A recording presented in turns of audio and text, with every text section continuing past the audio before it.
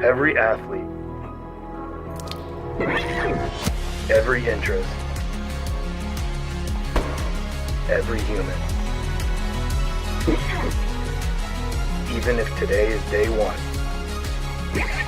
our headbands are our love letter to you. Start your year with junk.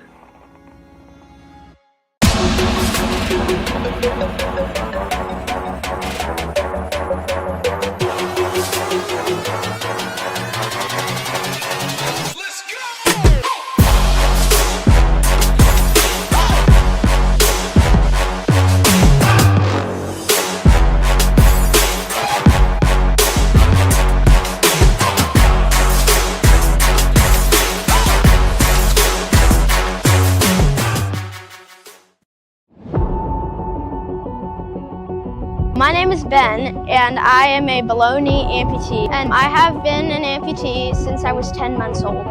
My name is Emily. I'm an above-knee amputee. I was a passenger in a car accident. I was in a coma for almost 2 weeks. Losing my leg could have been the end of my story, but I chose to rewrite it.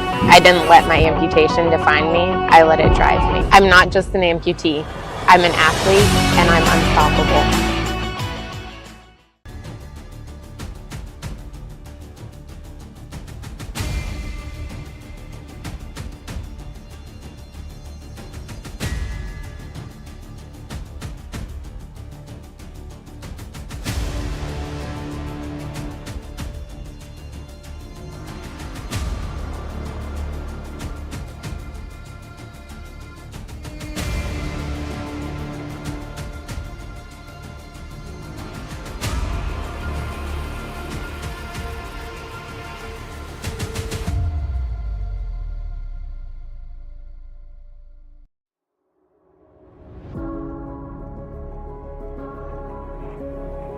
For every athlete, every interest, every human.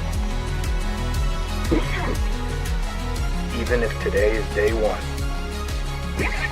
our headbands are our love letter to you. Start your year with junk.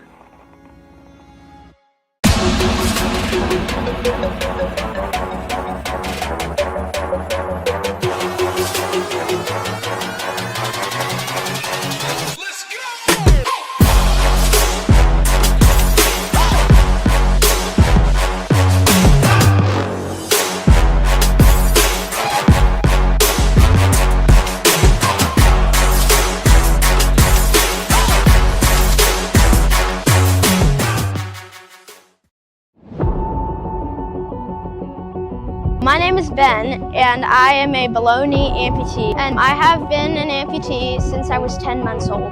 My name is Emily. I'm an above-knee amputee. I was a passenger in a car accident. I was in a coma for almost 2 weeks. Losing my leg could have been the end of my story, but I chose to rewrite it. I didn't let my amputation define me. I let it drive me. I'm not just an amputee. I'm an athlete, and I'm unstoppable.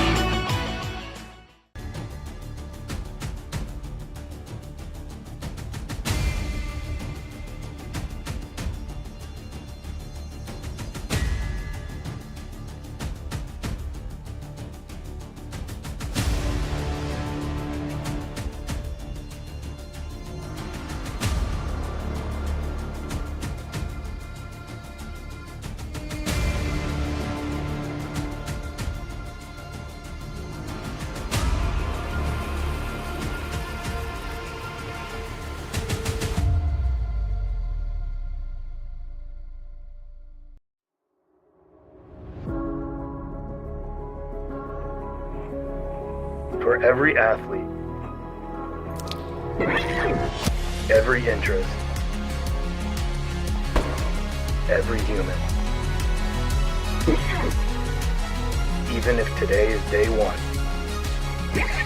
our headbands are our love letter to you. Start your year with junk.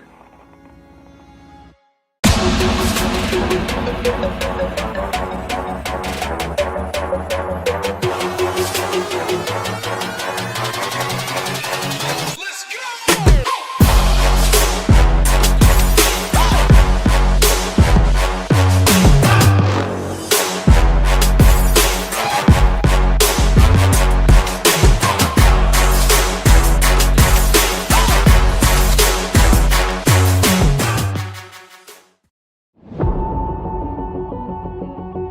My name is Ben, and I am a below-knee amputee, and I have been an amputee since I was 10 months old.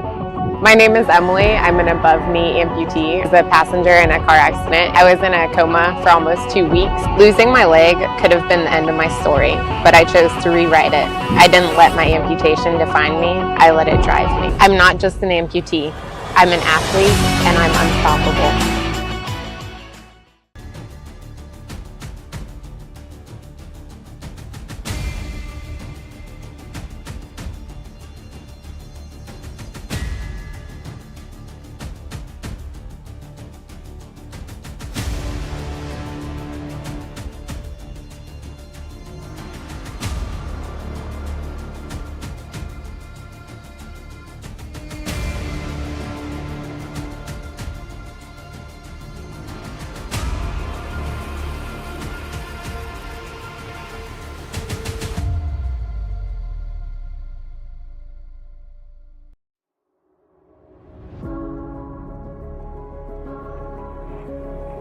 For every athlete,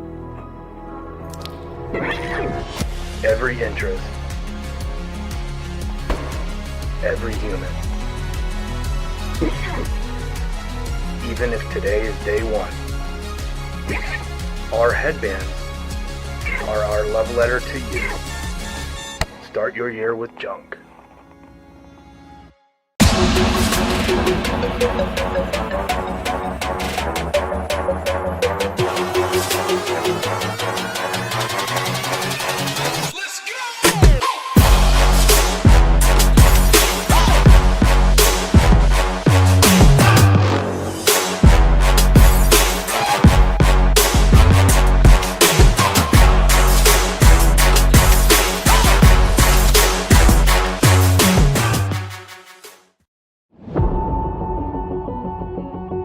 My name is Ben, and I am a below-knee amputee, and I have been an amputee since I was 10 months old. My name is Emily. I'm an above-knee. In the 11-year history of Wheelwide, the Adaptive CrossFit Games competitors have their own competition here in San Antonio, Texas. Hello and welcome everyone to day one action of the 2024 Adaptive CrossFit Games by Wheelwide. Jeremy Austin with you. Alongside me for the next 4 days, Bill Grundler.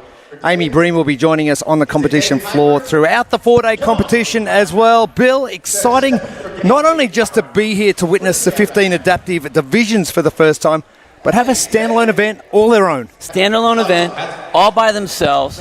They've had the open, their own semis, and then their own games. And this is one of the greatest things that happened this year with CrossFit is the separation of the different divisions. So Masters had its own, Teens had their own, and then now the adaptive also have their own. So we have all the best adaptive athletes from around the world are here. And the coolest thing, the coolest statement I've heard this entire build-up up to this competition when we talked to Kevin Ogar, who designed all the workouts, was this is the year that all the athletes are not here to put on an exhibition. This is a test. Oh, they're going to be put through the ringer for the next 4 days. 7 events today. We are at Morgan's Wonderland, just up the road from the city centre here in San Antonio, and then back to the convention centre for days 2, 3 and 4. Our first 2 events of the day. The first one, stadium trials, and I tell you what, this one is going to be a bit of a rip snorter, but with what's happening today, weather playing a massive part in what is going to go on here today. We're going to get pretty hot, and we're going to tick up around the 100-degree Fahrenheit, 35 degrees Celsius marker. So we've just adjusted things a little bit. Yeah, I think it was actually, first of all, impressive that you got our degrees in there instead of your system, but that's cool. It is going to be warm. It is Texas. We know how hot it can get. They said it was supposed to be sweltering today, and not only the heat but the humidity. And we have a lot of athletes that are very heat sensitive. So the Wheelwad crew really took a lot of precautions to make sure that all the athletes are going to be able to compete, but be safe at the same time. We'll talk about that as we get going. As we do, yeah. 7 different divisions, all heat sensitive, so making sure they're looked after and getting ready. We're only a few minutes away from getting started here in San Antonio. And something I'm not really used to is the sun coming up so late Back home, it's like 4:30, 5 o'clock in the morning, and the sun's up, and we're driving here, and it's pitch black still. You're on the other side of the planet, man. Come on now. You're on the other side of the world now. It is wonderful to be here, though, Bill, and athletes from our standing diagnosed division are going to be our first athletes to hit the competition floor. And you know a lot about competition. You go in hitting this one first out of the entire competition. It's got to be a bit daunting. Where do you put it? It's always just going to be terrible. It just doesn't really matter. But if I had to pick when I would want to have the long, drawn-out event, I would definitely want it in the beginning, because the last thing I want to have is all my muscles sore from all the competition and then have to do some long-distance event. So I think it's great that they're going to put it in here. What's going to be unique about this particular event is, again, this is all the adaptive divisions. We have more than we've ever had before. So logistically, trying to get everyone in and still have a long endurance-style event with all the different adaptations that need to happen for all the different divisions. The way they're going to run this is a waterfall style. So we have 3 different parts to this workout, this event. As they get started, we're going to have a row to start, then we have a ski erg, and then we're going to have a run. And with that, you have a 10-minute time cap on each segment. So if you, a 9-minute cap. If you don't finish your time, then they will move you to the next implement. With that, the next heat comes in. So we are going to have a lot of athletes on the floor. Those of you guys at home, we're going to do our absolute best to try to get everyone, showcase the winners, showcase the races as we can. But there's going to be a lot of athletes out there on the floor that we're going to try and showcase. 276, in fact, over the 4 days of competition here in San Antonio. And we are off for the CrossFit Adaptive Games 2024 by Wheelwad. And the 2-kilometre road to get things started. Now, Bill, you talk about getting comfortable and wanting to get into the competition early and something to really settle the nerves. A 2K erg at a decent pace is going to do that. Oh, it'll settle you all right, for sure. Now, they always say, you're not going to win your event on a row, but you can definitely lose the event on the row. And as you're doing that, you have to make sure, especially first event out of the gates, as you're moving, you don't want to crush yourself, but you want to make sure that you are kind of settling into a nice pace. You have a long event here, so this is a long 35-minute time cap for this event. So don't kill yourself on the row, but just kind of settle in. Just enjoy yourself as you get started, and you kind of go from there. Certainly among your top 3 at the moment. Whether not too much of a drama currently, although the humidity is starting to really kick in, but a really good breeze starting to come over Morgan's Wonderland. Ski and a 1-mile run, which is going to be 4 laps around our tennis courts here. We're going to be starting a new heat every 10 minutes, waterfall style workouts. So Florian Golke, Luke Howe, Carl Lernahan, all past 500 meters. The first part of our first event. The 2-kilometre road to start things off for our standing diagnosed division. 150 meters to kick off this event before they can move on. 9-minute cap. Carl Lernahan on the right-hand side. Luke Howe in the green shirt. Already past the Both 650 mark, including the man athletes from the United Kingdom. Lane 8. He just hit 7. Florian Grucki in lane number 8 in the white shirt. So 3 of our very strong athletes. And all 3 having no issues so far. Getting a really good pace on the row. Speaking of Florian, he's got the pedal to the floor, just passing 800 meters into his Florian in lane 9, Luke Howe. over 6 feet tall, so having a little bit of a benefit in the row. Ty Turner, Tyler Thornton, part of CrossFit Watchtower organiser and programmer, Kevin Ogar's affiliate.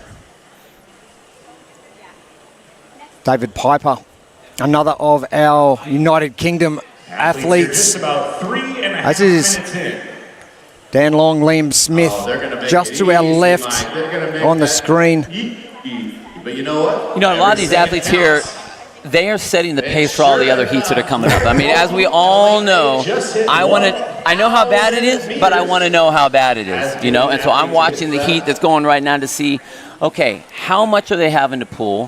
How is the heat or the humidity affecting them? And then what are they going to do and how fast are they coming off? Now, granted, every heat is its own competition. So these are the only guys that are competing with themselves. They aren't competing with anyone else coming up, but you want an idea of what that's going to feel like. Going back early days of my owning my affiliate, I had a young kid come in. He was about 15 years of age and he was a rower on water. And competitively, they row a 2K on water. And I said, we're going to do this really cool workout called Fran. And I said, it's really bad. He goes, nothing's worse than a 2K row on water, let alone a 2K erg. So Fran was okay for him as long as he's not doing 7 odd minutes of rowing. I think, as with all CrossFitters, when you hear the word Fran, there's automatically like a guttural response of puking in your mouth. You know, just instantly. It's an instantaneous thing. I think with rowers, we know that 2K is bad. The unique thing about the 2K here is you're not going to race it where it's really bad. If you do, you are not going to be finishing the rest of this particular race. So this is just about like, okay, find a nice pace and hang in there, and then kind of make your way through it as you're making through the row, getting on to the other two. This is just one part, 1/3 of this event, so you don't want to kill yourself here. So about the 5-minute mark, we're looking to get these athletes off roughly around that between 7 and 8 minute mark. I don't think anyone's going to be silly enough to row a sub-7 today. No.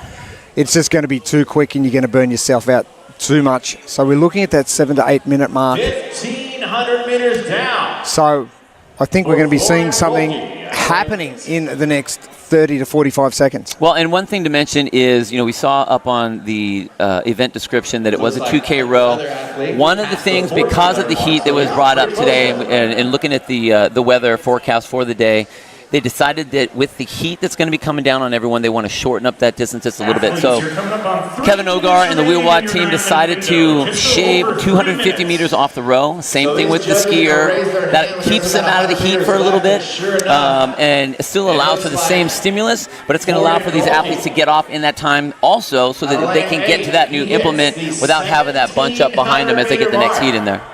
Hand in the air. That means 50 meters. So you think about that 1750 as opposed to the 2K. If I was a betting man, I would say that these athletes would still be rowing at that same 2K pace, knowing they've got to row a little bit shorter.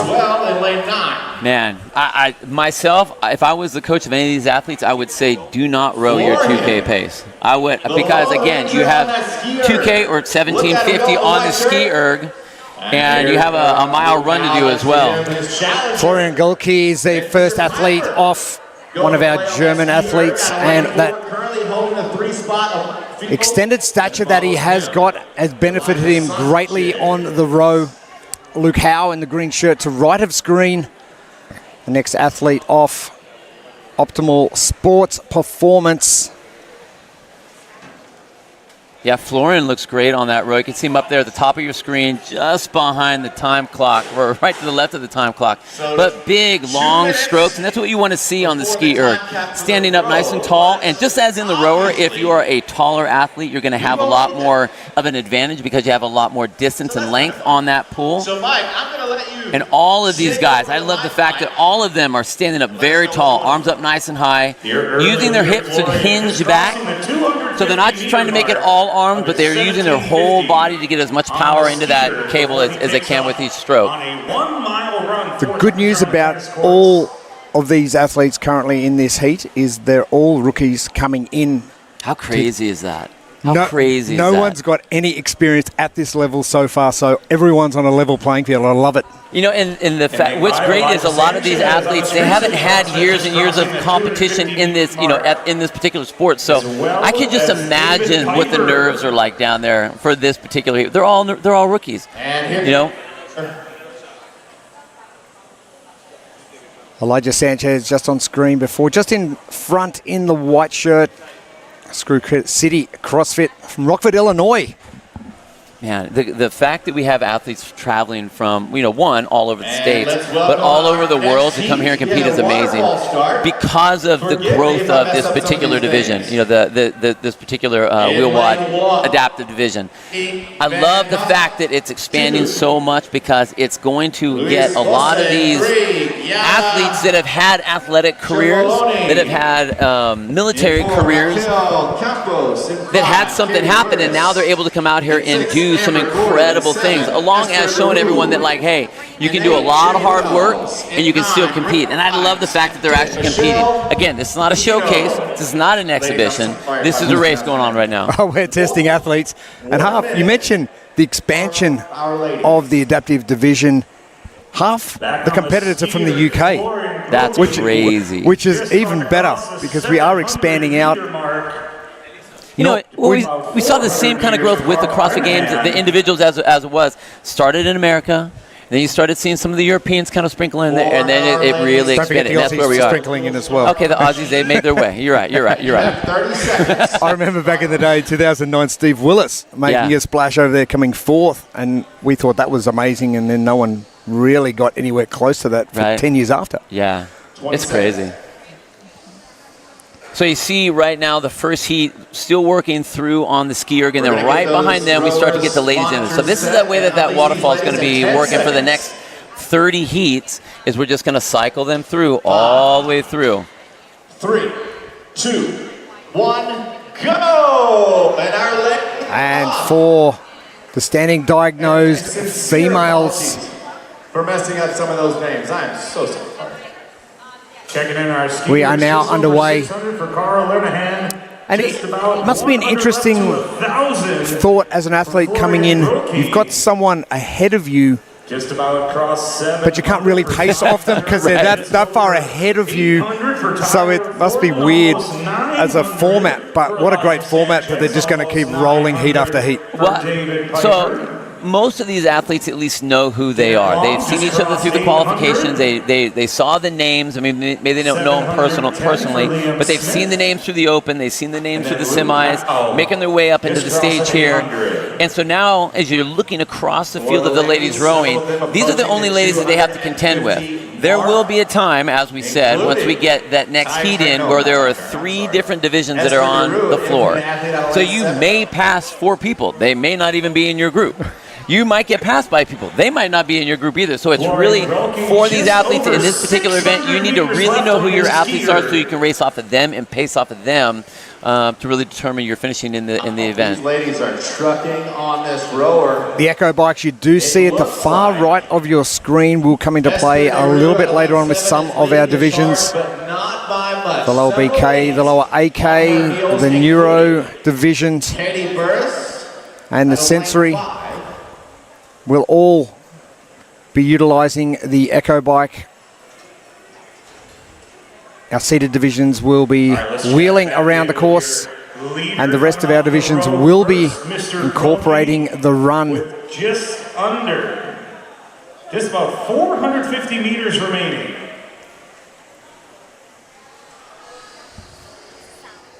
So the ladies also have a Giada Gerpolini in the blue shirt just to the right of screen. And they must get it done in under. Louise Bosset, Canadian athlete, to the left in the white shirt. And to the far right, Raquel Campos. Giada from Box Street 102 at lane 1. In the Northern Spirit gear, a lot of the athletes choosing to use it, although they didn't need to wear it today. And that was interesting. Understanding now the adaptive divisions and some of the things that the limitations that the athletes are dealing with.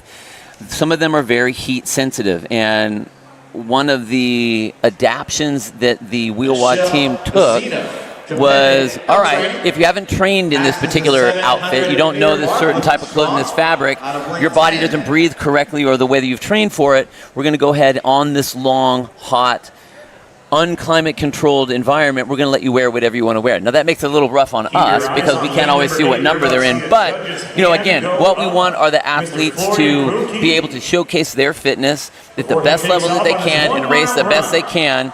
And we'll take the little hiccup on our end so that they can go ahead and have their best event. 900-meter mark, ladies and gentlemen. Justine van Passengraaf on the far left of the screen, that shoulder heavily strapped, the wrist heavily strapped, but she's looking very comfortable. Having a look around and seeing exactly what everyone else is rowing. Good plan? Not a good plan. No, I think it's a great plan. I mean, again, the only one that you're really only going to be able to see is like one or two. Holy cow, look at that at the bottom of your screen. Rowing a 154 right now. That is insane. As the coach, Coach's hat on. let's bring it on down just a touch. We got a lot to go here. We're going out hot. But again, a lot of these athletes, this is their world championship. So they want to do well and they want to start in there. But again, that's that. On the rower, it's the hardest thing. She probably feels like, wow, I feel great. I'm not tired at all. You won't feel that until you get to the run where you really need to make your race. And hopefully you still got some. You speak about the heat that is currently going on. It's very overcast here in San Antonio this morning. Bunch of hands in the air now. You're going to see a lot of our It's only just gone over 7:30 in the morning, but the humidity is still really starting to kick in. There goes Tyler Thornton out of CrossFit Watchtower. And Florian Gulke well and truly in the lead after the row and the ski for the standing diagnosed males. For the females, The leader's already passed 1,200 meters. we're going to see those athletes jump off 50. the rower soon and move on to Kate Burris approaching 1,300. the 1750 ski erg. As Bill mentioned a little bit earlier, the drop of 250 meters for the distance from In lane 1. all Looks like she's still of our leading implements approaching the 1,400 under the mark. shade.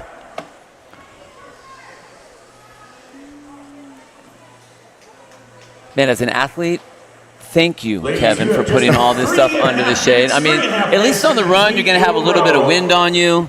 Maybe the rower you'll have a little bit, but like with the skier, where you're just standing there and making sure these athletes aren't just baking under the sun like that that's a huge plus for sure. Our leaders are Now, one of the well other things, past as these athletes get going, and really before it gets super hot here this That's gonna afternoon, be lanes 1. have to mention the fact that they tried to do the best they could with as far as organizing and scheduling the athletes and the divisions that are going to be more heat sensitive on the earlier parts of the day, so that isn't the true heat of the day. But the other thing that they're going to be doing is they have, in the cool down area, they have misters, they have ice baths, they have fans, they have ice packs, they have wet towels for the athletes to use as they're going. So they are doing everything to minimize the heat exhaustion and any sort of heat issues as these athletes are really expending that energy and that power. So again, trying to do what we can to take care of the athletes so that they're able to put on their best showcase as they're competing. Ty Turner was our last male out of the ski erg, the 31-year-old from the UK. Sorry, from CrossFit Conway, I should say. One of 3 American athletes. And she is going to take And now the ladies are starting to move.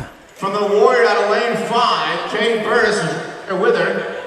We might have to go to the judges' scorecard to see who hit that 1750 mark first. Katie Burris is our first athlete 2 minutes to finish up your row. coming in as the number 1 seed from CrossFit Cygnus in Richmond, Kentucky. All right, we're going to In the white shirt and the dark grey pants. in exactly 2.5 minutes. Esther Daru, one of our taller females. Now, looks like Again, look at that big, long stroke, and that's what you want to see in any sort of the machines. This is what they always talk about on any of the machines. The bigger, more powerful athletes are going to have the advantage. With the row and with the skier, you want as much length as possible. So if you're a taller athlete and you have a good, strong pull, whether it's on the skier or on the row, you are really, this is one of your strong points. This is where you really want to make your To your next movement. row that hay that day. This is your day. This is your element. Well, Esther's rolling in at 5'10". She's the tallest athlete in the field. Wow. And she's one of 4 40-year-olds in the field. I love how we have this division where we have 20-year-olds and 40-year-olds competing together, yet it's all about what the athletes can achieve with their fitness.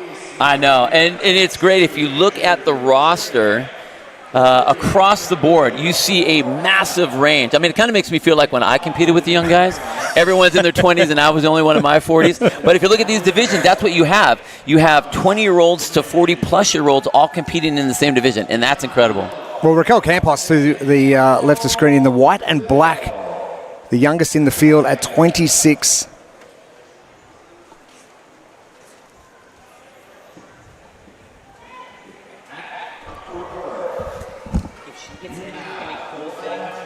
Coming up to the 20-minute mark, which is going to mean our next division is about to get underway. Heats will be rolling every 10 minutes. Our next division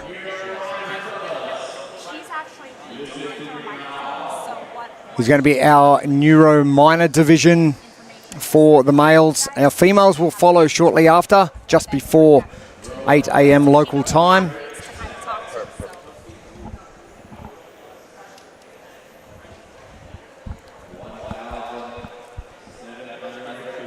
And the 2K row, the stadium trials has put up, has been dropped to 17.50. And with the Neuro minor division, we will be moving to the Echo bike. And that's pretty rough, 75 cal.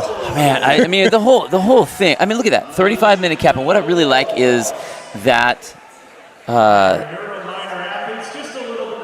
if you look at some of the qualifying events, whether it was in the Open and the semis, they were all very simple. I don't want to say simple. They were all hard, and everyone pushed really hard. But it wasn't very aggressive. And Kevin himself said, like, no, this is going to be an aggressive test from the beginning all the way through. So to start off with these heavy-duty distance all shoved together, like this is really putting the athletes under the gun. And I applaud them for going heavy like this. Like, these are the best in the world. Put them to the test. And speaking with Kevin a few times over the last couple of weeks, the days, as you mentioned it, of showcasing these athletes is well and truly gone. It is now time to start testing and see what they're capable of. Yeah, I mean, you know, he's not here this year, but if you talk about, you know, an athlete like, you know, Casey Akery, who has been just a mainstay, has just been insane. Florian Gulke buckled over that number 8 gumdrop and a great finish. You think a 35-minute cap and you're down in the low 20s getting that finished up. That's a great run. That's a great. He's probably really happy that the clouds are still out right now too. I would have liked to have been in the first heat. Nice job being in the first heat. But you know, again, talking about some of the athletes that they have in these divisions now, people like Casey has one arm, and that guy can clean and jerk more than most people in most gyms, which is insane. So again, it's not a time to showcase and like, oh, that's inspiring. No, these athletes want to compete and they want to get after it. And I think it's so great. David Piper all finished up as well. Liam Smith.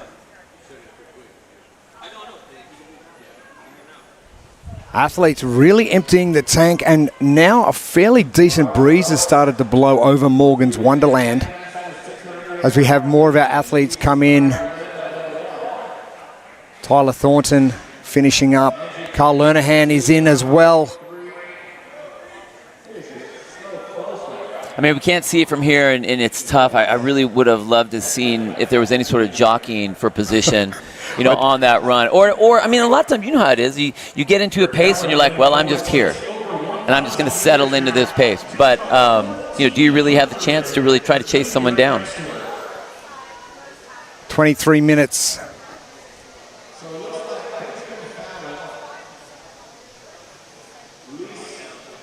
Dan Long in that white shirt, finishing up. UK, great representation in his first heat. There you go. 3 different nations, United States, Germany, and the United Kingdom, kicking things off for day 1. The 2024 CrossFit Games Adaptive. And where we are right now, Morgan's Wonderland. Go on camera 2. The first theme park designed with individuals' needs in mind. So the owner of Morgan's Wonderland had an adaptive child and went, I'm going to design an entire theme park around people with needs. So it's the most accessible theme park in the world. And I think it's amazing to tie that in 100%. to the game. Well, and I haven't gotten to see the theme park yet, but the fact that we're at this sports segment side of it, where it has basketball courts, baseball fields, pickleball courts. I mean, they have everything you could possibly want physically. And I think that's great. I mean, again, early days of adaptive athletics was just try to do something. Maybe you can do something. Now it's like, no, here's everything.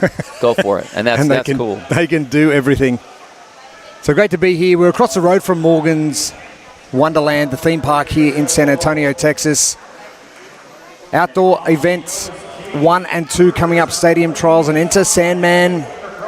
We will head to the convention center for the coming 3 days of competition, days 2, 3, and 4.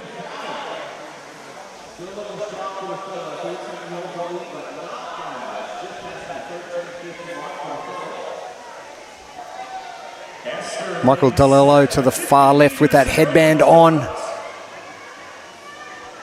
Loic Guidon, the Frenchman, in lane 9. And Thomas Zemansky, number 356 on his shorts. And looks very comfortable and just resting a touch at the back end of his row. As you said, don't go out too hot. Go out decent pace, but don't go out too hot. That red line. Yeah, totally. And, you know, they always talk about a resting segment on your row. And if you look at him right there, you know, tatted arms, right, second up from the bottom, big, strong pull, nice drive with the legs, pulling with the arms, and then a recovery. That's why they call that the recovery part of the stroke as he makes his way in.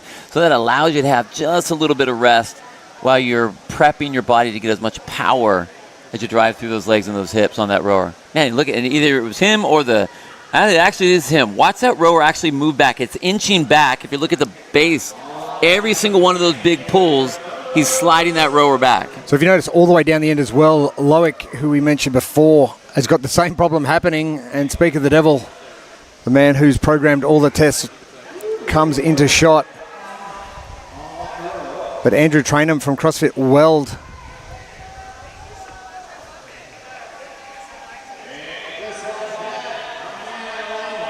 better be careful or he'll end up where we are, just behind there.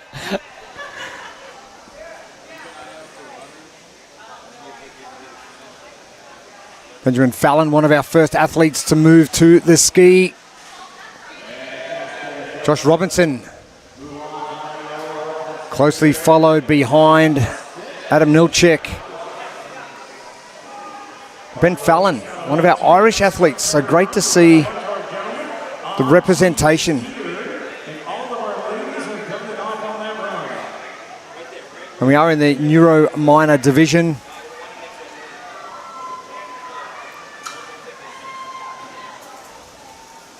And the second division we have got going. The ladies will be joining us in about 2.5 minutes.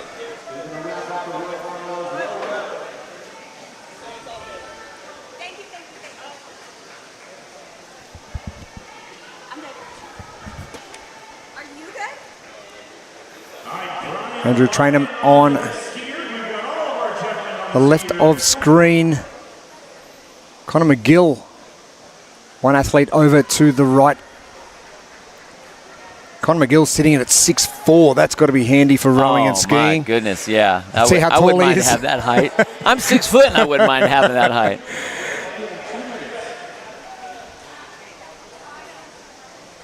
Dan Long.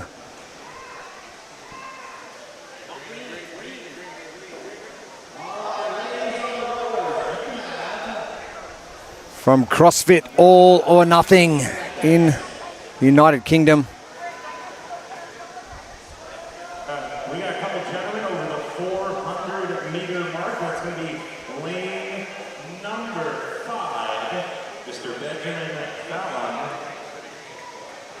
You can see the ladies just waiting in the wings, priming themselves up. Again, like we run on a very tight clock here, so this is a very nervous position. You're strapped in, locked in, and you have seconds before you get ready to go, and you're just kind of hanging on, waiting. So like this is where there's a lot of self-talk, a lot of anticipation. You haven't even started your competition yet. Wanting to get ready to go, like so what? Just say go already. I say this all the time when I'm working out. Just hit the clock already. Talking to a few athletes very late last night, some of them not able to sleep. Sending messages back and forth. Ludovic van der Vrij, who'll be coming up later on, he was up till about 11:30 last night, and I was messaging him back and forth. My goodness. And it's just interesting to see how people react to competition, and night before competition, obviously, the nerves are going to be high, and you're not going to be sleeping that well. Which is terrible, because that's when you need to have all the rest, right? The night you need all the rest, you aren't getting all the rest. But all the athletes, the nicest thing about this is you just get to, once you get in, you settle in, and then you're in the competition. You can really go to work after that. And I think for a lot of these athletes coming into event number 1, with that reduction in distance that they have to accomplish, I think that's going to settle nerves just a little bit more, knowing they're not going to be working out for that potentially that 35-minute duration. They've got a little bit more time. And I think going into the second event coming up later on this afternoon, enter Sandman. I think it's just going to settle the athletes just a little bit more. Well, that's what you want. You want to settle them down now, because we're going to go long, and then the next one's going to be short and fast. So we're starting to see some really cool programming go into play as we look at the overall test of the competition here. So long event to start out the day, short blasting heavy event to end the first day. But yeah, that'll shake all the nerves off. You'll be ready to compete after that. Alexa Serrett at the bottom of the screen in the white and black from CrossFit Hammerbox. That's a cool name. Oh, I love that. That's so good. So one of our Spanish athletes, Zaragoza, a 30-year-old English school teacher. And you're crazy. You can tell she's nervous because look how fast she's rowing. Look at the tempo.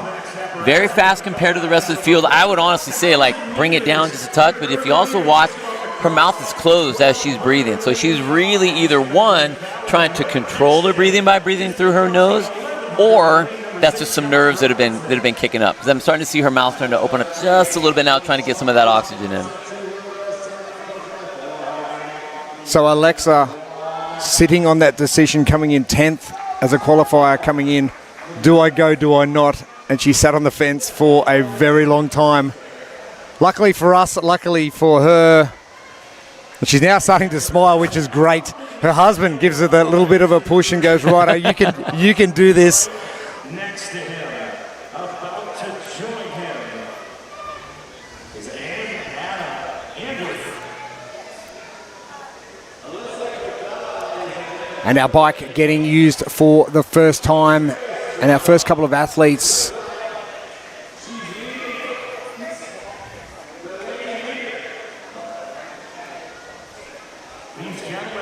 getting finished up. So rolling 10-minute heats.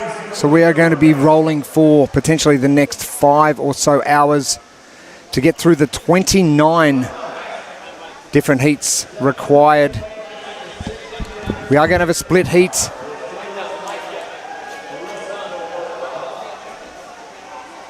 Andrew Trainham,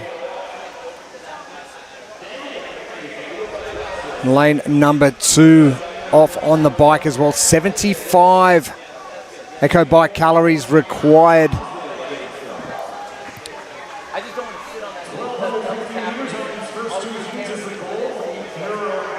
Our ladies still yet to move off the row. And you think of the 75 Echo Bike calories these athletes have to get done. That's tough. I would rather run.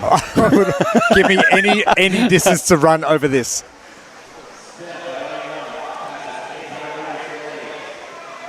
Man, you can see the tempo that these ladies are coming in on for our first heat of the women.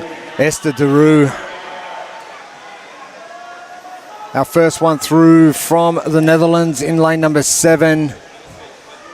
Giada Ceppolini, she is in as well. And Katie Burers from Wayfarer CrossFit coming in as our number 1 seed. And it is tough going out there. Keeping in mind, 20-25 minutes of pure cardio work. Yeah. Is a wonderful start to competition, and one to sort of, if you're going to tick a box early, this is the one you want to tick. Absolutely, and I think that's one of the great things. I think they're following kind of the normal recipe that we've seen over the regular CrossFit games of let's get the long one out of the way so that we can do work. We don't want to have the athletes do this when they've been beat up by the competition. But let's get this out of the way while they're fresh so then we can see them do all the lifting and all the heavy weird things and the weird objects after that. That's when we're going to make our move there.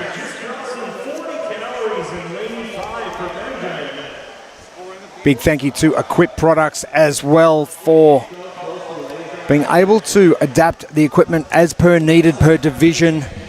Great to have them on board as one of our major sponsors.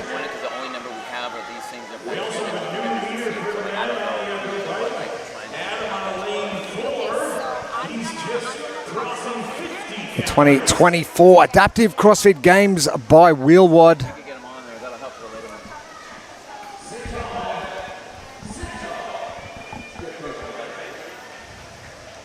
It's actually Josh Robinson. Keeping track of our lanes here. Josh Robinson just at 56 meters of 75, so less than 20 remaining. Steph Harker just wiping down that equipment on that row.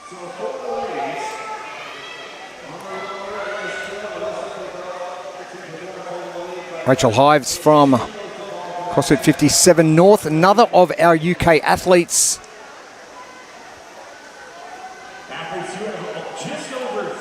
I'll be wiping my forehead too. That was maybe that's one of those ice towels they were talking about. I'll take one. I'll take one of those.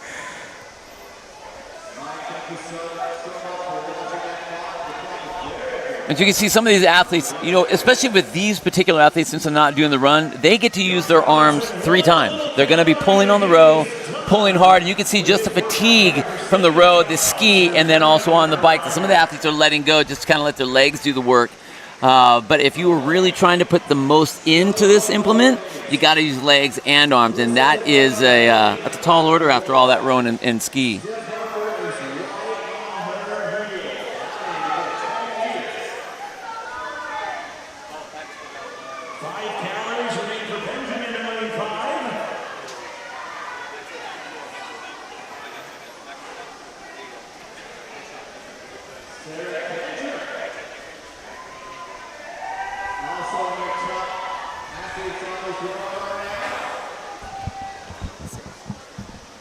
And one thing you are going to be seeing is athletes having to take a break during competition. Something we're used to seeing in the adaptive competition. And our great medical team on standby to ensure the safety of the athletes. One of the biggest issues, especially being down here in Texas, is the heat.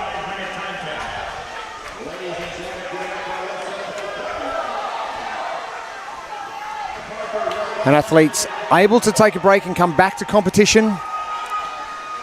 But our medical team will be looking after them as best as they can.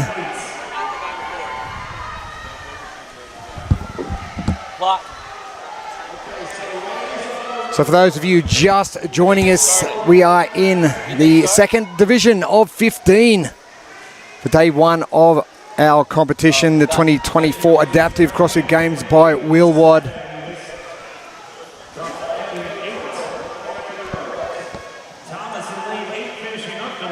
Alison Hansen, it's a bluish, purplish ponytail. I didn't know what color that was. That's good, though. I think you got all the colors in there. I think you got all of them.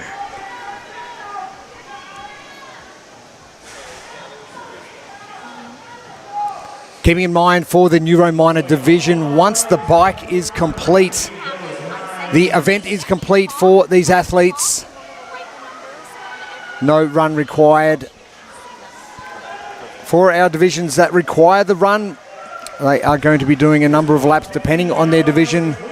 The standing diagnosed getting through 4 laps this morning of 400-ish meters. So 1.6k run.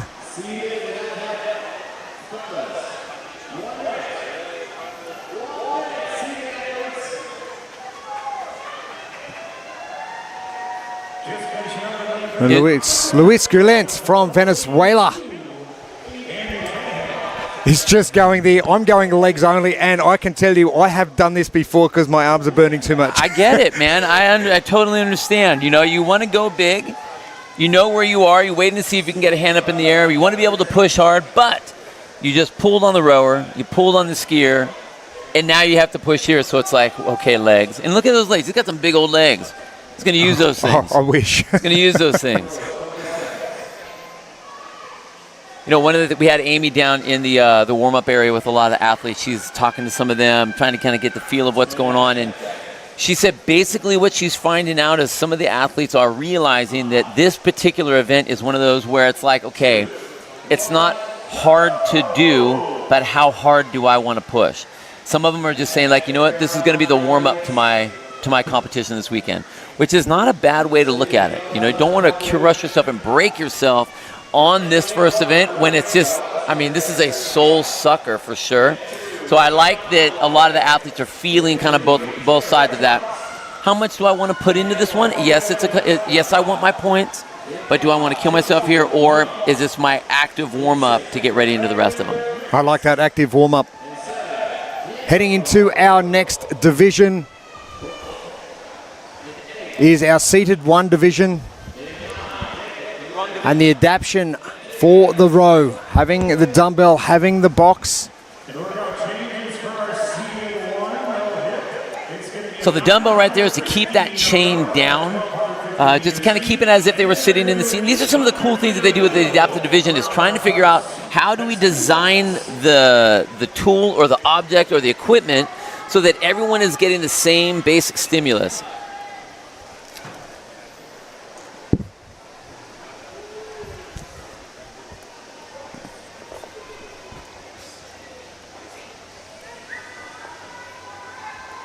Try and get as much length on that rower as they can. And you can see a lot of different ideas. You can see pulling the rower all the way to the dumbbell. Some athletes are going just to the box. And with that chair, you can only come back so far. So this really is making this an arm workout. You're going to feel this a lot more in the shoulders and in the biceps than you would in some of the other divisions, where you can actually use your hips and your back to get some distance on that cable. So again, all of the different divisions are going to have their adaptations for the equipment, but then trying to get the same stimulus as they work their way through all the parts. Allison Hansen from South Tampa, CrossFit. Not too far from here. Lauren Saul from CrossFit Lake Effect in the white and the yellow. And Alyssa Cabela from F13 Performance.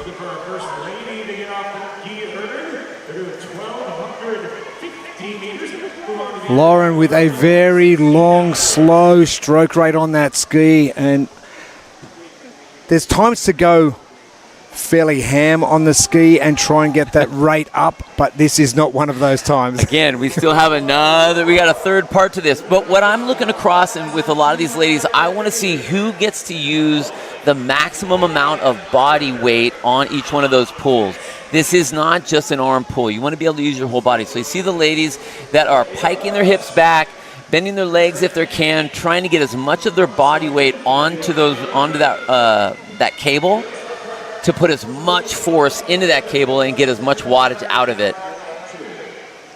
Kirsten Kenny, far left of screen. The sweat is real. Already. It is starting to really kick in. The humidity's really jacked up. The sun's now broken through the clouds here, so it's going to make things even hotter. Jeremy, I haven't done anything other than sitting here right next to talking to you, and I am sweating. I have not done any skiing, rowing, or running, so I get it. Steph Harker, CrossFit Minerva, one of our fellow country people. Great to see Steph over here, and great to see so many people traveling from Australia. Yeah, you have a whole contingent over here. We Look at have you the guys. Oceania region has really represented a lot from New Zealand.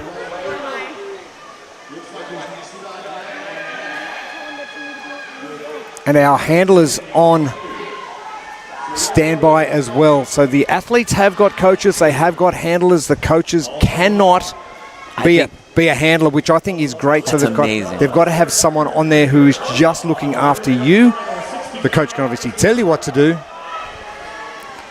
but having the handlers on there is going to make life a little bit easier for these athletes as they progress through. Now, if the ladies here on the Echo bike, I think it's important for them to really be aware of where the other girls are. So I'm looking to see if anyone is turning their head, trying to see if a hand goes up in the air anywhere. Haven't seen that yet, but I'm surprised about that. 'Cause again, all these ladies are here to compete. They are going head-to-head with the other ladies that are on the bike. So obviously a sense of urgency has to happen. The nice thing is they'll have the MCs out there letting everybody know if a hand goes up. They're trying to run around, calling the race as much as they can as well, so that the athletes know what's happening. We're trying to utilize them as much as we can also.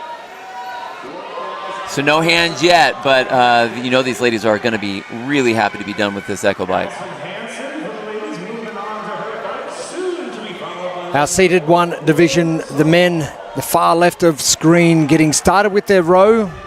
Our seated one division is without hip function.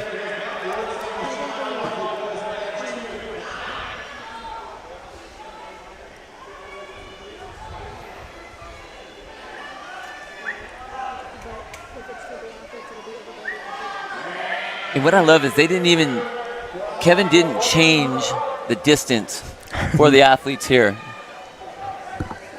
They didn't change the distance at all. So obviously, the longer you can pull that cable, the more distance you're going to be able to row. These athletes don't get that, but guess what? Doesn't matter. We don't care. Carry on. You still have to race this. And they're like, okay.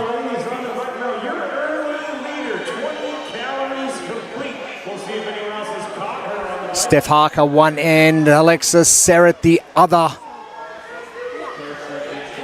And Steph getting on the Echo bike for the 60 cals a little bit earlier than any of the other competitors.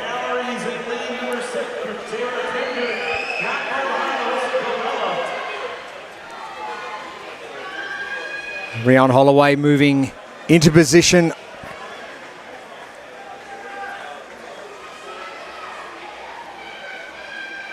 And Nikodem Pradska, our second athlete, moving forward in lane number 4.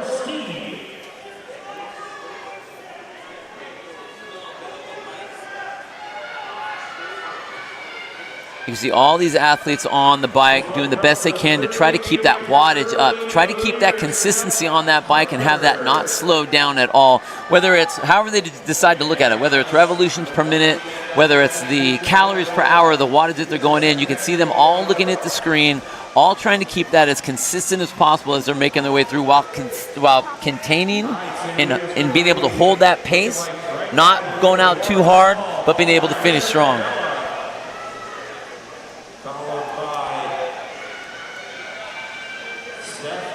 Steph Harker again resting those arms and letting the legs do the work. But she's going back and forth. Look at that. About 10 strokes, and then she sits back.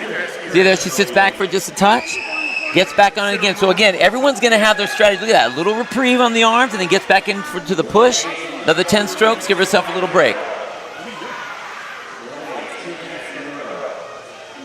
For coming in when you have got that little bit of a lead, you know you've got a little bit of a buffer where you can just ease off a touch and everyone else is trying to play catch-up. At 100%. And again, what I haven't seen her do, though, is I haven't seen her look down the field yet to see if anyone else is close. See if there are any other hands that have gone up. I haven't seen her look, which tells me she's really running her race. So she has her plan. You can see the plan. She's doing it.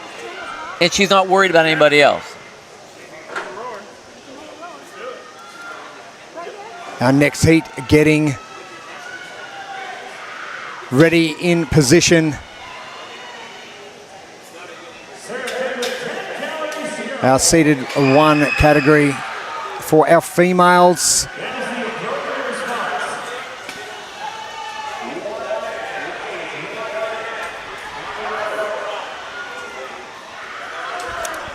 It's Steph Harker, CrossFit Minerva from Tuggerah in New South Wales, the east coast of Australia.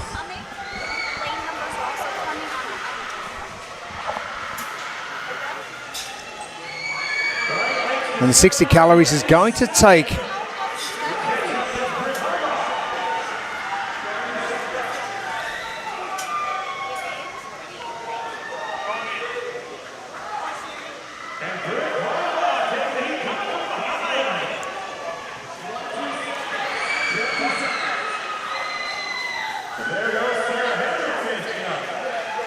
Steph Harker, arm in the air. We are close. There doesn't look like any other judge's hand in the air. And you want to come out of the gates fairly hot for the competition. What a perfect way to do this. If this was her plan, congratulations. If it was her coach's plan, smart thinking, because she held this all the way through. And you can tell she's starting to keep that pace going, increase that pace, try to negative split as much as possible, and the shortening between how long she's taking her hands off the handles is really starting to shorten up as well, too, because she knows light at the end of the tunnel is happening. We have our second hand in the air for our Neuro minor division for the females. It looks as though it's Alyssa Cabela from F13 Performance. It's Steph Harker finishing up lane 1.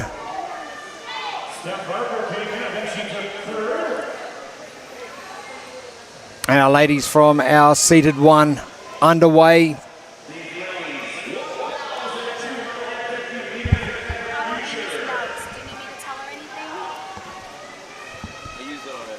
I know, but she's bringing more. Is it working like this?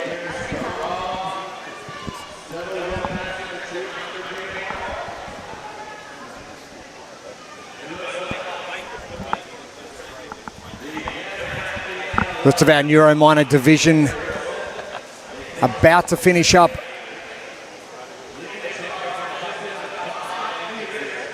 Rion Holloway from the seated 1 men's division.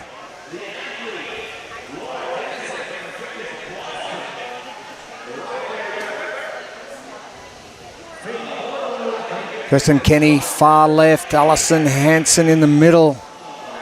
Lawrence Saul. Middle of screen, the white and green. What do you call that? Yellow. We're going to fluoro. I was going to call that neon. Neon, okay. Neon. We're going to go with neon. I'm a kid of the 80s. Okay. Basically, I'm saying I'm old. That's all right. That's all right. I'm with you. Alyssa Cabela and Steph Harker done in our first 5 heats.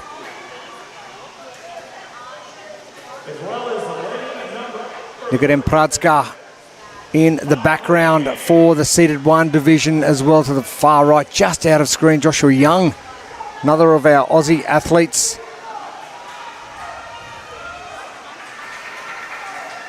Darren Thomas, one of our South African athletes from CrossFit Juggernaut. There's another great affiliate name. I love that name. So good. Hammerbox and Juggernaut. It's almost like CrossFit Inferno. Super cool like that.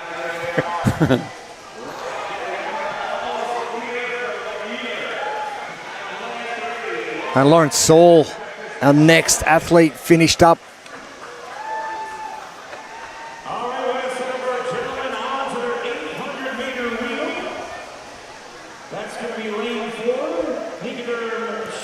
Our 6th heat hitting the competition floor again. And I've got back at my gym back at home, athlete Dan Trollope, who's actually tuning in at the moment, watching on from home. Don't mess up then. Oh, no, I'm not Don't going to mess up. Not going to mess. I actually already have messed up, but that's okay. They don't know. Nobody knows. Something that you don't really take into consideration is how many strokes they actually do on the rower, on the ski. How much work they have to do with their upper body.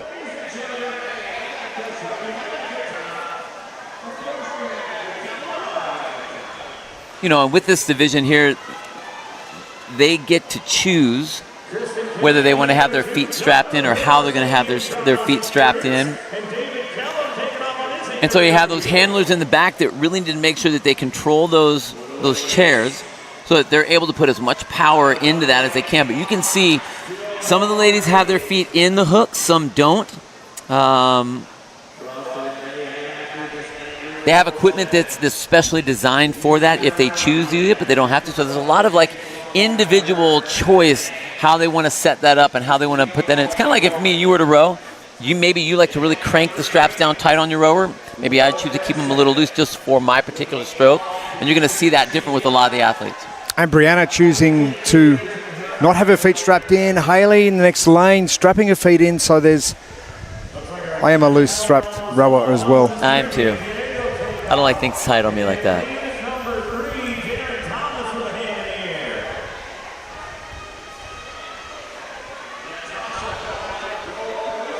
Again, the crazy thing for me, just as a CrossFit coach, as an affiliate owner, watching different athletes, all of our different types of levels of athletes come across is, you know, one of the things we always want to do on the row is get as much distance on that cable as you can.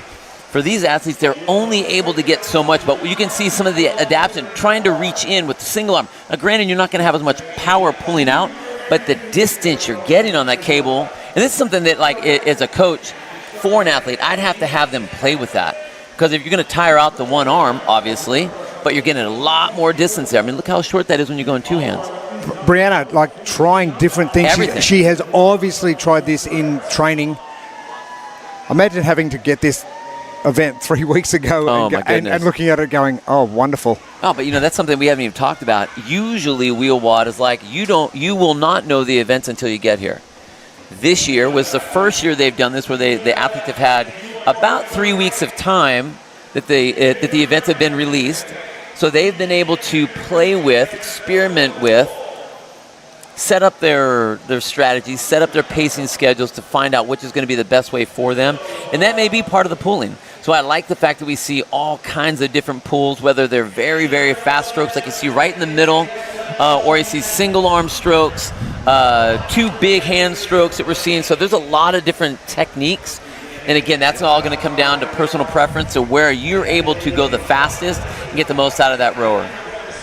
Natasha Price, she's 4 athletes in. She's got a really strong lean over. She's actually from my hometown. She's only about 5 minutes away from where I live, which is a little bit crazy. All the way over here now? From the Gold Coast Performance Centre, where I was actually last weekend, believe it or not. So great to have Natasha here as well. Leslie Bernardi as well from BA Functional Fitness, Puerto Rico.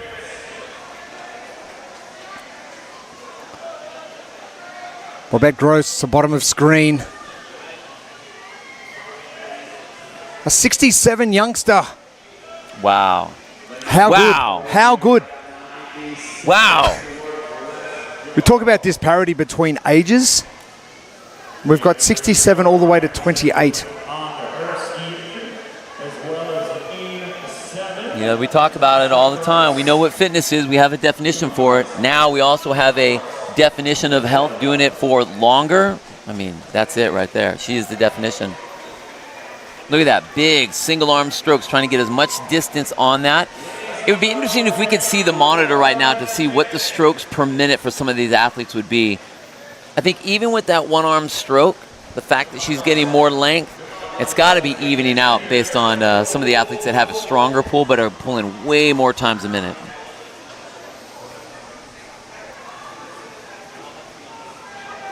And Kevin Ogar has really programmed these events well as tests because they are being tested to the full extent of their fitness. 30 seconds. And for those athletes that were in the chair as they're making their way around, they also got to do their quote-unquote run all at the same distance. It didn't change at all, but we got to see how they finished up as well. Ladies, you have 10. Our seated one males making their way in. 3, 2, 1, transition. Looks like Josh Young coming in fairly quickly as well. Lane number 5 from a CrossFit Diamond Valley.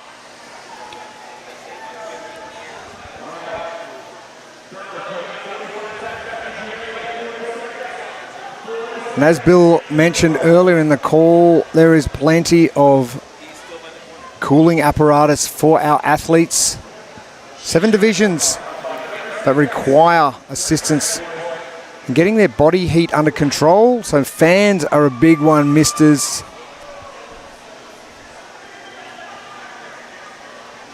Rion Holloway coming in, part of Push 511 CrossFit.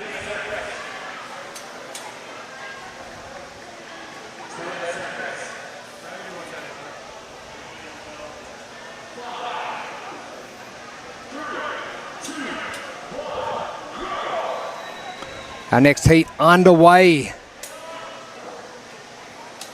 which will be our seated 2 division.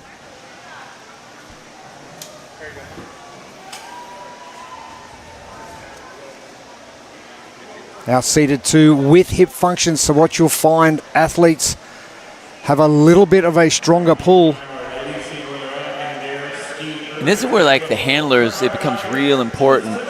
They don't want to work out on their own. Well, I mean, look, when we get back to seeing that Heat 7 really working on those rowers, I mean, look at that. And this is what the handler has to do. They have to be able to control the chair and allow that athlete to do whatever it is they want to do. They all had to be vetted out. It can't be their coach. So what's crazy now is I think, they're most adaptive athletes, they have their coach. They have the one person that they work with. Now it basically shows that they need to have a team. You need to have someone that's going to be out there on the floor with you, as well as having a coach. And that handler has to really make sure that that athlete is able to compete and adjust. You can see some of the adjustments that are going on here so that they're able to compete. That's what's so important. And you can see the awareness. All the handlers are really trying to be aware of how that chair is moving, how the equipment's moving, and what they have going on with the athletes.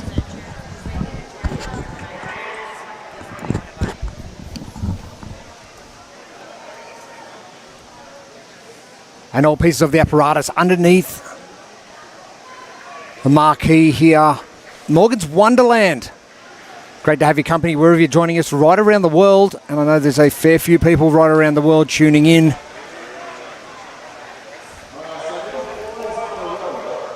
Now Craig Glenn Miller, our first 2 athletes from our seated 2 division in lanes 1 and 2.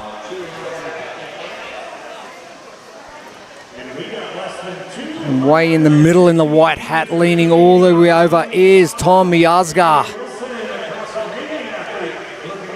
And Tom, one of those athletes we've had the privilege of working with previously.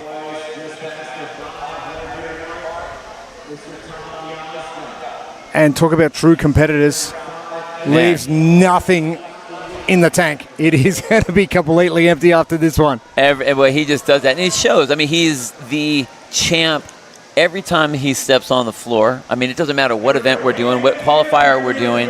Tom is out there and smashes it, which is really, really incredible. And, it was nice to be able to have him a handful of years ago as one of the commentators for the adaptive games when it was still in Madison. A lot of energy, a real excited, just personality anyway, and a lot of great insight with a lot of the athletes, which is really fun to talk about. Alongside Tom, Simon Farr. CrossFit Chalon-sur-Saône Magma. Another one of our French athletes. And Fabrizio Taviera from CrossFit Bertos from Brazil.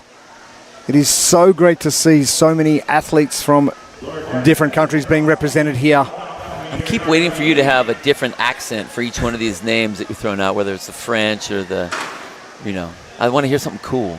We've got 8 different... I'm bored of your Australian accent already. I need something. I need some exciting now. I need some excitement. We have 8 different countries represented in this one heat alone. That's insane. Absolutely insane. The United States and the United Kingdom, the ones that are doubling up. Antonio Flores from Mexico. Jan Folger from Poland. Again, look at the power on each one of those strokes. I mean, these are some big, strong athletes with a lot of pulling power. And so those handlers, just like we said earlier, they are getting to work out as well, just trying to support that chair, trying to stay out of the way so they don't get hit in the head either. You're doing a lot of work as that handler, but Antonio is really getting to work with that row. And you can see how much more power he has. Brett Pulser to his right and to the far right of screen. Seems to be pulling up a little short on that row, but working within capacity. Jan Folger, far left of screen from CrossFit 72D.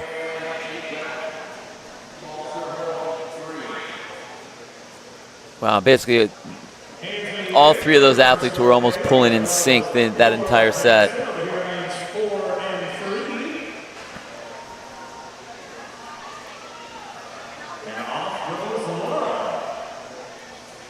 Back down to Nat Craig.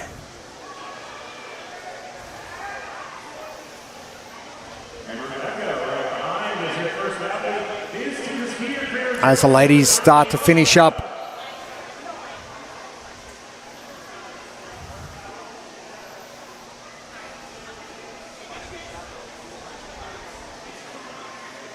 Now, don't mind what Nat's doing right here and having that little bit of a rest.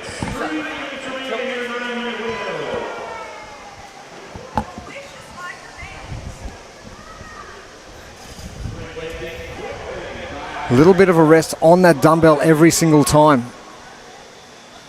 I think, honestly, that's more of just a mental thing for him. He's trying to reset because he's not slowing down. It's not, the rest isn't really happening. He's just trying. That's where he knows he's going to set the handle. So it's more of a reset position. We know you've got to get your wrist to that left-hand side of that dumbbell every time. It's a good marker to hit every single time. And you know how far you need to go and what you're going to get out of each stroke so you can really kind of set that tempo and set that pace. Man, me personally, I would either have the cable under that dumbbell or just get that dumbbell out of the way. I think it would annoy me. I think I'd end up punching it off the blocks there. And our wonderful volunteer army as well, getting to work, moving equipment in and out. They've only got a short time frame to do so. 9 minutes is not a long time to be on one implement before the athletes are moved on. I don't think we've seen anyone moved on just yet. We have had a reduction in the distance. The athletes are doing the ski and the row.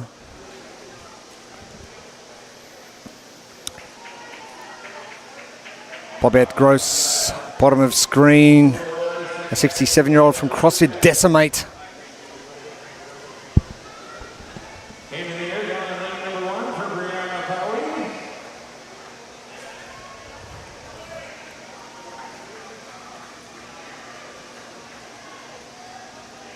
Colorado Springs. Altitude training.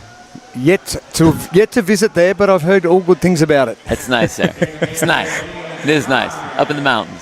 Oh, if Bobette's up on the mountains, she must be doing pretty well with this. We're a lot lower than that now.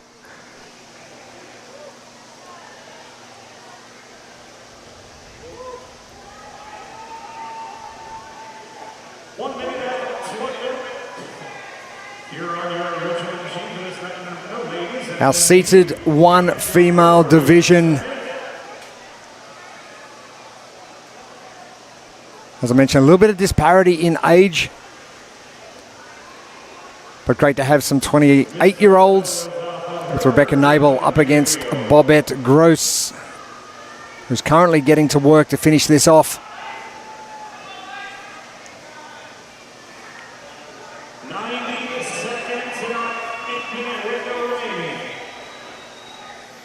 Simon Farr in the blue shirt, blue hat on backwards.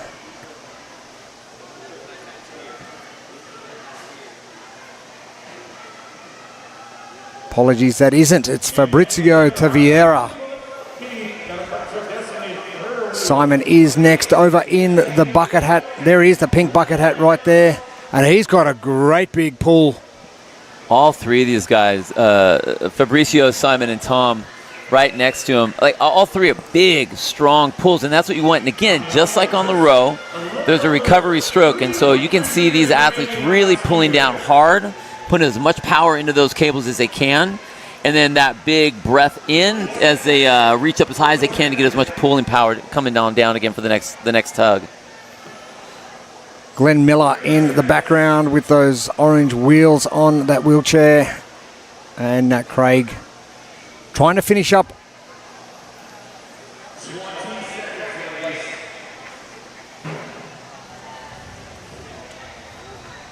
Rolling 10-minute heats.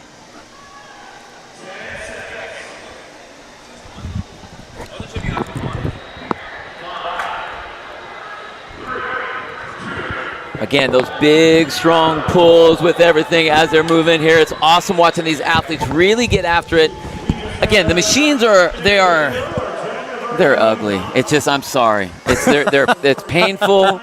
There's no way of getting around it. It's one of those pieces. It's one of those things within our sphere that you just have to literally embrace the suck, know that it's going to be painful, and just get in there and just kind of hang out. And that's what you got to do. And all these athletes do it, not only on one time, but three different elements of that. You know, again, some of them are going to be on the run, but we also have that echo bike there as well. So basically 3 moments, 3 opportunities to just enjoy the suck.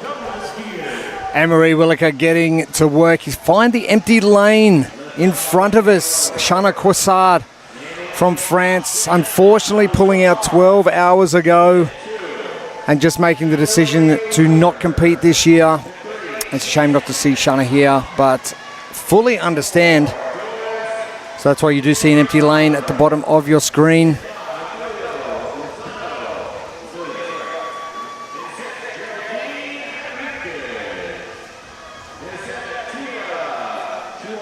And our 8th heats getting to work. Malia Lozano, RPC CrossFit in lane 5, right in the center. One of our Costa Rican athletes, and one to definitely keep an eye on. Well, she's just been around for so long. I mean, virtually all the athletes in her division know who she is. Staple. That's daunting, isn't it? Right, I mean, it's like, yeah, I'm the one. I'm the one, just so you know. Okay, cool. But if I was one of the younger athletes or one of the newer athletes that is in the division or has been chasing her, that's exactly who I want to sit right next to. Of course you do. Like, come on, line them up. Because what do I have to lose? As an athlete, I don't have the name. Well, that's right. I'm going to come and take yours. Well, you're coming first in the CrossFit Games in 21, 2, and 3. Right. You're going to be painting a fairly big target on yourself, aren't you? Well, and there are a handful of those athletes in the different divisions. We already talked about Tom Miazga in his division. Same thing with Amelia in this division. So it's kind of fun to have those people out there. You want to have those targets that you get to shoot for. And Amalia pretty much winning everything in the last 3 years. Crazy. Open, semis, you name it, wheel wad. It's just, it's crazy that you've put yourself out there, and there's so many youngsters coming in as well.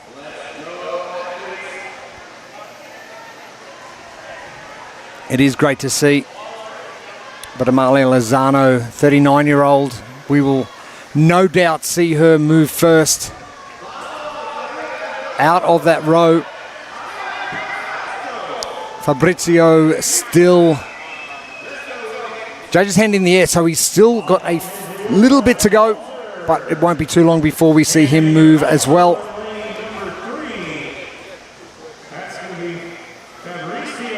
For those of you just joining us, big welcome to San Antonio, Texas, where it is about, I don't know what it's going to be Fahrenheit-wise, but it's about 30-odd degrees here at 8:30 in the morning. I don't know what number he was talking about right now. Oh, I know right now it's about 85 degrees, but extremely humid. It should be getting up to somewhere around 100 today as well, so humidity is going to be up. What are we at? 31 degrees Celsius.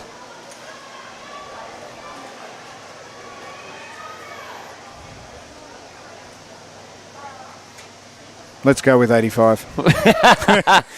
I'll take it. I'll take it. I can tell you it's only going up from here. Well, and I mean, it is warm with the sun, yeah, but the hard part is the humidity. I mean, again, we're sitting over here. We're not even in the sun. We're outside, but the moisture in the air, it's like we're wearing just a heavy wet towel. Amalia, that pull strength she has got on that row, exceptional. Now, just noting where those elbows are going. So elbows a little bit wider than normal, but it seems to be working well for her. And if her results are anything to go by, she doesn't need to change much. No, I wouldn't. If I was her, I wouldn't change anything. But again, look at the pull, and you can tell the athletes that have been in competition before, they understand what they need to do. A lot of the other athletes in there, 4 of the 8 in this particular division, are rookies. So they're coming in hot. They're just trying whatever they can try. But with the stroke that Amelia has, you could tell that it is a pull that she's done for a really long time. She knows exactly how hard to pull. She knows what her paces and her tempo are. And every single stroke looks exactly the same. Look at that. Wonderful from Amalia Lozano. A number 1 seed coming in, and the one everyone needs to beat. To her right and our left in the white and neon, Doris Niedinger-Anderl from Austria. Another one of our nations represented here. So from Vienna, out of Cross Zone Arch. Vienna, another one of those wonderful countries in Europe. Yeah, it's amazing. Oh. So amazing.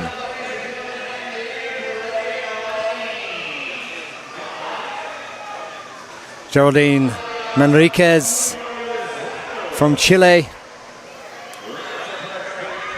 Black Monkey CrossFits. Wow. Oh, Amalia. On a mission. I mean, she's just doing what she does right now. And look at that. You know, composure. How good is it? This is like, I do this every day. I just do what I do. Even on that, did you see that little pump of the handles? I have started to see that a lot more. It's more like a one-armed movement to get the fan spinning a little bit quicker, a little bit faster, to then get into the two-armed approach. Geraldine to the right-hand side, now moving into second. Anne-Marie Williker, lane number 2, CrossFit Envision. And Harley just having a little bit of look over, go, hey, what's going on here? Now, you know, we always talk about what kind of it's kind of like wall balls. If you throw the wall ball up and your hands come out to the side, same thing on the ski erg where you'll see people pull down and they'll do that butterfly stroke back up to the top. You can see that with Amalia right there, just coming out to the side. I think more for her, it's honestly, she's not getting a lot of extra pull out of that. In fact, the cable is moving, but not moving down. So she's not getting anything extra out of it. But I think for her, that's just her stroke. So this is just kind of keeps her tempo. But again, if she was to pull those handles straight down and get a little bit more distance out of that, she'd be able to get just a little bit more juice out of each one of those pulls. But again, very powerful stroke. She obviously knows what she's got going on, and I love the power she's putting into that equipment. And possibly using that as a little bit of recovery as well. Amalia Lozano.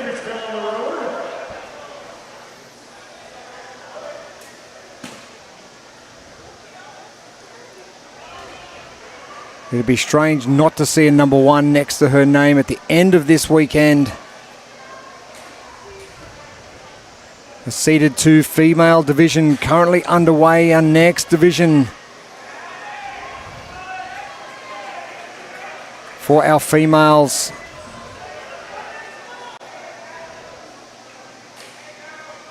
will be our Neuro moderate division, coming up for our men in about 2 minutes' time. Emery Williker, bottom left of screen. Jasmine Mock from Green Fire CrossFits.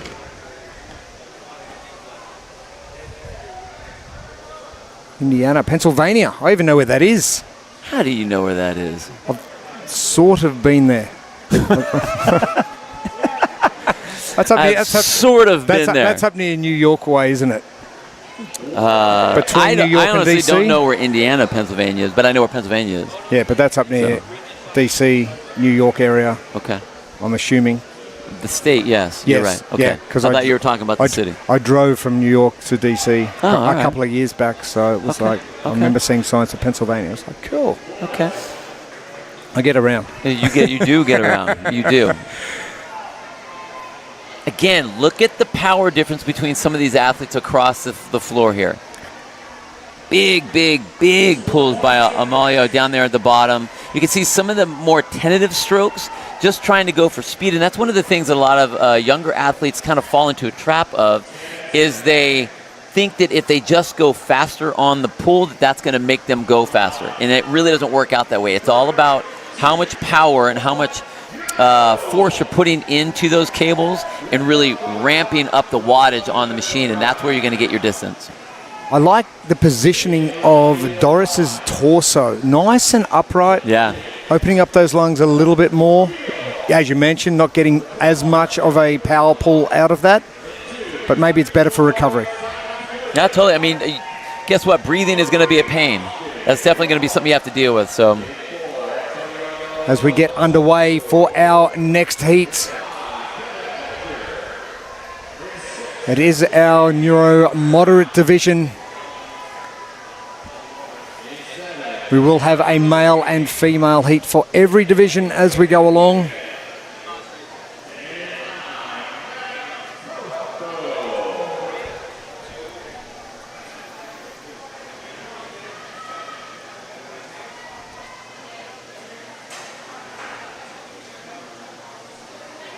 We've got a good shot of George Simmons Gooding before.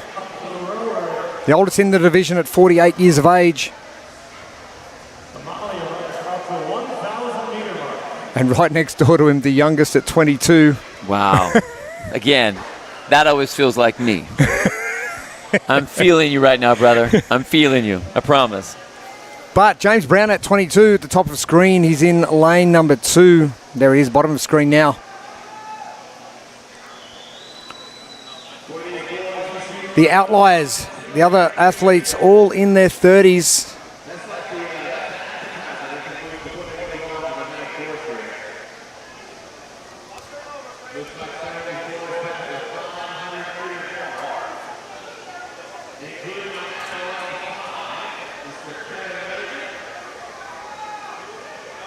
Matt Hotho in this heat. We ran into Matt yesterday. You got very recognised yesterday, Bill Grundler.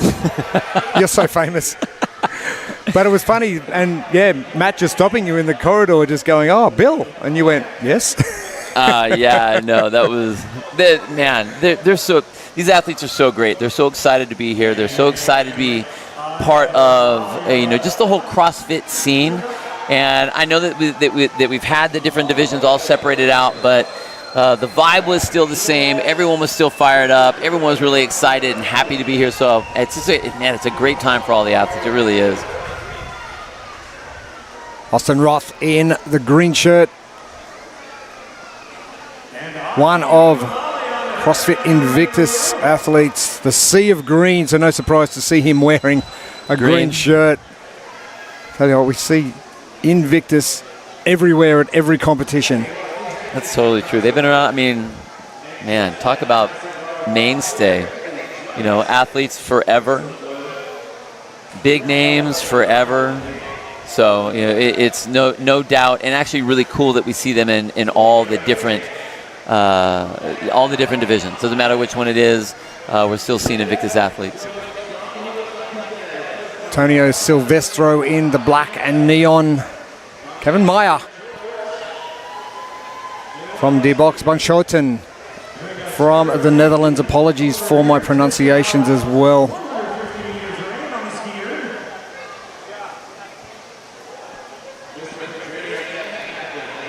Anne-Marie Williker and Jasmine Mock closest to screen. Doris Niedinger-Anderl.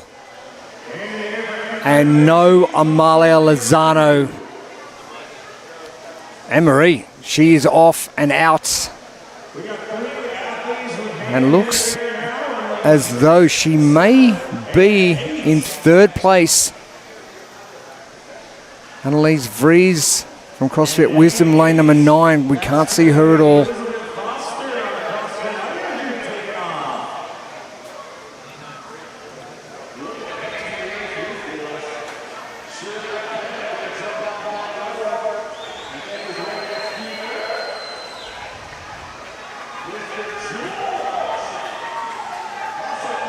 The males from our Neuro moderates.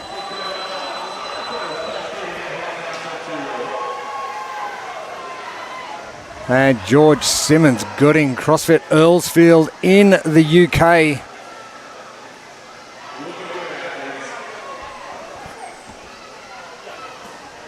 One of my old hometowns, London. Man, he is crushing it right now. Absolutely smashing it. I love that. That's amazing. Oh, he had 5'11", so he's got a fairly large stature and age, as well as I do. It's just a number. Well, and I'm an older gentleman like yourself, so I can say it's old man strength, dude. Come on, old man strength. Old man London strength. There it is. You got to lean into that.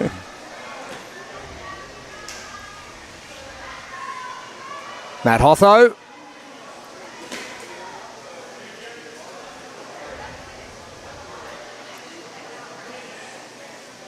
Athletes at registration check-in yesterday, very happy to be there. That's such a nerve-wracking position to be in. You're getting all your equipment. You're seeing all the athletes for the first time, and like everyone wants to be cool with each other, but you're going into battle. So it's like, hey, how's it going? I'm gonna crush you. I'm gonna crush you. I'm gonna kick you in the knees right now. But it was really fun. We got to see a lot of the athletes taking pictures underneath the, fittest athlete, the banner that they had, and the games banners. So there were a lot of athletes that were really stoked to be there. It was fun. Our Neuro Moderates female division up next. We are going to roll our heats every 10 minutes until we get through the next 19 heats.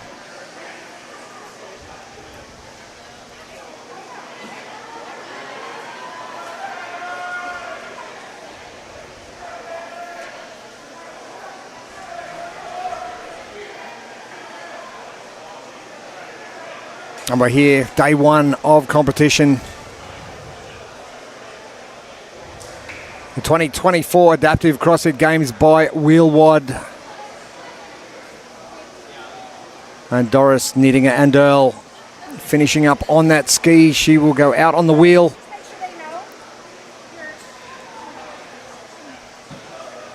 As our males get to work in heat number 9, the Neuro Moderate division. Great to be down here in San Antonio, Texas. Jeremy Austin and Bill Grundle with you. Amy Bream is going to be joining us a little bit later on. Austin Roth.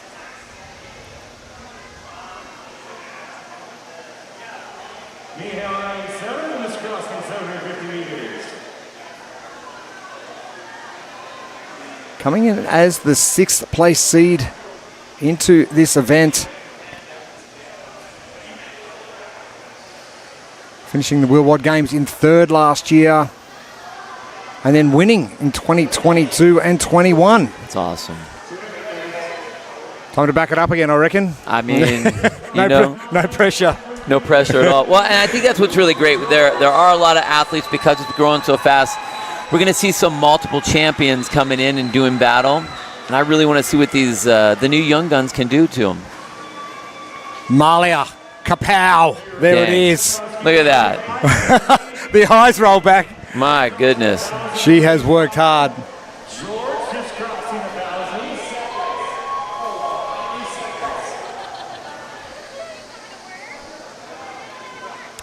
George Simmons, Gooding. What a rig. Yeah, he's a beast. That's awesome. And again, I really like all these athletes across in this particular heat, all very tall statured, all big, strong athletes, and they all have very powerful pulls, which is crazy to see the tech. We've already seen some different technique differences between the different athletes. We can see the athletes that are experienced, but all of these athletes have the pull you need to maximize what you're getting out of that skier. And it's, man, I mean, I'm waiting for hands to go up because I want to see how close they're going to be. Speaking of hands in the air,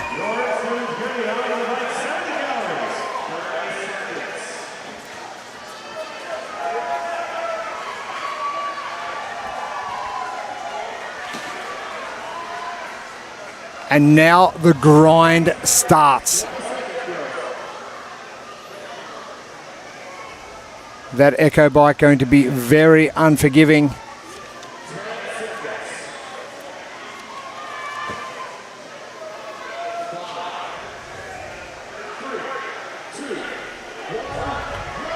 And underway for our next division, which is the Neuro Moderate Female division. We are 90 minutes in already. We feel like we've done so much work. When I say we've done nothing. These athletes have done the work.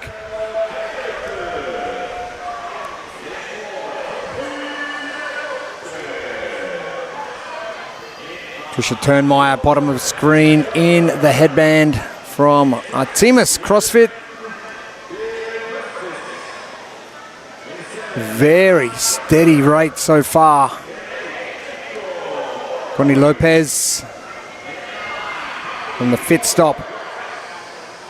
The far right of screen, sunglasses, good idea. Sun really starting to break through these clouds here in San Antonio. We talked about a loose foot strap. Look at that, right on the pink shoes. That's a loose foot strap there. Wow, maybe a little too loose. Right, I think that would be a little loose, but the only thing I could imagine is, again, with a lot of these athletes, it's how is their body handling the piece of equipment that they have. Sometimes it's just sensory overload. So if you crank down on those straps, that could really affect how your legs are going to feel. We can't see it here, but I got word that Lecton Duplessis, who's in lane 6, that she actually was thinking about maybe rowing with only one leg, because the other leg, the way she's firing, if she's really pushing, that it affects. You can see her right there. So that leg that's down, that one is affected by the intensity of the workout. So she's trained herself to really drive with the single leg, doing it one time, and then she said, like on the bike, it might kind of depends on how she feels if she's going to go both legs or not. But again, these are these athletes that are so attuned to their body and knowing exactly what their body needs to compete, and they're going to come out here and put their best show on. But Lecton has been around a while as well. She's been at the games before, so she's going to be one of the good athletes in this division for sure. Well, coming in as the number 2 seed as well, Lecton Duplessis from Motley Crew CrossFit, a great crew down there in Cape Town, South Africa. I was lucky enough to catch up with a lot of the Motley Crew athletes at the back end of last year. We got Lauren Taylor to the left of screen. So King of Prussia, and Liana Gerber in the purple hat. April Foley as well over there in the sun hat. I like that. Smart, gotta be smart. Sun smart. Gotta be smart. We talk about that a lot in Australia, being sun smart. Back to Patricia Turnmeyer, Abby Wynne Jones who's almost rowed out of screen. They've now got the judge standing on the rower so it doesn't move anymore. And you can see just that yank back at the end of that stroke, which is just moving. I mean, so much power into that rower. It's literally they have to weigh it down to keep her on screen. So Abby Wynne-Jones coming from the UK. London Town, another one of the UK athletes. The only one in this heat. But a great representation.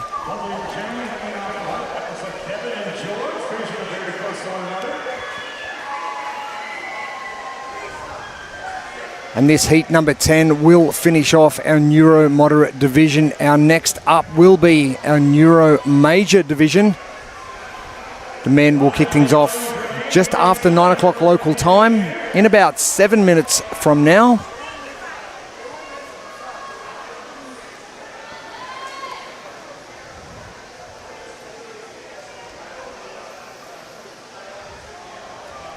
Dustin McCallum close to screen.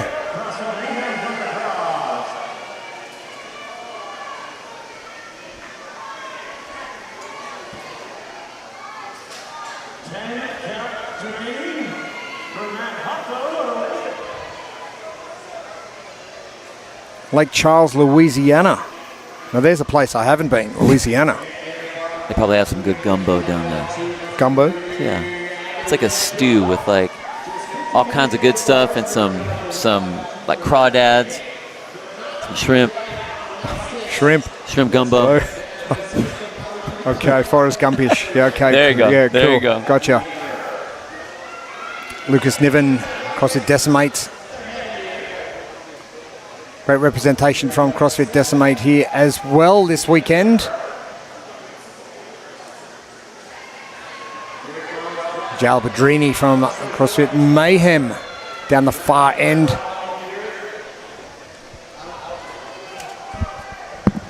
Austin Roth still getting to work in that green shirt to the far right of screen. As Abby Wynne-Jones rowing extremely well and moving onto that ski. As Patricia Turnmeyer in the background gets to work on that ski as well.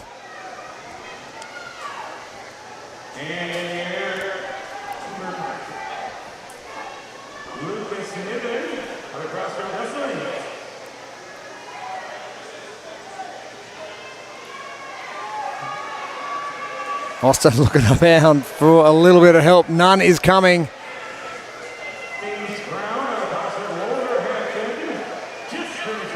Krista Davidson in the background moving forward to her ski now.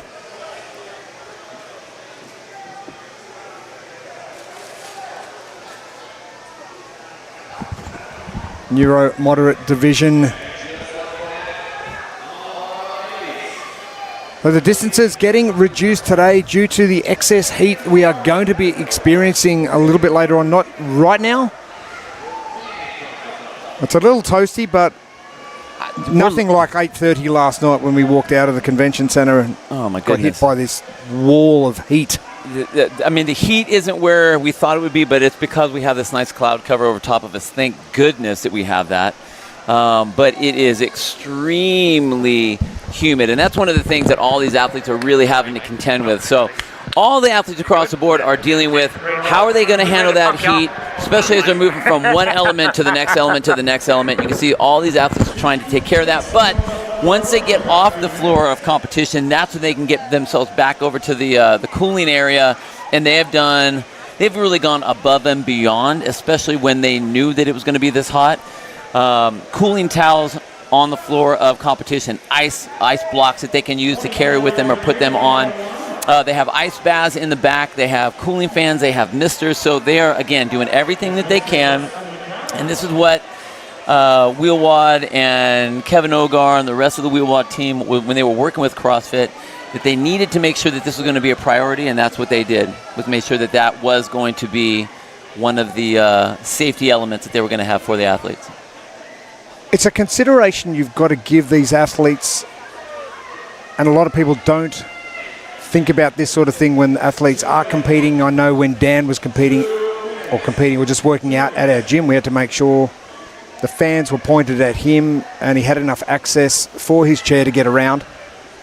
It's just those little things you've got to keep in mind as you go along, but body heat is something you've got to try and moderate as you go through.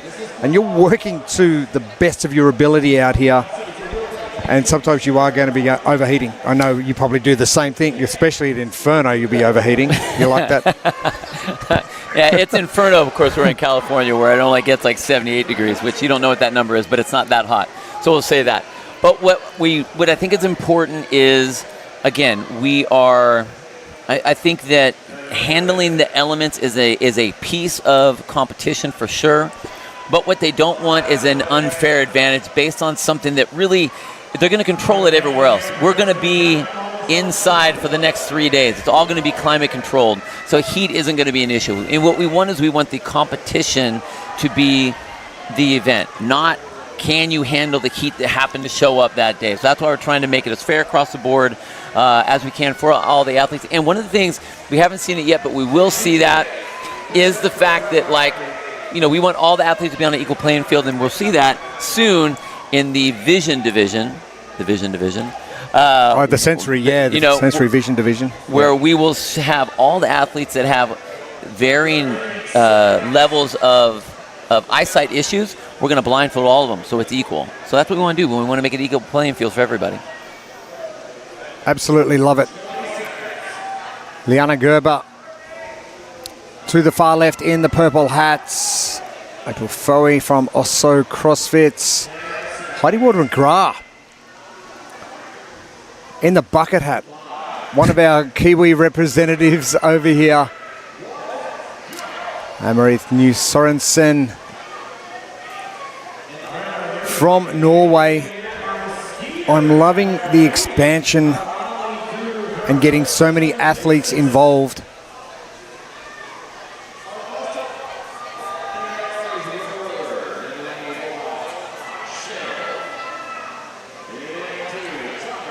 Again, a lot of power. You can see all the athletes have spent some time on these, because a lot of times you can tell athletes that are a little less experienced, they make it just an arm movement, but all these athletes are using whatever they can to put as much power into each one of those pulls. A lot of body, and that's what you want. You want to use maximum amount of your body to get as much pressure and as much force put into those cables to really push it. Heidi Ward-McGrath, not one of the taller athletes, are going to have to work a little bit harder for this ski and this row. She's part of SASFIT Masterton, in the lower end of the North Island, just north of Wellington, the capital of New Zealand. Abby Wynne Jones, CrossFit Blackheath in London, getting to work with Lechin Duplessis. You mentioned it before, Lechin just really getting after it on the first two implements. Third not looking too shabby either. Well, and again, all these athletes with the neurological issues that they're dealing with on whatever side, they need to make sure that they are managing that, because as that heart rate increases, as that intensity increases, it really kind of will affect the muscle firing. So they need to make sure that they are managing that while still being able to race. And that's I think, as an athlete and as a coach, it's interesting to watch. These athletes, they've been dealing with this stuff way longer than I have. So they understand their bodies, and the way that they are able to use their bodies and utilize it and be able to work it as much as they can is super impressive. Still being able to keep that high level of intensity, but being able to manage that all at the same time.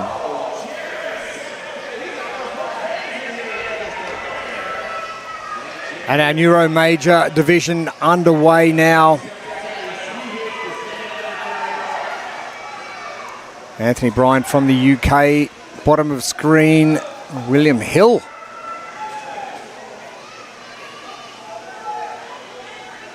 In the neon. And look at that increased speed by Anthony down at the bottom, a hand up in the air, and man, he is getting after. Have you ever tried to row with one hand? Yep. It's difficult. hard. It is so difficult. And I am not saying that in any sort of like a patronizing way. Like if you are an athlete, this is one of the things that I think everyone needs to do at some point. Just to see how impressive these athletes are is, okay, you know what your 2K road time is. Go do it with one arm. Just go see how hard and what your time is going to be. Or do it with a seated in a box. Just to see how much harder these athletes are working.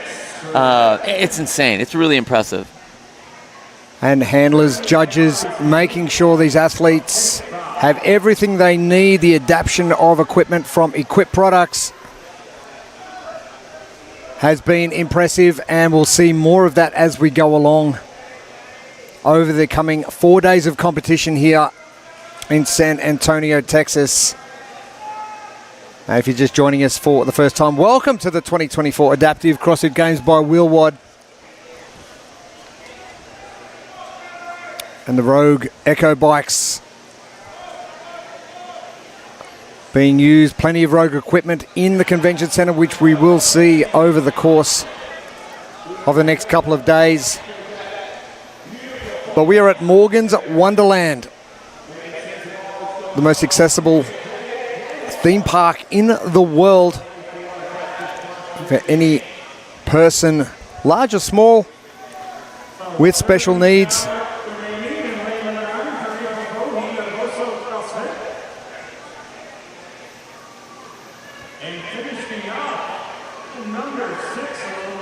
And you mentioned that before, Bill, about trying this stuff. Having that sort of empathy factor and trying to replicate what these athletes are doing. It's just something that people don't think about a lot of the time. I don't think they do it at all. And as a CrossFit coach, I mean, what do we tell everyone? Hey, every single workout is infinitely scalable. You're looking at your functionality and working from there and improving whatever. And every time that a CrossFit coach, myself included, if I am going to give a scale or an adaptation or a modification to a particular movement or a workout to someone, I want to know what that feels like. I want to know what that is. And so I like to play with a lot of these different things. I have had an athlete in my gym at one point that was a seated athlete, paralyzed from the hips down. And what we did was we spent time just playing with different movements, what he could do, what he couldn't do. And I think that's really important for all of these coaches and all of the other athletes. So if you are a CrossFit coach, if you have adaptive athletes in your gym, great. If you do not, the way that you need to be able to prepare yourself is spend some time playing with some of these movements so you understand what it is that you're offering up to your athletes to improve them, to get them moving, and to give them good options to move. Abby Wynne-Jones, medical team straight in there. She's actually finished the event, which is okay. Now, if you watched her through the event, the one side, so she's got her sound side, which was doing all of the work. The impaired side, that's what she was trying to battle up against. So we know that a lot of times, just the intensity, we said this earlier, the intensity that you're pushing is going to make those muscles misfire depending on the impairment that the different athletes will have. She was working extremely hard on the row, and you could see where she was pulling with one arm. The other one was just kind of sort of trying to mirror, but not exact. Same thing on the bike. A lot of pushing on one side, less push on the other side, but look at the intensity that she was able to put in to get all the way through to get herself off that bike. Left it all out on the floor on event one. Big time adjustments being made to that Rogue Echo bike from our great crew here at Morgan's Wonderland. Equip Products making sure that every piece of equipment here is adapted to the needs of the athletes. Abby Wynne-Jones has really sent that and now cooling down.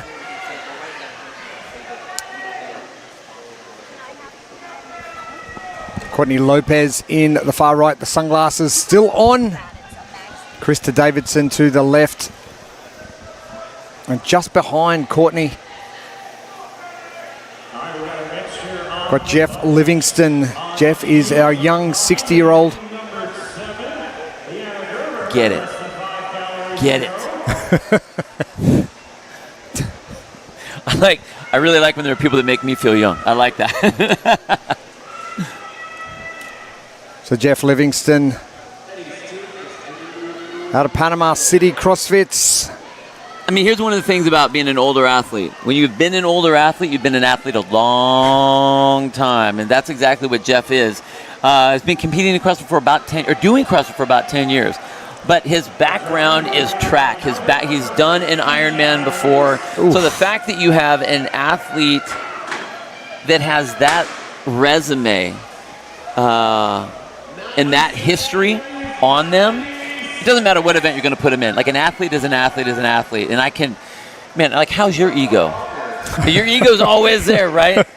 So is mine. I can only imagine what his is. But it's great that he's out here with his whole family, and really, show. He's not unrealistic. Where he's like, okay, I'm not going to be able to keep up with the young kids here, but look out on the other ones. And I think that's so cool.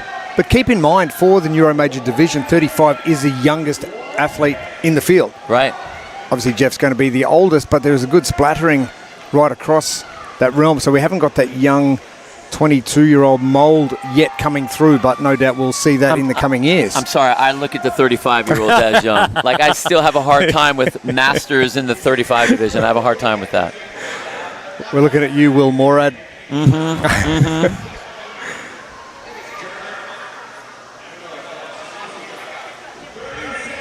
John Sherrill from Starboard CrossFit right here in the US. North Charleston, South Carolina. Thomas Fernandez, next athlete in. Another one of our French athletes.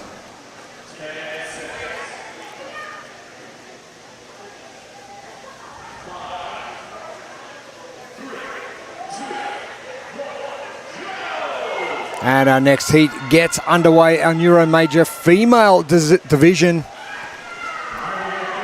He's rolling every 10 minutes for event number 1, which is Stadium Trials. And a tough old trial to start things off. Kevin Ogar, part of the Wheelwad team. And also Chief Programmer saying he wasn't after the showpiece that has been in the past, but it is part of a major test that these athletes need. He said they needed a bit of a kick up the bum. And he's going to test them this weekend, and if the first event is anything to go by, it is going to be a awesome weekend. I can almost guarantee that, I mean, unless you are one of those athletes that decides to do a marathon and you're going to go a long distance and you're an adaptive level athlete, I don't think that this is on the bucket list for many of the athletes. I don't think it's on a lot of the training elements. Put all three of those together like that. It's a heavy-duty test. So I think that's really great that they are being tested, because that's what the games is supposed to be. We're expanding what the realm of possibility is, and that's whether you are the open division, the masters division, the teen division, or the adaptive division. You have to expand that realm of possibility of what these athletes should be able to compete in. Not like, well, that's cool that they can do it, but what are they able to compete in? Third athlete across, Des Bejus from the Netherlands. His favorite implement, rowing. No kidding. Right? I mean, you got to be happy if that's the first thing you deal with. My favorite event is rowing, and your first event, the first piece of the first event is rowing. Yes. Honestly, you go in going, how good? This is just going to be a massive set level, something I'm really good at. Or is it something you go, wow, okay, I've got to row well because I know I can row well? I think that is an important, all it does is, one, it makes you smile, because you're like, yes, all right, this is the piece that I will make sure that I'll get out in front. Plus, that's where you get to hedge your differences against. So maybe if you're not so good at the running or the bike, put it all in that row so you get out in front so they can kind of coast the rest of the way. We've just seen Des come off the front of that Echo bike. He is all done. A great finish for Des.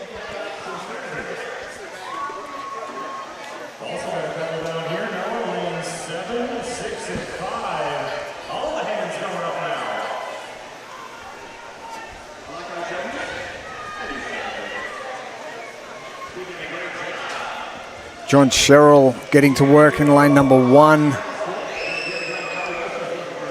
We go back down to Anthony Bryan.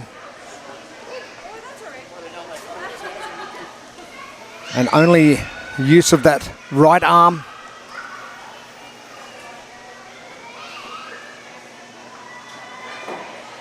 And again, we're waiting to see that hand go up. As an athlete, that's one of the best feelings. The hand goes up. You see the back end of it. Oh, it's like there's the end of the tunnel, light at the end of the tunnel right there. Another one of our London-based athletes from the UK. Talk about representation from our nations, the US, obviously very prominent, but the UK coming in second. The Oceania region not too far away in third. I think that's great. I think the fact that that representation is not just a splattering of different nationalities coming through, but a lot. Was it 31 different countries? 31. 31 different countries competing. Jeez. Impressive. Not too far away from our Neuro major. Females getting off the ski and onto the echo bike.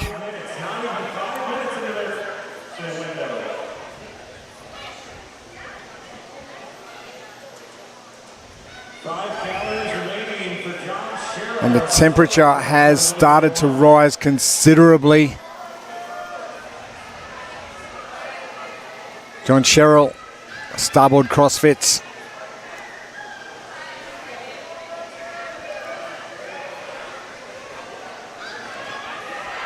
I know exactly where South Carolina is. Nice job. It's south of North Carolina. You are absolutely correct. Absolutely correct. That was an easy one. Anthony Bryan getting out of the saddle a little bit now, just trying to pump those legs as much as possible.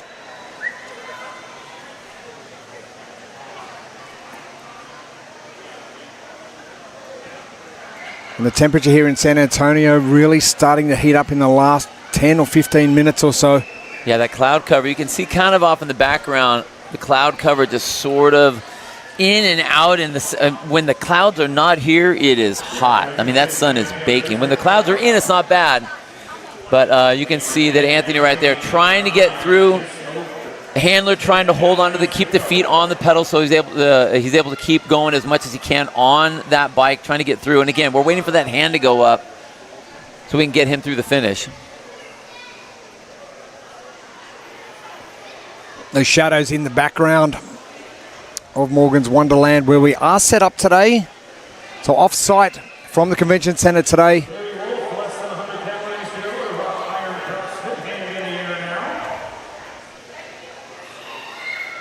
Regan Moser to the left of screen in the grey shirts. Michelle Fogarty in the black shirts. Part of our Neuro major division. Getting ready. Start their competition. A tough cardio-based event that has tested athletes across every division so far.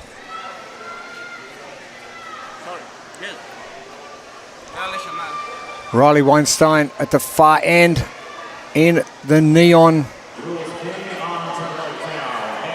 And Jules King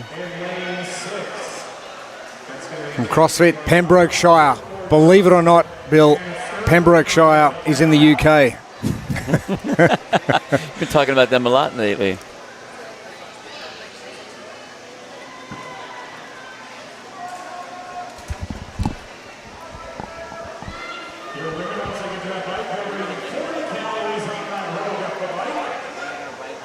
So Jules getting to work. Pembrokeshire, one of our Welsh contingents. Haverfordwest in Wales. And Regan Moser, CrossFit Wild West. From Lubbock in Texas, so not too far away. Now that's got to be one of the benefits, surely, of Competition-wise, yeah. If you aren't far away, acclimatizing to the heat. if all the athletes that are from here, they absolutely are used to this. I mean, anyone from Texas knows exactly what this heat is like, knows exactly what the humidity is like, and so, yeah, that's going to be playing to their favor for sure. But, you know, again, you always want to use your advantage if you can.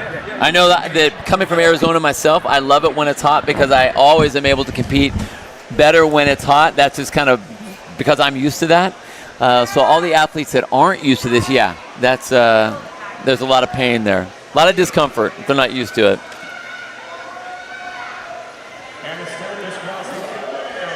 You know, a lot of the athletes in this particular division, we have MS is going to be in this division. You're going to have Parkinson's in this division.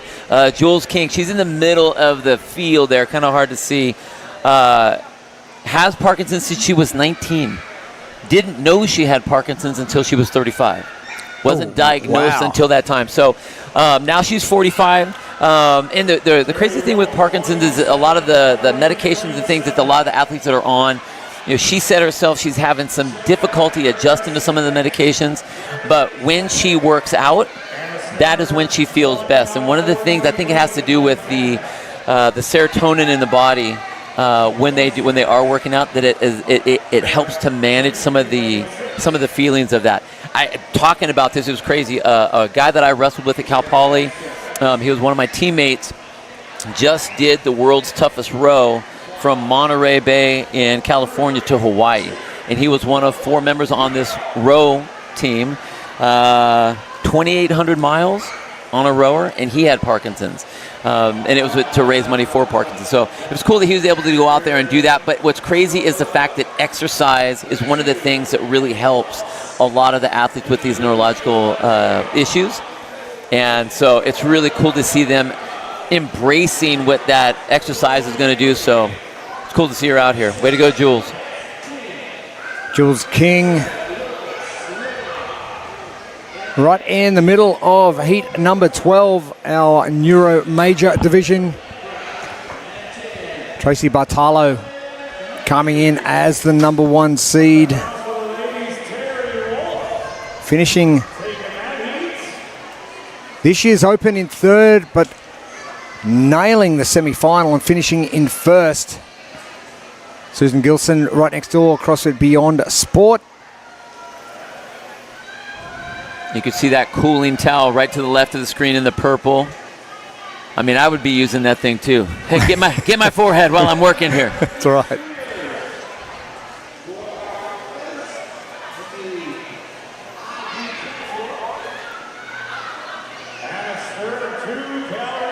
Finally starting to see some hands in the air. And that's what you want to see, man. As an athlete, you know you're at the end.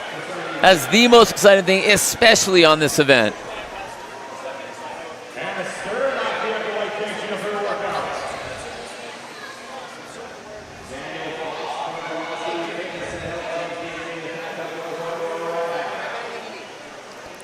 Tracy Bartalo, Blue Cord CrossFits, Colorado Springs. Nice job. Wow. And that ease in for the last calorie is just, ugh.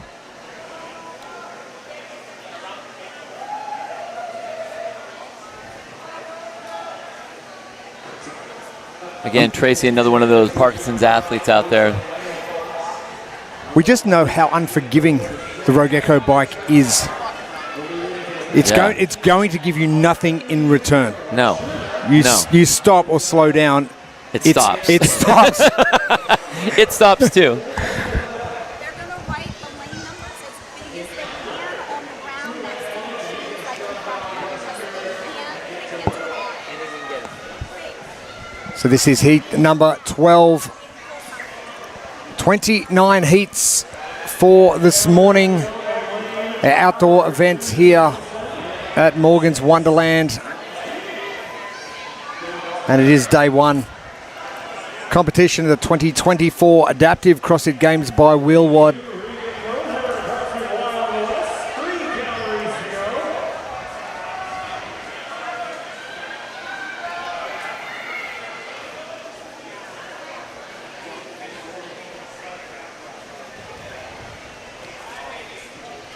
Regan Moser all finishing up. And the test here this weekend, there is no messing about.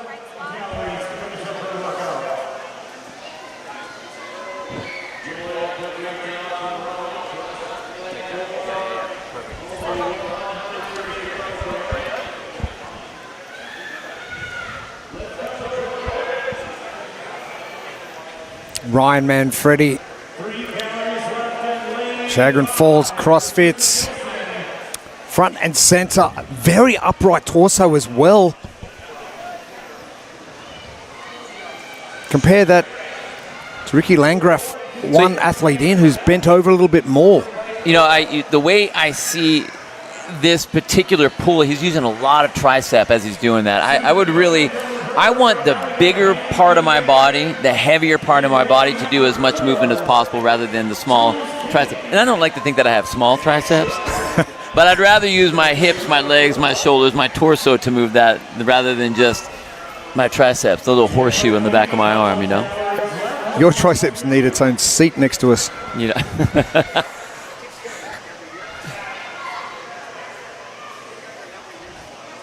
And again, he's moving very fast. That's a really high turnover rate. So he's shortening up his stroke that he could get out of that.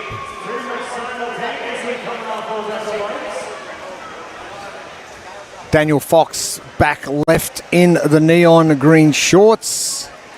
Another of those athletes utilizing that full body.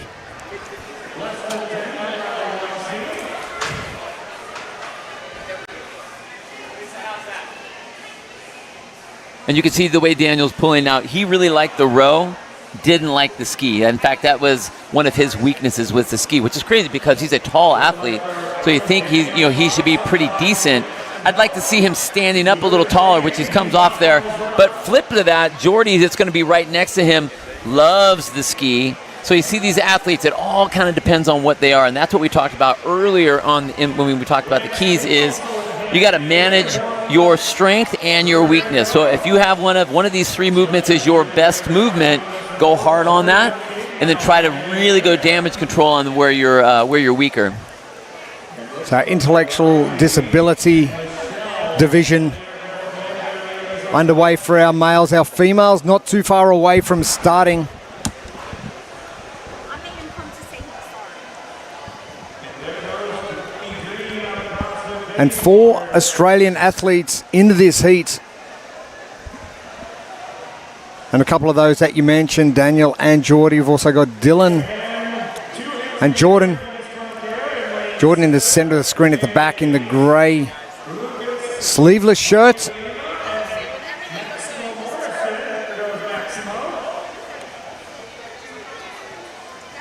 Dylan next to him with no shirt. Athlete number 754. Dylan now moving forward. Jordan Cabrita, fan favourite down in the Oceania region, and got his number 1 supporter, Khan Porter, here. I mean, that's pretty cool. That's pretty cool. And Khan's here with us this weekend as well. He's flown all the way over. So great to see him supporting Jordan. Jordan, a bit surprised getting the 10th and final spot to the ID division. But he is a staple at the Torian Pro each year. And a massive following. Massive following. And just proving what can be done.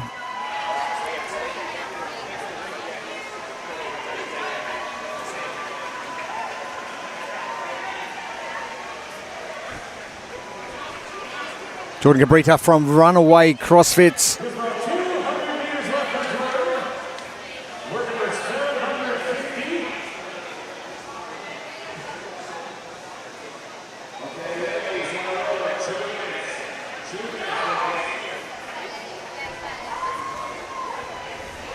I love that. Big, strong pulls by Jordy, just really in the game. And this is the thing about all the athletes that are here, they're so fired up to be here. And could you imagine if you were called as the 10th person to come in?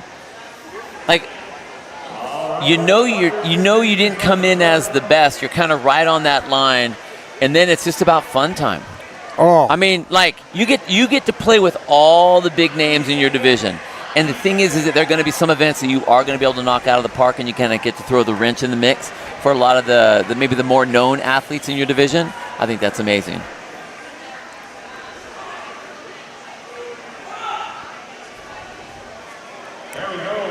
William Hill finishing up the Neuro Major division. And the athletes are just emptying the tank this morning. Do they realize they've got another 6 events to go? I think they know. It's just fun. They're having fun, man. Like, they're just like, I'm here. I'm in the World Championships. I'm at the CrossFit Games. I'm here to compete. So this division, the ID division, is the first time that they've ever had this division, brand new. You know, this is one of the things about the adaptive divisions that they're doing. They're finding out ways to allow more people to compete. Not that it's trying to be all-inclusive. I mean, the point is we want the best of the best, but you want the best of the best in each of the divisions that you're going to be competing with. And so this expanding out to where you're including, our intellectual disability athletes, I think is great. I mean, more and more and more, we're getting more athletes who are, one, getting into fitness, showcasing their fitness, training for competition, and then putting it on the line. That's what it's all about. Jeremy Dalton and Renato De Macedo getting finished up as well as we get underway for the ID division for our women. And interesting you say that, Bill, with the expansion again going from the Wheelwad Games last year when we had 14 divisions. We now go to 15. The CrossFit Games having 8 of the divisions. Now with the expansion, you've got a little bit more scope to push things out. And 15 divisions obviously is a lot, but it's just being a lot more inclusive. Well, I think that it is allowing more people to see that they can do more things, and that not that they can do more things, they should do more things. You know, it's taking away all of one of the things that we were kind of told by Mr. Kevin Ogar when we were getting set to work with the whole Wheelwad team was the fact that this is not about an exhibition. This is not about let's show all the inspiration. All that's great, but what we're showcasing here is competition, and you want to have people to compete against. And the fact that it is growing, the fact that they are pushing the limit on all of the different divisions in the adaptive realm, that just really opens up the field for more people to, one, compete more. True, great, awesome, but also just get involved in fitness, and that's what we are. We're CrossFit. We do that, fitness and changing the world on that aspect. Big time. Annie Leonard to your left, 18-year-old in the field of 20-year-olds. From CrossFit Cole in Canada.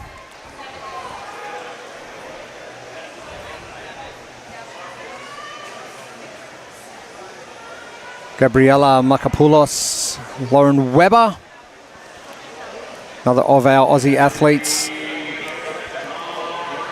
Hayley Malakian to the left of screen. Jessica Jansen in the white and neon.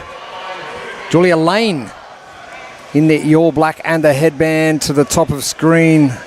Kira Weber in the pink and top of screen. Tessa Kirky. So here's one of the crazy things. Tessa up at the top of the screen there in the braids from Minnesota. Not nearly as hot as it is right here. Now, granted, it does get a little humid, but it's not that hot at all. But it's her first time competing. She was telling Amy down in the warm-up area that she's really nervous about being here.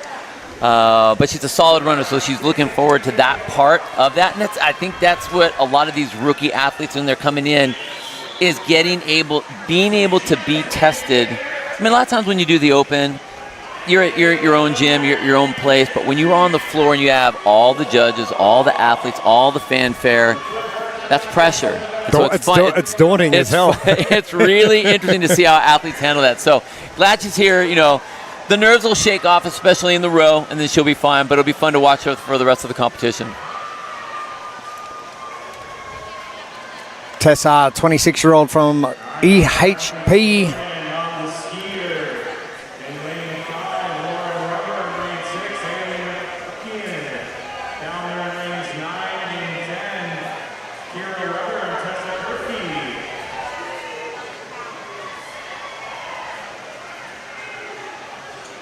Cassidy Lungskog from Tecton CrossFit. Murray, Utah in the light blue shirt. Tessa Kirky doesn't seem to be bothered at all by that row and into the ski. Her stroke rate on the ski very quick though. Yeah, she was fast on the ski, and there she goes. Now that's what I wanted to see, a little bit more extension in the arms, standing up a little bit taller. When she first started getting a couple of those strokes with the short arms, her arms were still bent, that almost still looked like nerves. And even though she had a great row clip, I mean, I would say just slow down just a touch. Slow it down. It's not about up and down super fast. It's about putting everything into your one stroke and then relaxing on the way up. You mentioned she's a good runner. Do you then up the ante a little bit on the ski, knowing you're a good runner and you can probably recover better on the run than everyone else? If you're a good runner, that means that you have a very good endurance foundation.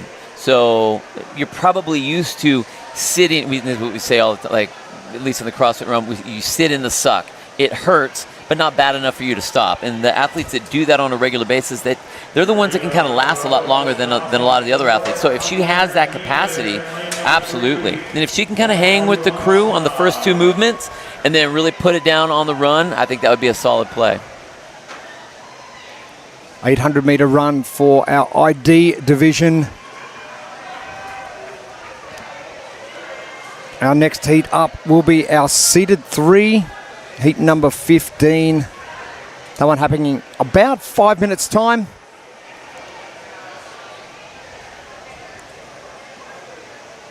And Cassidy Lungskog looking very strong in the light blue shirt, just to the left of screen. And you mentioned that hip extension and the extension of those arms. Cassidy has got this rolling. And look at that. That's the recovery that we're talking about. Big, strong pull. And I know you can't see that because of that lovely hat right in the way, but we'll get back to it because she's got that. You can see her right there, right under the event white sign. So right there in the teal shirt.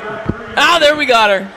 Right there to the left of your screen in the teal color, big, strong pulls. Now, she could probably even handle coming down a little bit lower on that stroke, but I love the fact that she puts a lot of effort into it and then a big, strong recovery on the way up. You know, bring that heart rate down and then put it all into each one of those strokes. Another thing she's doing really well is getting those handles all the way to the top of the ski erg. Now they're right at the top. But out on the run now, Cassidy Lungskog from Tecton CrossFit.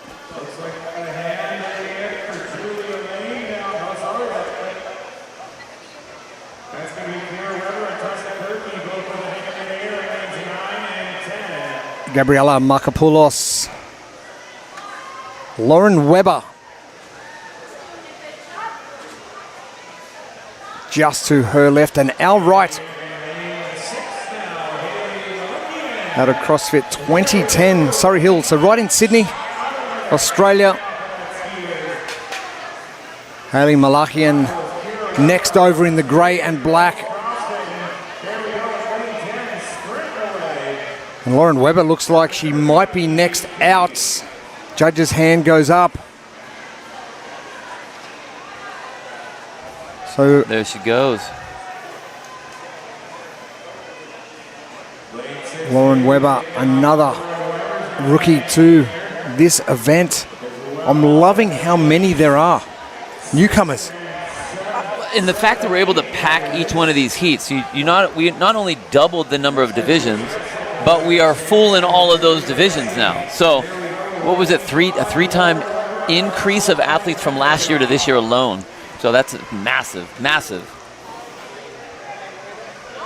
Lane 2 now. That's going to be Leonard, our CrossFit pole. Jessica Jansen. Not too much going on with that posterior chain, but such a strong upper body. And I love it, putting your handles back. Oh, it's just one of those respect things. Thank you. Thank you very much. Not this one, the slingshot. We don't like the slingshot. But I like that. The gym owner doesn't like the slingshot. Now, competition, I'm sorry, I'm in a slingshot. I don't think Concept 2 like the slingshot either. Right, I know.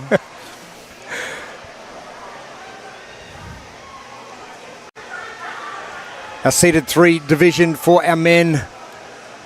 2 minutes away from getting started.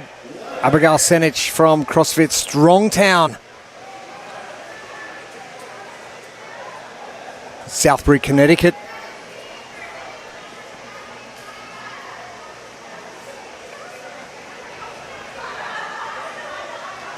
But the programming right across the 4 days of competition, I love how Kevin's made it not just interesting for the athletes to compete in, but for the spectators to watch as well. And there's so many different realms and domains that he's tapped into. These athletes are really under the pump this weekend. Yeah, it is impressive. I mean, like I said, even day one, we'll go from very long to a short sprint with some odd object stuff. And that was one of the things that Kevin really wanted to highlight and put these athletes to the test with. Is, okay, let's make it as broad as we can. Let's make it as varied as we can. We want to go light. We want to go heavy. We want to have odd objects and awkward movements. We want to go long. We want to push the limits on all of them. And he's doing it. He's doing it. Not broad and inclusive. I know. Who would have thought? Who would have thought of that? That's an amazing thing. It's crazy. Our seated 3 division now underway.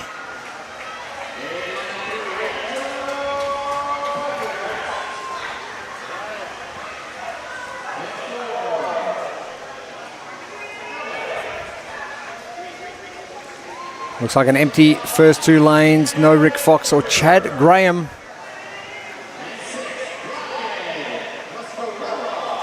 So that's Cameron right there in the middle of the screen. One of the things that we have to think about with Cameron Whitaker is there's an issue with some of the athletes here. One of it's called, we just heard about it earlier, it's tenodesis. And that's basically where you have an issue either collapsing, grabbing the handles, or extending the fingers on that on the handle. So you're going to see some different setups between the row, between the ski, between the bike on gloves that are used to be able to hold on to the different objects, just because of whatever the issues that they're dealing with.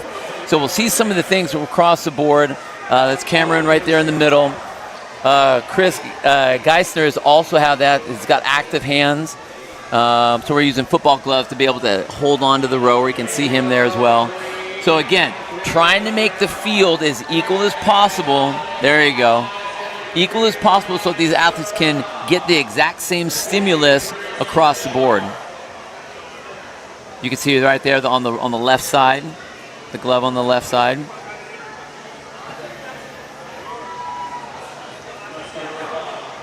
Chris Gessner from Revive CLT.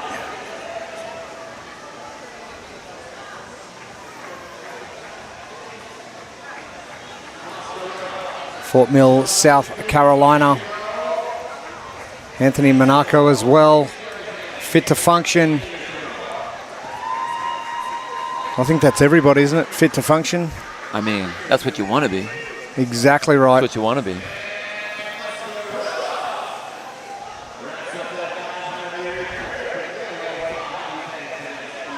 Julia Lane getting finished up from our ID division.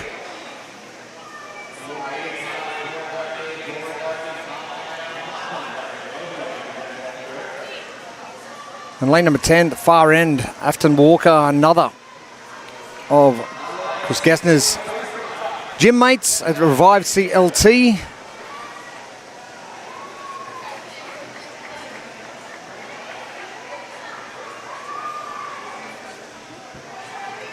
And temperature-wise, Bill, I reckon we're tipped over that 32, 33. I reckon we're hitting the 90s by now. I know, I keep looking around, wishing that those clouds would kind of hop back over our little wonderland down here. Help these guys out just a bit. But that's one of the things that the handlers are able to do, is to help cool the athletes down, whether they need to put some water on them. They have those cooling towels if they need them. So, you know, once again, CrossFit doing what they can to try to make the athletes be as comfortable as possible. And I say that temperature-wise only, because they're not comfortable doing these events, because these events are seriously grueling. Anthony moving on to the ski now.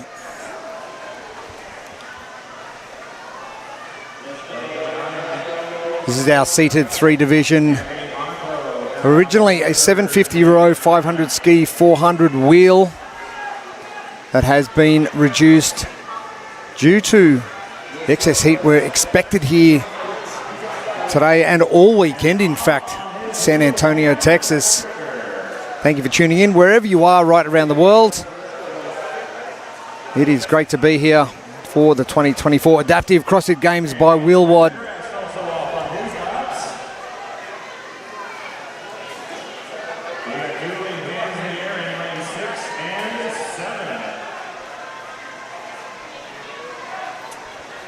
We talk about functional fitness on a regular basis, what CrossFit is, and functionality in that word.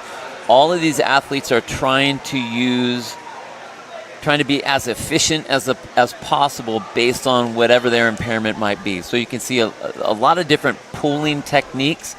And that doesn't mean that one is right and one is wrong. It means how does it work for that particular athlete, where they're able to get the maximum amount of power put into whatever the tool is and then get themselves moving. So you can see a lot of athletes moving differently. You can see a lot of strokes being different. But the point is that they are trying to get the work done. You can see that right there, pulling out to the side. If that works best for him, that's why he's going to do that. And he's going to keep on going until he's able to get to the end of that ski and then get himself out on the course for that wheel around the field. Anthony still finishing off his ski. And you mentioned before about Cam Whitaker. Cam coming in as the first place qualifier into the seated 3 division. Anthony, you're finishing up.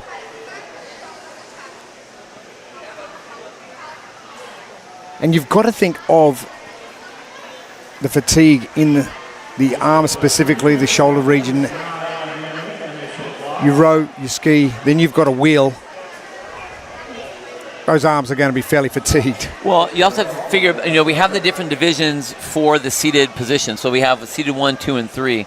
For seated 3, that impairment is up higher on their torso. So they basically have no core. So you're right. The only thing you have to work with is your arms. And if you have that and you have any sort of issues with your grip at all, you are going to be put under pressure. And it isn't just the entire workout that becomes a pain. It's from step 1 to step 2 to step 3 to just try to get through that. And the fatigue just gets worse as you go, as we already know that. But if you're going to start off and you're already kind of under the gun, that makes it tough. But all these athletes are doing that. And that's why we're trying to have all of the athletes in their correct division so that they are competing on that level to where everyone has that same impairment, and then it's an even playing field across the board.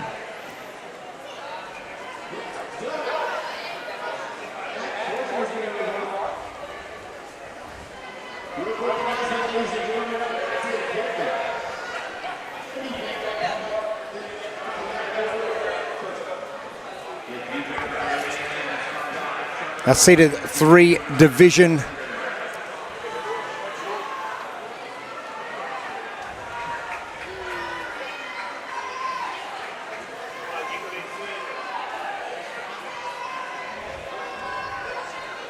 Chris getting to work from Revive CLT.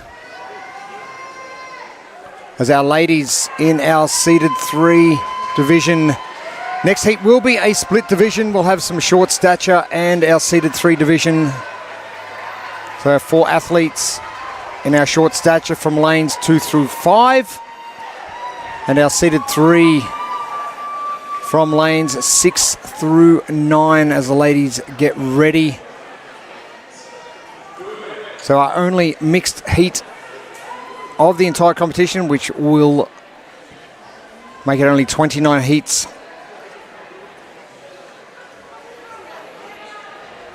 There he goes, trying to get that fan up to speed. You see the ice pack on the back.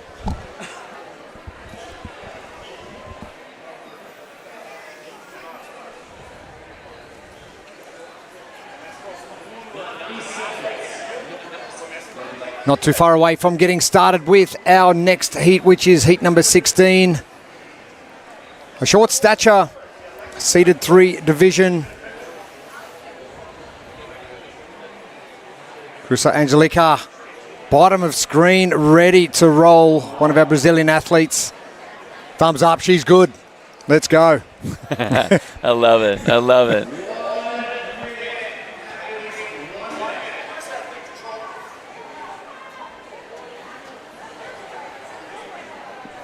James Whitty not wondering about outside, coming straight past us here in the broadcast area.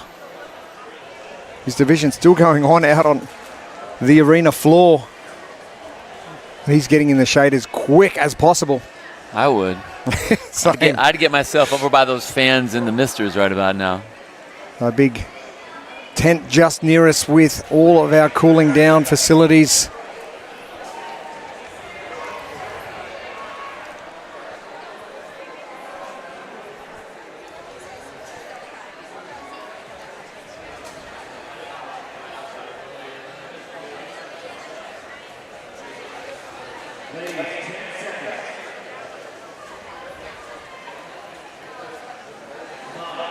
Not too far away.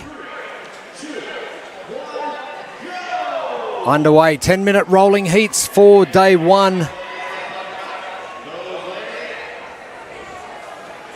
2024 Adaptive CrossFit Games by Wheelwad.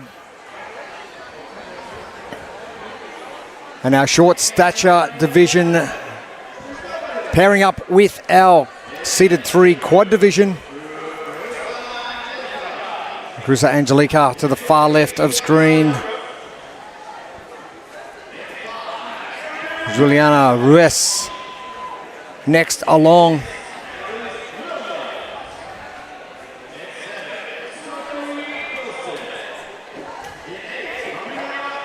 Looks as though Irene Wanandi not competing today.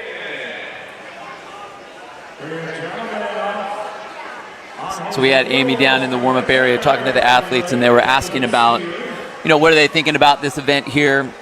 And they all kind of laughed and said, well, we're the shortest ones here. So rowing is not, imagine all of the people in your normal gym that are complaining about rows and wall balls or whatever. Short-statured athletes, our shortest athletes out here, having to do the rows. So obviously range of motion is going to be an issue. Power drive out of the hips is going to be almost non-existent for these athletes. So there's a lot of pull. Ends up being a lot of grip for them. They all know that this is going to be here. The nice thing is that you aren't in the classic CrossFit realm where you're a 5'5" athlete going up against a 6-foot athlete. Everyone across the board is relatively similar in height. So it kind of negates that as far as comparing to everyone else. So we have all 3 of the ladies here competing virtually on their own. Same thing for our seated 3 up at the top, since this is a split division, but basically all the same. Short pull, which is going to really increase our rate on that rower. And that just gets extremely tiring. Big time. Like me personally, I'm 6-foot guy. I want to row and keep that at like 22 strokes a minute, somewhere around there, depending what I'm doing. These athletes are going to be upwards of 45 to 50, almost double, if not more than that, than what I would do. And I get tired on my row. I can only imagine what that feels like for them. Erin Popovich from CrossFit Hellkite from Colorado Springs in the grey and black, the last of our short stature division athletes in this heat. Annalise Williams just behind her in the black for the seated 3. Sophie Wilson in the white and the neon. Marina Theron, CrossFit Mana in New Zealand, CrossFit's North Island in the pink, and Stephanie Aiden from Sweden over in the far of screen in the dark purple shirts.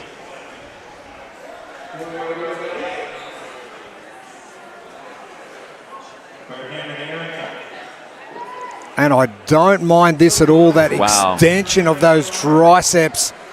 Talk about rate of knots. Well, we're off. Yeah, she was great on the row. Annalise was very powerful on her row. And again, look at the strength and the power in the shoulders and the lats and then those triceps, what we were talking about. Again, she's not going to be able to have as much forward movement to where she can use her torso to help out. So this is purely arm strength and back strength. And she has a lot of it because look at that tempo. Oh, Massey, I just hope she can keep this tempo up. But a great race for first in heat number 16 for our seeded 3, Annalise Williams. Closely followed by Sophie Wilson and Marina Theron. Erin Popovich for our short stature division. Front of screen.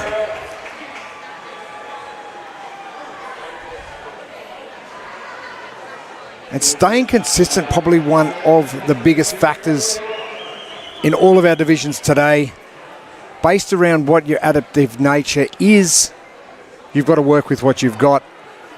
But just staying consistent. Annalise having a break now. Oh, she's actually finished up already. Wow. Oh, wow. Don't worry about a break.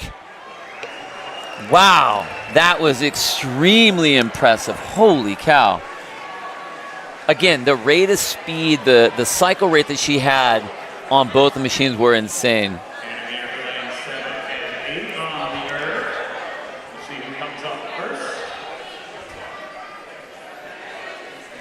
So we see our short-statured ladies again. This machine is just like the row, not one that is going to play to their favor, but it's equal across the board for the athletes that are competing. Obviously, shorter range of motion, but with their division, what they can do is they can use their body to put as much into that cable on each one of those strokes. So you see both of them are hinging their hips back, trying to lower that torso down as much as they can, trying to make it, just like what we saw with Annalise, she had to go all arms. We want to use as little arms and as much body as we can for our short-statured athletes here. Carissa and Juliana far left of screen in our short-statured division, splitting up half and half.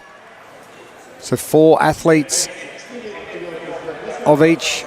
No Irene Wanandi, our Indonesian athlete in lane number 4.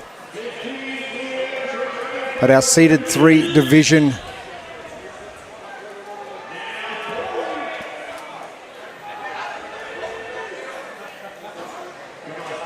And athletes taking it to the limit in the first of 7 events over 4 days of competition here in San Antonio, Texas.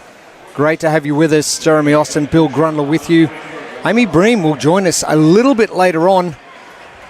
And he's in the competition area right now, talking to all of the athletes.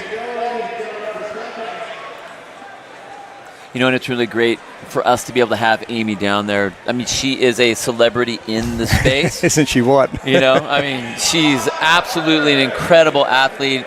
The fact that she's taking some time off right now, we get to use her. She gets to be down there and hang out with the athletes. They'll talk to her. They'll give her that insight, and she's able to get a lot of good information for us.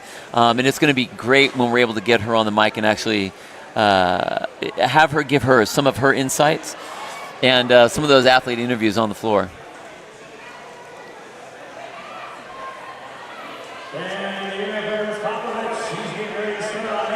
So she's getting the athlete experience without annihilating herself on the competition floor. How good. I mean, I'm being selfish. I'm glad we have her. I'm glad you're not competing, so we have you.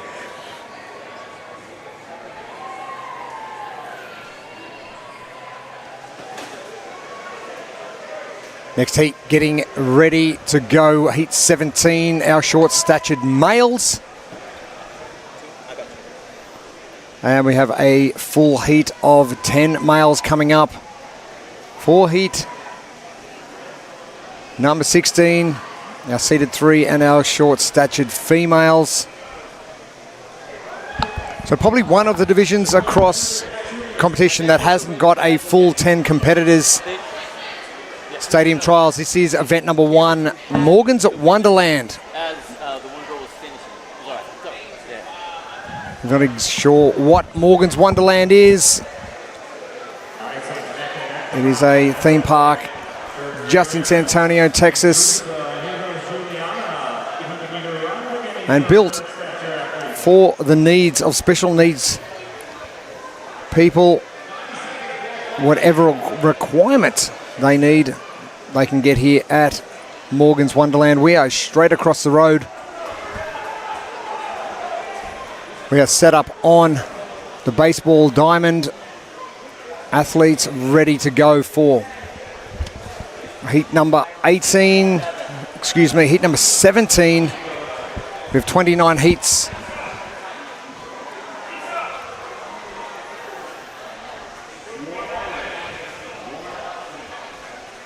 Sean Dolphin, bottom of screen. John Falkenberg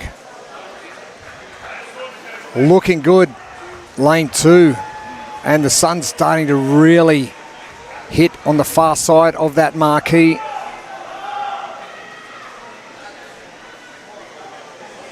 Right there. Yeah, Tim Murray. I mean, tiny tot. That's the man right there. So we have, Tim Murray was one of our champions from last year. He has been, if you've watched the Sevon podcast, he was on with Sevon. He was in the burpee challenge world competition, trying to have the world record for the burpees. So we're looking for a lot of big things from Tim here in the competition. Right to the left of him in the white headband there, we have Blaze Foster. So he's a former Paralympian for powerlifting. And so, I mean, you see the size of him. He's very strong. And any strong lifter is going to be a strong rower because of the drive that they have. And look at that big pull that Blaze has. Leans way back. Big, strong pull with the arms and a big power drive with the legs. And even though, as we talked earlier, for these athletes, the hip drive that most athletes will be able to have, they don't have it. So it's a lot of low back. It's a lot of big pull. But I think, these are two very well-known athletes, and both of them were on Sevon's show, so go back and check out his podcast. But they are two great athletes in the sport. And, man, I'll tell you what, Tim is hilarious. He is so funny. Tim's only blemish, if you can call it a blemish, is the Open this year when he came second. Apart from that, he's come first in everything in the last 3 years. He is a great athlete. He's an insane athlete. It's awesome. I'm excited to see what Tim can bring us for competition, not just today, but right across our 4 days of competition.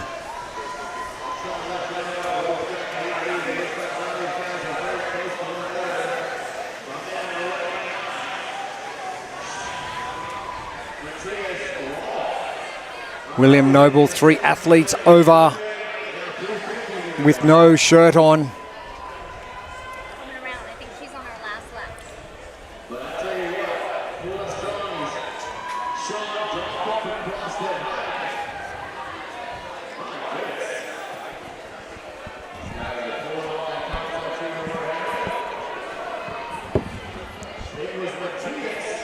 And Erin Popovich looks as though she will be finishing up first for the short-statured female.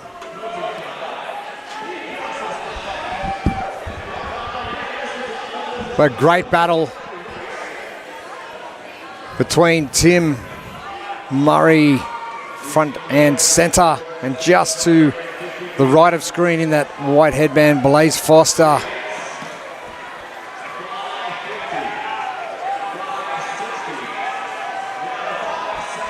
And Tim Murray, look at that cycle rate. Boom! I think that's Miss Erin Popovich, yeah? No, Cruza Angelica getting just ahead. Erin Popovich coming in. Cruza not cruising at all. That was a good little sprint at the end. But getting back to our 2 rowers here, waiting to see whose hand's going to go up first. But Tim Murray on the left there in the Jukits t-shirt, a much higher cycle rate, and it'd be really interesting to see what the power output on the screen between these two athletes is, with Blaze right next to him with those big, powerful pulls, and then the cycle rate of Tim right to the left.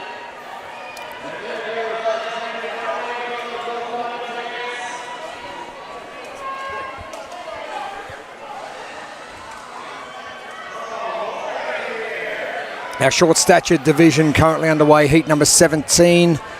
29 heats.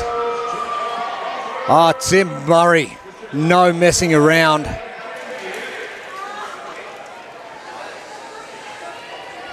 Mikey not too far away either. This is a great battle, Mikey and Tim going for it. Oh, Mikey, the stroke rates.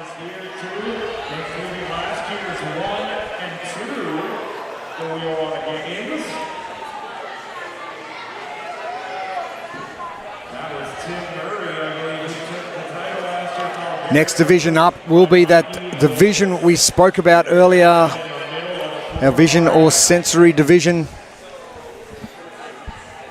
So right there, last year's tied champions.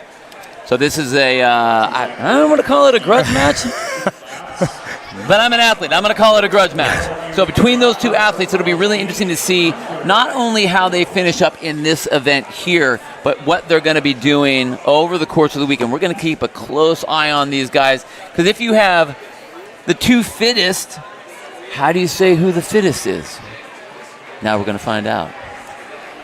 We're going to find out. You have an echo bike off at the end. Right?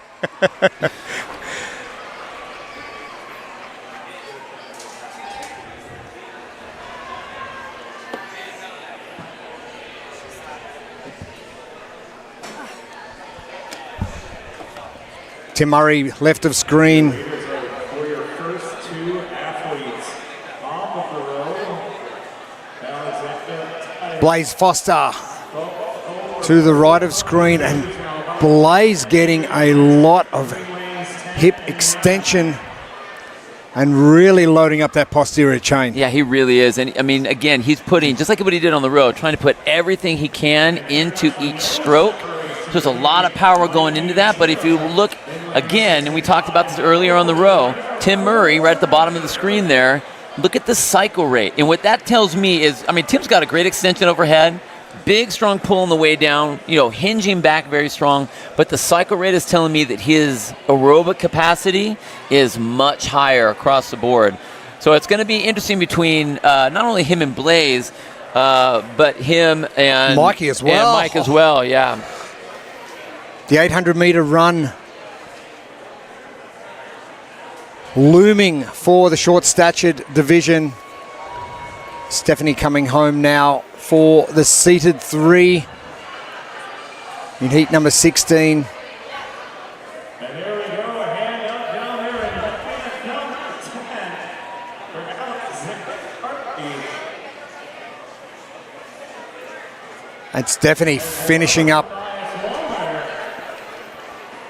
But this battle, Tim is really doing it tough.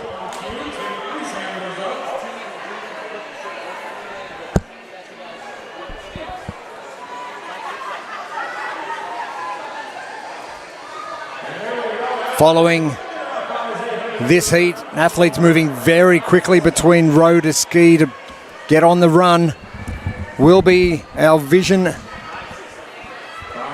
heat number 18, and we are going to see all of our athletes blindfolded in the next heat.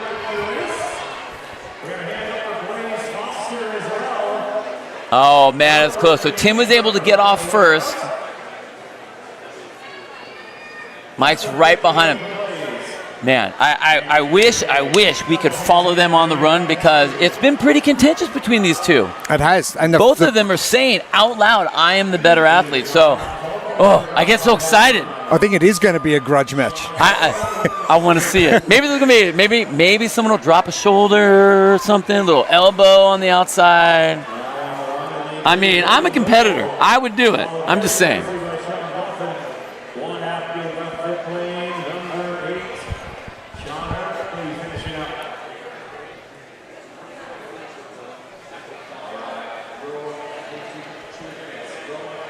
Shauna Burl.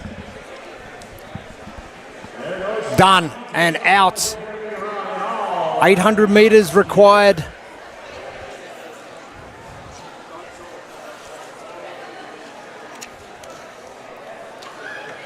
Okay, with all that excitement, I got all sweaty with everyone knowing how heated that battle is going to be. We have our vision athletes coming up, and if you look on everyone, they have those blindfolds. So the vision athletes, depending on the impairment that they have with their vision, not all of them are equally as impaired. So to make it equal across the board, they're all going to be wearing blindfolds. Obviously, they're going to all have handlers as well. Then that is going to be the next thing, is they all have handlers, and this is what Amy was talking about with them back in the back, is the bromance is strong with those two. Because you have to rely on your handler to get you moving. You're doing the work, but they are helping you get from one machine to the next machine and then out and about. And guess what? Your handler's got to be in shape, because you got to go along with them. You got to do the run. You got to do all the other things with them. So we have games level athletes and games level handlers all going to be competing here as this heat gets started. Which I think is absolutely exceptional.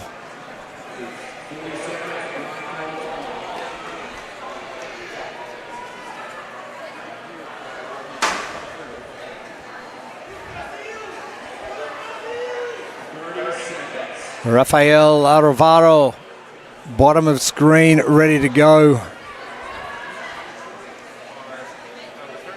Johan Grunkvist, one of our Finnish athletes in the All Black, ready to go. As Bill mentioned, all athletes will have blindfolds on. Now, we've seen this before. Would there be any benefit to partially seeing where you're going, or do you just try and switch it off completely and just trust in your handler that you're going to get there?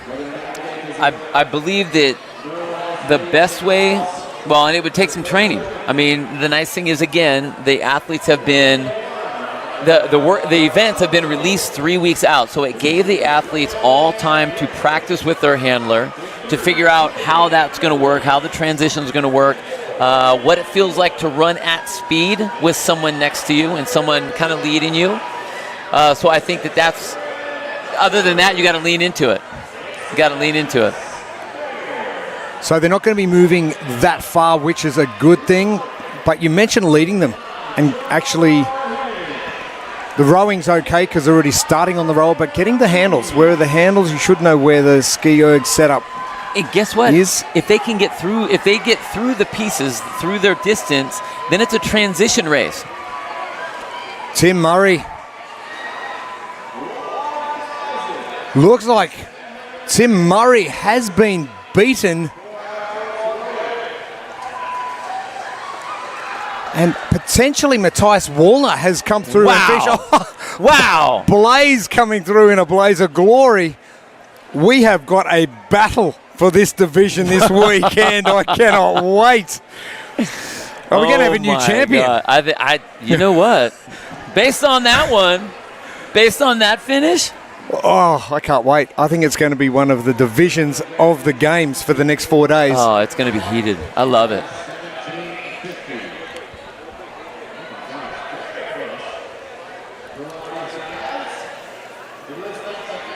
Raphael from AB CrossFit. Oh, yeah, but so before that finish was coming in, transition for these athletes is going to be a big thing. They're not going to have them run. Okay. You're going to get them on the bike. So that means, I mean, you're on the road. You're not going anywhere. Get the handles to them and get going. Can I ask a question transition from one to the next? Before we move on to the ski, have you ever rode with your eyes closed? Almost every time. Same. I just like the feeling of getting a good, smooth pull and not seeing what I'm doing sometimes helps. I think that for a lot of athletes that have their sight, they get so focused on the monitor, the rate that they're pulling. Are they going up? Are they going down? They get so fixated on those numbers, and then that plays a part mentally. If they see that they're not able to hold that pace, then it drops. Whereas every single time I can close my eyes and I go more on the count, just knowing how many strokes I'm pulling, then I can look up and I'll be like, oh, okay, I've been able to hit the way I want to hit. And I usually end up feeling better. So Not that I want to say that I would like to do all my workouts with with my eyes covered, but I think that for this particular one, the fact that they are doing that for everyone is amazing. Even up that playing field. Sean finishing up as well. Sean Abel. In our short stature division, we are on to heat number 18. Our vision impaired. All of our athletes blindfolded in our vision division.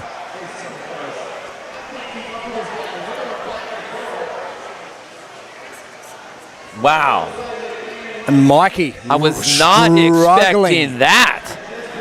Mikey coming in.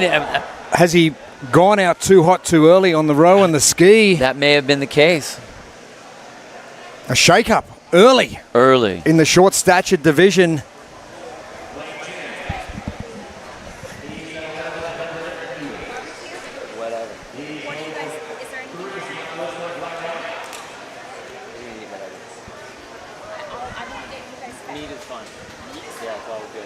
For our sensory division, our 2 kilometre row and ski has been dropped down to 1750.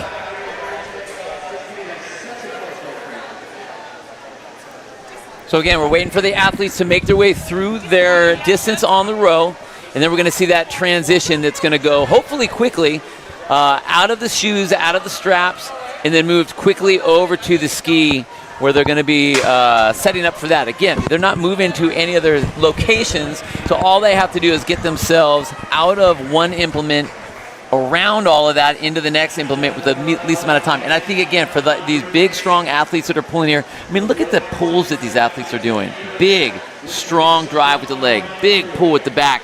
So the transition is going to be extremely important. This might be a case of what you were saying before when you were rowing. They're not going to rush because they're going by feel. Yeah. It might be, hey, I can actually pace what I'm doing, and my cardio system and my lungs can actually react to what I'm doing, rather than you getting a little bit excited in competition and you go out a little bit too hot. Now, here's something I just thought about literally right this second. If I was one of these athletes and I can't see anyone, what do you normally do as an athlete when you're competing? You're looking around to see, okay, how fast is this athlete going? Do I see a hand up going up over here? What's the stroke rate of that athlete over there? Are you listening to the number of fans that are currently going on? Everything. I'm listening. I would be listening to the MCs on the floor, but now they can't see any of that. So they have to listen, and I would want my handler right next to me. Where is everybody else? How fast do I need to go? Am I going the right tempo? Like, I don't want it to be, I just want to sit at one speed. And I don't know if they're allowed to do that. I know that technically they're not the coach, but I would be wanting to know where everybody is. I wonder if maybe they haven't even thought about that yet. Handler's going some secret squirrel messages. I am not allowed to say anything to you. No, I have no idea. 150 right. Right.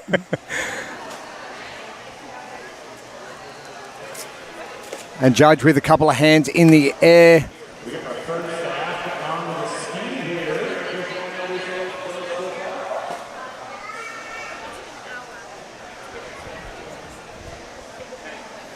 So we're starting to see some of the hands come up there, and this is what's going to be impressive is some of the transitions.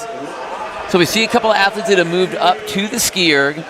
I wish we could have seen what that transition looked like. You can see one right there, right in the center. You can see what that looks like, trying to work their way around to the next implement, getting their hands on the handles, getting their hands, and they have them down like that so they can grab them. Tom Dupree's from CrossFit Noosa heads on the east coast of Australia, and no doubt Tom will be used to this weather as well. Only a couple of hours north of where I currently live.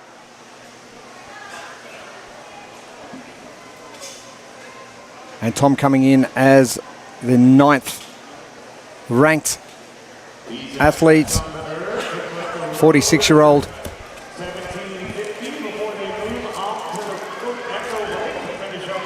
Finishing up first in the Wheelwad Games last year.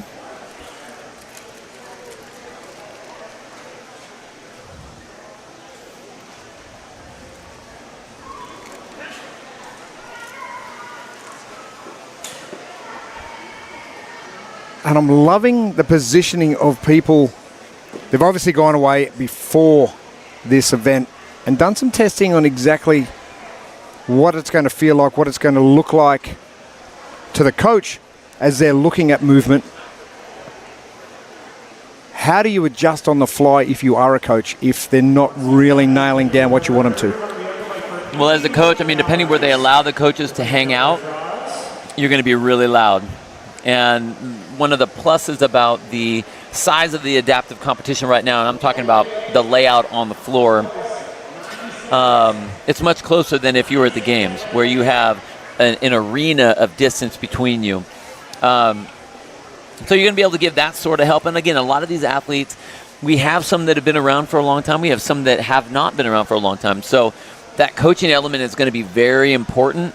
And if you can get whatever, and one of the things they always talk about is if you lose one of your senses, the other ones will start to pick up. So if my eyes are down, then my ears are going to perk up. And so that becomes my eyesight, if you will. So I'm listening, and my ears are going to be way open as an athlete for what my coach is going to be yelling from the side for me.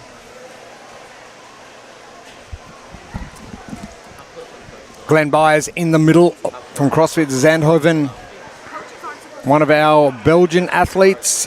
They can be where the spectators are and yes. And all 10 of our athletes looking relatively comfortable.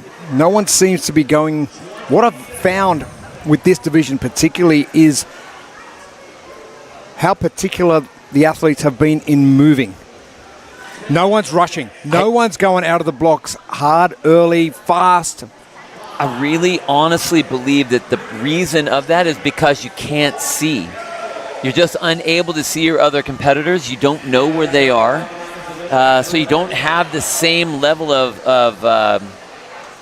I don't want to say anxiety, but where like, I mean, when I'm competing, I want to know where they are. Do I need to go faster because so and so is up in front of me, or do I need to keep a certain distance because everyone's behind me?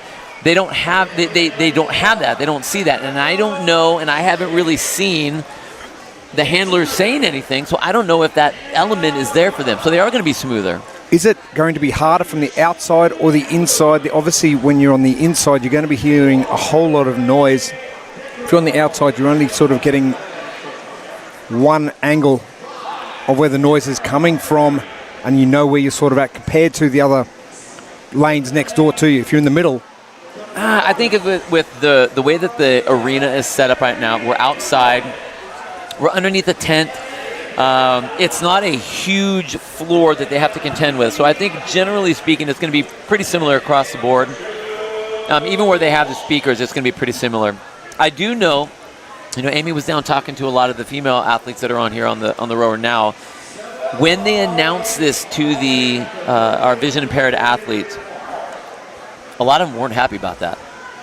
They were not. There was a lot of discussion that was happening with the athletes and the Wheelwad team. And what I really do like that the Wheelwad team did was, hey, we want all of our athletes to be have a fair playing field as we can.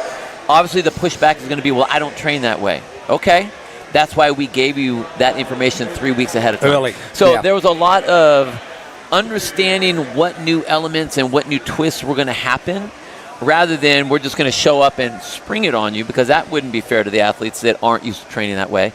And again, Kevin and the team did everything they could to make that as fair and equal across the board. So it's like, okay, yeah, that's going to be a little weird, but we aren't going to make you run that way. We just want you to sit on here, and so the transition is going to be your issue. So I think it was a good call. I think it's a great call. I think it's great. I think it's great that they stood by what they were going to do as well. So kudos to them. That's a strong work. So if you are just joining us on the broadcast, welcome to it. Jeremy Austin and Bill Grundler with you. The 2024 Adaptive CrossFit Games by Wheelwad. We are live here from San Antonio, Texas. The sun beating down a fair bit. We are outside today for our first two events of competition. at Morgan's Wonderland. We are straight across the road from the theme park. We're underway with our Vision heat number 18 and 19. And both sets of athletes currently blindfolded. We do have some partially vision impaired athletes. We have some full vision impaired athletes as well. So to keep things fair and equitable, Kevin Ogar decided that headbands were going to be used and those eyes were going to be covered for the entire competition. Transition, not easy. And Equip products with those bars on the front of the Echo Bike coming to action for our seated divisions. And Equip products adapting all of the equipment here.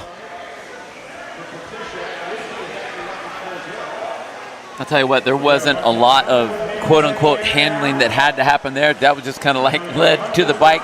And I think there was even a seat adjustment that was done before he even hopped on the bike. So Glenn Byers from CrossFit Zandhoven, one of the largest athletes in our field.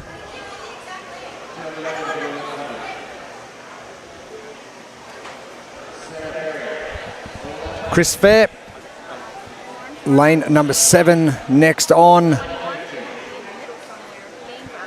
Frank Lacoche in the neon shorts, and at the far end, Tom Dupreez, who was one of our first athletes to get to the ski erg. Now a little bit of work to do on the ski erg. Frank resting up.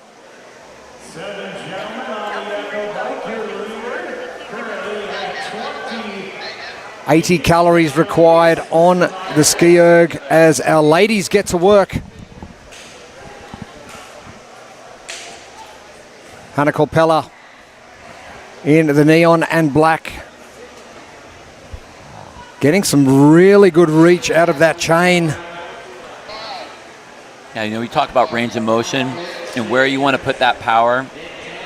Look at that. Big, strong hip drive. Her heels are staying down, so that keeps all that tension in the hips. Big reach, so she's getting, like we said, a good start position for that handle, and then a big drive with the legs and that final pull with the back of the arms. Strong, strong pulls on that rower.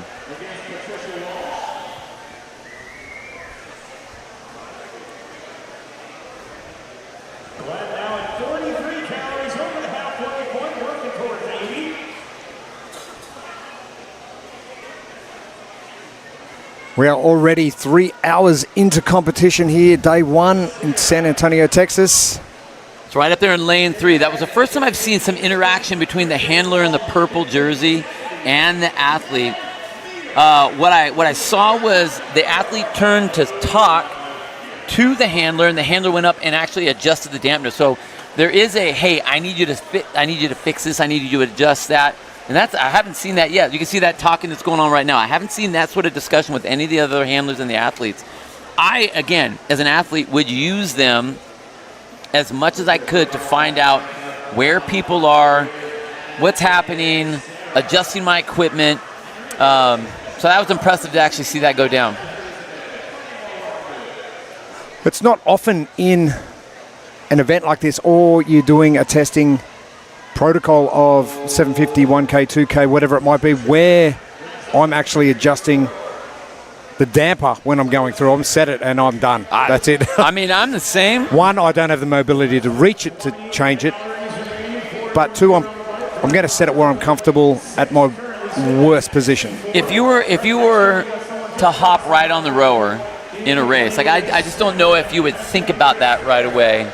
Or at least I don't think I would. I'd be thinking about what I'm going to do and what my tempo would be and how I would pull, not make sure the dampener's set at, because I would just assume it's already set. That would be a bad assumption to make. But I think that's great that she was able to make that adjustment. And look, she already got off the rower So that's Shelly Williams was who we were talking about in lane number 3. First off the row to make her way to the ski, and I think she actually lowered that as she went in, just kind of dropped that heart rate a little bit. Rafael Arevalo in the white shirt, front and center. Johan Grankvist, lane 2. CrossFit basement in Finland.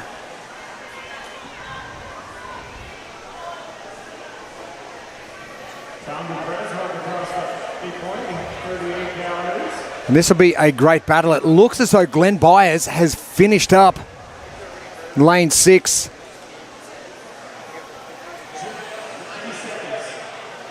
The big Belgian athlete.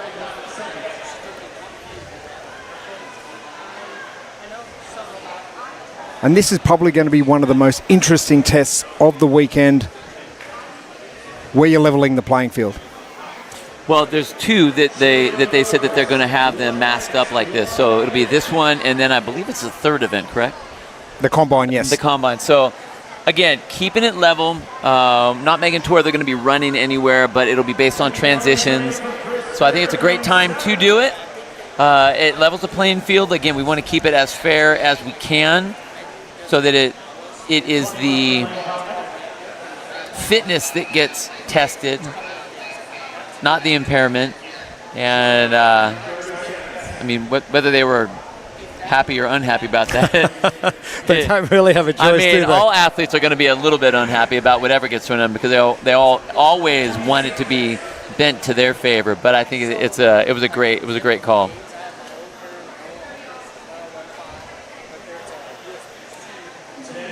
Tom Dupree's still getting to work.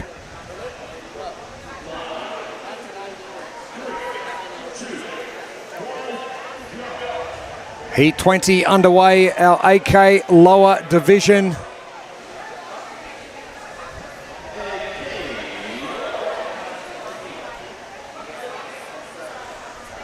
AK standing for above knee, so our above knee amputation for our next heats.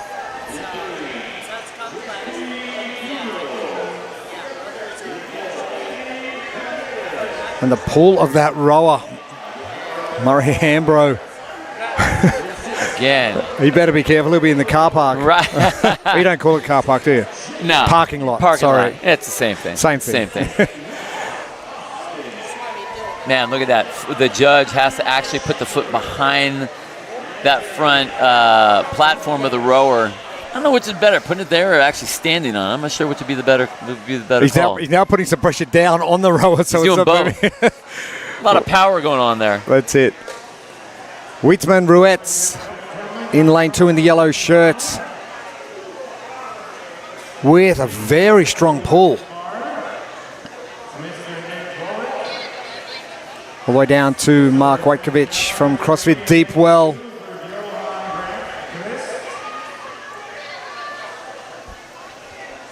And believe it or not, only 10 heats to go, and we are done with stadium trials, the first of our 7 events. Time seems to be flying by. So just a reminder to those of you who are just tuning in, slight adjustment to our programming today due to the nature of the heat here in San Antonio today. We are going to get up around 100 degrees Fahrenheit, 35 degrees Celsius. So protect the athletes a little bit more. Kevin Ogar deciding to cut down the distance on the row and the ski by 250 meters. Our sensory division finishing up with an 80 cal Echo bike.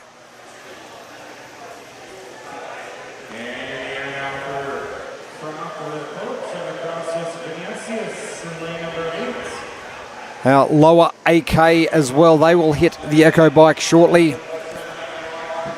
We'll be doing a 1250 row, a 1750 ski, and 75 Echo bike calories.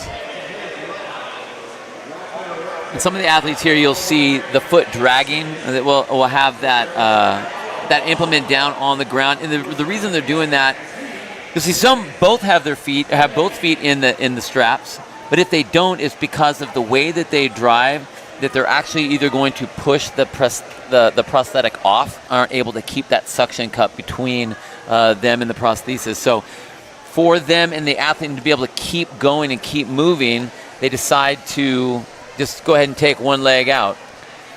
Again, all the athletes are dealing with whatever their impairment might be, but it's how can they maximize their efficiency on every drive, every push, every pull, every run, every carry. And that's going to be different a little bit for each of them, all based on whatever their functionality is and whatever they're used to. And no one's going to know better than the athlete themselves. They know what's best for them. I mean, I can say all kinds of things, but that's just how I would feel it, and that's why we're going to see, different variations of the same thing, all based on them. Raphael about to finish up on the Echo bike. Judge's hand not in the air just yet.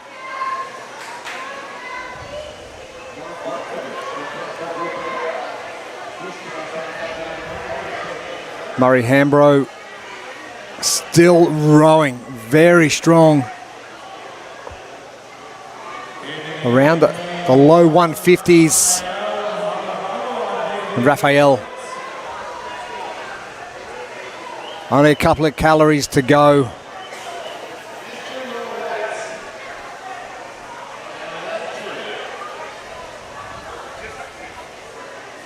And 80 calories on the Echo bike. All done. Get that mask off my me. face. I would have done the same thing. I got you. Murray and Weitzman moving forward now.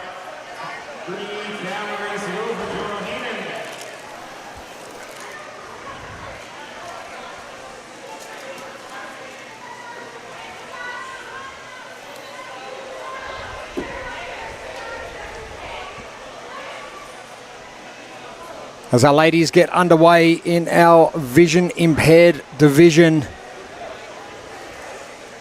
All of our ladies with a mask covering their eyes. Shelley Williams getting to work in that green shirt. Titusville CrossFit.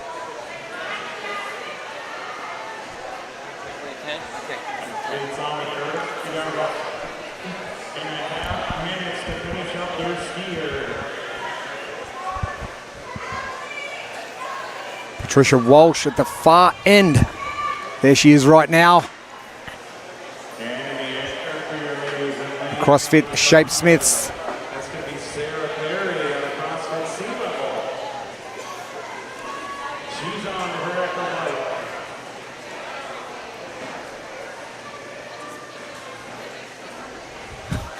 bike. And again, I have my handler. If I'm one of these athletes, I would want them to put me immediately to the bike. Not so it's like, yeah, it's up in front of you. So I see some of the athletes, if they're kind of like their hands are moving for the handles, I think that would be, and then this might be a new thing, learning how to use a handler like that, unless it's your coach or unless you haven't had one. But I would want them to put me right to the bike, right on it. And I don't know what the rules is exactly for them. It's kind of a new thing in competition also. So you want to be able to get right to work. And it's not just a fact of finding where the seat is. It's where the handles are placed as well, because you need to know. How are you going to drive? How many times have you hopped on an Echo bike and actually started pedaling backwards on the first? So exactly, many times. Right? And that's what you don't want to have happen. But do you have your judges or your handler set that up prior? That's a good question. When I asked about what they were able to do, they were not supposed to be a coach. They were not supposed to be giving advice. Oh, they can't help themselves.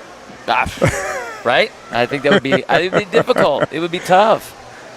And I know me. I would, if I don't know, I wouldn't ask first. I wouldn't ask if that was okay. I would just, hey, tell me where we are. Put my hand on the handle. I would make sure to pre-plan that myself. That's it. We are going. I'll tell you who is going. Patricia Walsh is going. Lane number 10, your current leader, Lucy Hodges, not too far behind in lane 9. Mary Collin. wearing that white headband in the center of the arena on the left of your screen. And next to her, Lilian Camargos from CrossFit Wonderland. We're at Morgan's Wonderland for event number 1, day number 1.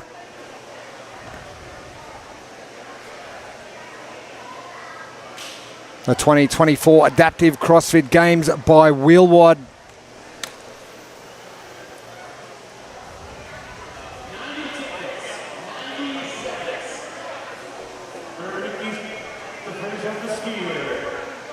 Anna Colpella in the neon and black. The handler just giving a little bit of advice, probably just more encouragement, because there's only so much you can do on an echo bike. Don't listen to it. Don't listen to it. Don't listen to it. Shelley Williams in green.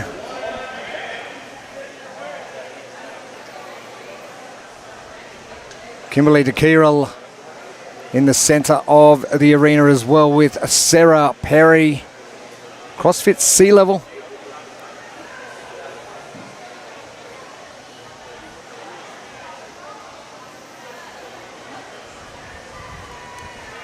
Shelley Williams looks as though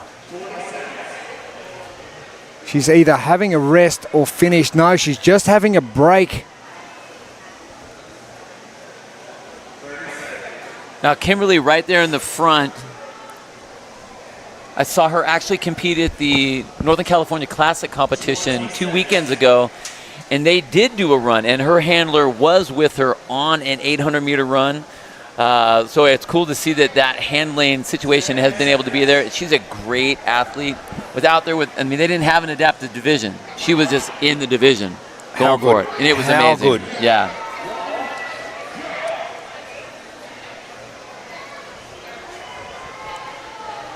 A lower AK above knee division for the females getting started. And Lauren Farhat in this division as well in lane 5.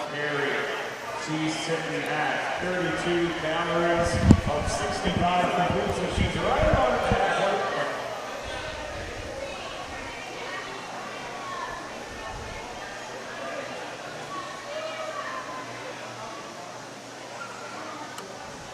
Again, the athletes being able to choose how they want to perform, whether they want to use the prosthesis or not. You can see right up there in the front in lane number 2, we have Sierra Landrum is deciding not to use it, so it's a single leg drive. Some of the other athletes, you will see some of the prosthesis out there.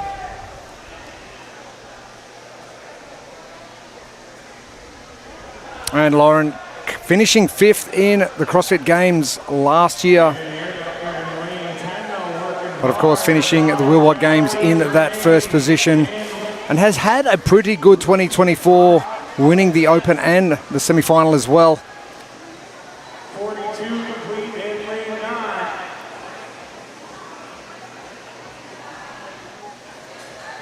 Very smooth rowing technique. Solid drive, absolutely solid drive.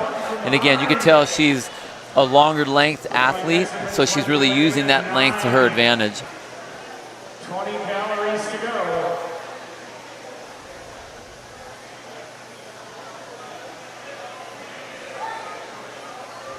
25 calories to go.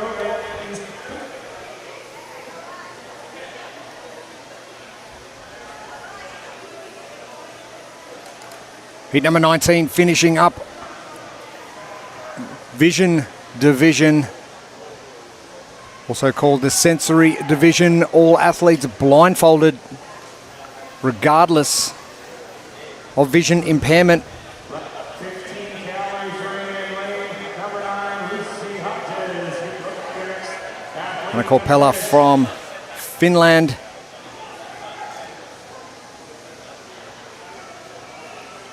Murray Hambro gets to work from White Hart CrossFit in the UK. And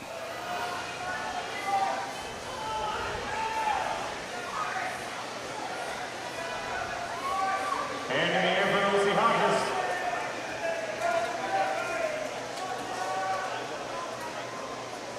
which is crazy that Murray's been able to jump all the way up into that heat right up in front of him. He is moving.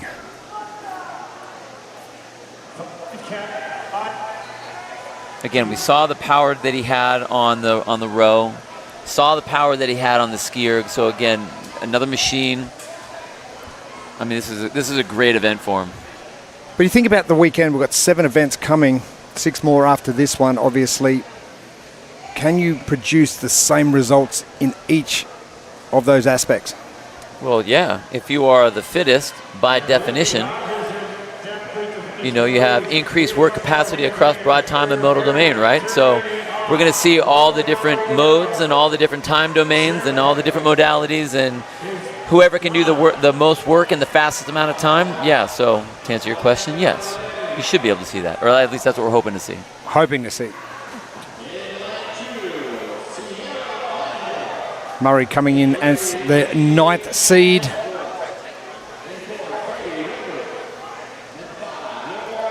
Weitzman Roetz over the back in the yellow shirt.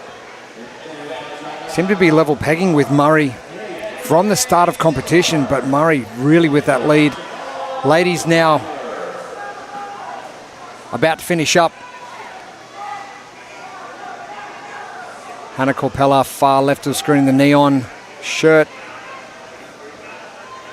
Shelley Williams in the center of screen, and the far right is Kimberly Dockerell. And I like the fact that Kimberly has both hands on the handles. I haven't seen them leave. I'm still waiting for a hand to go up, and I wish I could tell between these 3 ladies where they were.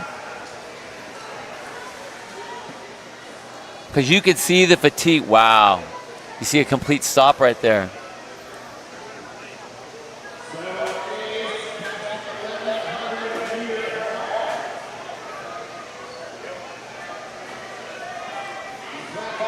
Kimberly going up to where she stands up onto the pedals a bit, trying to keep that tempo up. Again, this is where you'd hope that your handler is telling you where you are, how much further you have to go, what you need to do compared to the other athletes as far as like where they are. How hard do you need to push? I mean, what sort of push it? I mean, again, I would want the encouragement. I would want to know, hey, keep going. I'd want to hear that. This hurts. This hurts really bad. So tell me what I need to do. And that's what's really interesting, especially in this division, is watching the different, seeing the relationship with the handler and the athlete. What kind of, I don't want to say help, but what information are they getting as that handler? And what are they allowed to receive? Exactly. Yeah.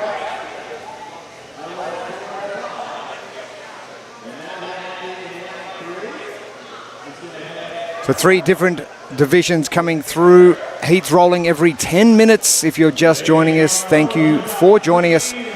We are live here from San Antonio, Texas.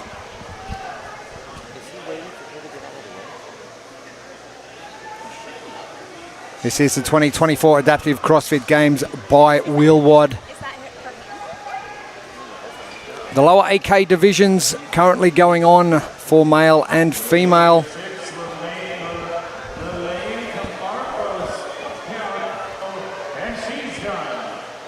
And the last athletes from our female vision division, our sensory division now, coming off the Echo bike. Ricardo mentioned how good he was in the row. Those arms pushing hard.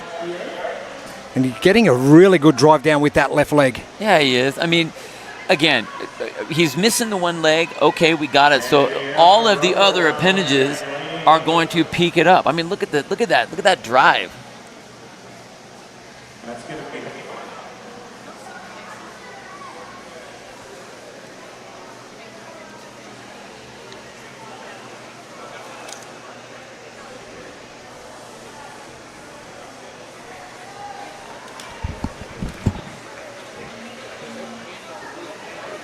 Mark Wykovich, very smooth with his Rogue Echo bike as well. Second athlete in.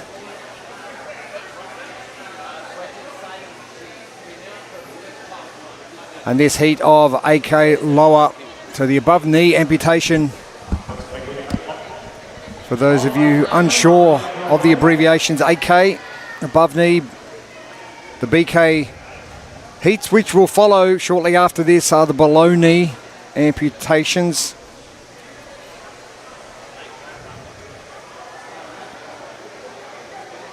Athletes getting back to work now.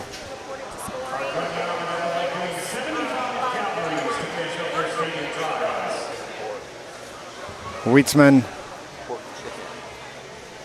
in lane number 2 in the yellow shirt from South Africa.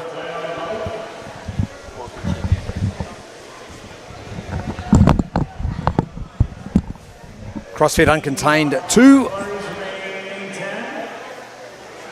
And a good splattering of countries in this heat as well. The UK, South Africa, Italy, the US and Brazil.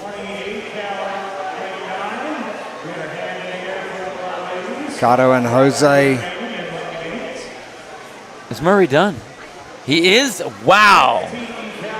Wow, that dude is a crushing machine. Holy cow. My goodness. So fast we didn't even get a hand up from the judge on that one.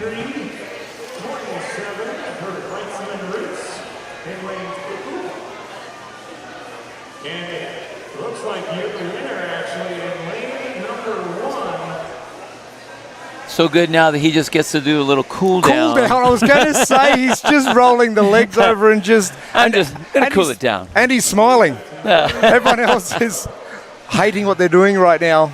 But Murray, what a performance from him. You mentioned jumping ahead into the heat ahead. So you're actually making up a lot of time. Made up a lot of time. So the AK division. One athlete done. The ladies coming strong as well. And you'd have to think that Lauren Farhat won't be too far out of that. Sierra Landholm in the pink just to the far left of screen.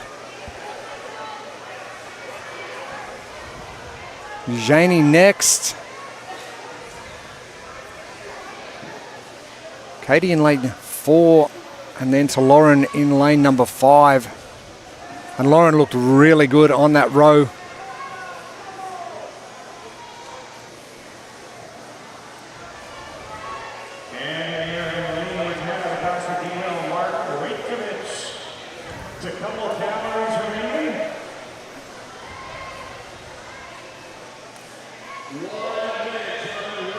Our next heat getting underway, heat 22, our BK lower division, our below knee amputation.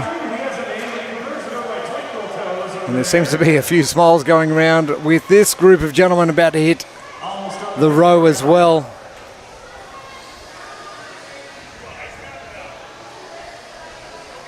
For our lower BK, we will be going down to a 1750 row, a 1750 ski and 80 cals on the Echo bike. Adjustment made by Kevin Ogar this morning due to the excess heat.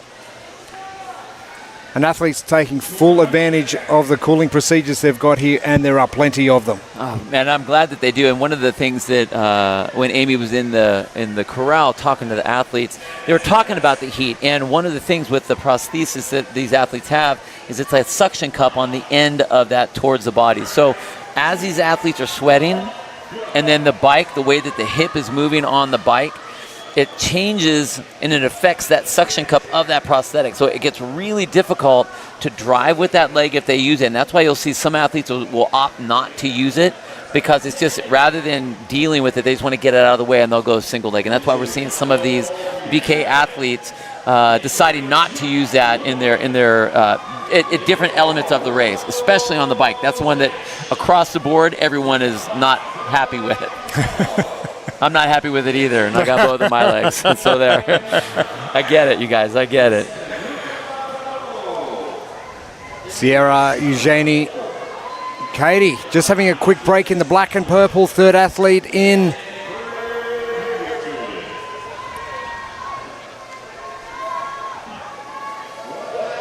Lauren, your leader. After the row, moving on to the ski. Lane 6, Jose, coming off the bike, finishing up his stadium trials.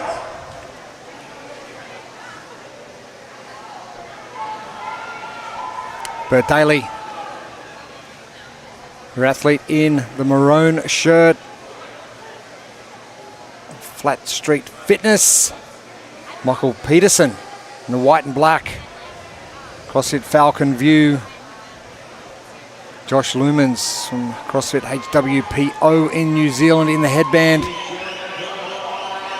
All looking pretty comfortable, but so they should. Only about 90 seconds into the 1,750 metre row.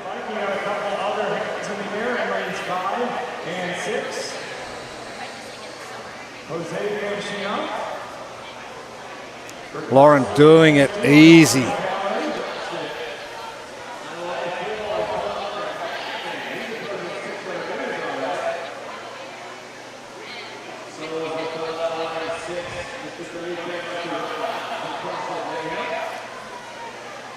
And this is one of the elements that we weren't really expecting to see.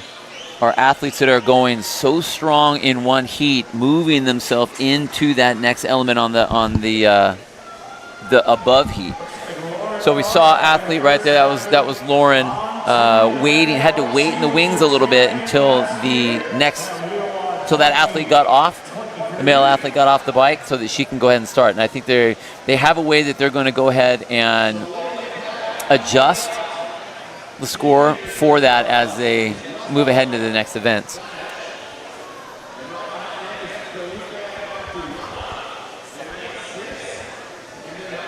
Lauren Farhat.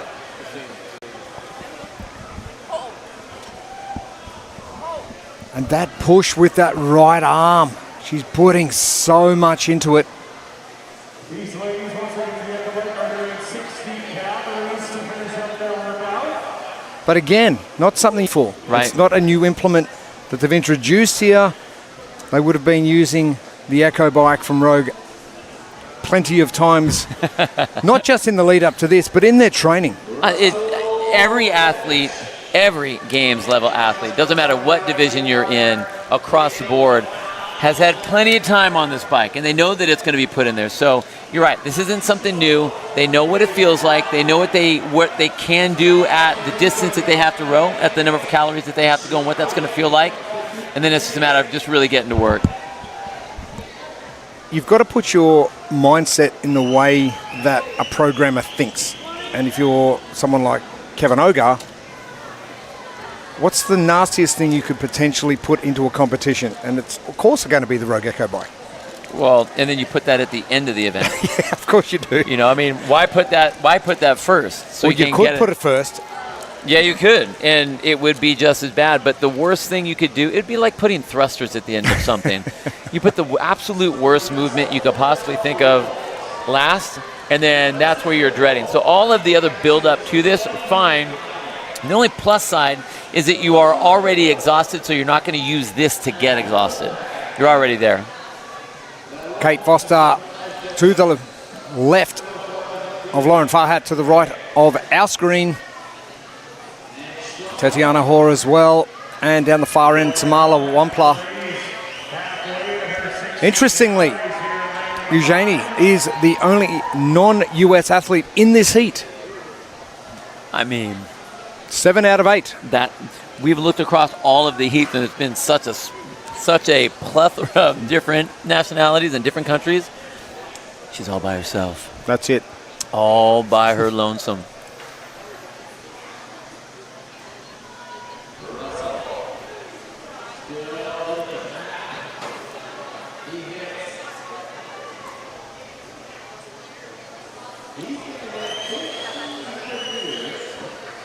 Eugenie, one of the oldest athletes as well in the field, 46 years of age. Up against Kate Foster, who I just spoke about, 25. You know what I call that? That's 21 years more experience. I mean, 21 years better. That's what I would say.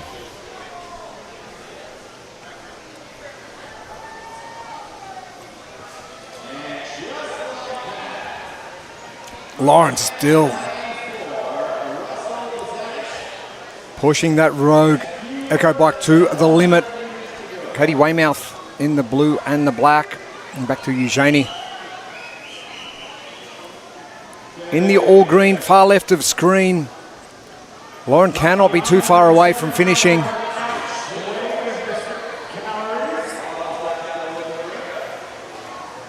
$80 and 65 calories required on the Echo Bike. When you think about numbers that you don't want to do on the Echo Bike, 50 is a number that jumps up to me immediately. Anything over that's just nasty. And Kevin's gone nasty. He has, but I think the nice thing about it is, you're right. Once you get over 50, it doesn't really matter. Could have been 100, could have been 150. It's all going to be bad. But it's just enough for these athletes to really just get into that zone. It's also trying to get them as similar to the other time frames on the other implements. So about the same on the row, about the same on the ski erg, and then into the bike.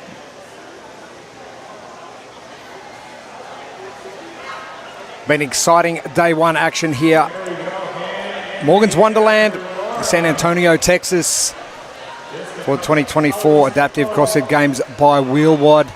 Great to have your company wherever you're joining us, right around the country, right around the globe, in fact. So many different countries on show this weekend. Those in the Oceania region who have been tuning in, it's very, very late. It's 2, 3 a.m. Those would be the real fans. Real fans, absolutely. Real fans. This is our AK lower division for our females. Our males just behind for the BK lower division. And our BK lower females getting ready to row.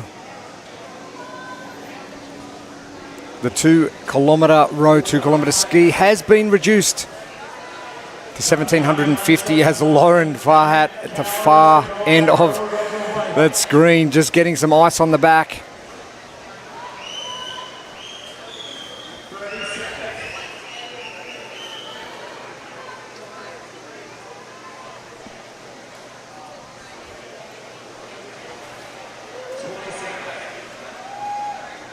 Luca Bonomo in the white and the neon.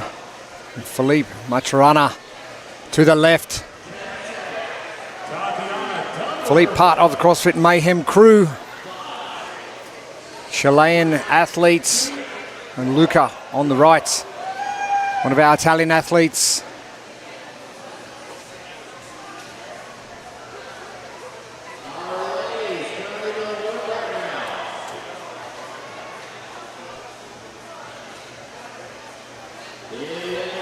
Philippe finishing in 5th in the CrossFit Games last year.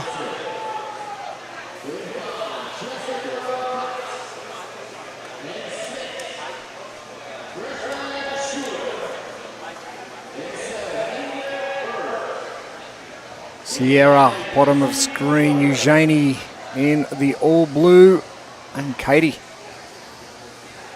the purple and black. This has been the real sticking point. The row and the ski hasn't been too bad for these athletes. Once they've hit that Echo Bike, the brakes really have come on. Well, and we talked about it earlier, again, how much of the hips are moving. And depending on the athlete and their limitation with that hip prosthesis or whatever implement that they have, it's going to be tough. And they all were dreading it. They all understand what the sweat is going to do, and if they decide not to use the prosthetic on their drive, then okay, then all of a sudden they're reduced to that and trying to manage that all the way through.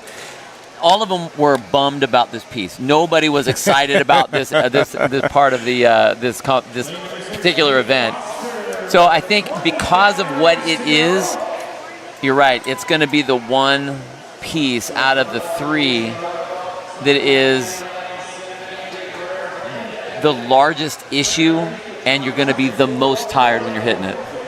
Fatigue, an important factor. Athletes having to minimize that. Minimizing the effect the heat is going to have on the athletes as well. Kate Foster doing a great job far right of screen. and CrossFit TTG.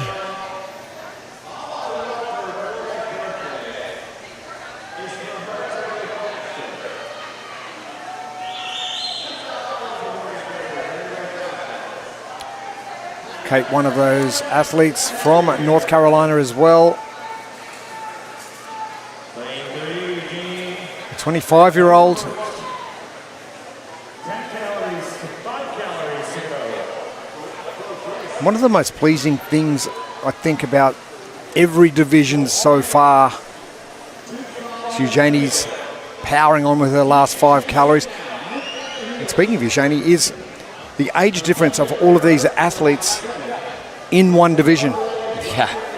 Yeah, it's crazy the fact that you could have, you know, a 20-year split between the athletes. But again, I think that like a lot of their CrossFit journeys have started at different times, either based on when did the impairment happen, whether it's something that they were born with or something that happened due to some sort of an accident or whatever. Were they an athlete before they got into this? Were they unable to do the sport that they had before and then made their way into this division because now they have an outlet for their physical competition or their fitness competition? That is what I think is really, really impressive with the athletes when they're battling like that. That problem, 20 is going to keep happening the entire week. They're already taking care of it. So Eugenie, the 46-year-old from the Netherlands, all finishing up. Not the oldest in the heat. Tamala Wampler at 59 years of age. Katie Weymouth as well at 43. Wow. It's a great representation of the older crew.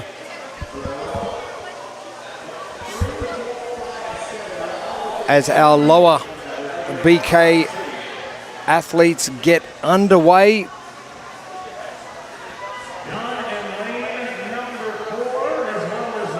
Abigail Wells from CrossFit Conway.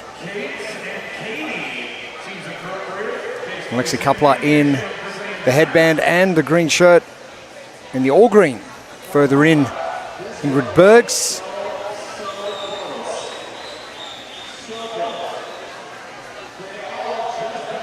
Ghislaine Schuler. Right in the center of the arena. For the BK lower division, the below knee amputation.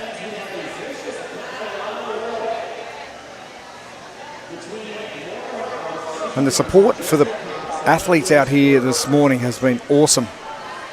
So many people filtering around.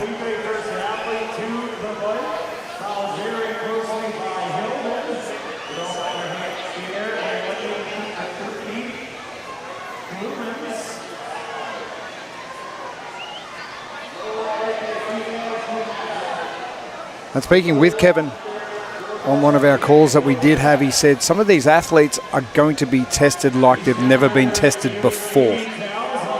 Yeah, they have competed in the Open and the semi-finals. Game changer now. You're right. And the great thing about that, and this is one of the things that I think a lot of competitive programmers don't necessarily have, is they were not a competitive athlete in this particular space. So with Kevin was a competitive CrossFitter in the space. He was a big, burly, I mean, I remember when his accident happened, and I remember seeing him before then, and he was a massive athlete, a very strong, very aggressive athlete. So now you have someone with that mindset that is going to do and set up the programming for other athletes that are in the adaptive level like that. He's not going to take it easy on them. He knows what a push is supposed to feel like. He knows what a real test is supposed to feel like. And I think that that's something very, very invaluable. And honestly, if you look at all the divisions, I wouldn't say that the programmer for all of those divisions were people that are in that division. I mean, I've seen it many times as a Masters athlete where people that are programming for Masters that are not Masters athletes, so they don't really understand. Kevin knows, and he understands both sides of the coin. Funny double-sided coin coming up later on in the weekend. If you will. But probably something that the athletes don't like is the fact that Kevin knows. Yeah. Yeah. And they can't get away with anything. No, they can't. And he is helping to change the mindset of, okay, yeah, this is hard, so I don't really want to do it. He's not allowing any of the athletes to go that route. It's like, no, you're here at the CrossFit Games, the World Championship for you. You're going to have to step it up. So step it up. And he has.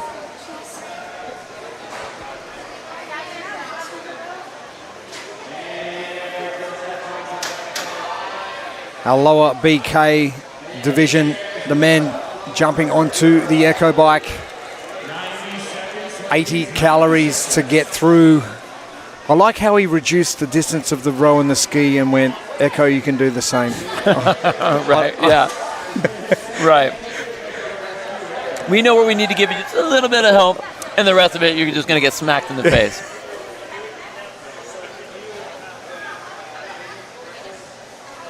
Luca Bonomo to the far right of screen, Felipe Maturana and Hilden Cavallo. Brazilian athletes, Russell Bozanic from Injustice CrossFit, Western Australia.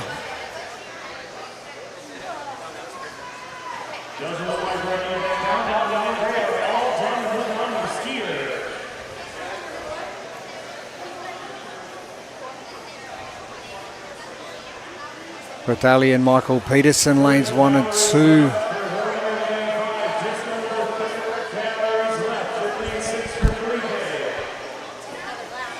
That's Marla Wampler. She is our final athlete for the AK lower female division. And as you mentioned, Bill, with that prosthetic on, number of athletes choosing to disband.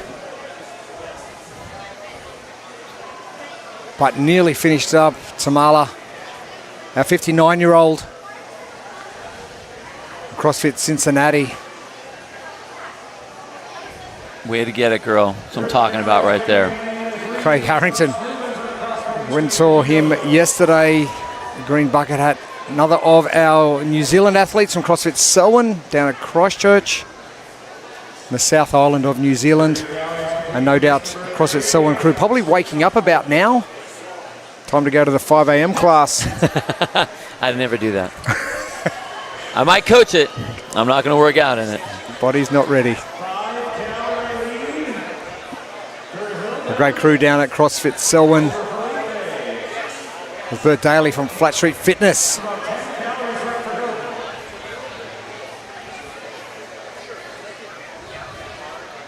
Another Texan not having to travel too far. I say that because if we drive across Australia, we're driving for like nearly 24 hours, if not longer, and we're still not on the other side. So, I mean, in Texas is the biggest state. Well, I think Alaska's bigger, but Texas is gigantic.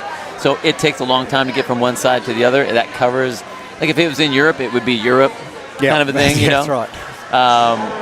But to wherever they are in Texas, the one thing that's going to play in their advantage across the board this weekend, especially today, is that they are used to all of the weird weather that happens in Texas. It is hot, it is humid, and they're used to it. So that is a massive advantage for them compared to a lot of the other athletes. Honestly, watching from Australia and watching what happens in Texas, going from like 35 degrees at 9 o'clock at night to snow, extreme. Yeah, it's weird. But Bert looking pretty comfortable in that maroon shirt. Can I say Waxahachie? Is that correct or not? I like maroon. No, where he's from. Oh. Like you just talked about his maroon shirt, not where he's from. I would go with that as the correct pronunciation. Okay. Plus, it just sounds cool with your Australian accent. Okay, yeah. It's fine. I've butchered it again. It's all right. It's all right. Josh Lumens from HWPO, another of our Kiwis in this field. And Russell Bozanic, our Australian athlete in lane number 4. Michael Peterson was the last to get to the Echo bike. Bert Daly, one of those first athletes there. Josh Lumens, no messing around.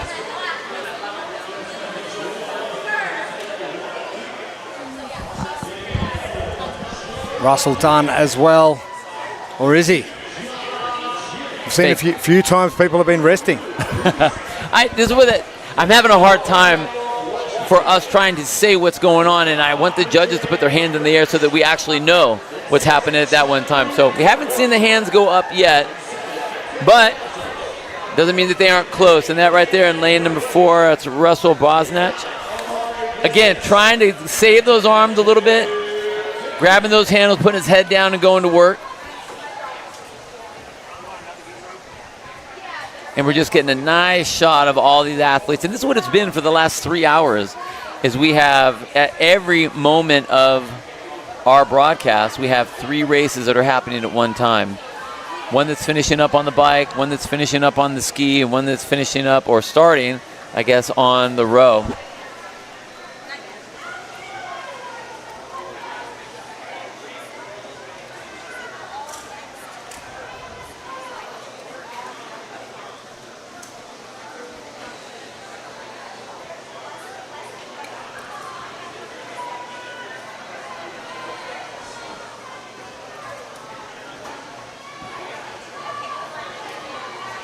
I think down there in the white, Joel Steffens starting off on the row for himself. One of those athletes that I've been watching a lot of rowing this morning, and one of those athletes that seems to be pulling that back end just a little bit more. I mean, are we talking about Joel? Yeah. I love his drive. I mean, I don't see him. A lot of times you'll see the hips sliding either forward or backwards a little bit, and when that happens, they're losing contact or connection with that row handle, with the cable. So you see him loading up, keeping the heels light on the platforms there, driving through the hips. His back stays about neutral, and then he extends, goes back, and then the grip right to the sternum. And that's one of the things that you really like to see on a row. You want the elbows to pull back until that handle's hitting right at the sternum. It's a great stroke.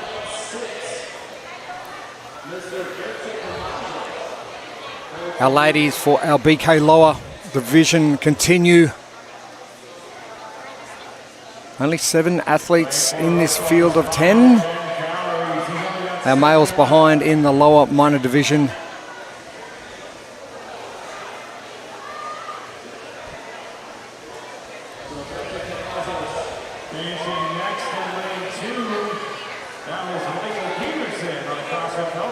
See Jessica Cox right there in the middle. Great stroke as she's pulling down. You can tell she's getting a lot of body that's put into that.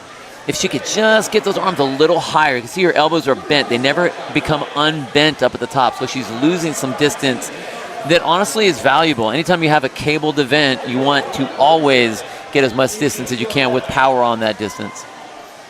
Jess from CrossFit New Beginnings, New South Wales in Australia, and Tracy Johnson to the left on screen from CrossFit CQ.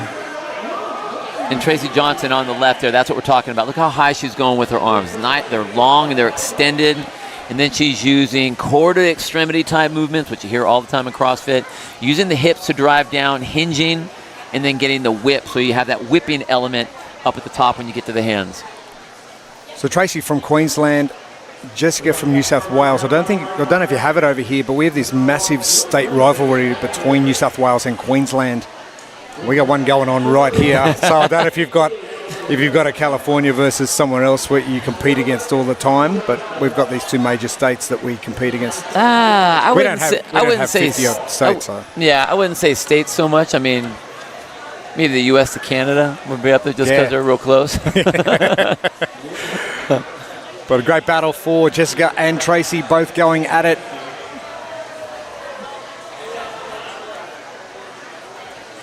And Ghislaine Schuler in the all-green centre of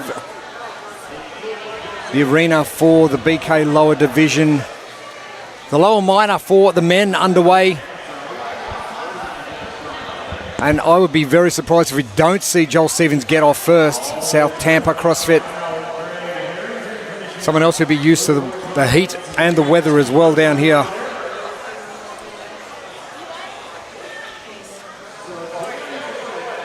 John Jarrett's CrossFit Downtown Atlanta in the black shirt, and Luke Reeson, CrossFit LDB.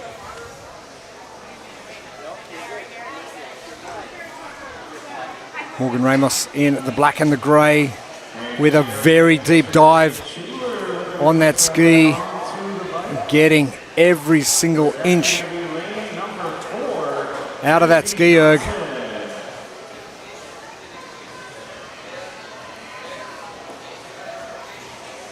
She must be getting close since there we go. The judge went over and adjusted the bike to got it set up, ready to go. So we see a hand in the air there for Morgan Ramos. Tracy Johnson and also Ghislaine Schuler onto the Echo bike.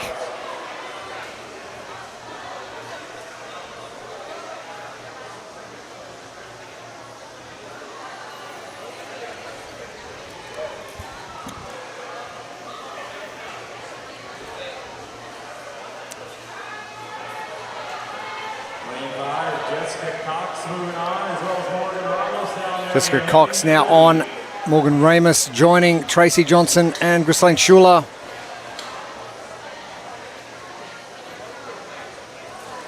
Tracy Johnson growing cattle on her farm.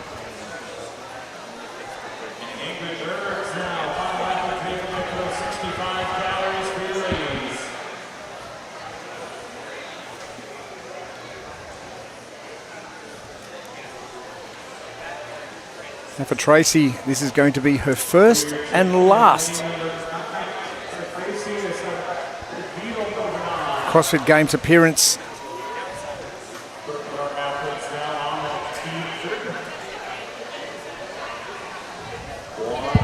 And the men in the lower minor division moving extremely well.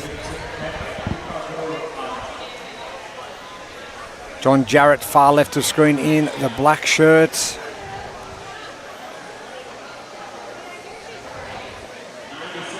And Daniel Washington in lane number 4 in the center of our screen currently. No shirt on in the background with a very good ski technique, reaching up nice and high and utilizing those hips. Yeah, that's a big, big, strong pull. Look at that. Nice and tall. Actually puts his hips forward to try to make sure and emphasize that he gets a complete open hip. All the way reach up at the top. Big, strong pull. He engages those lats right away to, again, make contact or connection with those cables, and just all the way down. And he leans all the way through with a straight arm as it comes down. That's how, if you're trying to maximize the distance and the power, that's what you need to do on every one of those strokes.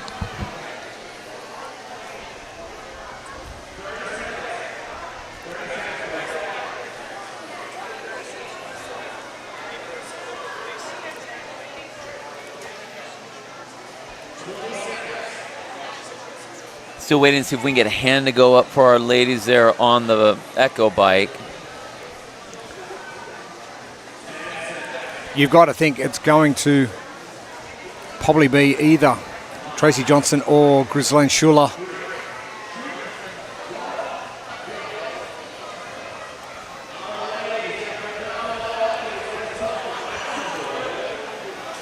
And one guy we haven't spoken about in the minor lower division, Jeremy Gordon, our number 1 seed, coming in, sitting in lane number 6, steadily getting to work. Just behind our judge in the center of our screen.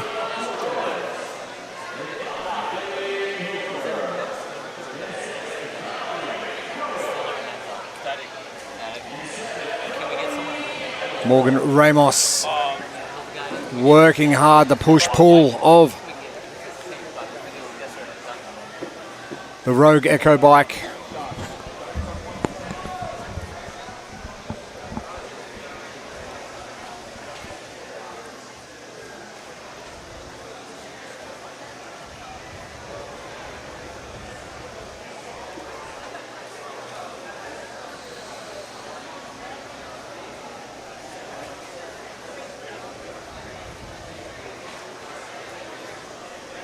And for all of your results, make sure you head over to Competition Corner. All our details will be over there for every division. And we'll get those results updated for you as soon as we can.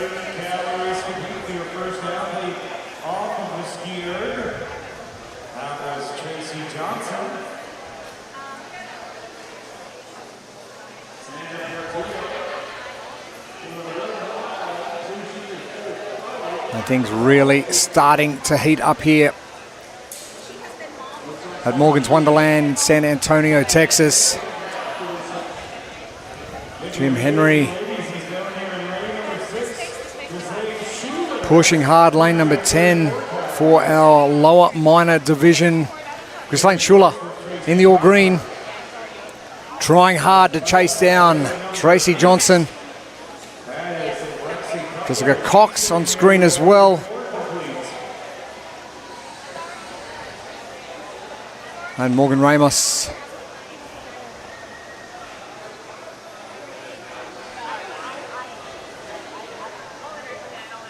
And our lower minor females are underway, 30 seconds into their row.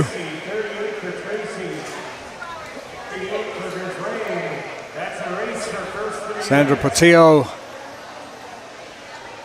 one of our Spanish athletes, getting to work. Alicia Burton, one of our Canadians. Juliana Flores, not in competition. Bailey Hooper next in the white and blue. Bailey Hooper really one we are going to keep our eye out for in the lower minor female division. Tracy Johnson working hard. The 57-year-old.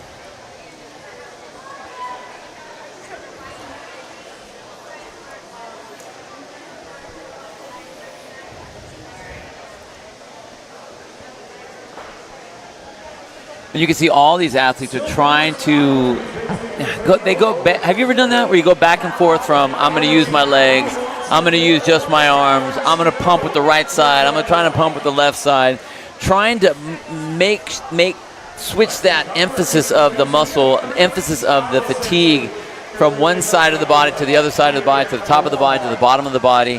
And then even like coming back and resting and just kind of taking your hands off the handles. So you see a lot of these athletes are doing that. And again, it's just to conserve the energy so that when they get close, they can kind of close that gap. When they get that final calories up in the air by their judge, they're going to be able to go ahead and go for the finish there. Same thing on for these ladies. Same idea. They want to make sure that they are pulling hard, but they all know that the bike is coming. The bike is out there looming. So pulling hard enough just to get into your event, going to go through on the ski and hopefully have someone behind you rowing so you get a little wind kicked up on your back, and then make your way over to the bike.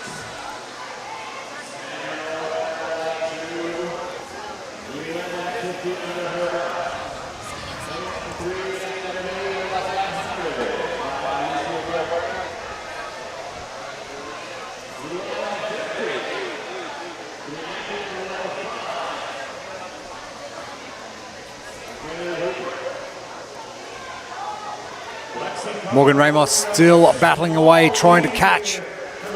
Leader coming into the back end of event number 1, Stadium Trials for our BK lower division. Tracy Johnson. Tracy to the right of screen. Morgan to the left. Just out of screen to the right, Jessica Cox. And Tracy Johnson, 5 to go, and no better sight, no better feeling coming into the back end of a 25-odd minute event to start things off for the CrossFit Games Adaptive. Give me the hand in the air, sir, please. I need to see the hand in the air, and you can see the face. That extreme happiness and pain all at the same time as you're trying to finish it up. So 1 single calorie to go, and thank goodness get myself off this thing. Wow. Well done. Tracy Johnson, CrossFit CQ from Rockhampton. Anyone knows where Rockhampton is? It's a couple hours north of Brisbane. There you go. There we go. East coast of Australia. And the cattle farmer is going to take a well-deserved break.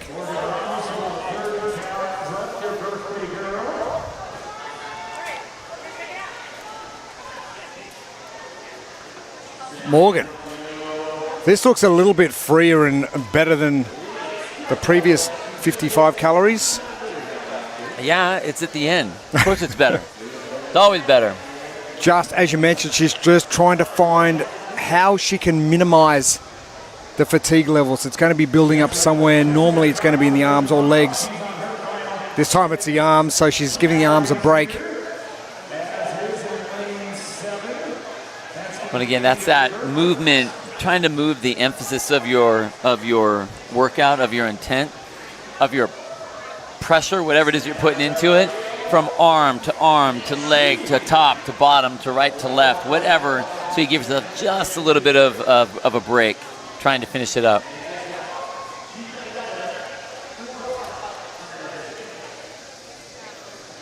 Sandra Portillo moving very quickly to the ski in the lower minor division for the females.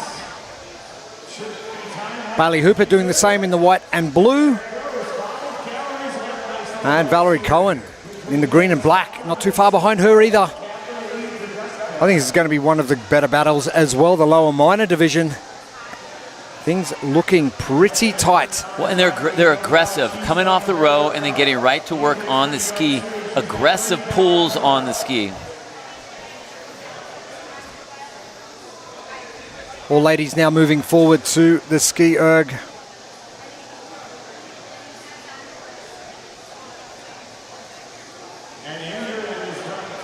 So now when I look across the field here of the ladies, what I'm going to be looking for is who can get the maximum distance pull on each one of those cables, who's coming down with the heaviest force on those cables, and then what sort of cycle rate you have.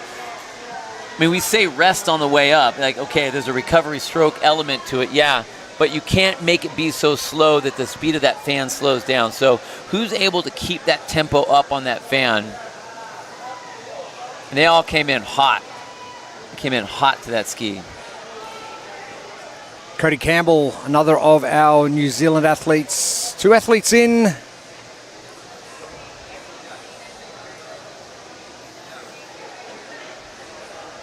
Sam Delaquila from Australia, front and centre. This is going to be a great battle for all of these ladies. Morgan Ramos, the last of our lower BK athletes.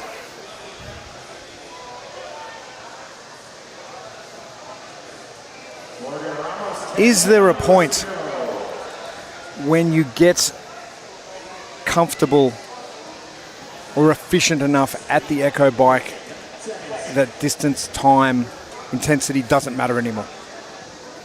No, because as with most, especially CrossFit style events, the better you are at it, the harder you go and the more it hurts.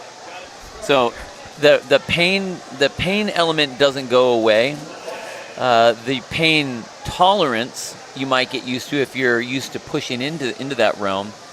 But the better you are, the level of pain is always there. It just gets done a little faster than other times.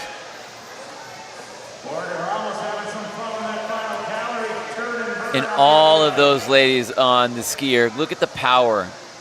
Every single one of them. So you can see that there's a lot of experience here on the ski erg by this entire heat because everyone's stroke looks, I mean, honestly, identical. Arms are all the way up, standing nice and tall, big, powerful pull.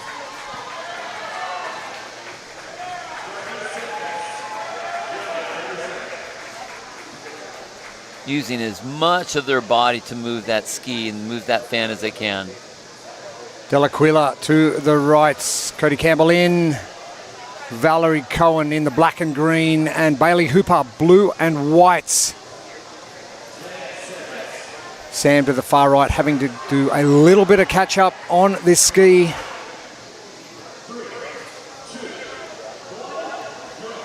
And our 1 point upper male division gets underway now.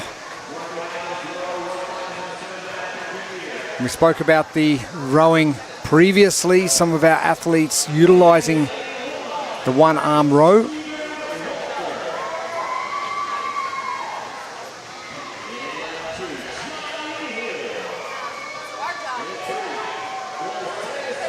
And Equip Products again coming to the party,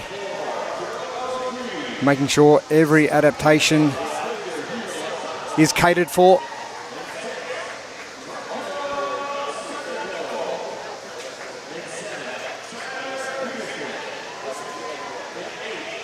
And you can see the setup on this as far as the pull technique-wise is going to be exactly the same. You want to have a big hip drive as much as you can. In all reality, the drive should be, with the hips, should be the main part anyway. The pull is going to be secondary to the rest of it. So the fact that it's a one-arm pull, it's really going to come down to the hip drive for these athletes. Now the next thing, if you look at the dampener, that's going to be that little toggle right next to the fly. Usually when athletes, if you talk to most athletes, when they're working on calories, they're going to want to put that up as high as they can to get as much power out of that fly as they can, that flywheel as they can. The issue is for most, it is if you make it harder, just like you're riding a 10-speed, if you make it harder, you're going to get tired faster.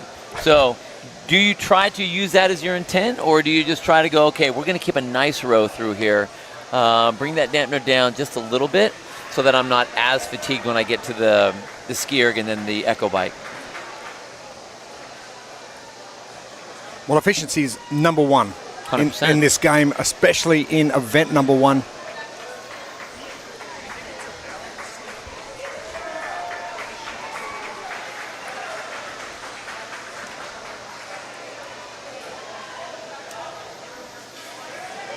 Alicia Burton and Sandra Portillo just at the back. And Alicia with that very deep reach and very high reach, getting full extension of that rope on the ski erg. She's now center of screen. I mean, that's a beautiful pull, nice and tall. And I like, there's even that little bit of relax. They talk about whether you're rowing, it should look like you're rowing, like actually rowing. If you're on the ski erg, it should look like you're skiing.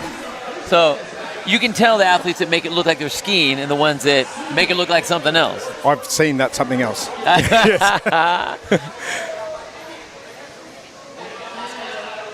Whether or not it's something to do with technique or something that they're going to do to favor. Like for me, if I was going to do a ski, I'd be doing a very big upper body pull because I'm not very strong in my lower body. So I'd be utilizing my upper body a lot more. Well, it's going to be your efficiency based on your functionality. For us or any other athlete that's out there doing that, that's going to be what you need to do. And it's how are you going to be able to generate the most power based on wherever your strengths and weaknesses are. So if you are a strong upper body puller, you're definitely going to have that. However, you are going to feel the difference once you get to 2.5 moving, 2.5 pulling events. Like when you're on the road, like the gentleman here, yeah, we already said it's all about that hip drive. But guess what? You have to attach your entire body with that big hip drive onto one arm that is going to have a lot of bicep tension on that. You're going to go immediately from that to a ski erg where you're going to have more bicep tension when you're pulling down.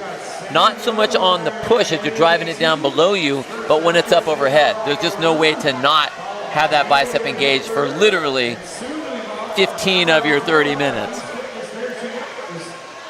And the French cowboy, Ludovic van der Vrij, the guy I was talking to till nearly midnight last night. I don't know why he was still up, but he was very happy to chat last night. I'm not surprised. Actually, I'm very surprised he's not wearing that cowboy hat he had on yesterday. But Ludovic from CrossFit Reveal, another one of our French athletes.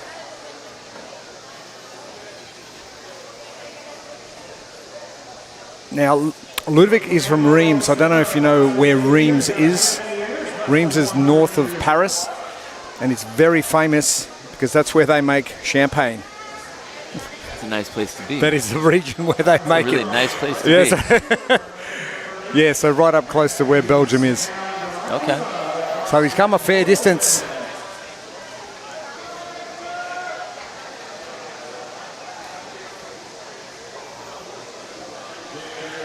Sam Delaquila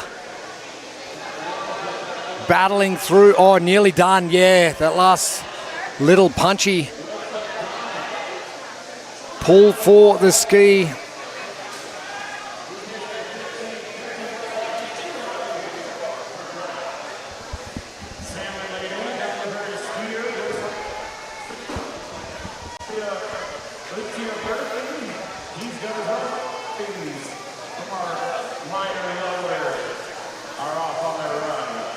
And our lower minor division 1 mile run commences. For those of you converting, 1.6 kilometers.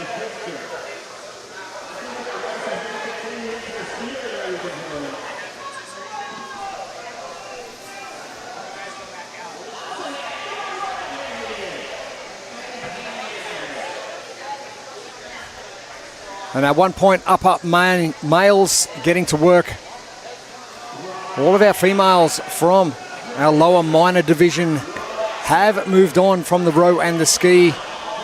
And our men. Wow, and that right there was what I was talking about. The pull on the row. And then again, it's not a straight pull, and you know, my partner in crime, Chase Ingram, is always talking about how on the ski there's so much tricep that's involved. But this is like a double pump. Now granted, what I was talking about with the bicep pull and all the bicep tension is that you're having to hold on to that handle the entire time. But we're going from a bicep pull with the row to the tricep press out down at the bottom here. So these fellows are going to have one gigantic arm when they're done with this. The pump is going to be insane, especially as they go from this to the last part, the last of the 3 parts, to give that one arm a rest, because they're going to need it.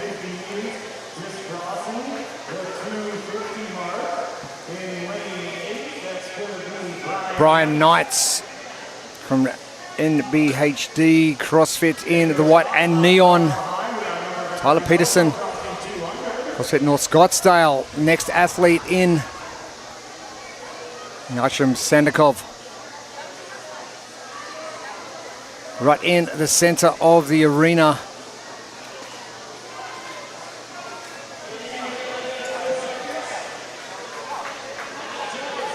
And number 1 seed, Victor Asaf, in the center as well, alongside Sandikov.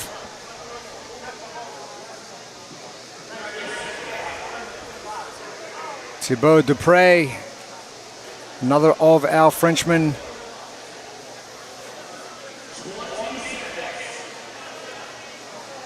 And not far away from starting off our 1 point upper female division. This will be heat number 27. 29 heats in total before we have a short break and we get into Enter Sandman.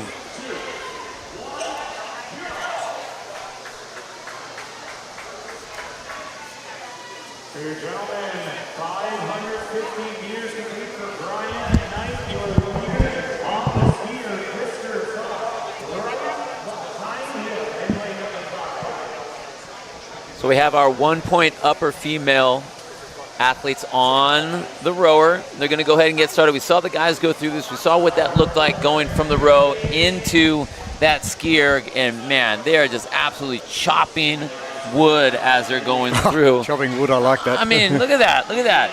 If you had an axe and you had a tree, these guys would be putting up all kinds of firewood right now. They're cutting down the forest. My goodness. What do you think about adaptation of movement towards something you're doing,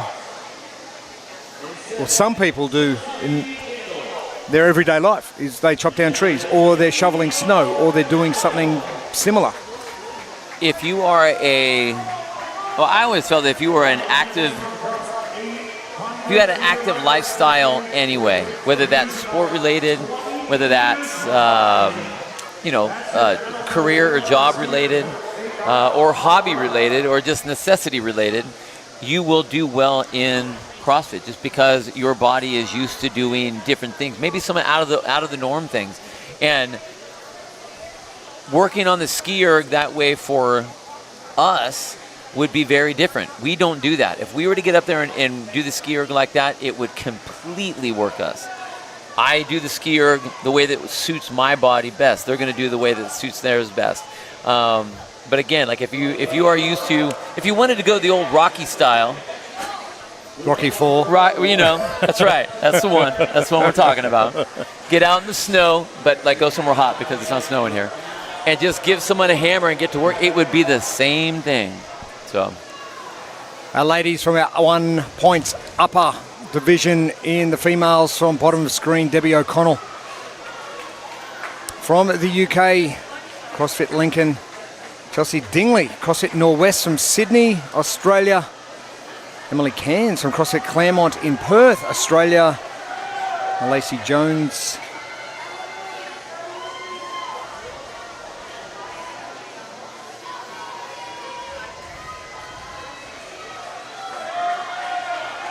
Emily Avery from Triple River CrossFit, and Sabrina Delaus from CrossFit Marguerite. My mother's name, in fact, Marguerite. look at you. How about that? Look at you. And we had a chat to Emily Cairns yesterday. I said, are you going to win? And she goes, well, yeah, I'll win. That is awesome. So confidence there coming in.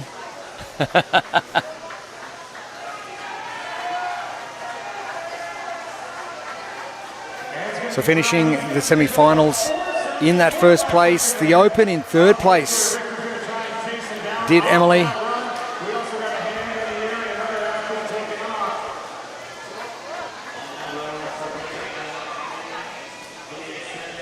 As our gentlemen continue to get to work. Johnny Hill to the far left of screen in the black and maroon. Jose Molero, one of our Spanish athletes, and looking very good. Yeah, he came out hot with that that stroke rate that he's got going on. I mean, just big swings, right, and just going and going and going and going. He hasn't really slowed down that much. And one of the things I thought was interesting was when Amy was talking to some of the athletes, some of them felt the distance wasn't long enough to have enough of a split between the athletes. And when I think about that, I'm like, well, my goodness, man, like, how long do you need it to be? Jeez, especially the tempo, but the majority of them off now. They're on that last stage of running. Well, you think about that. You talk about the row. What's a distance you're comfortable doing that's not going to have a split? That's probably going to be a 500, 750. Is anything like over 1,000 going to be separatable, if that's a word? It really depends on what else you've got going on. It's got what else you have going on, and it would really depend if the row, for example, was at the end. So I think in this particular aspect, if they're one of the divisions that's running, then that running element is what's important. So that's one of the things that we didn't even bring up earlier was when Kevin made the shortening of the different implements, shortened up the row, shortened up the ski, did not shorten up the run, because he wanted that. If they were going to shorten it up, he'd be cutting it down by a quarter of the distance rather than taking a smidge off it. So to keep the intended stimulus, kept the run the distance that it was, and made the adjustments on the elements where you could take 100 out of 50 out of 200 Well, you're taking out an eighth of the ski in the row compared to a quarter of the run. So, but I think that's that's a great move on Kevin's part, because again, they're looking for safety, but while it's still keeping that stimulus. And then for the other athletes, if they had the row last, or for the athletes that had to do the bike last, okay, that makes that piece that much worse. All of our males now out onto the running track.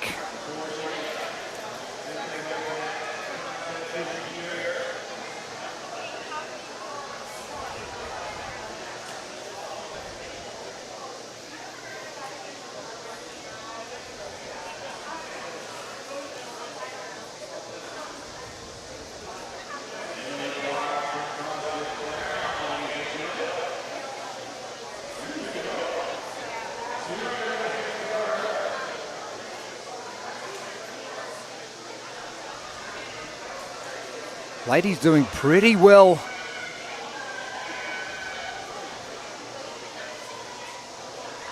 Sabrina Dalau, the far left. Emily Avery, Lacey Jones, Emily Cairns in the black and the neon. It would be really interesting to test. Now I'm going to do this when I get back home. I know I'm going to do it. To test the difference between, look at where some of these ladies are pulling the handle to. Some are pulling just towards the front.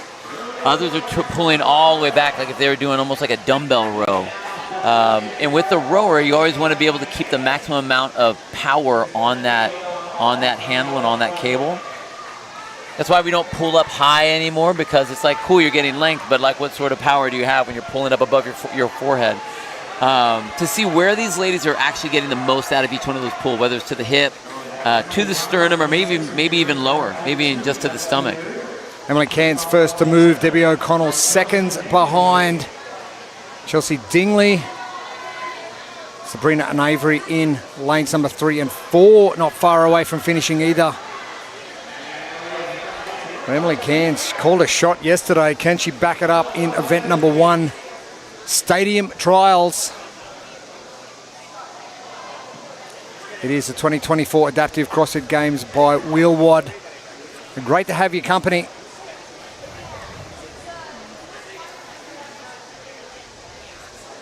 Our next division will be our 2-point upper men's division. So only 2 more heats to come after this one. And your leader in black and neon, centre of screen, Emily Cairns from CrossFit Claremont in Perth, Western Australia.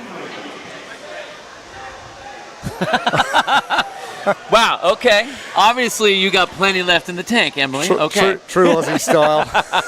Don't ever take anything seriously.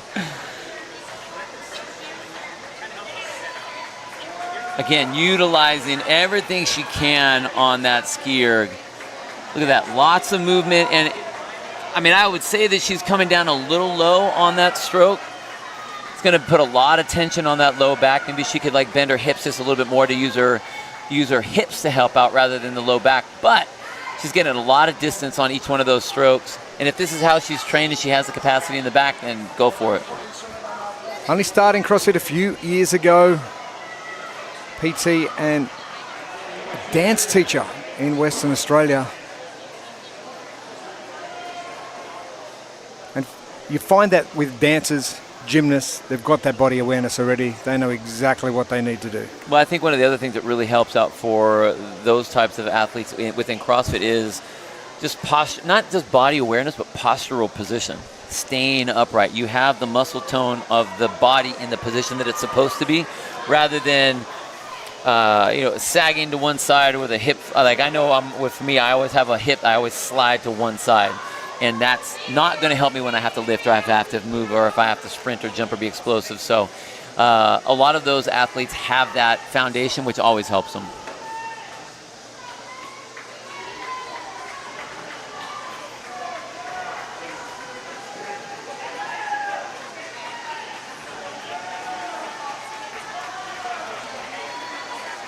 Gentlemen, seated, ready to go for the row. Second last heat.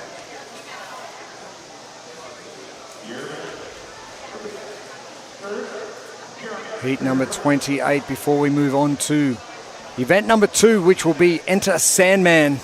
They better play that song. They better play it. I hope they don't overplay it. They need to play it for 29 heats. No, don't do that. Don't do that. Don't do that.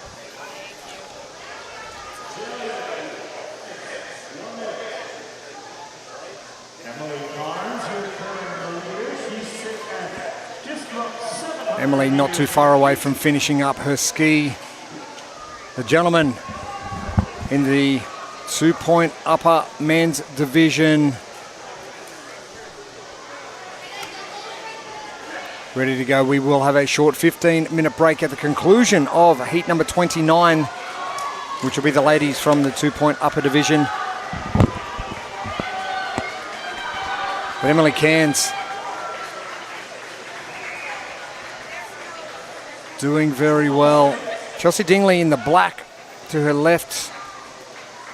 Both Australian athletes.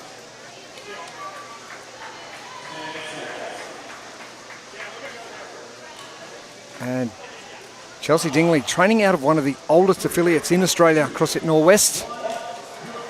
Rob Downton and Jess Coughlin running that affiliate in Sydney. As the men get underway,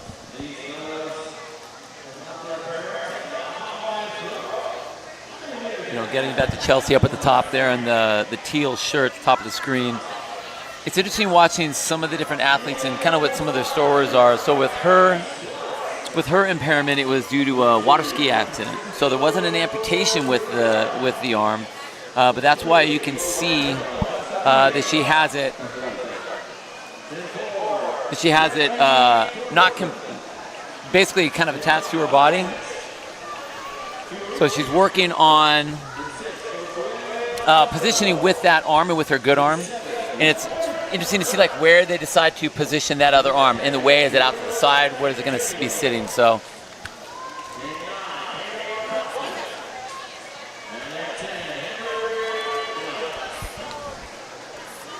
Chelsea doing a number of competitions right around Australia and refusing to adapt, just jumping in.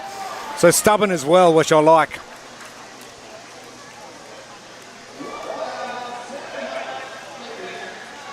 But you'll notice that all the ladies, they will put their arm in a position that's more comfortable. Most comfortable. And most efficient for them. Emily Cairns has got to be getting close. Debbie O'Connell was only seconds behind Emily. Debbie in that green and grey.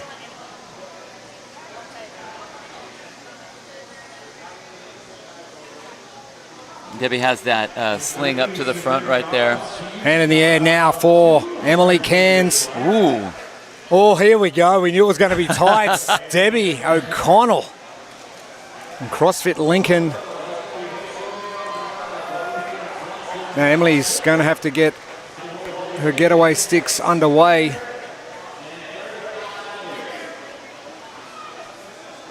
Actually a little bit more distance than I thought it was going to be.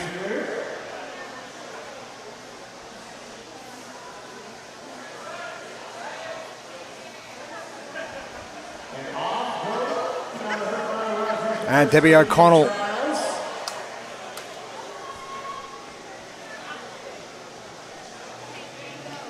Lacey Jones looks like she will be next out. Or is it going to be Emily Avery?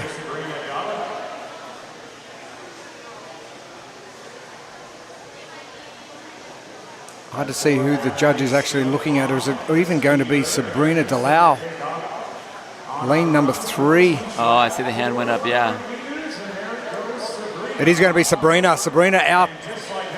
That's a great comeback on the ski. And now Emily Avery.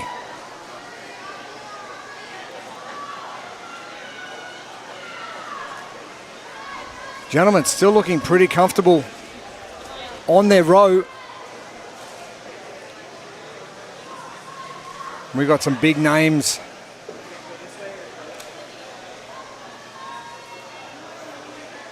In our men's division.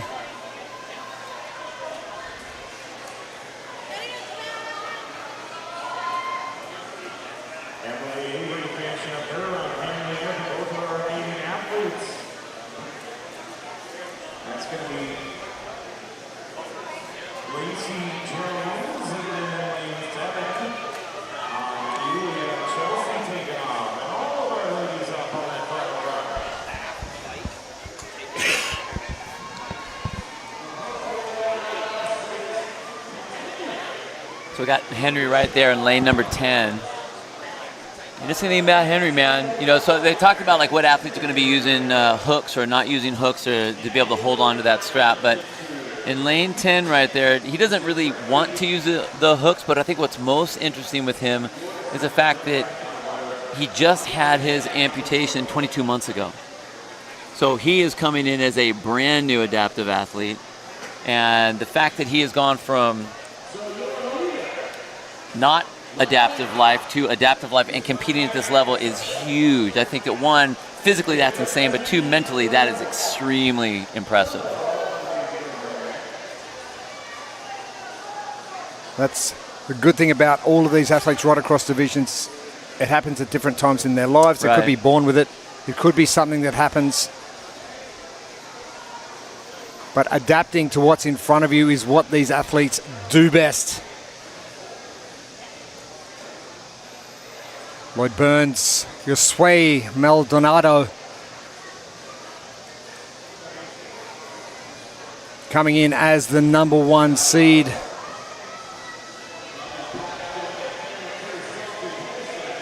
Alexis Fiorucci, Reki Tordarsen, another name that we are going to see a fair bit of this weekend. Lorenzo Casadei, and Francisco Resueda. Bottom of your screen now.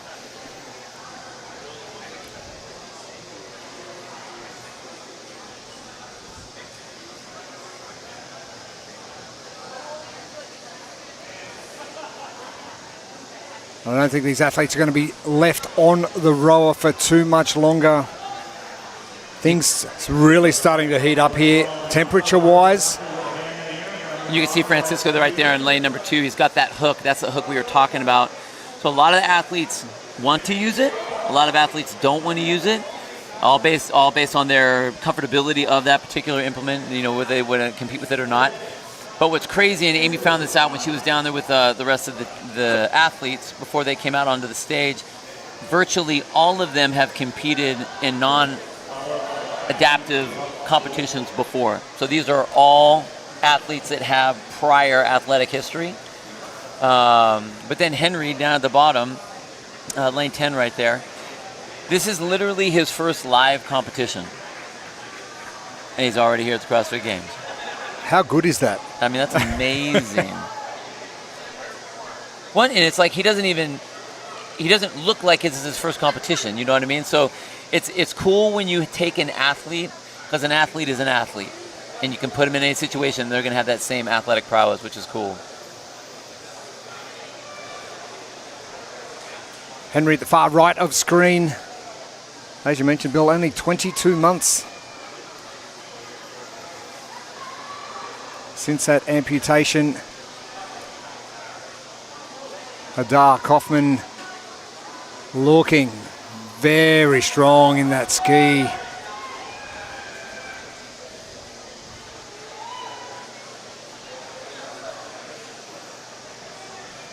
Well, when you're 5'10", that little extra bit of height is going to help. Oh, man. When you've got a row and a ski to do. Any amount of distance you have, yeah, that's going to be incredibly huge.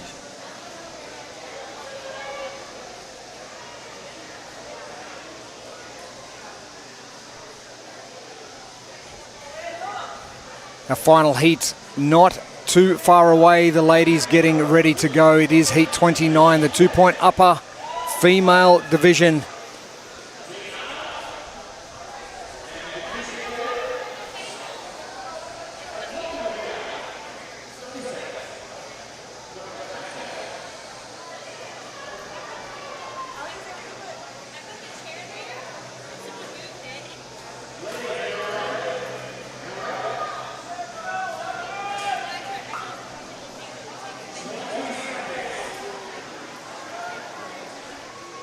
The ladies getting ready to go.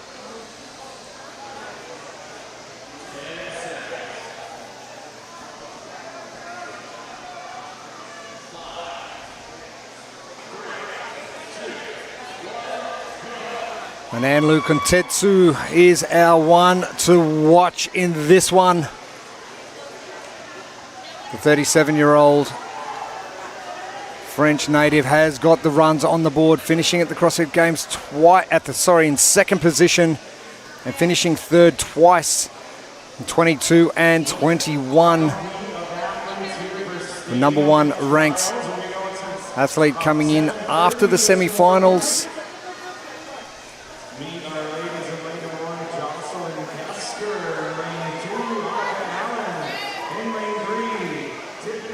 4 CrossFit Games appearances for Anlu Kuntensu.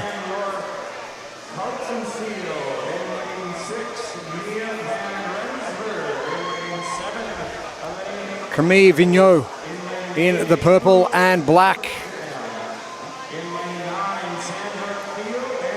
That is a wonderful looking stroke. Damper setting maybe a little low. Right? I mean, looks a little bit easy. Yeah, that efficiency is insane. Beautiful, beautiful pull. Nice extension with the legs. And I like how relaxed she looks too. I mean, you know, all the athletes are racing, but she looks very relaxed. And when you have a very strong pull and you do utilize that recovery, and your stroke looks that efficient, you're going to be deadly on the rower.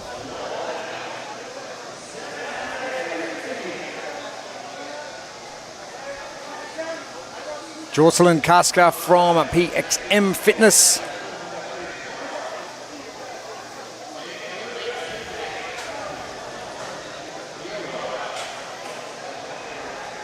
Sitting in at 5'10" as well. It's just going to help. As our men continue on.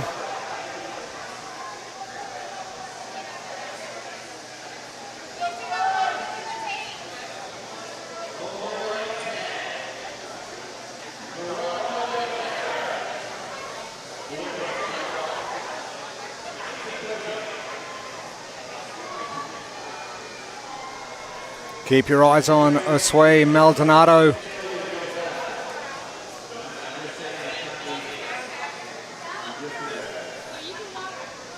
And the black shirt to the far right and the white sunglass rims.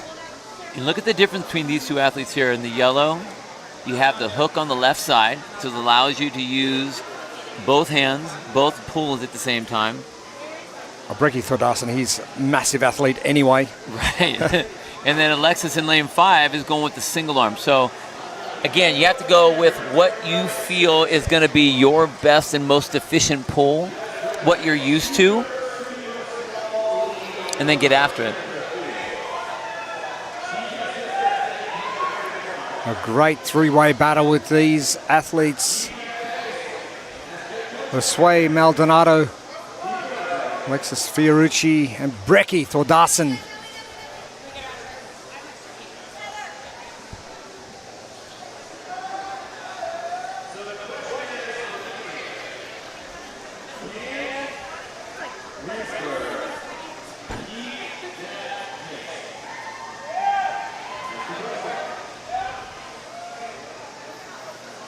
If we go back a couple of hours now, one of the races of the morning had to be our short stature division. Oh my goodness, yeah.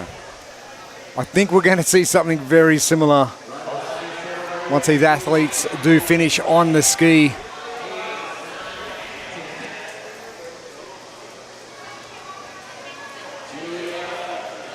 I mean, just the tempo that the ladies are rowing at right now and the way that they're handling that machine. I mean, generally speaking, if you're good on the row, you're going to be good on the ski. So it will be really interesting to see where they go, how they come off the ski and into the run. And I really wish we could follow them on the run to see what sort of just rumbling would be on every turn. And I guess if you're Kevin Ogar, you're very thankful at the moment that the cloud cover has hung around all morning and we haven't had bright sunshine beating down. I'm thankful. I'm thankful for that. That's what we were talking about. Like, it is like when the clouds move away, the temperature, it feels like it jumps up like 10 degrees. So it's really nice that we have these very large, big, fluffy white clouds sitting in the way of the sunshine for these athletes.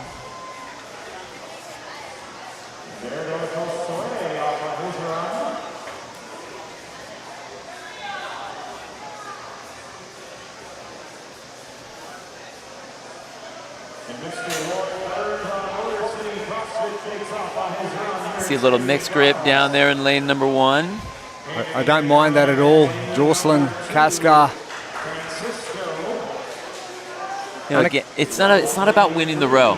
So you need to make sure that you're comfortable. You know, so like if this is saving her pull, saving her heart rate, if she just feels more comfortable in that position, go for it. Let's talk about that for a second. What's more important, the grip strength on the pull or your heart rate once you get to the ski? Oh my gosh, it's a heart rate. It's a heart rate. Because here's the thing.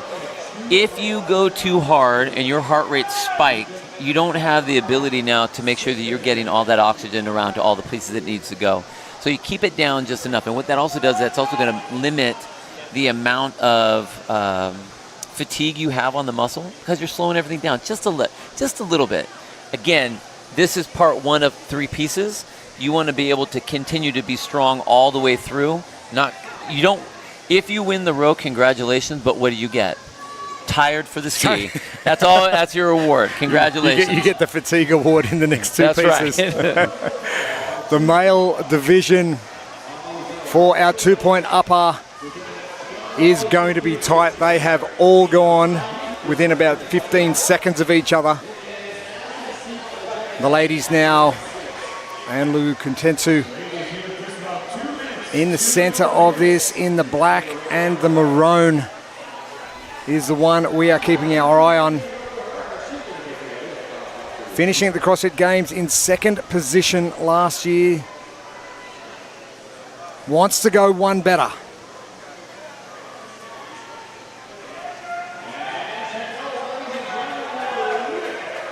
Camille Vigneault finishing in 1st place at the CrossFit Games in 22.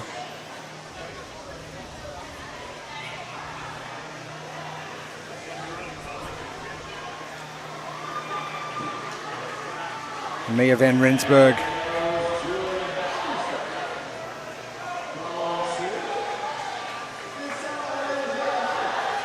Oh, wow. And look at the whole field is coming up off the rower. This is exactly what we talked about. The race that we should be able to get, knowing that all the ladies were so strong and powerful on the row, is going to make for a great race coming to the ski. And Lou just getting started now. Mia van Rensburg in the white and the dark grey pants. Next on, Elaine DeRocco in the black and the neon. So Anne Lou up against it currently. Coming in as our first seed into this 4-day competition. And having to make up a fair bit of ground on this ski and this run portion of event number 1. Mia van Rensburg, Gardens CrossFits in Colombia. Very impressed with her row straight away. But as you said, what do you get when you win the row? That's what's going to be interesting. Like we see the prowess and the power that all the ladies have, fairly equal across the board. I mean, there wasn't a large separation between the field. She was off, 15 seconds ahead of everyone, and as you, I'm sure, know, I have experienced this many times, 15 seconds can be the death of you on a row.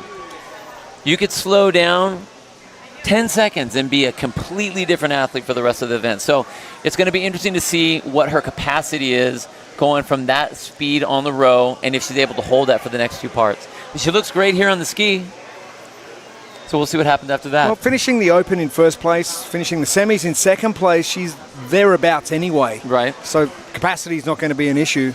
Yeah, but they didn't have this style of an event in either of those stages. And that's what's really interesting is when you're looking at the athletes and their training, how many of these athletes have trained to that level? Or have even experienced that level of stimulus, So that's what's really interesting for these athletes.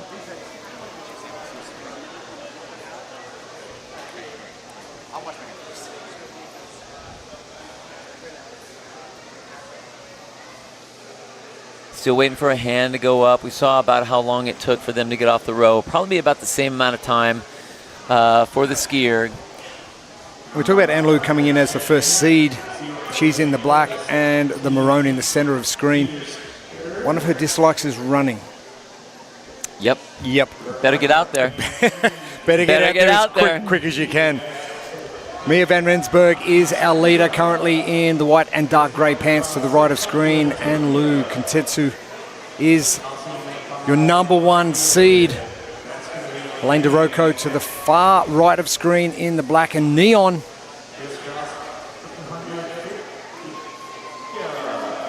And again, another great race that potentially we're going to see the end of, considering this is going to be the final heat of event number 1, Stadium Trials. We're live here from Morgan's Wonderland. The 2024 Adaptive CrossFit Games by Wheelwad. Well, Mia still has not only the good, strong pulling power, but the tempo is up just a little bit more than the rest of the field. So she's really hedging on these two pieces. And this is what we talked about as far as keys go. You need to make sure that you utilize your strength so that you can hedge against your weakness. And that's what she's doing right now. I wish I knew exactly where she was. It would be so interesting to see where she was in relationship to the other athletes.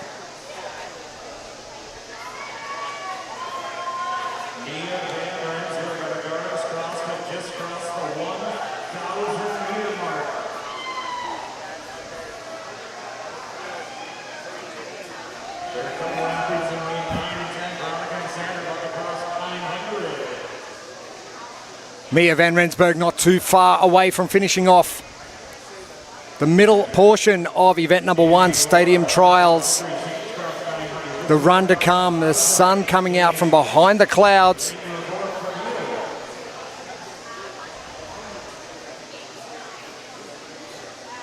And Anlu Kontetsu has everything to do.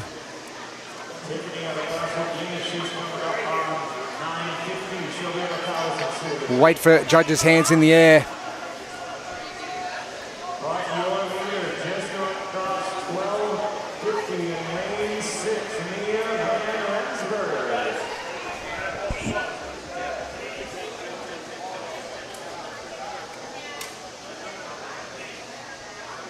Veronica Bandera from CrossFit Sempione, looking strong in lane number 10, one of our taller athletes.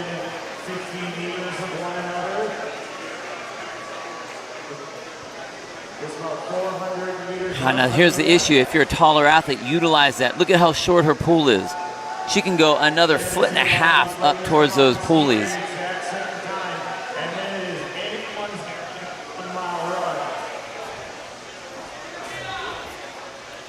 And that's when some specifics within coaching and based upon what you're dealing with as a coach to try and get the best efficiency out of the athlete comes into play. I mean, she's way down there too. Look at it, all the way down. Her head's way down by her knees, all the way on the left-hand side of the screen here. Who I'm getting really interested in watching right next to Mia, though, is going to be in the yellow, in the black shirt. Kind of hard to tell because the judges are right there, but Elaine DeRocco? Yeah, in the yellow shorts, because her tempo has picked up as they've gone in. Look at the tempo. Big, strong pulls, just like Mia, but the tempo has come up just a bit. Well, she came in third, coming into the ski behind Mia and Camille coming in. And Lou, very distant 4th or 5th coming in.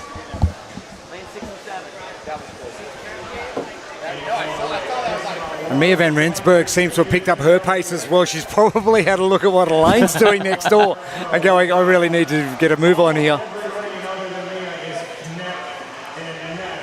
Oh, Mia, yeah, she's really ramped it up as well. Look at that, they are getting after it. And this is exactly what you want, especially for Mia. We already know she doesn't, I don't want to say she's not a strong runner.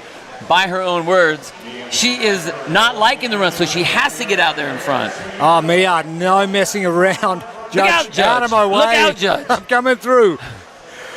Mia van Rensburg, what a great start to competition. The row and ski have been ticked off the list. The run to come. And what can Elaine DeRocco do?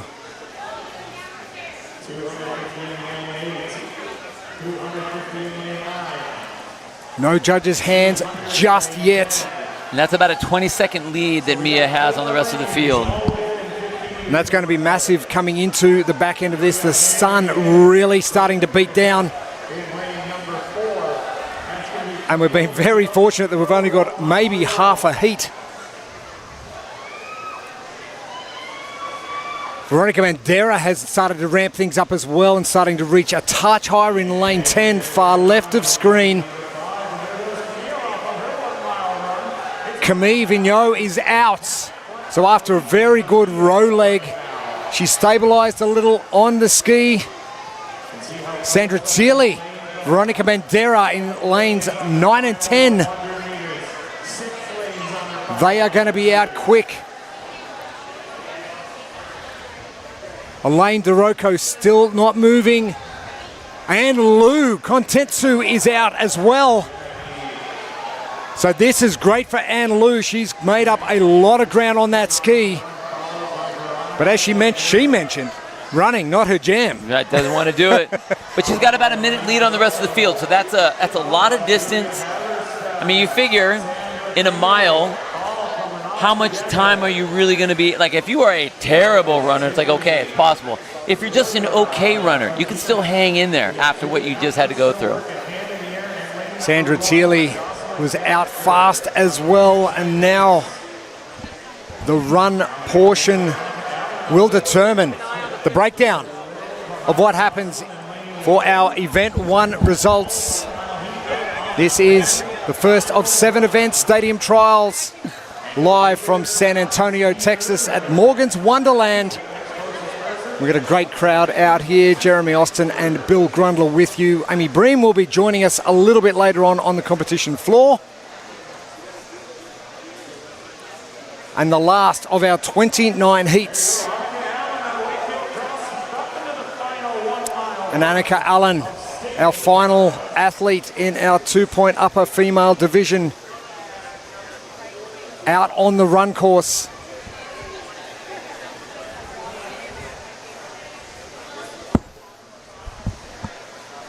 They're out there somewhere. We know they're out there somewhere.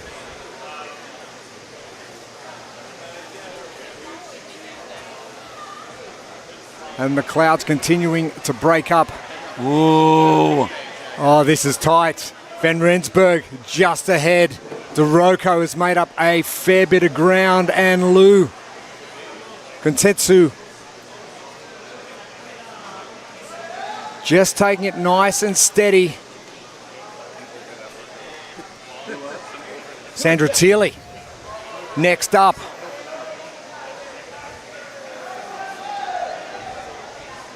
Now the first lap, you've got 4 laps to do, Bill.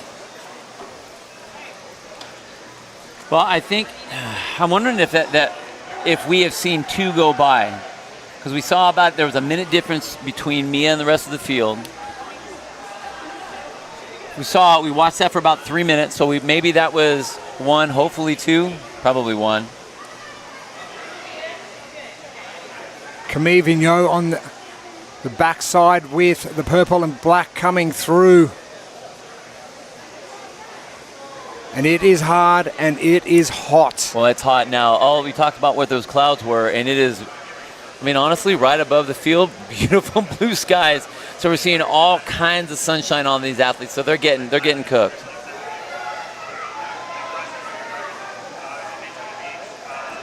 So we're currently sitting at about 90 degrees Fahrenheit,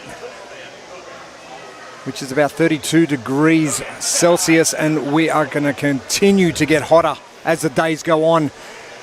Van Rensburg, DeRocco now running together. Now, not a bad plan. Looks like Van Rensburg grabbing at her abdomen, so maybe a stitch cramp. is exactly what you didn't want. But DeRocco just sitting in the slipstream a little bit. You know what? Take a draft. It's okay. Be smart about it. Take the draft. Or if nothing else, there's a mental game you can play with that. You know, you go nice and easy. You run right on their shoulder. That's pushing Mia up in the front.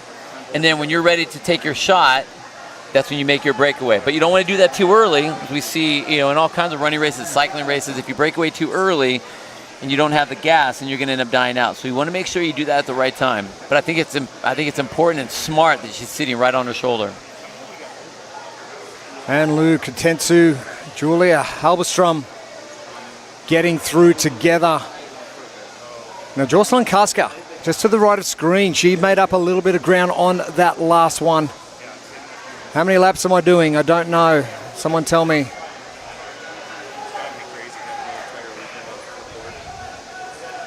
Veronica Bandera also coming through. Now you will notice that the athletes have got the choice of what they want to wear today. You went through that earlier, Bill, in regards to just keeping body heat down a little bit. We know, and there are some athletes that are very heat sensitive. So just across the board, they decided to say, hey, you know what? It's gonna be miserable out there. We'll let you wear whatever you want. So they just did that with everyone across the board, heat sensitive or not. But the athletes that were heat sensitive or are heat sensitive, then they got that to the people. Mia van Rensburg breaking away from Elaine DeRocco.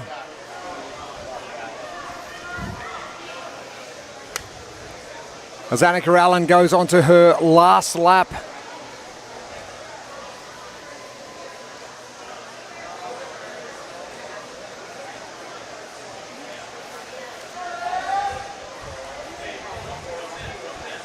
And we are not too far away from seeing the rest of the field play catch up. Anlu Katentu. So after that row, jumping up in the ski and minimizing what has to happen for segment 3 of stadium trials. She's got Holberstrom hot on her heels. Now Van Rensburg and DeRocco, they have gone for it. They're one lap ahead of everybody else. Yeah, they're really pushing, and I love the fact that they're going for it. I mean, everyone here is the only people that they're competing against. So, okay, you could take the easy way out and say, hey, I'll let one athlete go ahead of me, no big deal, but they're fighting for it. So you can see the heat that's happening with some of these athletes. It is not nice out there. Tiffany's going, this is way hot. Camille Vigneault.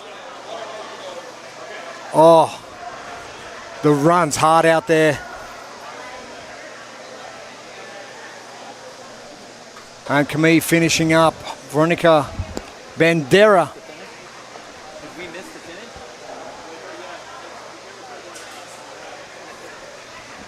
And DeRocco now finishing up.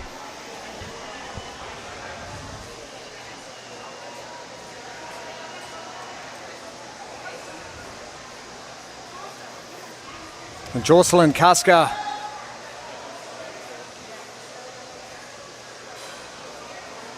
trying to do what she can. Final lap now for Jocelyn. Annika Rallen. That heat, it is a rather shake of the head. I'll be shaking my head as well. Come on, girl, get on in there. You got this. And Lou about to finishing up her event 1 at the 2024 Adaptive CrossFit Games by Wheelwad.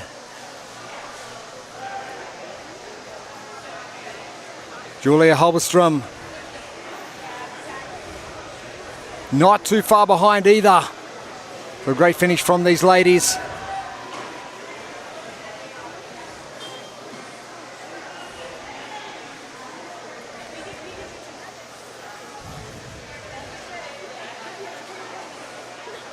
And as athletes start to finish up, athletes are getting ready to compete again.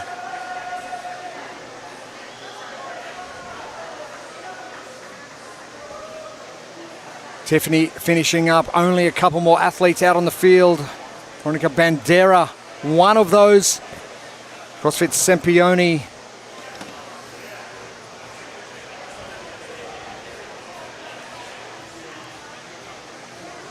So heat 1. 4 enter Sandman, about 25 minutes away now.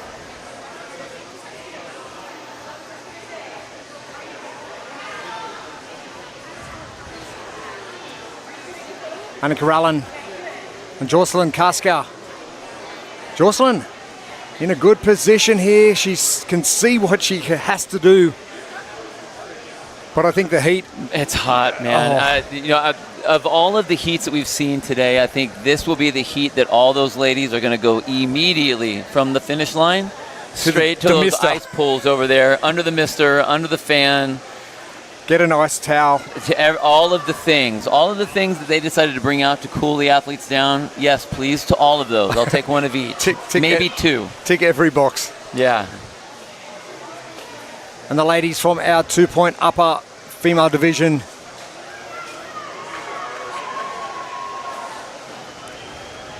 Annika Allen, all done, and Jocelyn Kaska, our final athletes. And the heat is a real struggle now. Jocelyn with about 150 metres to go on the final 400-metre run to tick off that mile.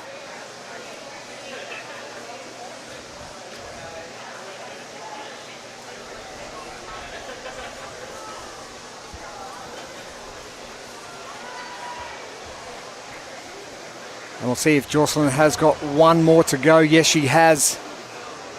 So 3 laps down for Jocelyn now.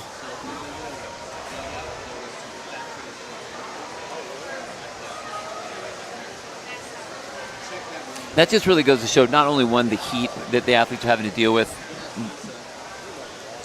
but the pain that they had to endure for the first 2 pieces, the row. We saw Jocelyn with her hands turned upside down, trying to do that different row style, trying to do something that's going to be able to contain whatever amount of energy she's going to have for the rest of the event. Going into the skis, same thing, and then really feeling the effects of that. So when you go into a very hot mile run, fatigued, totally sweating, totally tired, and then having to race that's tough. So not really getting the push that she wants now to kind of keep going. I mean, you're at the end, no one else to chase you, so it's like, okay, do what you need to do. But now I think it's honestly, for her, it's smart to take this aspect of the race this way. Because what's the point of crushing yourself for the whole mile when you have 3 more days of competition plus another event today? So don't ruin yourself on the rest of this mile, just get in. You're not going to place any higher than you're going to place. You're not going to get, doesn't matter what your time is, it's all going to be based on placings. Now, I know as an athlete that's tough to do. I mean, you always want to go out and give your best effort, but you need to be smart about how you're giving that effort. And in this particular case, with everyone else already in and you are just trying to finish, then do just that, just finish. That's not a cop-out. That's not taking the easy way. That's being smart. So she's almost done. Get herself in, get herself cooled off so we can get into Enter Sandman. Jocelyn, the speech language pathologist.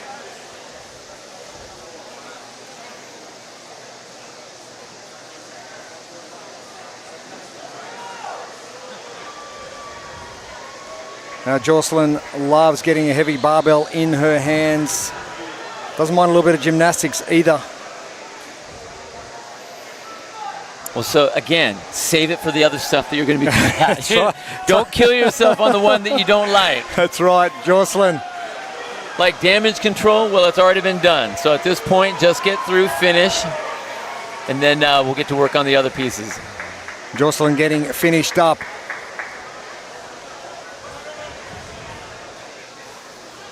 Well under 5 minutes under that 35-minute time cap.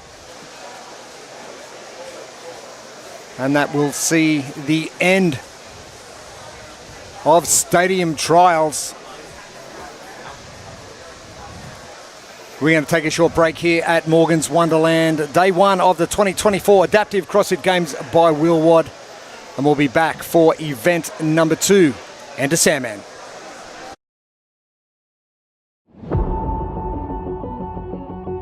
My name is Ben, and I am a below-knee amputee, and I have been an amputee since I was 10 months old. My name is Emily. I'm an above-knee amputee. I was a passenger in a car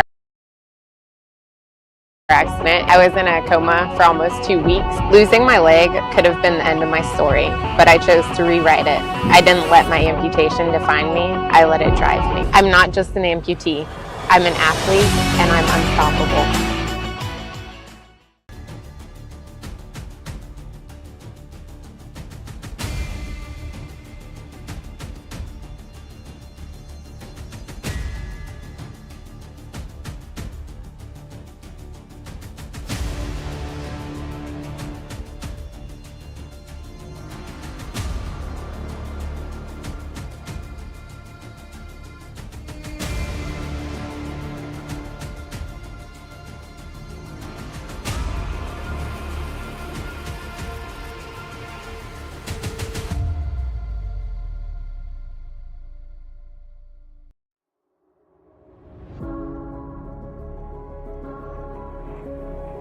For every athlete, every interest, every human. Even if today is day one, our headbands are our love letter to you. Start your year with junk.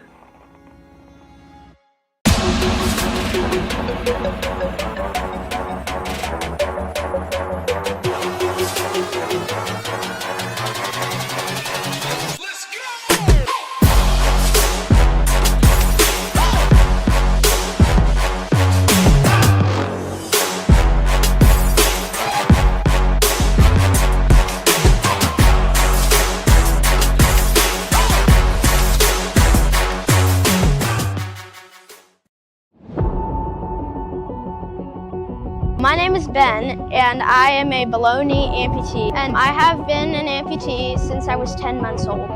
My name is Emily. I'm an above-knee amputee. I was a passenger in a car accident. I was in a coma for almost 2 weeks. Losing my leg could have been the end of my story, but I chose to rewrite it. I didn't let my amputation define me. I let it drive me. I'm not just an amputee. I'm an athlete, and I'm unstoppable.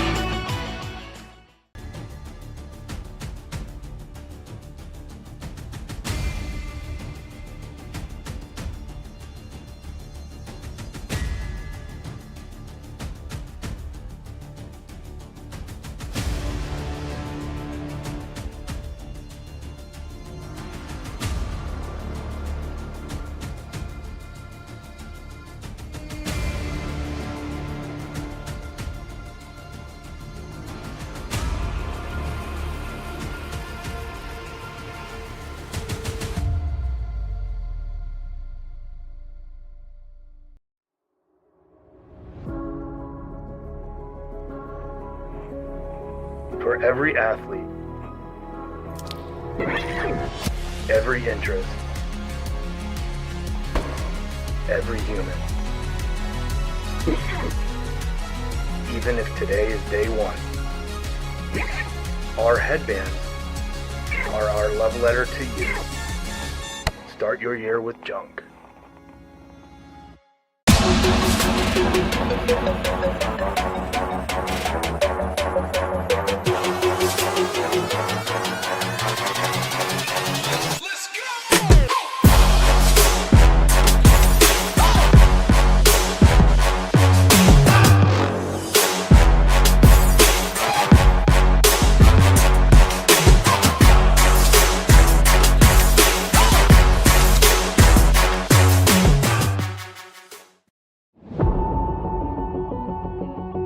My name is Ben, and I am a below-knee amputee, and I have been an amputee since I was 10 months old.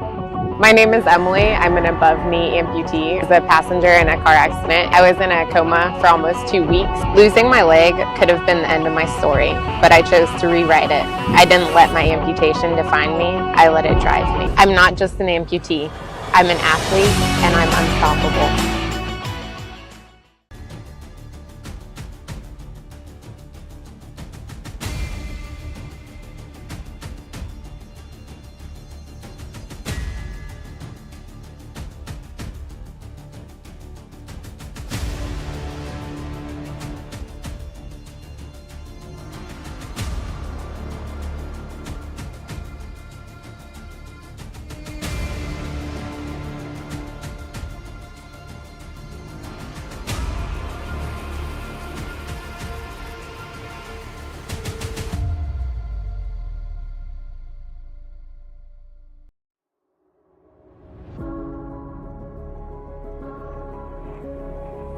For every athlete,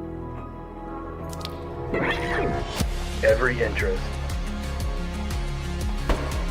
every human. Even if today is day one,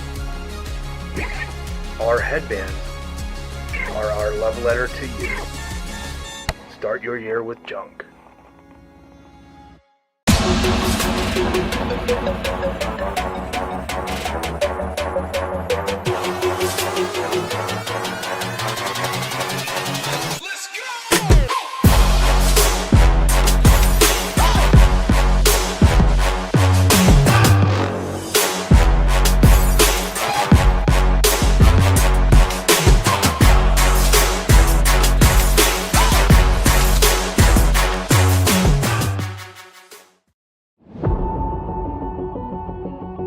My name is Ben, and I am a below-knee amputee, and I have been an amputee since I was 10 months old.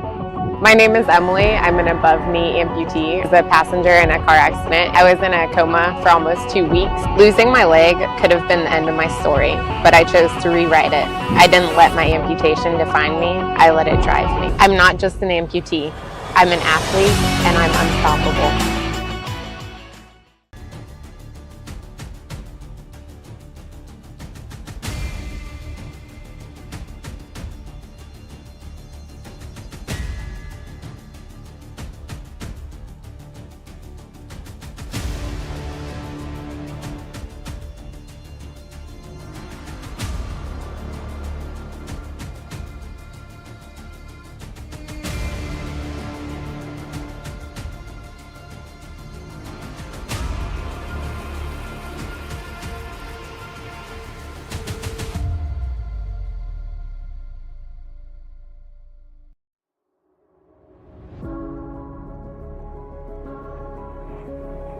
For every athlete, every interest, every human. Even if today is day one, our headbands are our love letter to you. Start your year with junk.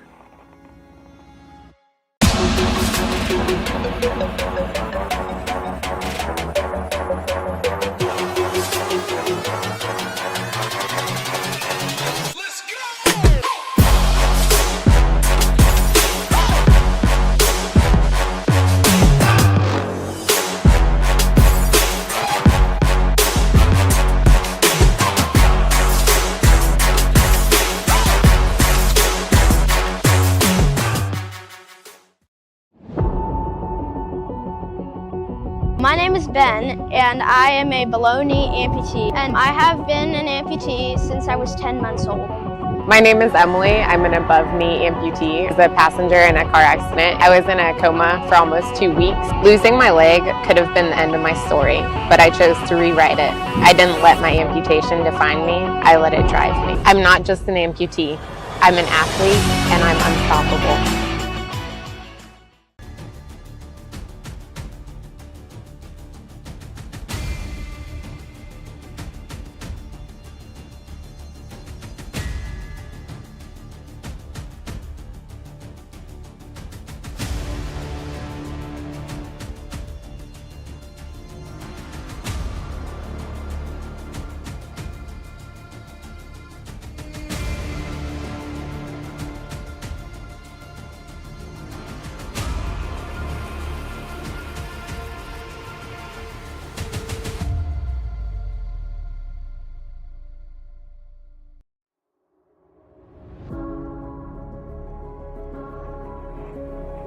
For every athlete,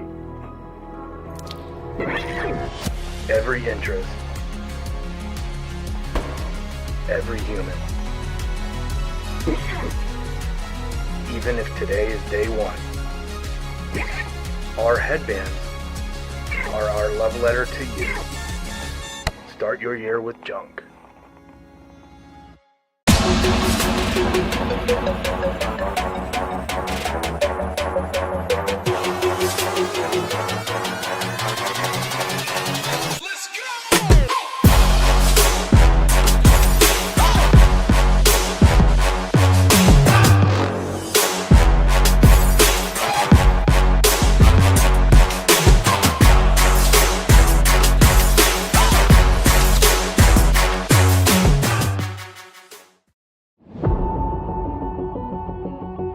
My name is Ben, and I am a below knee amputee, and I have been an amputee since I was 10 months old.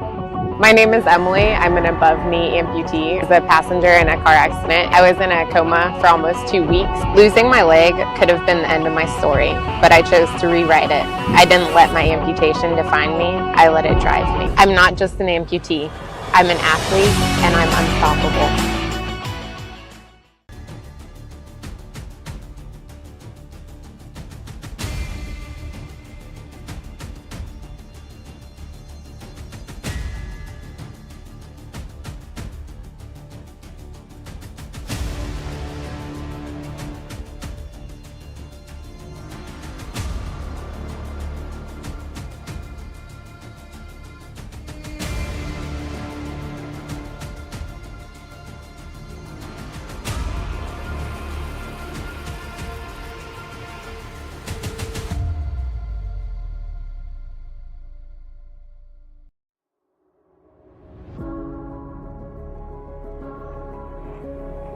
For every athlete, every interest, every human. Even if today is day one, our headbands are our love letter to you. Start your year with junk.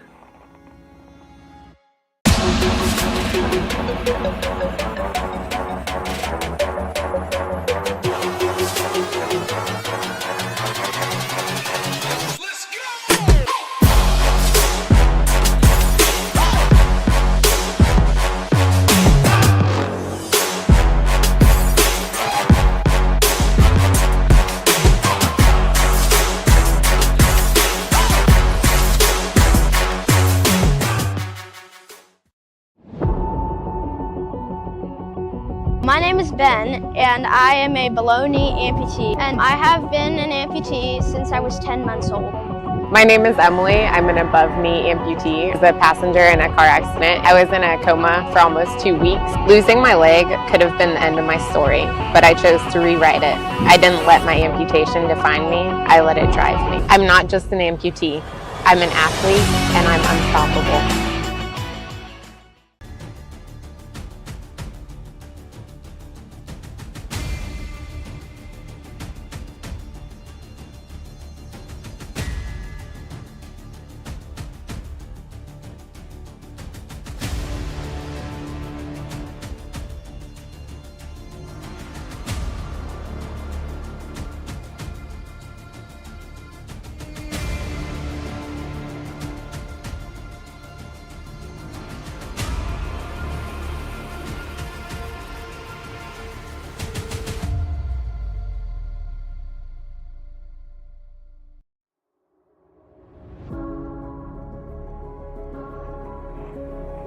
For every athlete,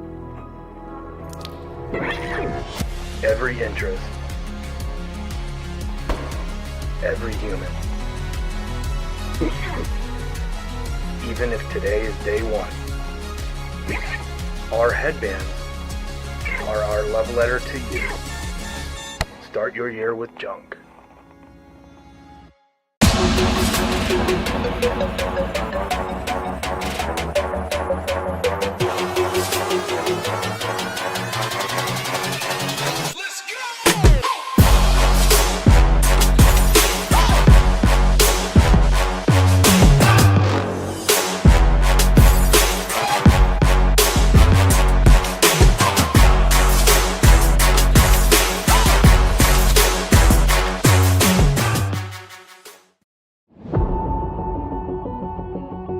My name is Ben, and I am a below knee amputee, and I have been an amputee since I was 10 months old.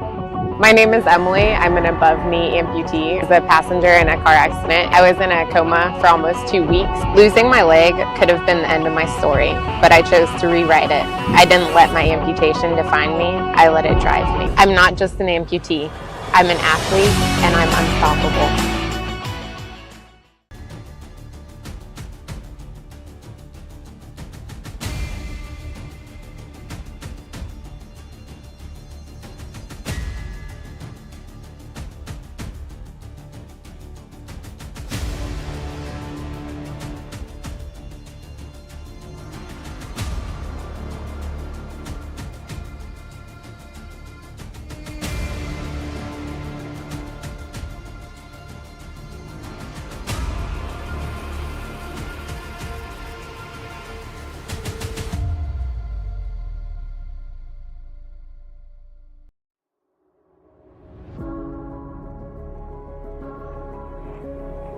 for every athlete,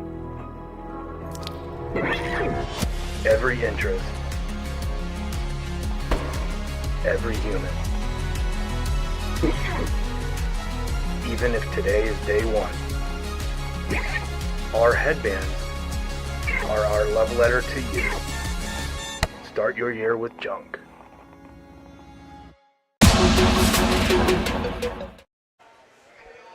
Welcome back to Morgan's Wonderland in San Antonio, Texas for day one of the 2024 Adaptive CrossFit Games by Wheelwad. Jeremy Austin with you. Bill Grunder alongside me. Bill, what a morning we've had with Stadium Trials event number one. Yeah, it's been really fun to see these athletes put to the test with a long endurance event. And, you know, if you're going to go long first, why not end off the day with a little short, powerful, weird stuff? It could have been longer. It could have been. I'm glad that it wasn't, and I'm sure all the athletes were too with how hot it is out here today. But with the excess heat that is coming to the south of Texas, Kevin Ogar, head programmer, deciding to drop the distance down a little bit, make things a little bit more manageable for the athletes right across every division. But we are into event number 2, Enter Sandman. And we're looking at 1 cross carry, 8 shuttle runs. And our shuttle runs will drop by 2 each time, from 8 to 6 to 4. We have a 6-minute time cap. And kicking things off for event 2 will be our standing diagnosed division for the men, followed by the women, and our Neuro keys to success. You know, you got to make it happen. And the reason I said that first is because we start off with an odd object. They call it the cross. It's actually a long, odd, weird sandbag that these athletes are going to have to deal with. And they didn't tell them how they were going to carry it. They just said, move it. So they're going to decide whatever it is that they want to do. You got to make it happen. And then after that, you have to throttle drop. And that means that on the shuttle, you need to get going fast. So this should be a quick one. It's going to be an interesting one, and I can't wait to see what these athletes do.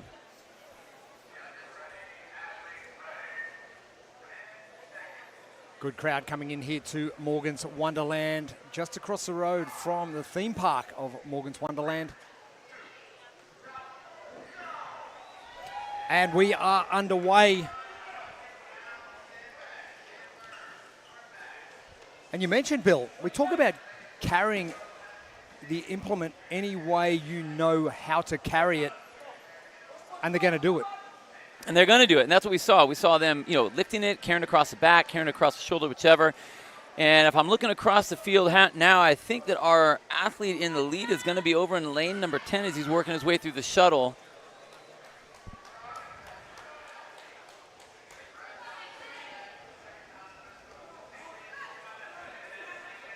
Now standing diagnosed, our first division underway.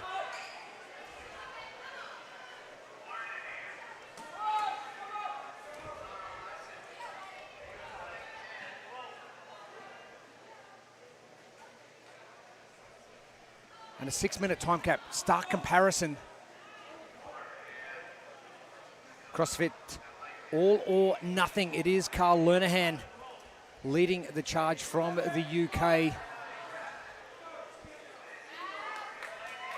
We go from a 30-odd minute event all the way back to a 6-minute event. Lernahan, still your leader. The shuttle runs decreasing by 2 each time.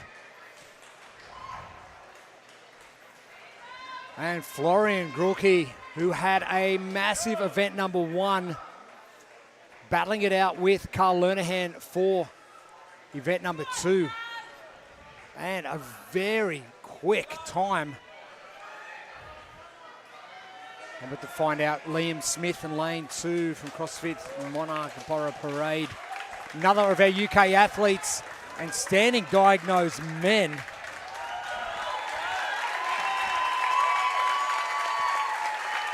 Have really set the tempo for what is going to be happening this afternoon.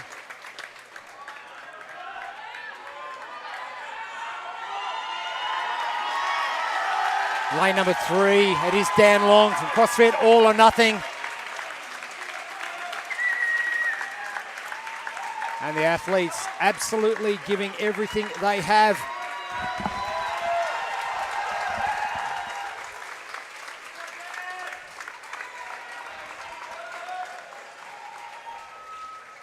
his affiliate at Barnstaple in the UK. So currently in the military. And getting done, Dan Long. Finishing up heat number 1 for our standing diagnosed division for the men. And that will wrap things up for heat number 1.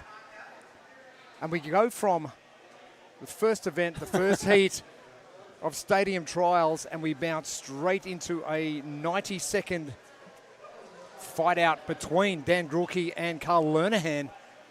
It's a battle of Europe. It's I think that, especially depending on the division that we have that comes out, going from a 30-minute event to a less than 2-minute event is incredibly difficult for the athletes to handle. But what we're going to see, hopefully, is we're going to see different levels of athletes between these two. Obviously, the fittest are going to do well on all of them, but this is really going to be interesting across the board of how it's going to be handled.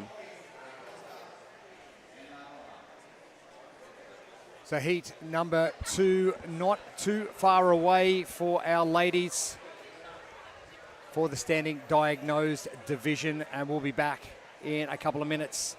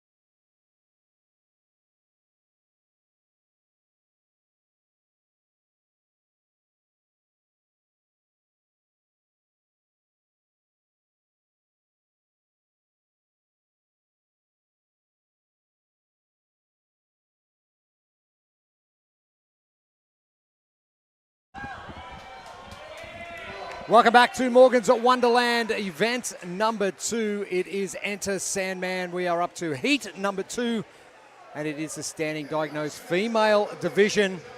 And if the last heat is anything to go by, blink and you're going to miss it. Jeremy Austin and Bill Grundler with you. And it is Enter Sandman, 1 cross carry 3 times, and the shuttle runs reducing by 2 from 8 to 6 to 4, 6-minute time cap. The men, they blinked at it. They did, right? And it's one of the things we talked about in the last heat. You got to make it happen. So there's no way you need to carry it.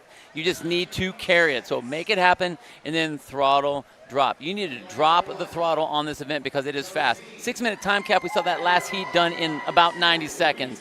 So if you want to do well in this event, you cannot go slow. Athletes, have a listen to the Think Neuro Keys to Success from Bill Grundler, and you'll do okay. Our lane assignments for heat number 2. Now, Esther Daru doing very well in stadium trials previously this morning. So keep your eyes peeled in lane number 6. She'll be wearing... They moved Katie Burns to 9, and everybody else was shifted. We have just had a shift in our lane assignments. Esther Daru will be staying in lane number 6, however.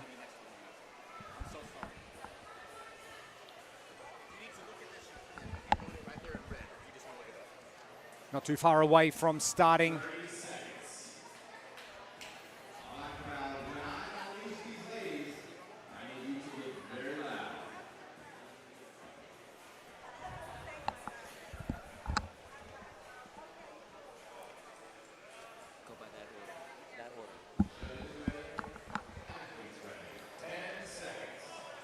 Crowd not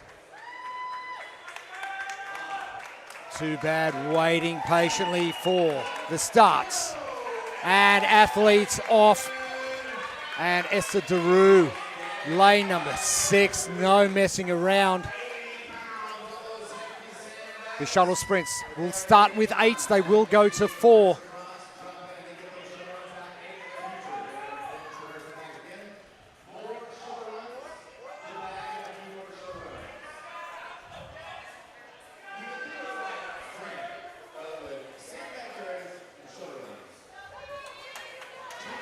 Michelle Hives doing well, Esther Daru, Jen Wells.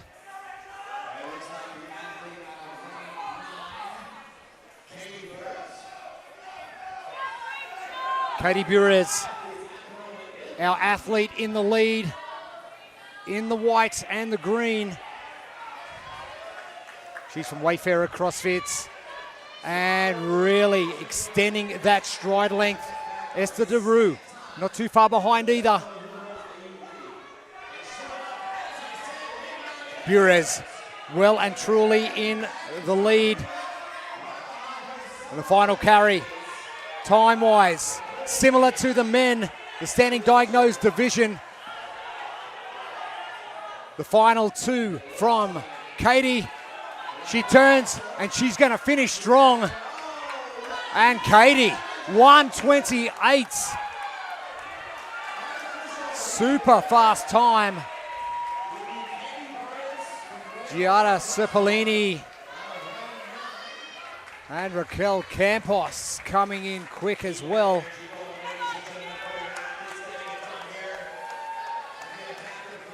And this 6-minute time cap once again. The standing diagnosed division have gone to town with it.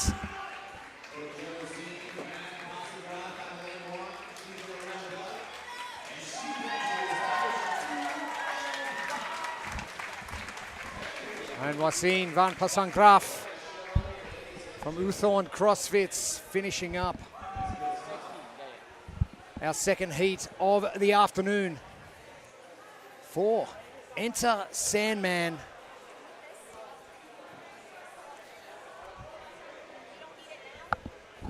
So heat number 2 in the books.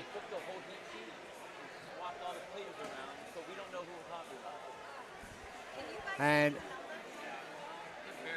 with Another 27 heats remaining. We're going to be in for a very short afternoon if this is the way things are going to roll out. Heat 2 in the books. Heat 3 coming up next. Our Neuro Minor male division. We'll be back soon.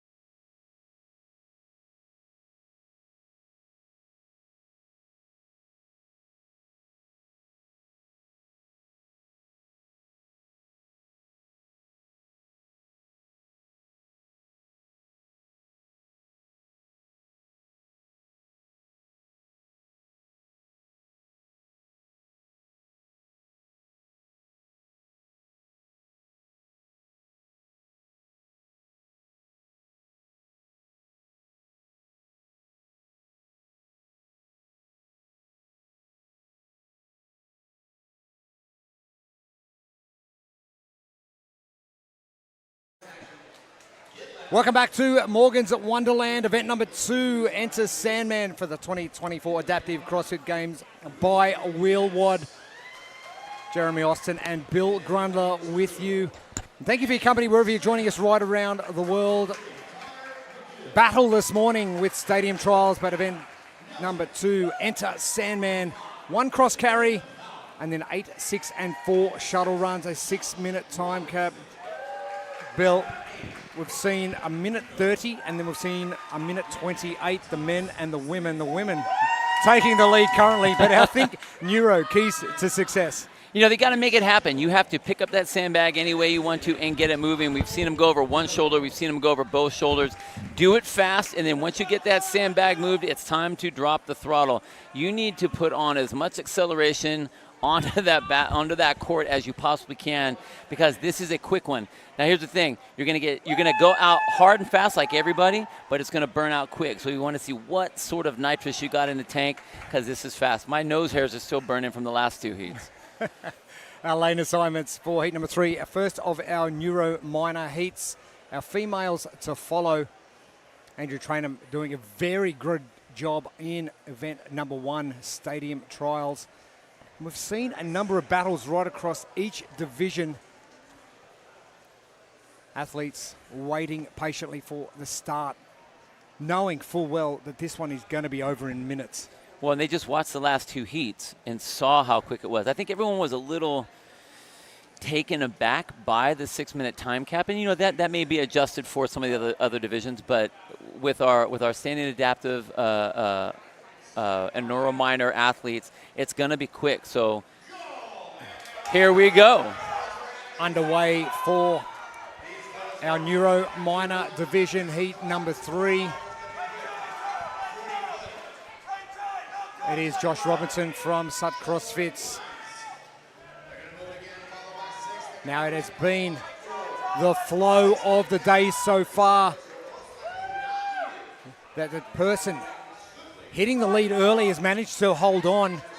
Still, Josh Robinson, Brian Nuno, and Thomas Zemansky not too far behind, but it is going to be Josh Robinson first, and carry it anyway. Athletes are doing just that.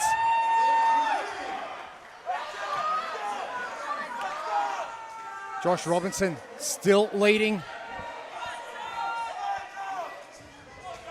Most of the work already completed. Time cap, and again, not going to be an issue. We haven't even hit the 1-minute mark. Josh Robinson, speed across the floor. Benjamin Fallon from Boundary CrossFit in lane 5. This one's going to be tight. It's going to come down to the last shuttle run. It is now Ben Fallon in the lead, lane number 5. Josh Robinson, Ben Fallon. It is going to be Ben Fallon, and only by meters. Josh Robinson having a stumble at the last couple of meters. And our Neuro minor division again, not disappointing. Woo! Bill Grundler. My goodness. My goodness.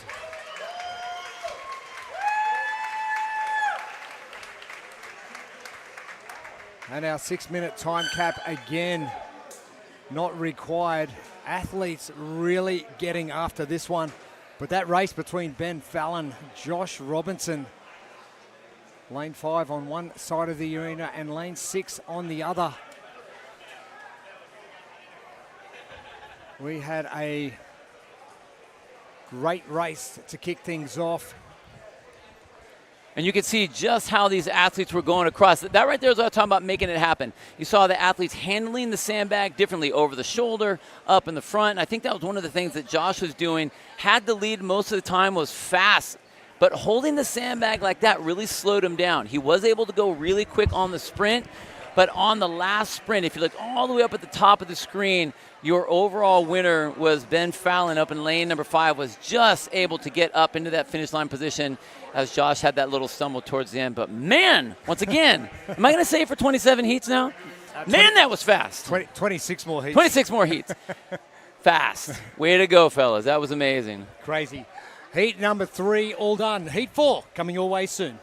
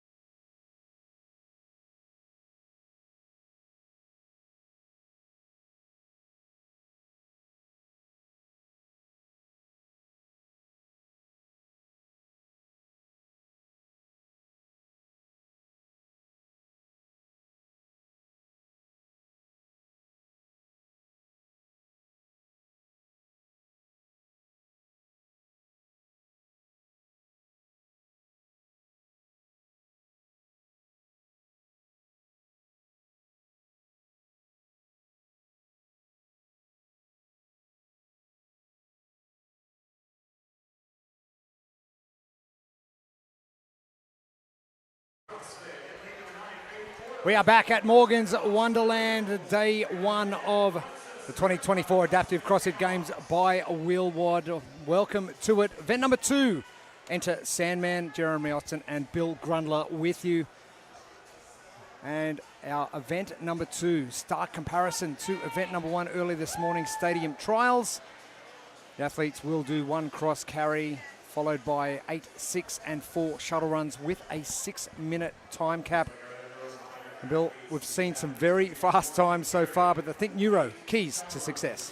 Well, you got to make it happen with that sandbag. So the inner sandbag, you got to carry that thing however you want. And we've seen already a variety of different ways. In the front, on the single shoulder, around the shoulder, like some sort of a crazy scarf of some sort. Whatever you need to do to make it happen. But after that, it's all about that sprint. You need to drop the throttle. And we've seen how it's already put people to sleep by pushing to that limit. So we've gone long and slow. Now we're going blazing fast. Scarf in this weather? I don't think so. I mean, well, a heavy scarf too, to boot. Our lane assignments for heat number 4. Steph Harker with a great event number 1 earlier in the day, from a 30-minute event to what has been down to a sub 2-minute event for every heat so far. 29 heats coming up. This is heat number 4. This is our second of our Neuro minor heats. And it is, as you mentioned, Bill, the person who can move the sandbag the greatest. Should have called it maybe enter sandbag. I think it was a pun on that, sand in the bag. So, man. But it wasn't, man. That's right, man. But it's not just about the sandbag, because they have to carry it, and it's how you carry it that, and the awkwardness of that long sandbag that they have. But it's that sprint that's where we're seeing a lot of the difference on. In that last heat with the men, we saw your lead athlete basically lost because he blew up on the run. So if that's going to be the case, then the run is just as important as what you do with that sandbag. But it's fast. You don't have a lot of time to mess up. Not too far away from starting. Kristen Kenny, Steph Harker. Steph having a great time down there, as she should. Great event number 1 for Steph Harker. CrossFit Minerva, one of the Australian athletes here. The other one, Jamie McInerney. Screen there in the white and black from Blue Lake CrossFits.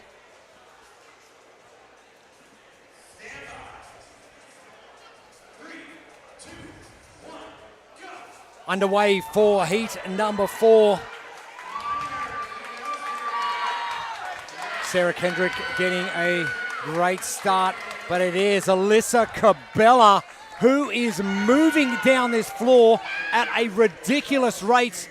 Lane number 5 is where it is happening currently.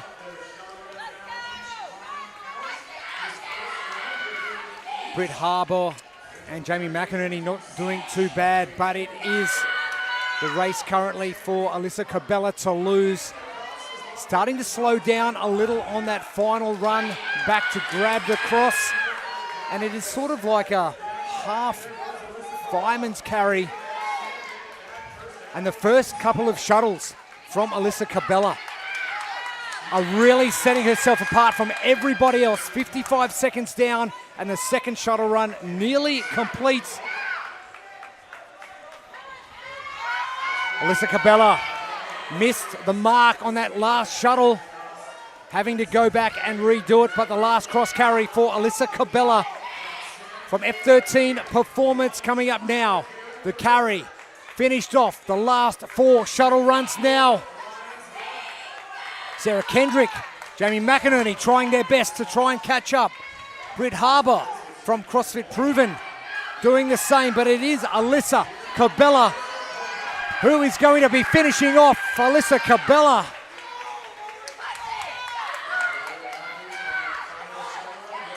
Britt not too far behind. Sarah Kendrick trying to play catch up, but Britt over the line and will take that second position. Sarah Kendrick just ahead of Lauren Saul in lane number 4. And another tight race, Jamie McInerney at the top of the screen finishing up as well. And as you mentioned, Bill, the runs are really where it's at, not really the sandbag carry. I thought for sure it would be more about the sandbag, but those runs have been insane. Kirsten Kenny finishing up. Faith Fordham is in lane number 9.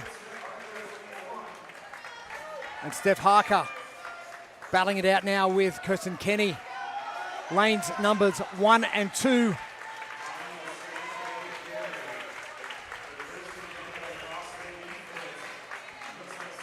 Steph Harker won't be too far away from finishing. One last shuttle for Steph Harker. Kirsten Kenny. Just over 3 shuttles to go. Steph Harker all done in 2 minutes 50. Kirsten Kenny halfway there in CrossFit EFITS. Crowd really getting behind Kirsten Kenny.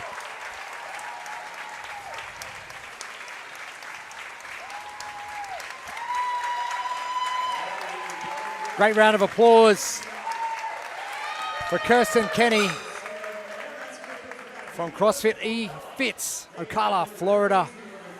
And again, Bill, another mad race down the floor. I mean, it's pretty fun watching these guys go so dang fast, but it was impressive out of the gate. Alyssa Cobella, all the way on lane number 5 on the far side over here. The way she picked up the bag was really interesting. It was on the hip. So a single arm on the hip, way different than everyone else was doing. We had a big battle going on between Britt Harbaugh and Sarah Kendrick on this side in lane 6 and in lane 7.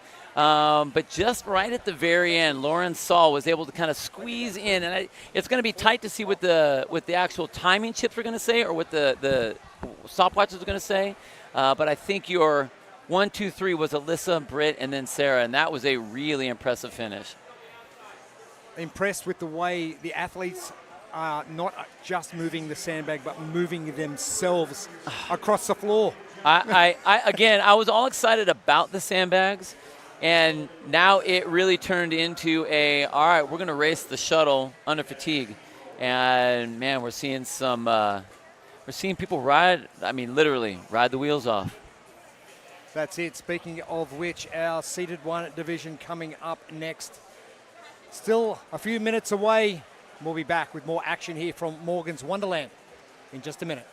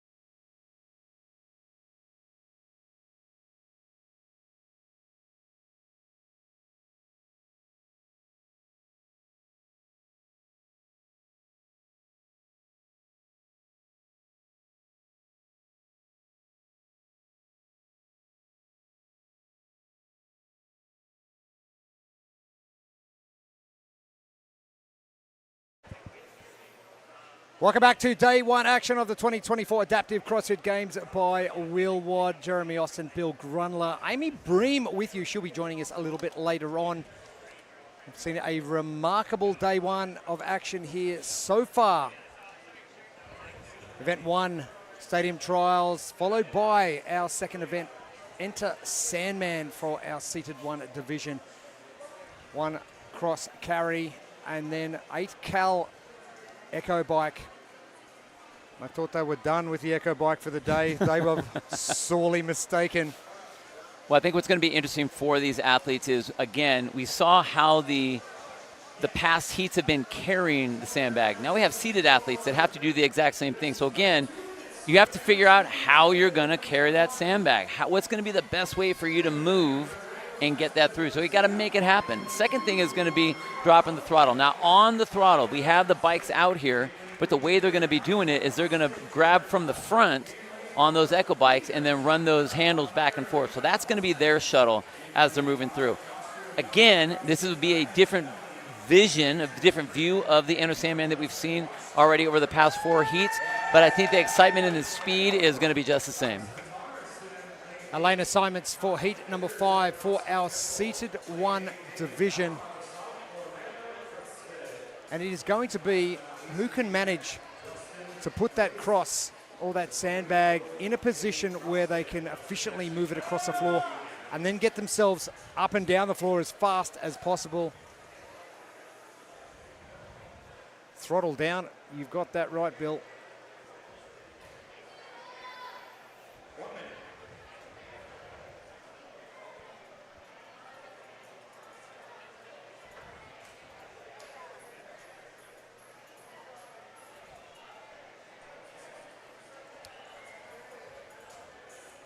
Great crowd coming in to support all the athletes. It's a 60-pound sandbag.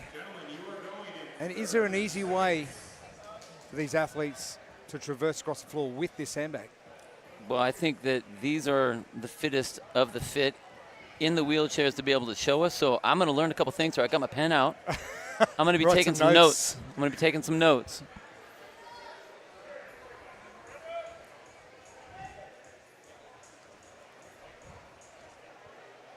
We're not going to miss Rion Holloway in lane number 2. He's wearing a bright green shirt and the sunnies to go along with those dreadlocks.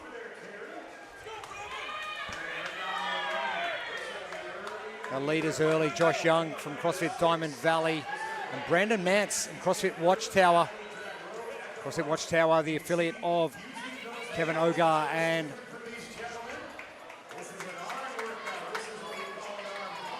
the athletes getting to work on the Echo bike and the equipped products. Again, have adapted the equipment requirements and the needs of the athletes to ensure a level playing field. Joshua Young, CrossFit Diamond Valley. Fast. Brandon Mance just in front of us here in the broadcast area.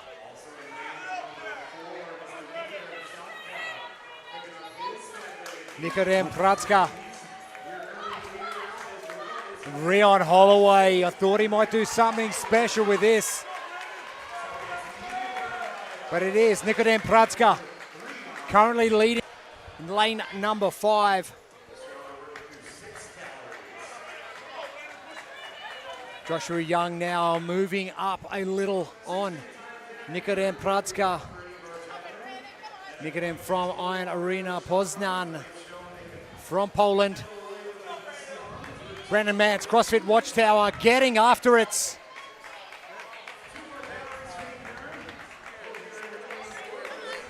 And the race continues.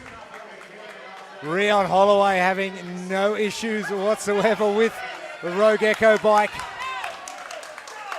Brandon Mance just in second. Nikodem Pratska, our third-placed athlete in this 5th heat. Our seated 1 division. Rion Holloway back. Getting to work. The final piece of the puzzle for Rion Holloway. Rion Holloway. Brandon Mance coming back. Nikodem Pratska, our next athlete to get in. Rion Holloway's got to be close to finishing. Pratska and Holloway battling it out in lanes 2 and 4. It is going to be Nikodem Pratska, followed by Rion Holloway in lane number 2. Brandon Mance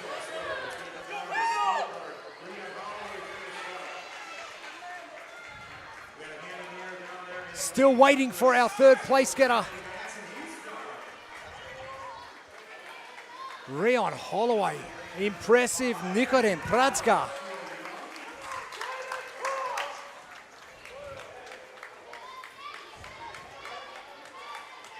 And athletes still getting to work. Brandon Mance, he was quick. Looks as though Brandon has taken third. Obviously, check your official results on compcorner.net.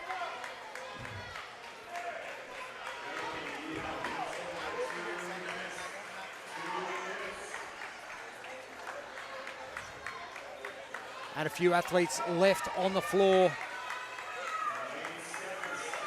David Kellum from South Orlando CrossFit all finished up as well.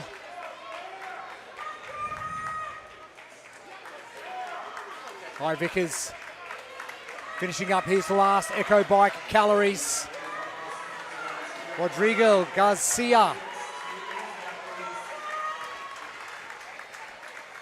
His last Echo Bike calories as well. Darren Thomas, CrossFit juggernaut from South Africa.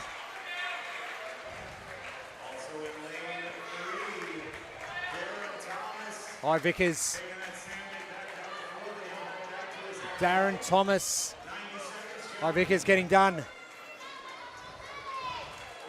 Darren Thomas, Rodrigo Garcia. Our final athletes on one side of our arena. Diego Coelho, our Brazilian athlete, pushing hard to try and finish this off. Rodrigo Garcia almost finishing up.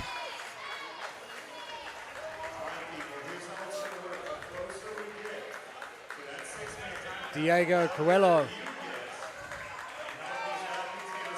with a few reps remaining as well. Rodrigo Garcia.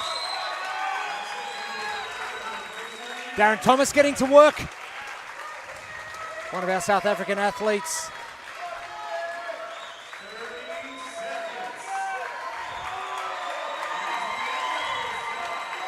Diego Coelho all done. Rodrigo Garcia finishing up as well. And Darren Thomas, our final athlete on the floor with 15 seconds remaining. The crowd urging him to come home. The final 10 seconds now for Darren Thomas. He's only got 1 calorie remaining. Darren Thomas digging deep and done just on the time cap. Wow. Oh man, so tight. You know, we wondered what this was going to look like with these athletes coming out, having to do their sprint. Their shuttle is basically the calories on that Echo Bike. And we had an absolute battle in lane number 4 and lane number 2 between Nikodem and Rion, battling back and forth. It was incredible how hard and how fast Rion was on the bike as they were moving the handles back and forth. But in the end, came down to your overall winner is going to be Nikodem over in lane number 4. And Rion right after that in lane number 2. Man, that was a good race. It was like a tennis match. It was just like it was literally back and forth. Between 2 and 4, it was crazy. It was crazy. Well, and there was a lot of mix between 2, 4, and then on this side, 6 and 7 as well. So there were a lot of athletes that were shuffling. And again, we all know that the Echo Bike is a terrible piece of machinery. But when you got to do it that way, come on. Cut us some slack, please. Come on, no, Rogue. The great finish from Darren Thomas as well. Crowd really bringing him home. As we move on to heat number 6. Our seated 1 female division.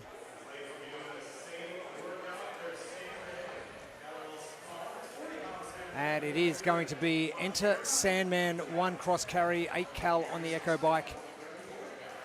And our cals on the Echo Bike reducing by 2, as did the shuttle runs for our first couple of divisions from 8 to 6 to 4 at 6-minute time cap.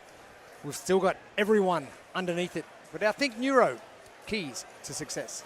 Well, we saw with the male athletes that how you're going to pick up the sandbag is going to be based on what you're used to. We saw people lining up totally from the sides, from the front, at a 45-degree angle. So it's really interesting to see what they have kind of figured out is going to be their best way to move that sandbag. And then, got to drop that throttle. You have to grab a hold of these handles, and you really need to push. And we've seen, again, as normal when you have a machine type of equipment on a race, the bigger, larger athletes have a lot more mass to move, and they can really move the handles a lot better and a lot more efficient. And they seem to be doing really, really well on that Echo Bike portion of the shuttle. Our lane assignments for heat number 6. And a number of athletes we saw do extremely well this morning.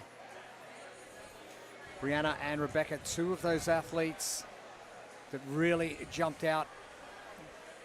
But we've got a great mix of youth and experience in this heats. And Bobette, one of our oldest athletes in the field.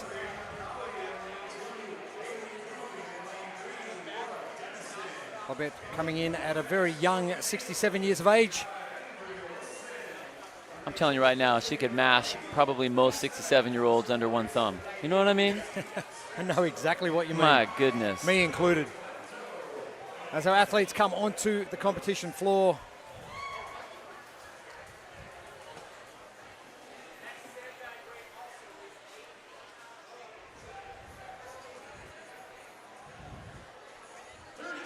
Rebecca in that bright neon shirt. Tasha Price.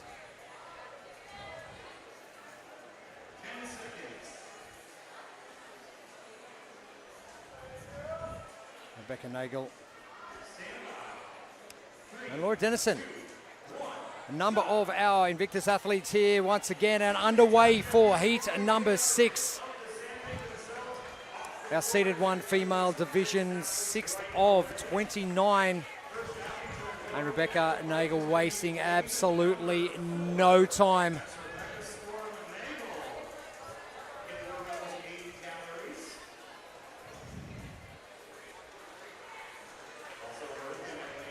Nestle Bernardi from Puerto Rico. And Andrea Wilson, our top 3, moving into the first segment of our second event of the weekend. I say weekend, extended weekend of 4 days. This one called Enter Sandman. Rebecca Nagel getting to the Echo Bike first. 8 calories required. As we've seen previous heats, it's going to come down to who can move the sandbag, who can move down the floor. And for our seated divisions, who can move the Echo Bike. Rebecca and Nestle both battling out, both judges' hands in the air. But Andrea Wilson, CrossFit Mayhem.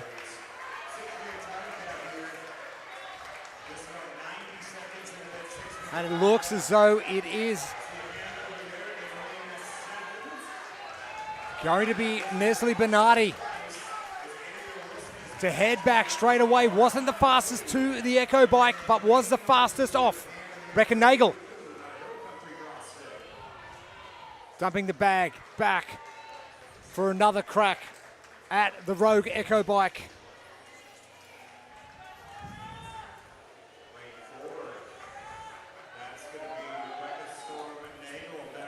Nestle coming in ranked 2nd. Finishing up last year in 3rd place at the CrossFit Games, 2nd in 2022 and back again to 3rd in 2021. Finishing 2nd at the Wheelboard Games in both 2022 and 21. And really ripping the arms off this Rogue Echo Bike. Andrea Wilson in lane number 5. Now jumping into the lead as a little bit of fatigue starts to kick in. Nestle in 2nd place. And Andrea Wilson coming back to set her sandbag down as we hit 2 minutes 45 seconds. Nestle is heading back. Andrea Wilson is going to be our leader hitting the Echo Bike, Nestle Bernardi. Needs to get moving to get onto that Echo Bike as fast as she can. She's proven once she does get those handles in her hands, things are going to be happening.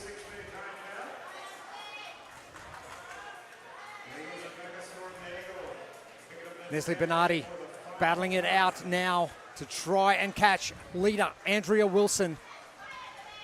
Andrea getting done, 3 minutes and 19 seconds. Unofficial time, of course. Make sure you head over to compcorner.net. Nestle Bernardi is going to be our second place getter in heat number 6. And Nestle proving why she has been sitting at the top of the leaderboard. And athletes expecting to having to roll back to the start position, but once they are done with the Echo Bike, they are done.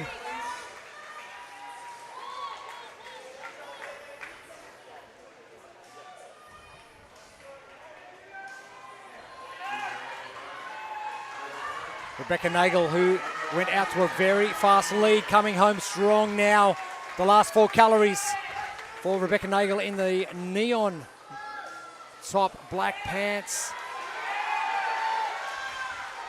And judges' hands are in the air. The crowd really getting behind them. Rebecca Nagel coming in third.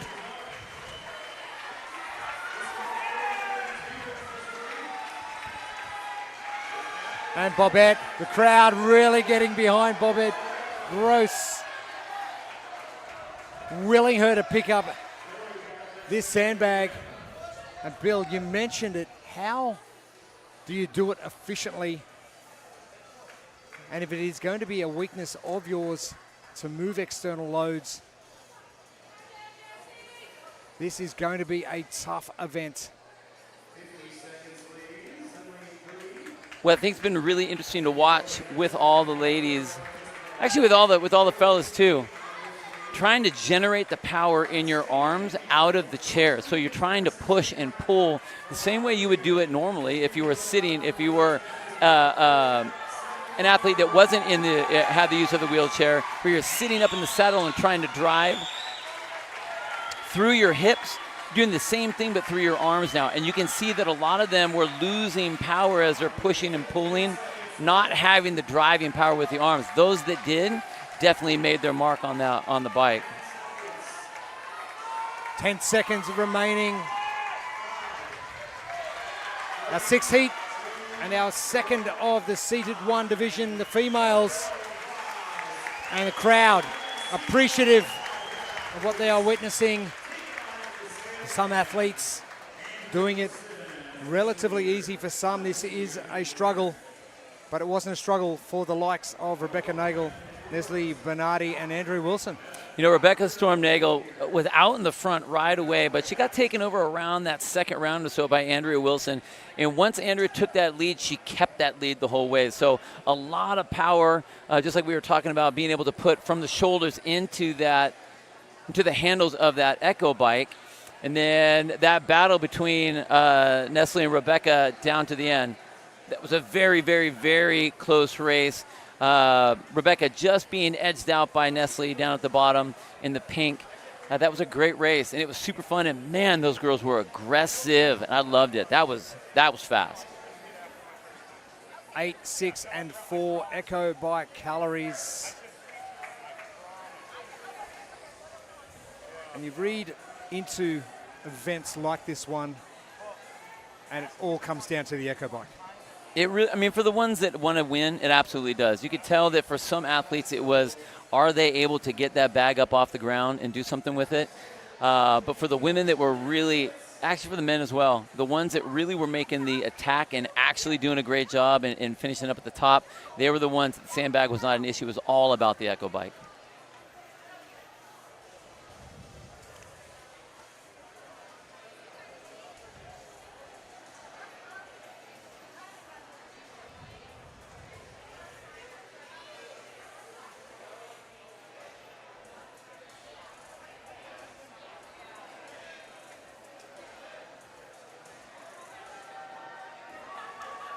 Wonderful crowd in here at Morgan's Wonderland.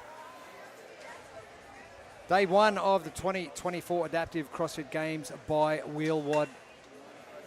Jeremy Austin and Bill Grundler with you into Sandman. Our second event of the weekend. I say weekend because I'm... Feels like the weekend. It feels like we got 4 days. I got 4 days. It's a long weekend. It's a long... It is. And into Sandman, 1 cross carry, 3 times and 8, 6 and 4 calories on the Echo bike. A 6-minute time cap.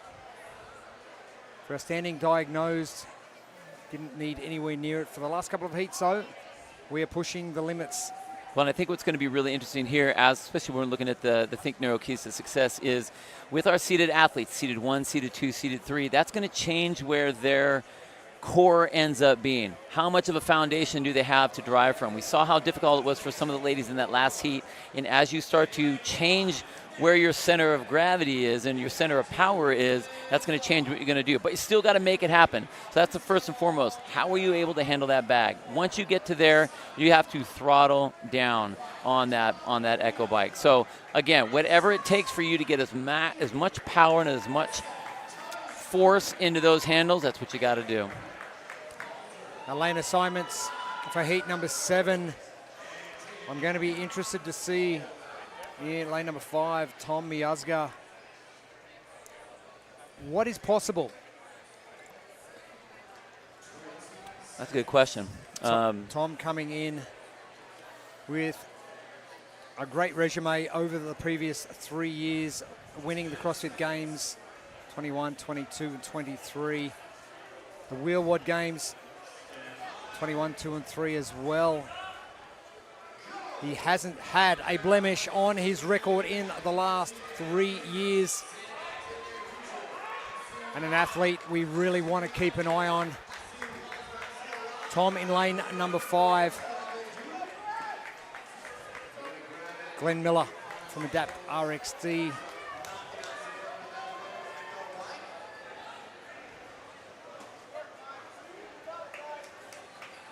Mike Egan, the Tribe 3F CrossFit. Don't worry about the equipment handles. I'm just going to grab the big arms of the Rogue Echo bike and go for it. Glenn Miller, Tom Miazga, Mike Egan, our top 3. Mike Egan, looks as though Mike is going to be the first to move.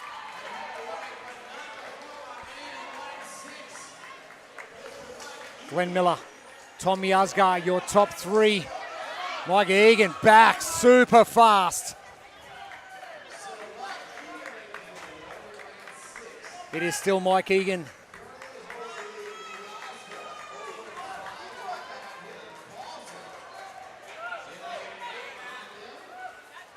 Mike fortunate enough to be staying in his own house over the weekend. And he will be used to this heat, but it is Mike Egan, all guns blazing. Tom Miazga, Glenn Miller, your top 3.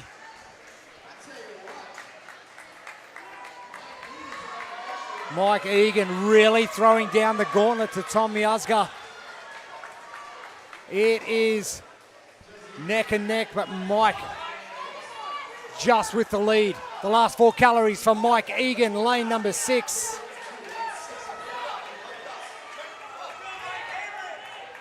Mike Egan coming in as the second seed into this competition, chasing down our champion, Tom Miazga, and the local boy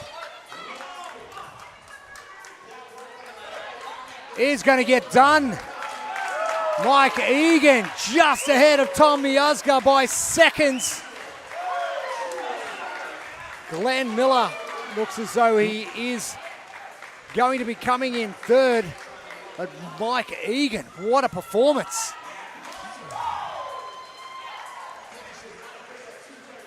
Brett Pulsar from CrossFit 1904. Thomas Green coming back for his last 4 calories on the Echo bike.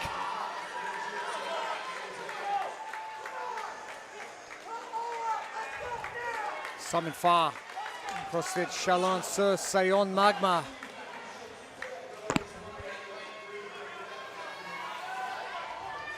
Another battle down to the wire. This one, a battle of seconds. Halfway through our time cap.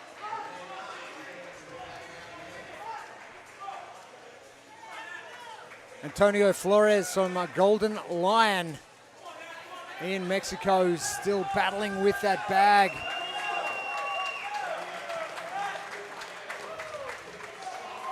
Nat Craig from Rockhouse CrossFits.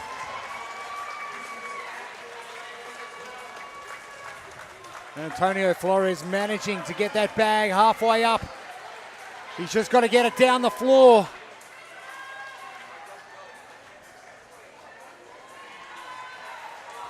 Antonio now returning to the Echo Bike for the final 4 calories.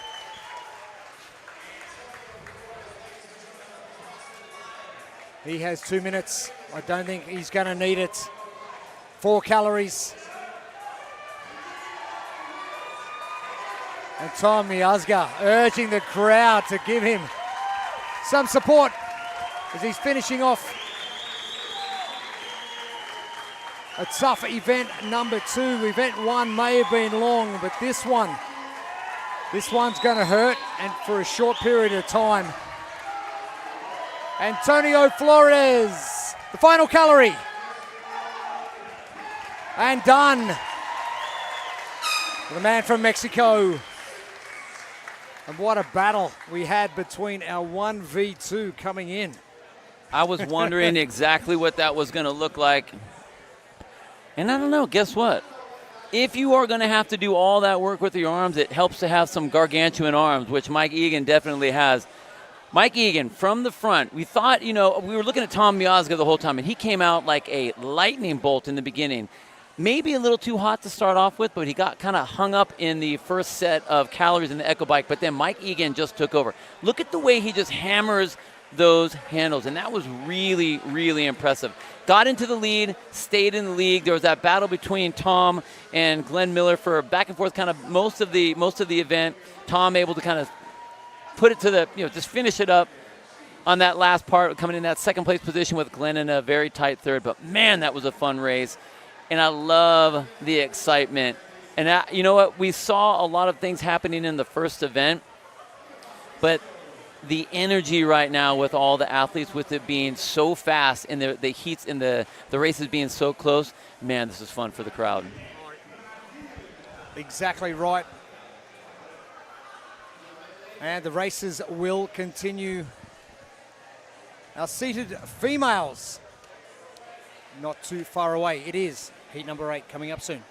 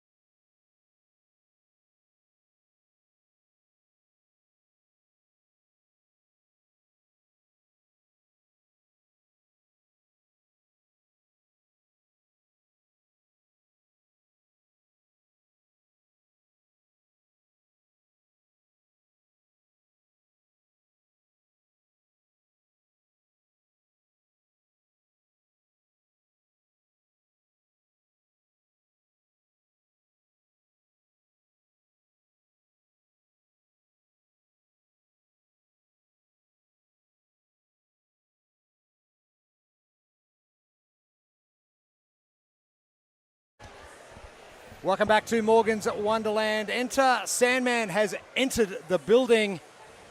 It is event number 2, day 1 of the 2024 Adaptive CrossFit Games by Will Watt, Jeremy Austin, Bill Grundler with you.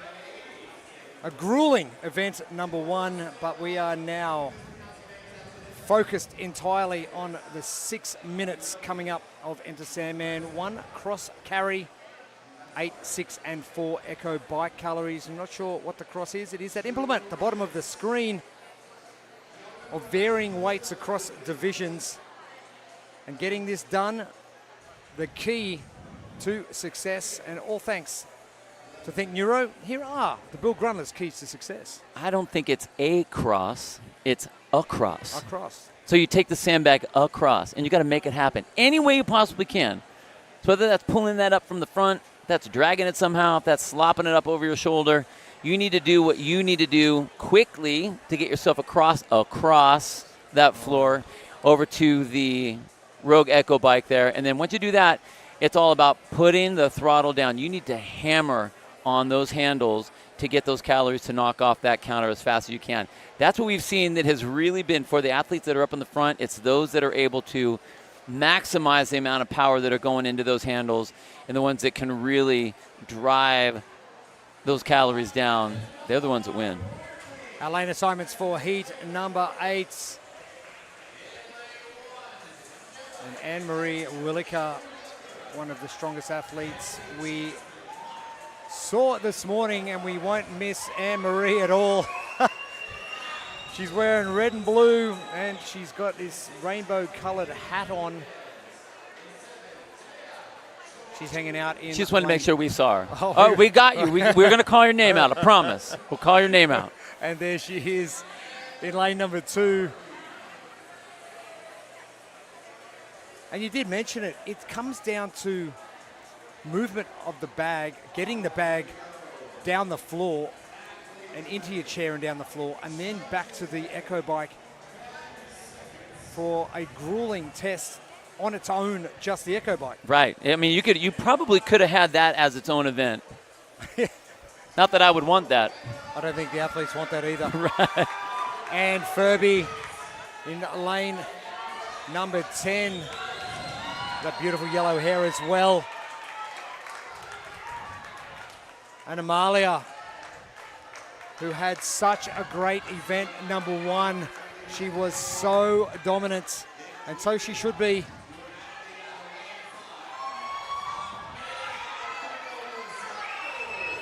Amalia has been your winner of the CrossFit Games, seeded to Division 4 the last 3 years. Your wheelwad champ for the last 3 years as well. Jasmine Mock, Anne-Marie Williker, no surprises to see those 3 at the top. And Amalia Lozano from RPC CrossFit in Costa Rica. Oh, the hair. You whip that hair back and forth. You certainly do, young lady. Far out. Talk about getting to work. And she is not messing around.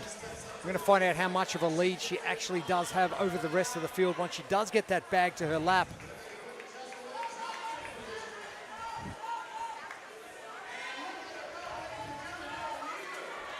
Amalia Lozano back down the floor.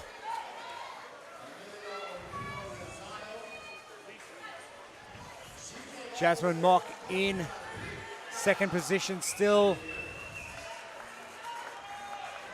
And Geraldine Manriquez has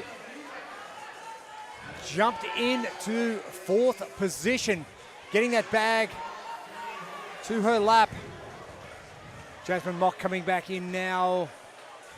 Anne-Marie Williker back to the Echo bike as well, all chasing down leader Amalia Lozano. Amalia dominant in the open in the last 3 years, finishing in that first place position, first place in semi-finals. She is streets ahead of everybody else. She gets a win earlier this morning in Stadium Trials, our first event of the competition here at the 2024 Adaptive CrossFit Games by Wheelwide. Amalia now moving the bag back, and she will have 4 calories to get through.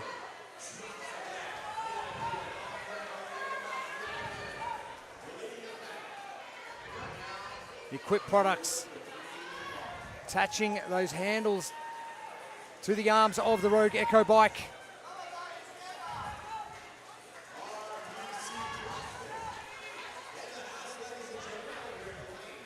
Elizabeth Foster moving her way back. But it is all the Amalia show. Check the official time, but that one, roughly 3 minutes. Jasmine Mock battling it out now with, it is going to be Anne-Marie Williker to pick the bag up first. Anne-Marie coming back just ahead of Jasmine Mock. Geraldine Manriquez picking up her bag as well, moving into third position now. Jasmine with work to do on the Echo bike once she does get there. Anne-Marie Williker on the bike to start her last 4 calories. Geraldine starting her last 4 just ahead of Jasmine.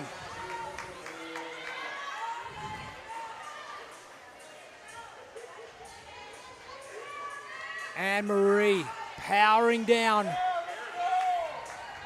The last 2 reps for Anne-Marie.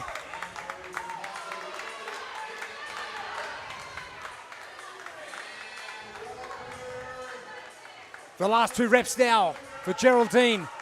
Anne-Marie all finished. Jasmine, Geraldine battling it out. Oh, we are close. This one is going to be tight. Geraldine getting that 3rd spot. Just ahead of Jasmine.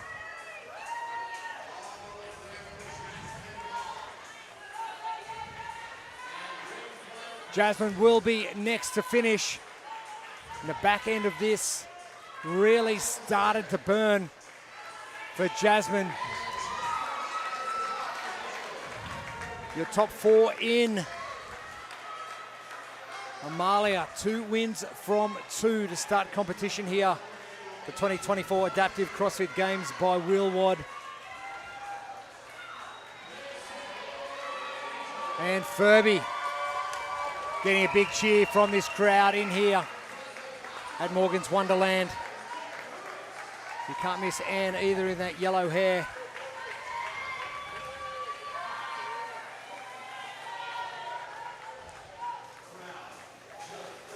Getting all finished up, 30 seconds remaining now. Doris Niedinger Andel working away the last 2 Echo Bike calories.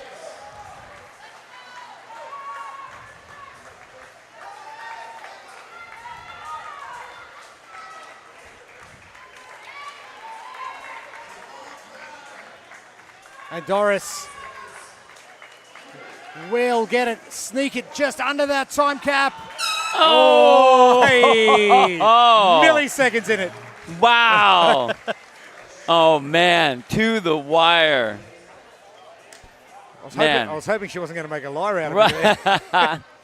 Man, Amelia, front to back, top to bottom, had no problem grabbing hold of that bag, getting it on top of her seat, and then made easy work out of those handles on the Echo Bike. Just, I mean, literally lapped the rest of the field. But even though there was that great race with Amelia as she went through that whole thing, Anne-Marie, I impressed. Did I not say at the start of this? Yes, I know you did. I know, and that's what was so great.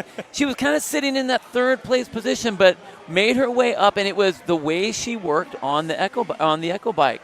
The power that she was putting into each one of those strokes was a great, great job. Put her into that 2nd place with Geraldine right behind and Jasmine finishing up. Man, that was a fun race too. But Geraldine and Jasmine going back and forth as well, coming down to the last few seconds. All the way down to the final couple reps. And Amalia, win to start day Strong 1 of competition. Day. That is why she has been number 1 for so long. As we move on now to our Neuro moderate division for the men. Enter Sandman, our 2nd event of the competition, day 1 here at Morgan's Wonderland. Great to have your company. I know plenty of people in the Oceania region tuning in bright and early. They should be up by now anyway. And a change up now from the Echo Bike to the Ski Erg. The cross doesn't change, but the calories do 15, 12, 10, 7, 5, and 3 still with that crucial 6-minute time cap we've seen early on. Not needed as much as we get into some other divisions. But I think Neuro keys to success to get this one done under time cap. Well, and it'll be interesting. What's been most interesting for me with the sandbag is how people are making it happen. What way works best for them, either by practicing it, at home, or just what they feel most comfortable with. Now that we've moved to the ski erg for these athletes, they did do the ski erg earlier, but here's the thing: it was a totally different setup for that earlier. It was a long duration event. It was a heavy endurance event. This is about all-out power. So we want to see a lot more throttle dropping on the ski erg here than we did in the first event this morning. Well, you'd want to hope so. I do. Yeah, absolutely.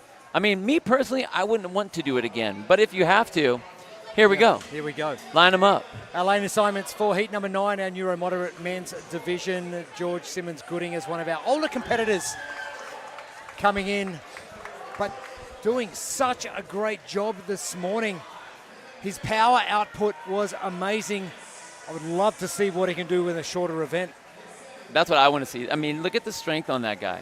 Powerful athlete. So I think it's going to be cool to see what he can do, especially on that ski erg when it's going to be short duration. When I grow up, I don't want to be George, I think.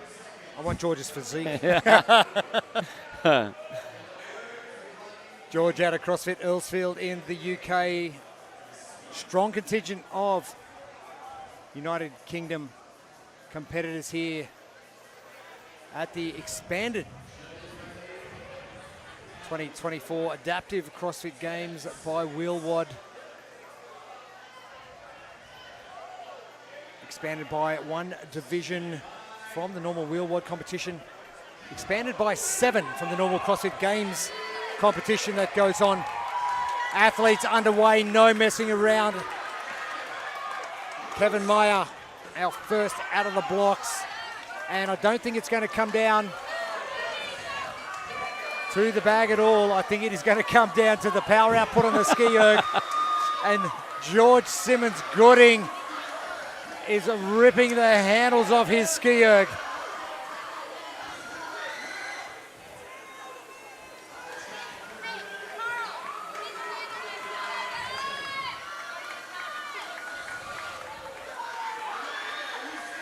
It's quick. Kevin Meyer still in the lead, closely followed by Michael Pedrini. George making a comeback. George Simmons Gooding. But it is a mad fight out there on the competition floor. Kevin Meyer in lane 5 from the Netherlands.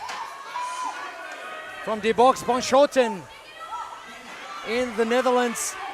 It is all Kevin. These last calories, he has ripped through this. This has been unbelievable from Kevin. Coming in second, Michael Pedrini. CrossFit Mayhem, the Uruguayan athletes.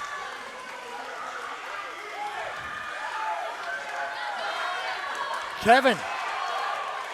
Jeez. I cannot believe what he has done with event number 2. Michael Pedrini not too far away from finishing either. And the crowd getting really vocal in here. Pedrini in.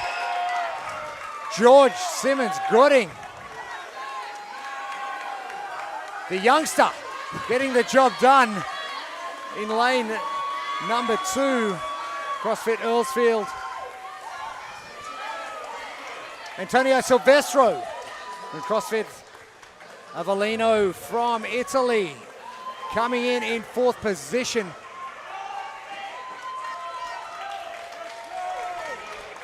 And Dustin McCallum has got his last calories to get going.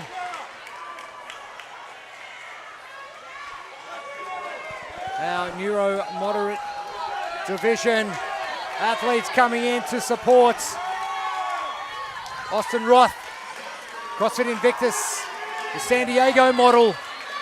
The Sea of Green will be getting behind him. Dustin McCallum, done. Great finish, sub 3 minutes for Dustin McCallum. And Austin Roth done as well.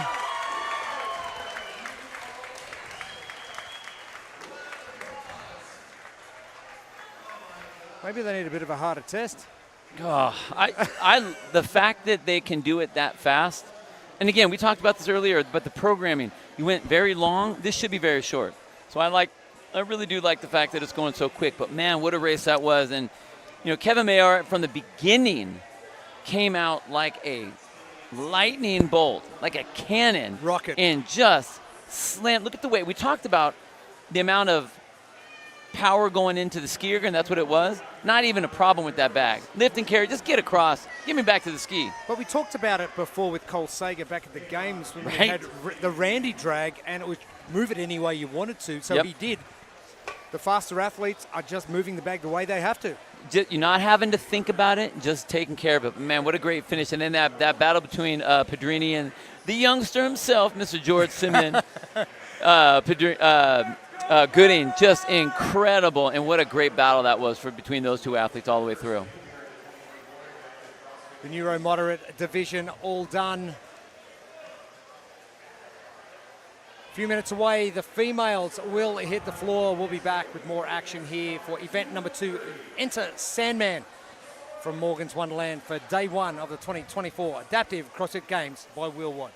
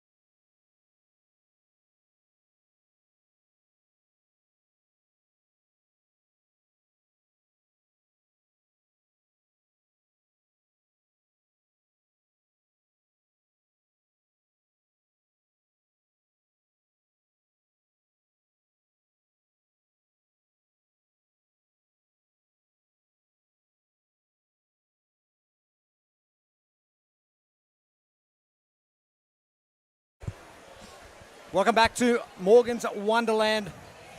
Day one action of the 2024 Adaptive CrossFit Games by Wheelwood. We're in San Antonio, Texas. Thank you for your company. Jeremy Austin and Bill Grundler with you. Amy Bream will be joining us later on. She's walking around here somewhere. Event number one in the books. Stadium trials earlier this morning. This is event number 2. Enter Sandman. And this is our Neuro moderate female division. A heat for the men just taking over 3 minutes. And he's one cross carry. The ski erg replacing the Rogue Echo bike. And I think Neuro keys to success, Bill. You got to make it happen. First of all, it's picking up the sandbag. We thought that, and actually in certain divisions, the sandbag is a very important part. I think for the rest of these divisions, especially here, it's about making it happen. Get the bag down here and then get to work on that ski erg.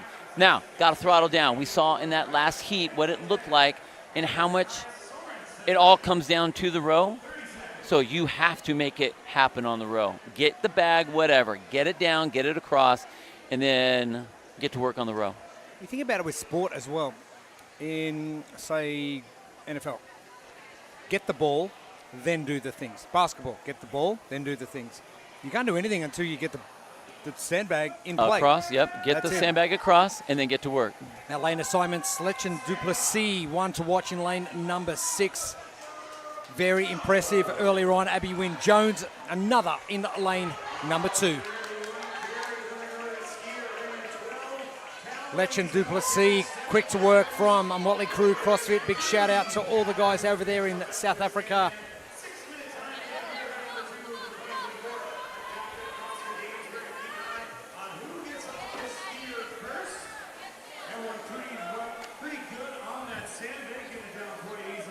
Lechen with a great event one earlier today. Abby Wynne Jones really emptying the tank as well. But Lechen Duplessis well out in front. Talk about power athletes. Lechen. This is going to be one of the fastest times we're going to see here today. Patricia Turnmeyer for our Teamers CrossFits into that second place position. Lauren Taylor and Courtney Lopez not too far behind either. Lechen Duplessis 2/3 of the way through event number 2. Enter Sandman. And the final calories of the ski erg coming up right now. We are only at 1 minute 20. And Lechen absolutely crazy. Wow. 127. Wow. And Lechen Duplessis, the pride of South Africa, right here. Lauren Taylor moving in as well.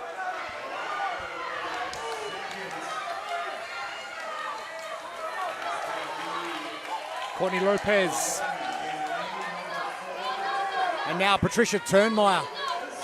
Oh, it's still trying to get over the Lechen Duplessis performance. Lauren Taylor gets in second place.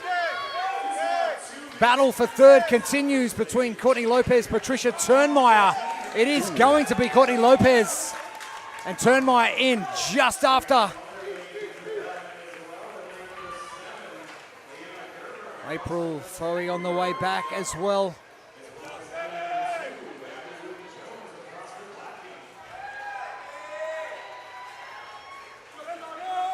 Abby Wynne Jones, a good result as well. Lane number 2.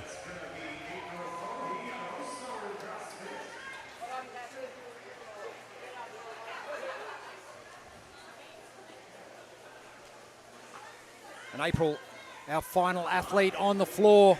I can't believe we're only at the 3-minute mark. And April done. And again, blistering pace. You mentioned it in your keys to success. Thanks to Think Neuro. get the bag down and then do the things. And you have to throttle down, and that's exactly what we saw Lechen do. The power that she was putting, and what I really liked is she was using her entire body to manufacture that power.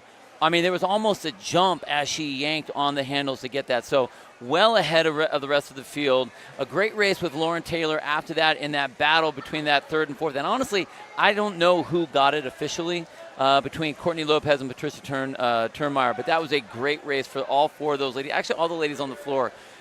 Man, that was fast. Lechen. Insane amount of power output that woman has. Just crazy. She Yeah. did well earlier on today, and she does well again in a shorter time frame. And for these athletes now, how good, day's over. They get to go and recover now for tomorrow. Yep. Another 2 events coming up tomorrow, 2 more Saturday, 1 on Sunday, and still plenty of heats, plenty of excitement to come.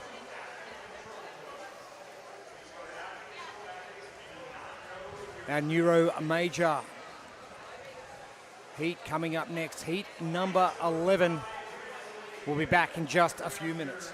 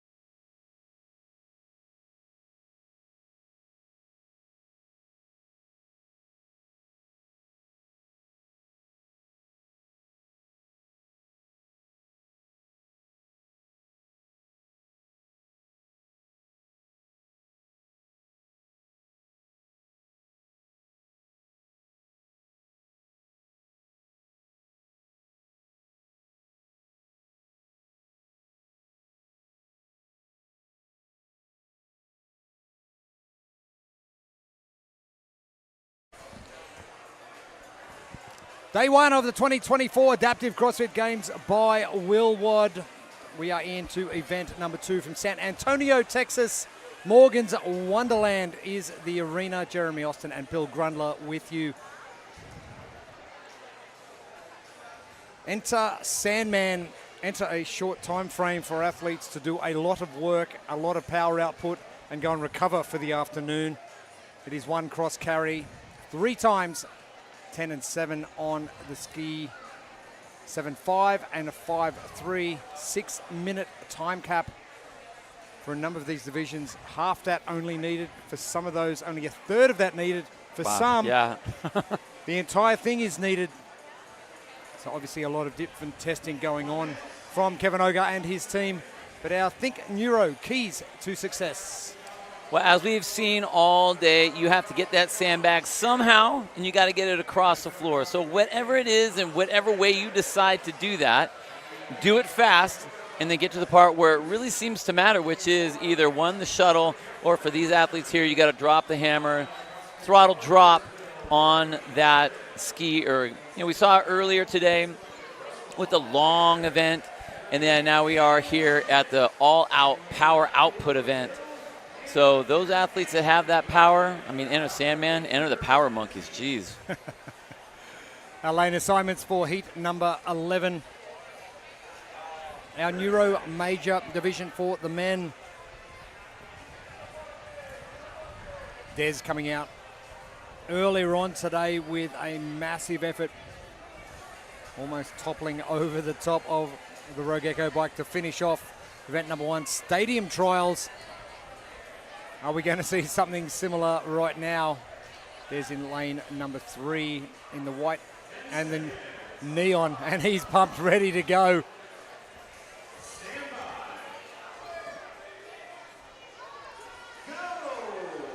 Underway for heat number 11, 6-minute time cap for our second event of the day. Jeremy Dalton from CrossFit Barbersville, battling it out with Jeff Livingston from Panama City CrossFit. With the short ski erg calories, this is going to be a fast one, and there's only going to be seconds between us. Jeremy Dalton, still your leader.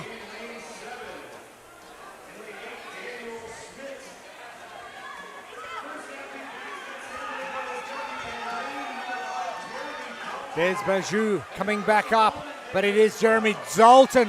Oh, talk about moving over the arena floor. And the short chopping movements from Jeremy Dalton, making sure these calories on the ski erg tick over very quickly. Minute down, we are 2/3 of the way through our second event of the 4-day competition here, the 2024 Adaptive CrossFit Games by Wheelwad. Russell Allmendinger about to move into position, but it is going to be Jeremy Dalton battling it out. Russell Allmendinger, also Des Bejlus finishing strong as well. Jeremy Dalton's got to be close to finishing. Last calorie for Jeremy Dalton. He's done. 1 minute and 51 unofficial seconds.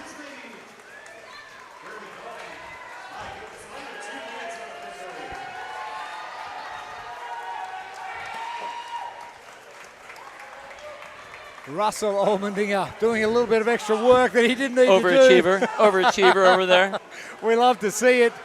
Des Bejlus from the Netherlands coming in that 3rd place position. And Thomas Fernandez now with a chance with John Sherrill to finish off event number 2.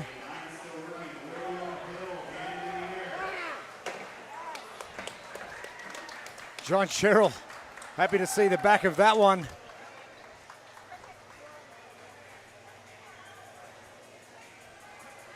Thomas Fernandez in lane number 2, still battling away.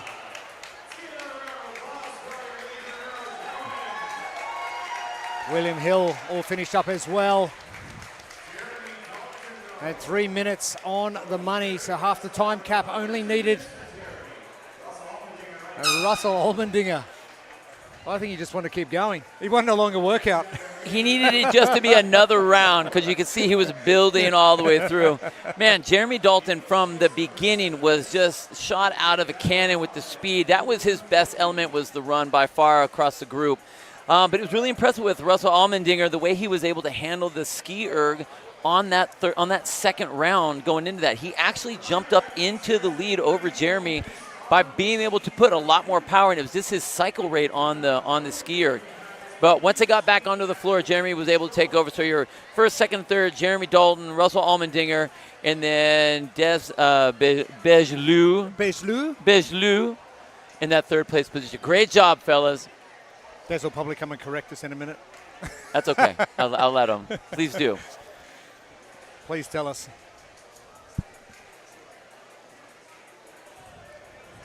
$11 heats down, 29 to tick off for this afternoon here at Morgan's Wonderland event number 2. Enter Sandman is on the menu. We'll be back. More action for day 1 of the 2024 Adaptive CrossFit Games by Wilwod very soon.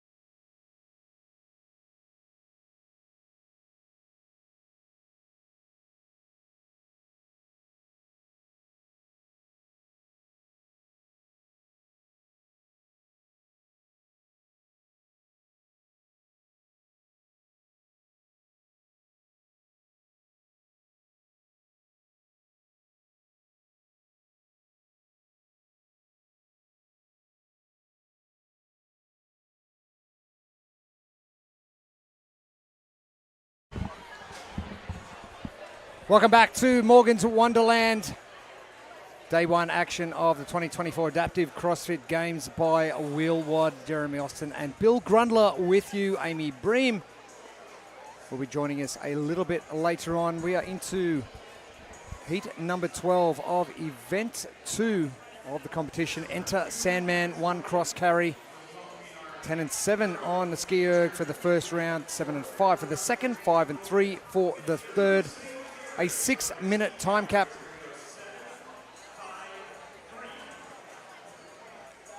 You know, it's interesting as we go from division to division to division, how they're able to handle it. And even though the keys, the Think Neuro keys to success here are the same, it's always interesting to see from me how they were able to handle it. So when we say make it happen, how are you able to make it happen with whatever limitation or adaptation that you have to do in that particular division?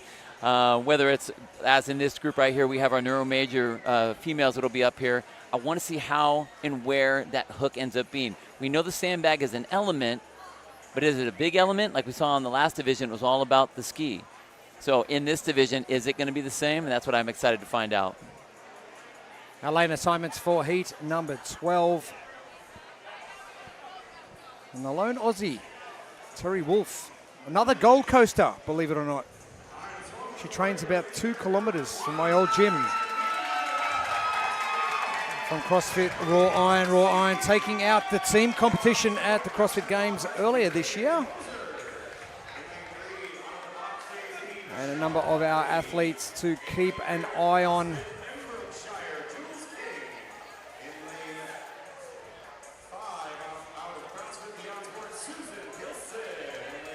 Excited to see what Tracy Bartalo can do. She'll be in lane number 6. There she is, just to the right of screen in that yellow shirt. Judge making sure she stands behind the right line. Gotta have a fair start, right? Yeah, you know. Gotta have a fair start here. There's no favors here.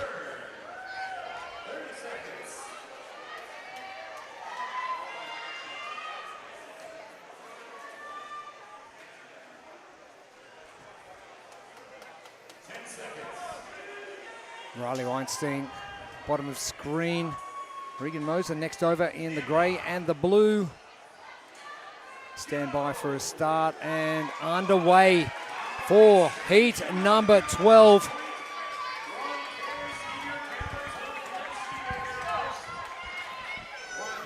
And as Bill mentioned earlier on, it is going to be an absolute battle of the ski erg.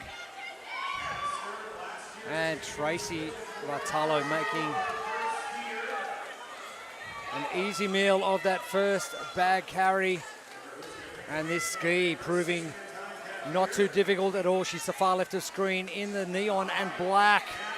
This should be one of our first athletes off the ski erg. Second, in fact. Anna Stern from Strange CrossFit. It's going to be our first one. Tracy in the next position. Regan Moser in the grey and the blue in third. CrossFit Wild West. Regan with a good hinge for this ski erg. Not reaching up very high,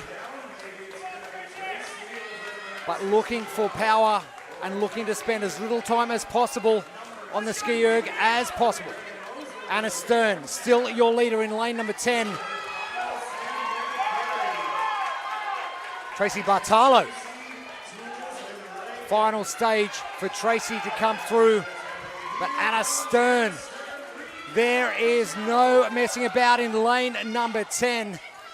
Regan Moser holding on to her third place position. Jules King moving up into fourth.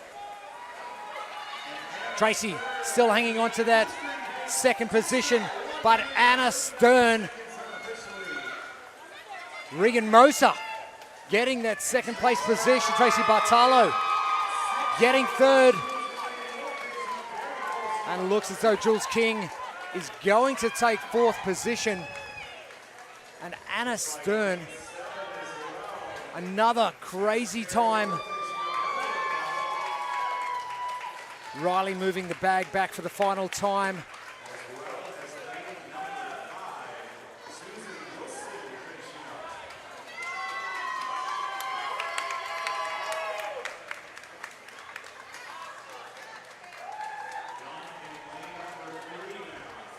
Not even halfway through our time cap yet on heat number 12, our Neuro major division for the females.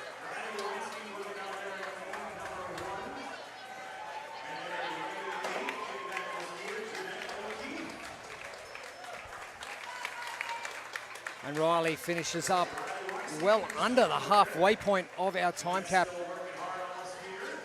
And our final athletes. Jeanette O'Keefe, I believe. It is O'Keefe, and she does finish up just on that halfway point of our 6-minute time cap. And again, we've been surprised by some massive power output. I'm not even surprised anymore. I'm more shocked at the time frame that we're getting in, but Anna Stern from the very beginning, very fast on the ground when she was moving back and forth, fast getting that sandbag, just a massive amount of power into those handles on the skier. Again, that kept her up in that first place position the whole time. But what was really interesting was that battle between Tracy Bartolo and Reagan Moser that whole time. Reagan was in that third place spot all the way up until the last set of calories on the skier. Again, that's when she was able to kind of just jump in front. That was a great race by all three of those ladies.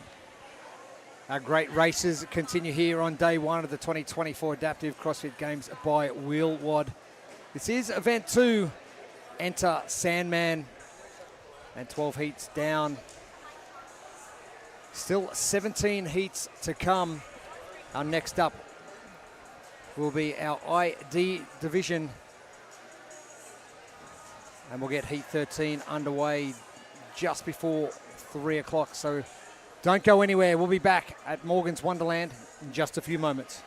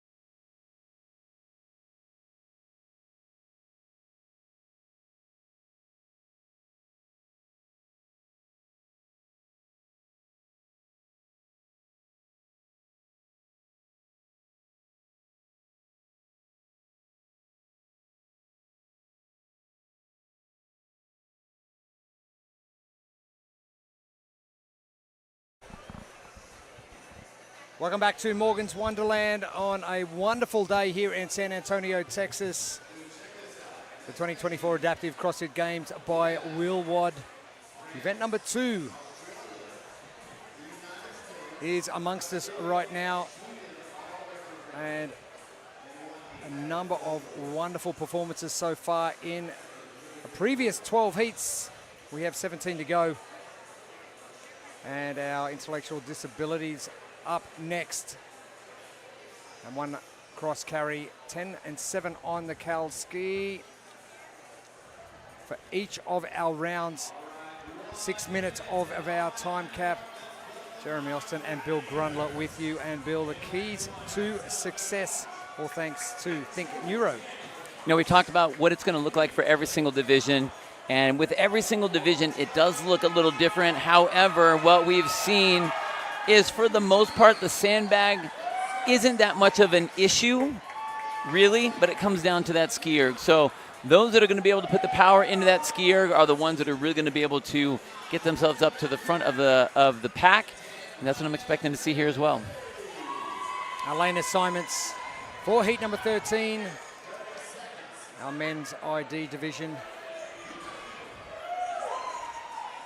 We saw a number of these athletes do a great job this morning with Event 1 Stadium Trials.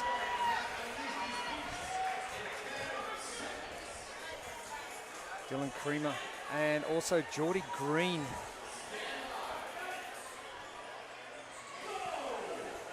Two I'm interested in looking at.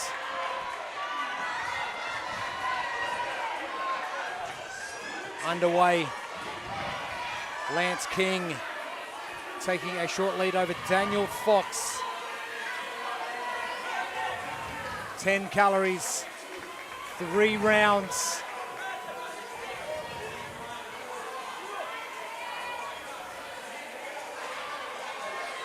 It is all about Lance King. Currently, he has got about a 5-second lead over Daniel Fox.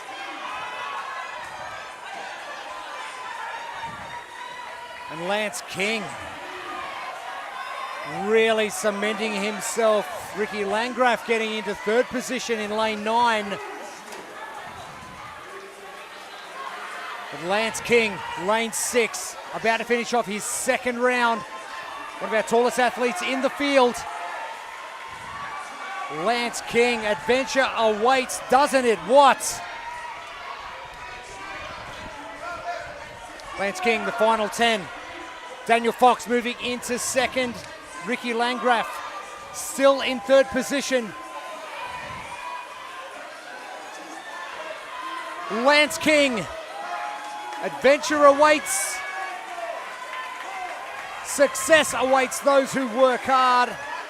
And success coming the way of Lance King right now with 1 calorie remaining.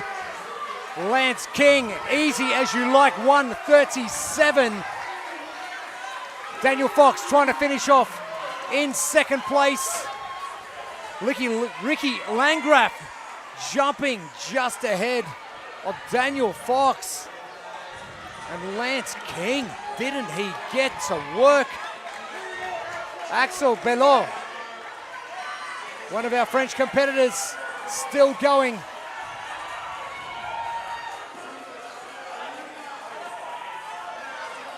Lucas Almeida Lima, one of our Brazilian athletes, about to drop his bag for the final time. 10 calories remaining for our athletes on the floor.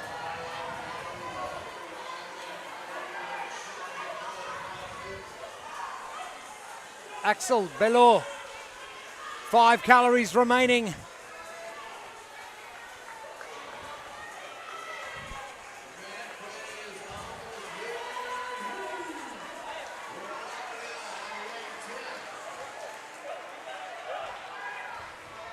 Lucas Almeida Lima, to the far left of screen, gets done, as does Axel Belot.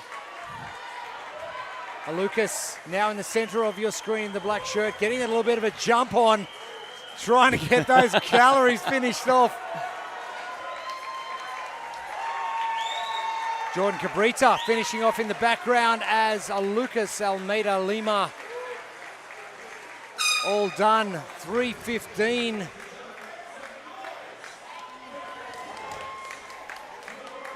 And Lance King. Wow.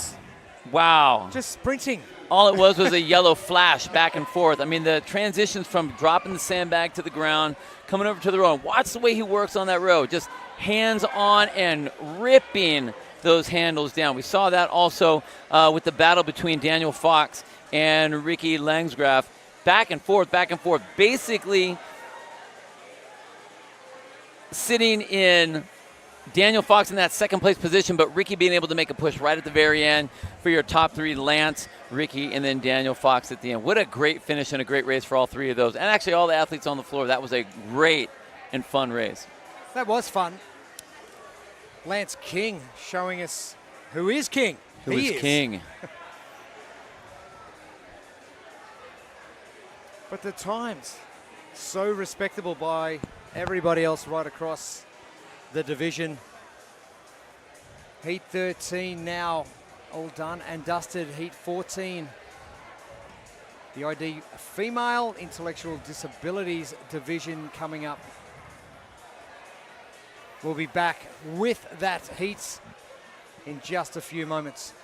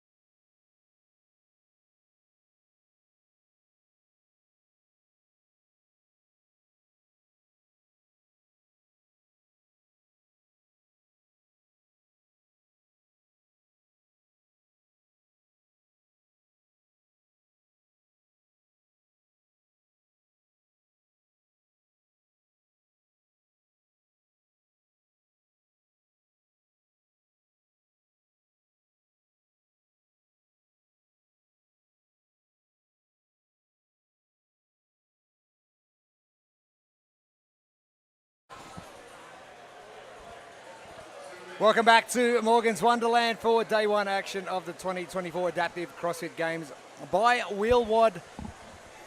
Jeremy Austin and Bill Grundler with you right across the next 4 days. Amy Bream will be joining us as well. Beautiful day here in San Antonio, Texas. And we are at event number 2, Enter Sandman, a cross carry, and 10-7 for our ski erg calories for our male and female divisions. And females obviously will be attacking the 7 calories across all 3 rounds. 6 minutes on our time cap and our Think Neuro keys to success. Well, just as we saw earlier, got to move that sandbag the fastest as you can, whatever way you want, a single arm and over the shoulder and in the front with 2 hands. You pick it, you just got to make it happen. Once you get that sandbag over here to the ski, you have to throttle drop, which means you got to get yourself moving. And I want to say we've had so much fun so far today with a lot of athletes. It's 3 times bigger than this competition has ever been. And I got to say, all you guys that are out there listening right now, we heard earlier there was about 20,000 of you guys paying attention to us, which makes me feel a little nervous. I'm just not going to lie. Not going to lie. It's a lot of eyes and a lot of ears out there. But we're having a great time. You guys, thanks for hanging out with us. Are they going to understand anything I'm saying? That's my problem. But it sounds cool because you got an accent. It just makes it sound good. Our lane assignments for heat number 14 of 29, our intellectual disabilities division for Enter Sandman for our females. Lauren Weber having a good turnout in event number 1, stadium trials. Cassidy Lungskog as well, doing extremely well from Tecton CrossFit. And a mistake from the get-go from Cassidy, forgetting her sandbag and having to go back and get it. Tessa Kirky, your early leader heading into the first 7 calories of the ski erg. Hayley McCulloughan is in second position from CrossFit Throne.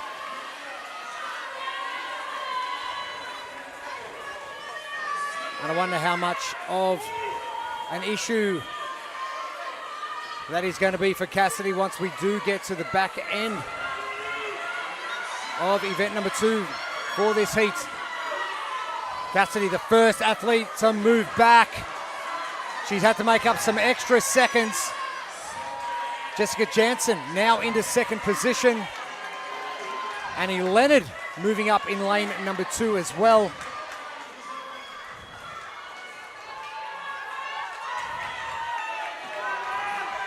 And sometimes those errors start to creep in when you're really putting the pressure on yourself.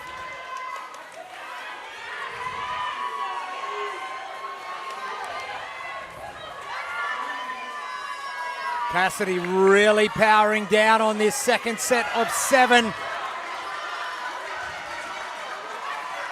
Cassidy, Jessica Jansen, they are battling it out. Cassidy going to be hitting the ski erg calories first. We have 7 to get through.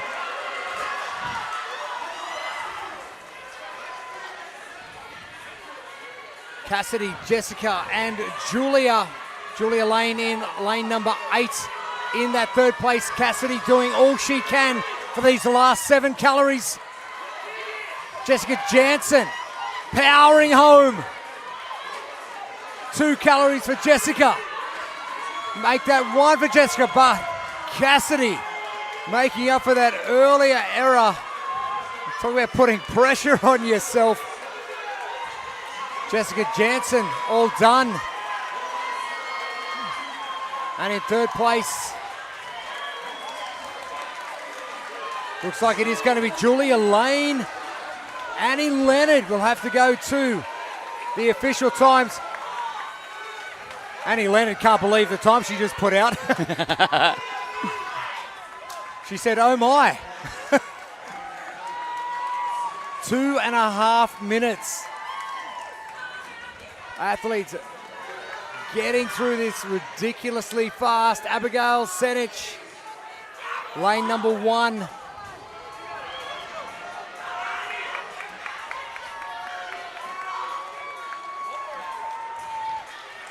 Gabriela Makopoulos and Lauren Weber. battling to finish.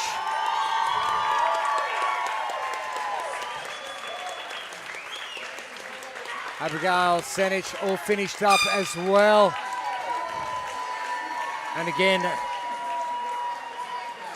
another heat where only half the time cap is needed.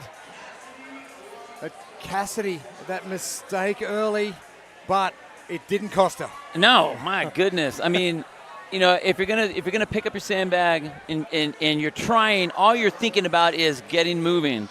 So instantly you trip right over it. And what was great was that didn't blow her mindset at all.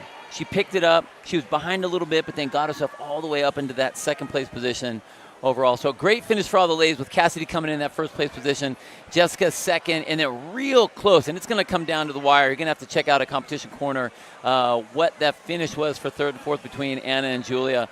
But man, what an incredible race by all the athletes. And I just love how hard they go. I just love, they're so having so much fun hurting themselves on these events. In a good way. In a good way, 100% in a good way. Great job. That was a great race. And really the first mistake we've seen from any athletes over the first two events. But you make a mistake, you come back and you win. I know. The heat, you win the event. How good. So pressure on. Talk about putting pressure on yourself as well. Our next heat will be our seated 3 male division. And we'll get those athletes on the floor next. We'll get back to Morgan's Wonderland shortly as our day 1 continues at the 2024 Adaptive CrossFit Games by Wheelwad.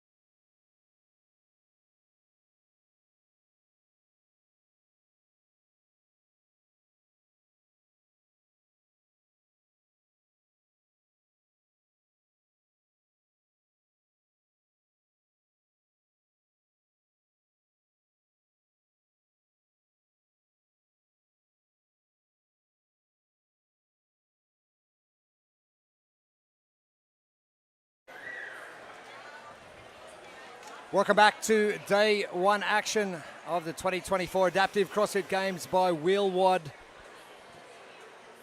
We've had a remarkable day so far. Jeremy Austin, Bill Grundler with you.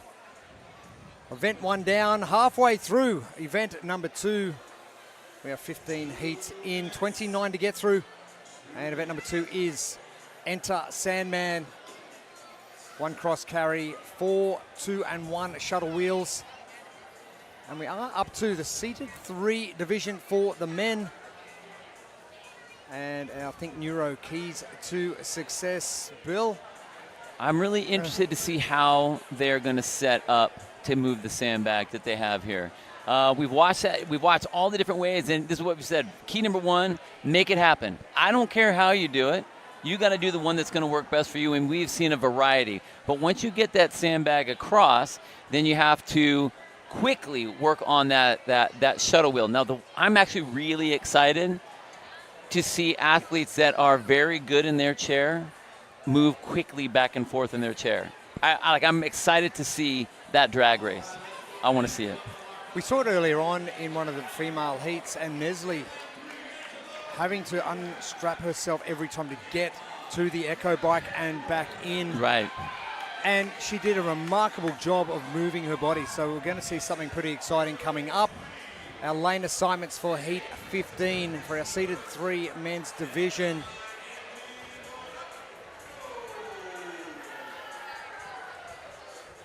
A number of these athletes: Cam Whitaker, Antonio Bonanno.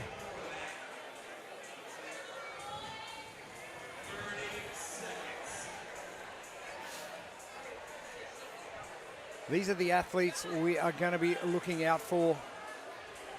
Fast movement across the floor. Efficiency with sandbag. And that's one area in particular you don't want to get bogged down.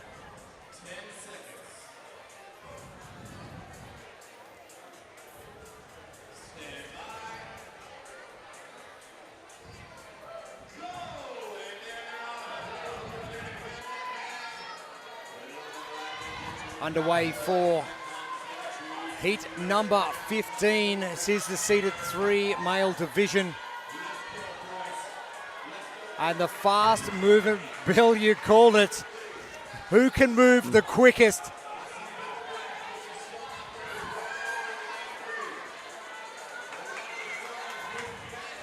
James Witts almost forgetting his sandbag on the way down.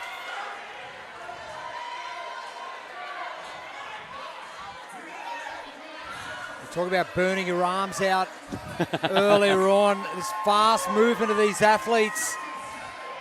Cam Whitaker, Brian Muscarella battling it out for the lead currently in lanes 5 and 6.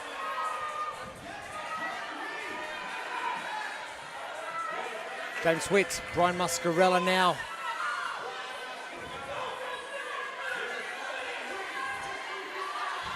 And this is going to be another blistering time. Oh, you've got to be kidding me. 1:10. We're going to have to go to the slow-mo replay. I mean, I think the word you have to use is drifting on this. I saw burnouts happening as they made the turn for those shuttles. Chris Gessner.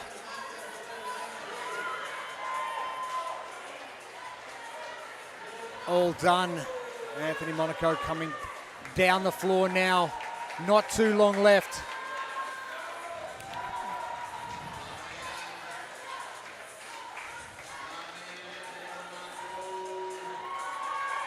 Judges making sure of athletes' range of movement, making sure wheel getting over the line every time. Anthony Monaco will head back.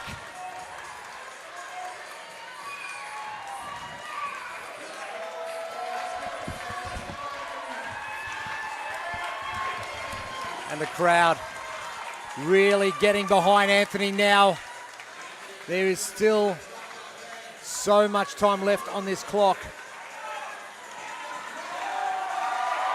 Oh, would you listen to that it? Crowd going absolutely wild.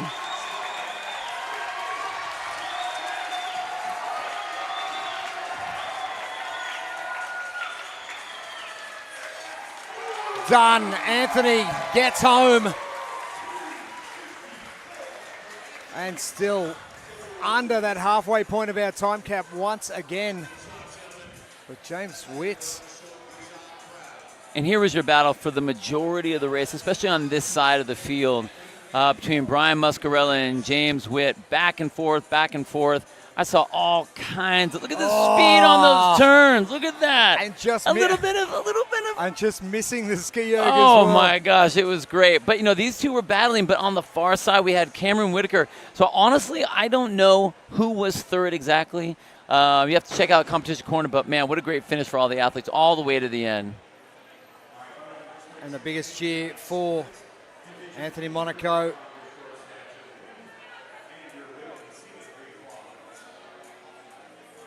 And everyone here at Morgan's Wonderland appreciative of everything every athlete is able to achieve day one of competition. Athletes have flown all around the world to get here to compete.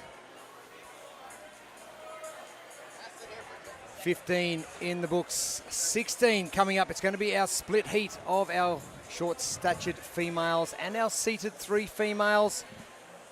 Event number 2, Event Sandman, continues here at Morgan's Wonderland next.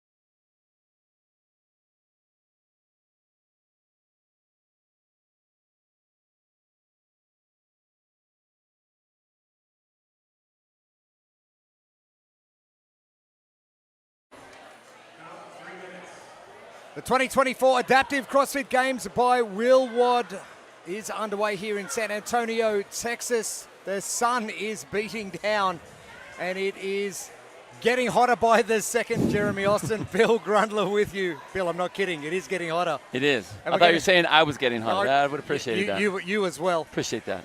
It is day one of competition here, and we've already seen one event go down this morning. Our second event, Enter Sandman. We have got a split heat coming up, our seated 3 for our females, which is going to be 1 cross carry, 4, 2 and 1 shuttle wheels in the 6-minute time cap. For our short statured female, we are going to do a 6-4-2 shuttle run. And the only split heat we will be seeing over the course of today. Saw it earlier on this morning. I think Neuro keys to success. Now, for the athletes, get the sandbag moving, make it happen. For us, we're going to try to make it happen to where you guys are both able to see, so everyone back at home is able to see who our first, second, and thirds are on each side, since we do have 2 races going at the same time. So we're going to do the best we can to get that to you guys. But for the athletes, make it happen. Move that sandbag, and then on the throttle drop, whether you are wheeling or you are running, you need to get moving on the shuttle. We've seen just how fast these athletes can move in their wheelchair, and we're going to see just the same amount of speed in for our short stature athletes as well. So this, again, should be fast, should be very fun. Looking forward to this one. Our lane assignments 2 through 9. So 2 through 5 will be our short-statured athletes. Cruza Angelica doing a remarkable job this morning to take that lead off Erin Popovic. And our athletes in the seated 3 quad division.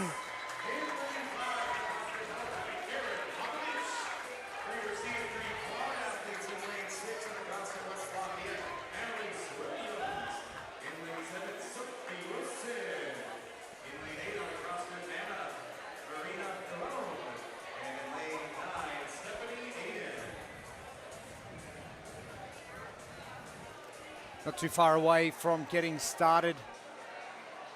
And lots of people tuning in, the Oceania region starting up. And one of our Masters athletes that competed in every single Masters CrossFit Games since inception, Lynn Natman, has just sent me a message saying how incredible these athletes are. give yourself a wrap first, and then we'll move on to these guys. Absolutely. Well, it's glad to see. I'm just so excited that how many people are watching this. This is what's so amazing about the event.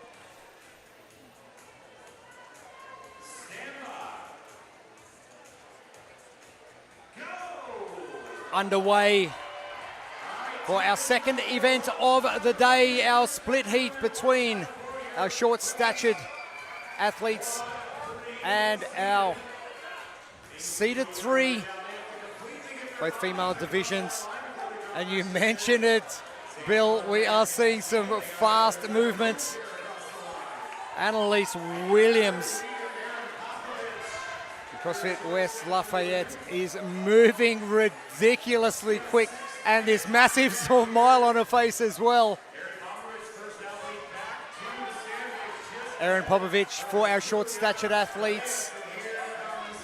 And Annalise Williams powering home, and she just can't get the smile off her face. She's having so much fun. I've started smiling because she's right next to us. But it is so good to see these athletes out here enjoying themselves.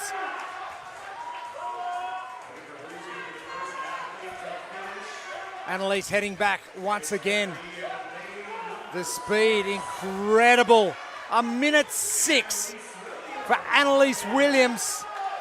For our short-statured, we're coming down to Erin Popovic and Cruza Angelica. And it is going to be Erin Popovic who gets the win for the short-statured division for our females. Juliana coming through. Marina Theron all finishing up. Stephanie Aiden making her way back now. Great job from Stephanie. Worked hard this morning. One of our Swedish athletes. Still 4 minutes left on our time cap.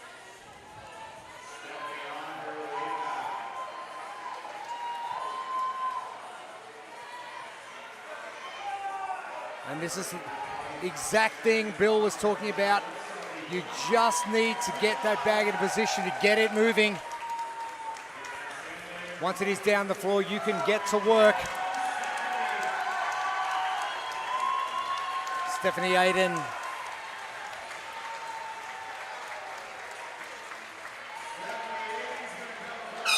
All done. It's a great result from our seated 3. Annalise Williams, Sophie Wilson in second, Marina Theron in third, and Stephanie Aiden in fourth. Look at that smile. Oh, she just the entire time. She wouldn't stop. She was having so much fun. It must have been all that breeze on her face because she was going so dang fast in that chair. But, man, Annalise, just unbelievable race. And then on the other side with our short-statured ladies, Erin Popovich even paused for a moment to wonder if she had the right lap or not, still able to get her bag up in there and get it across. But there was a big push by Caressa coming through in the blue top right behind Erin Popovich. So there was a really great race on that side as well.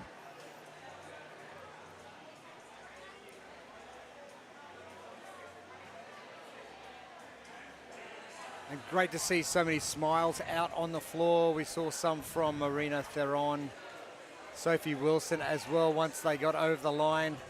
Stephanie Aiden. Oh, the determination of these athletes is next level. It's so impressive. I mean, and I don't, that's one of the things that we did not want to really say, the inspirational part, all that. But it's, as a CrossFit coach, as a athlete, as a lifelong athlete, a CrossFit athlete, what I love is the grit that they have.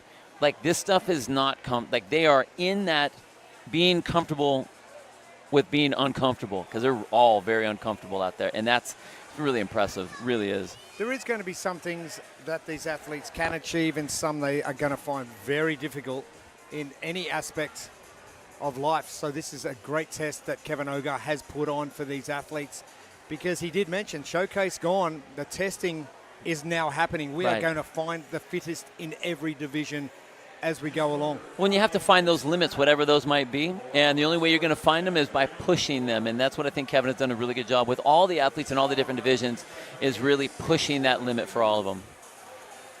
Our next heat, about 5 minutes away. Our seated 3 division now complete. Our short statured for the male. Our 10 athletes will be hitting the floor shortly, so we'll be back with more action just after this.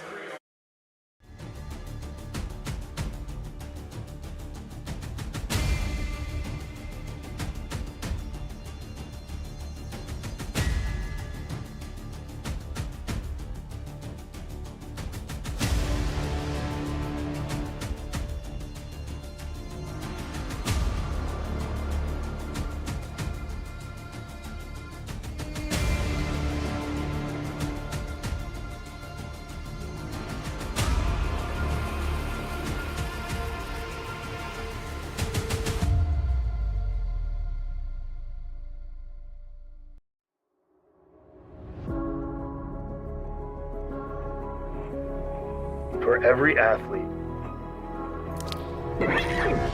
every interest, every human. Even if today is day one, our headbands are our love letter to you. Start your year with junk.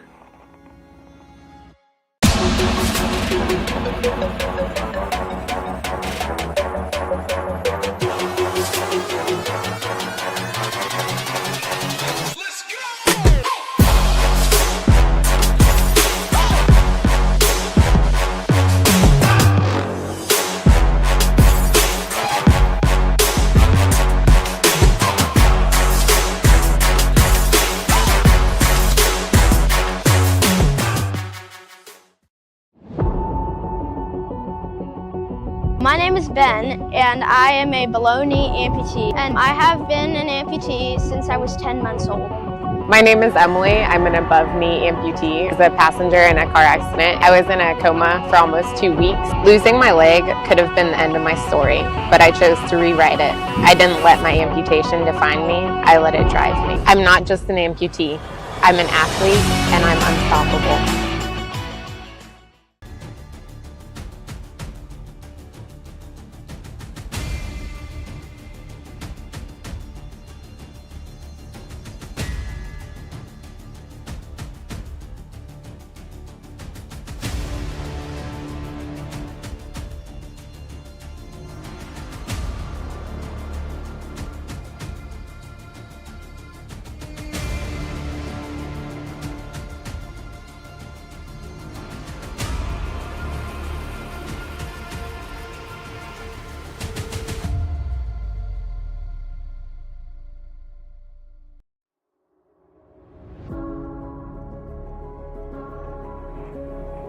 For every athlete,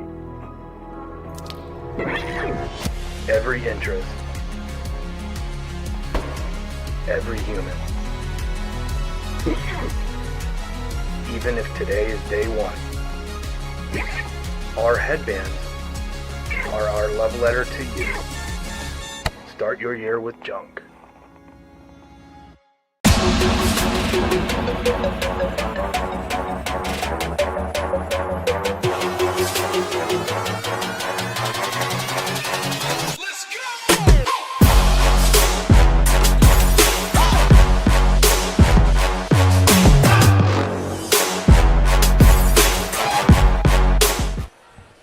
Welcome back to competition. Morgan's Wonderland Day 1 action of the 2024 Adaptive CrossFit Games by Wheelwad. Jeremy Austin, Bill Grundler with you. The race we've been waiting a couple of hours for, Bill Grundler. The short-statured athletes hitting the floor, and one of the greatest races we've seen this morning in stadium trials. But this is event number 2, Enter Sandman. 1 cross carry, 6, 4, and 2 shuttle runs, and we had one of the greatest races we've seen in competition a couple of hours earlier. I mean, how often are you going to have 2 tied champions going head to head? And granted, there was only one event, but this is the whole opposite side of that. So it's all about the sprint, and all these athletes have to make it happen. They are going to grab that sandbag and move it as fast as they possibly can. But then after that, they are going to have to drop the throttle. We saw how fast they came in on a long run. Let's see what they can do now on a sprint. I think Neuro keys to success. Moving on to our lane assignments for Heat 17. Mikey Wittes and Tim Murray is the race we have been coming to see. Wow. Oh, they're moving super fast. Matthias Wallner looks like he is hitting the lead early. Sean Dolphin. Blaze Foster. Blaze with a great result this morning in event number 1 as well. Tim Murray with some work to do in lane number 6. But it is Sean Dolphin currently back to Matthias Wallner. Blaze Foster, John Falkenberg into 4th.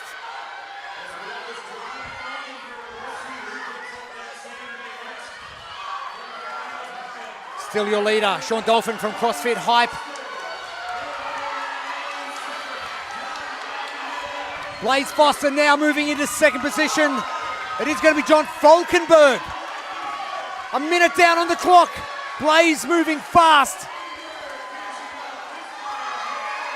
Sean Dolphin looks like he is going to finish up in 1st place. John Falkenberg. Tim Murray finishing quickly. Oh, I knew it was going to be epic. My notes look like a complete mess. The lead, wow. The lead changed about 20 times. Wow. Holy cow, fellas. My goodness. So, okay, so right there was your leader. I mean, out of the gate in lane number 1, Sean Dolphin had that lead, kept that lead the whole time. The other athletes after that battling back and forth. I mean, between Blaze in there, between Matthias was in there. Matthias in there. John Falkenberg was in there. John was in there. Tim Murray came home late. I want to see what sort of time Tim put up, but he was in the top 5. And I don't know whereabouts he went. I honestly couldn't tell you. It was so fast. And with all the judges that were out and everyone that was on the floor trying to see where they were in the middle, that's going to be tight. That right there, all of you out in YouTube land. You got to go to Competition Corner to see what the results were on that. We have to go to Competition Corner to see what that's going to look like. Because what a crazy first day for our short-statured male athletes coming out. We saw a big rumbling in the first event, and man, this event right here, woo, my goodness. Spicy.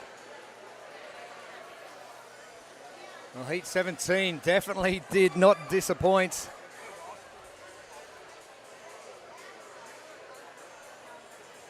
More action coming up from Morgan's Wonderland. Heat number 18. It is our vision impaired division, and they will hit the floor shortly. We'll be back with more action. Day one of the 2024 Adaptive CrossFit Games by Wilwod very soon.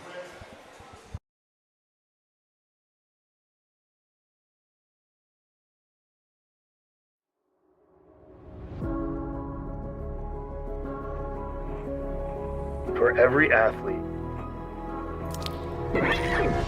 every interest, every human. Even if today is day one, our headbands are our love letter to you. Start your year with junk.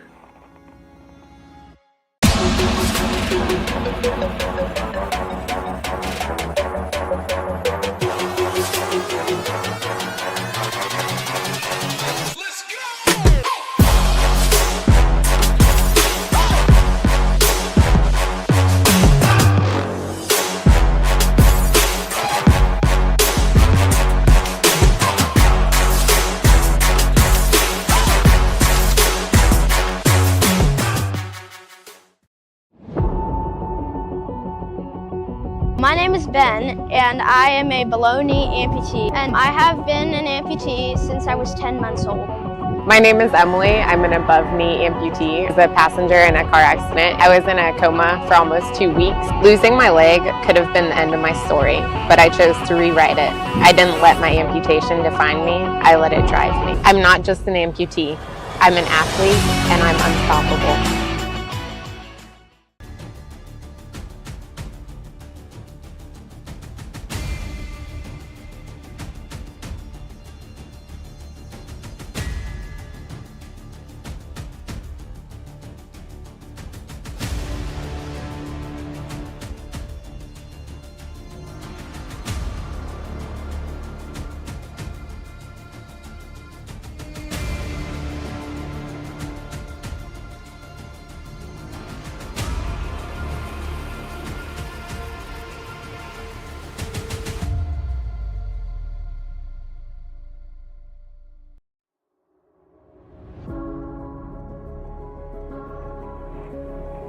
For every athlete, every interest, every human. Even if today is day one, our headbands are our love letter to you. Start your year with junk.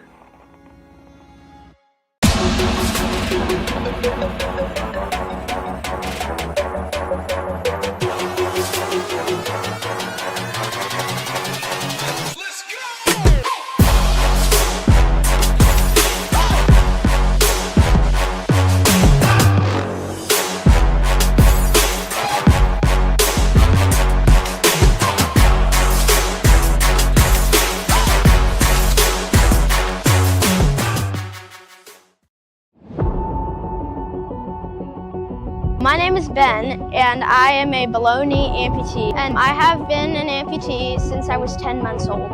My name is Emily. I'm an above-knee amputee. I was a passenger in a car accident. I was in a coma for almost 2 weeks. Losing my leg could have been the end of my story, but I chose to rewrite it. I didn't let my amputation define me. I let it drive me. I'm not just an amputee. I'm an athlete, and I'm unstoppable.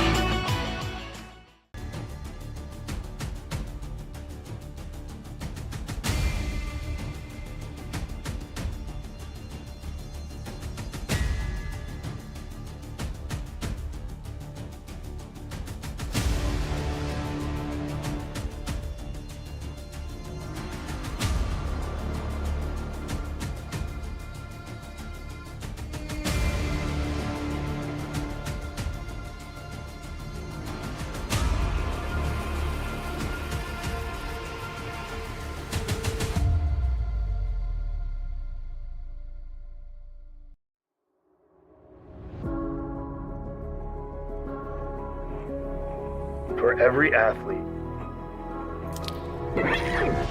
every interest, every human. Even if today is day one, our headbands are our love letter to you. Start your year with junk.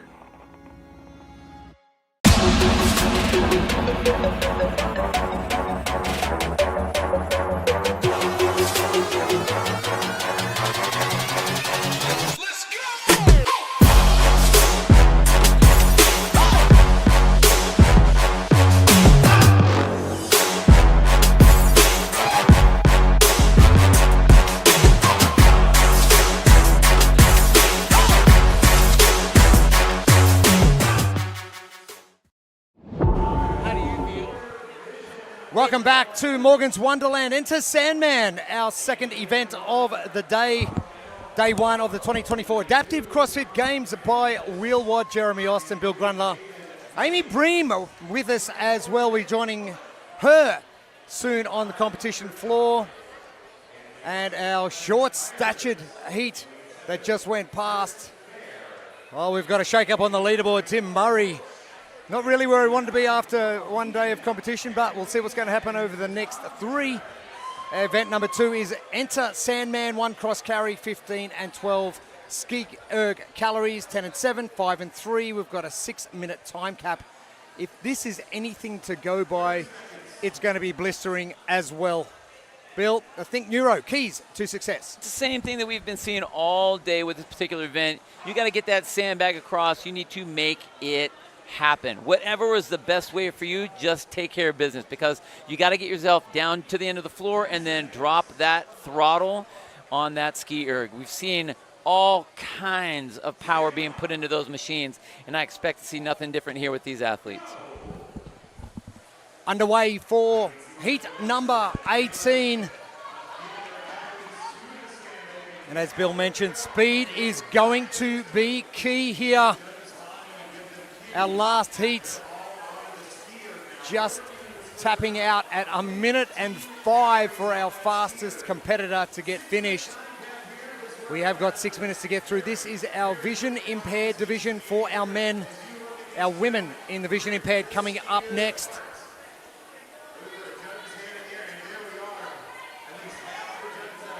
Our leader, Glenn Byers, who was our leader in event number 1 earlier this morning.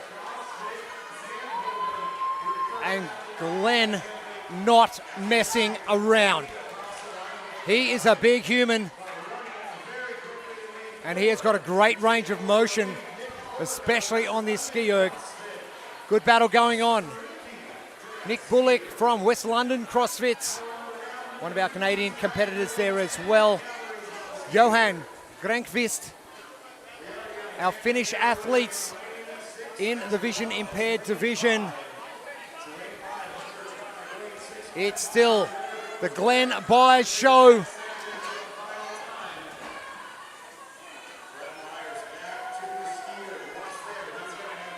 Byers finishing off.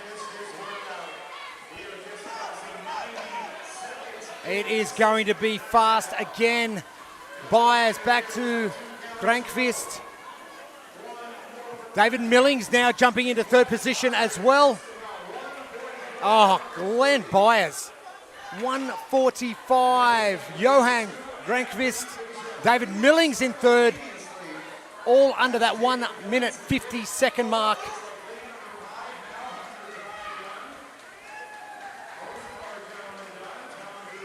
Still 4 minutes to our time cap.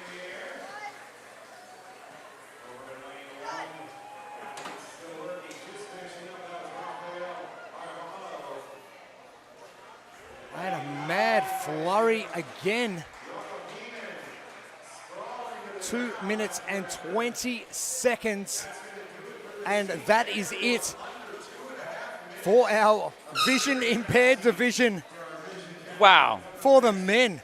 Things are getting more ridiculous as we go on. So fast, and I just loved how hard they were working on those ski ergs. Glenn, from the outset, was just so fast. Glenn Byers wasn't touched by anyone. Big battle, though, between Johan Granqvist and David Millings there in the end.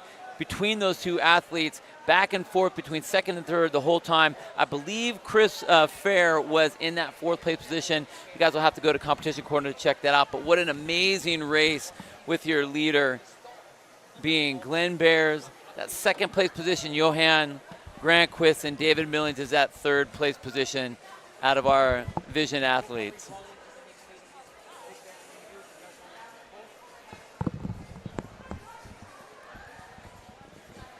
And I love the collapse on the ground.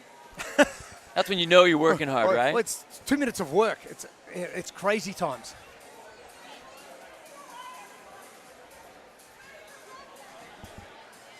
Our third member of our team, Amy Bream, not competing this weekend. Boo hiss, says everybody. Boo hiss. Hey, but we got her anyway, so let's head down to Amy on the floor.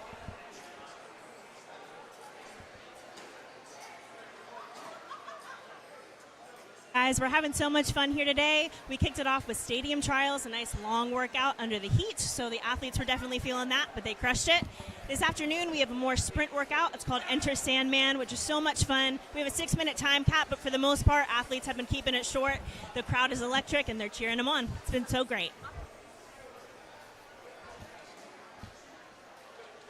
Thank you, Amy. Oh, it's so...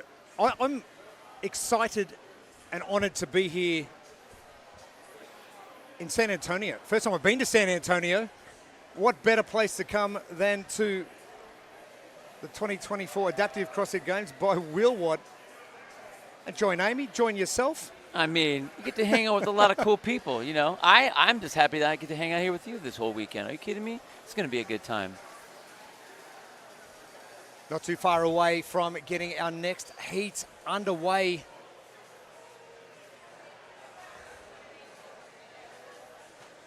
Our vision impaired females, our next heat up. The ladies are ready and waiting.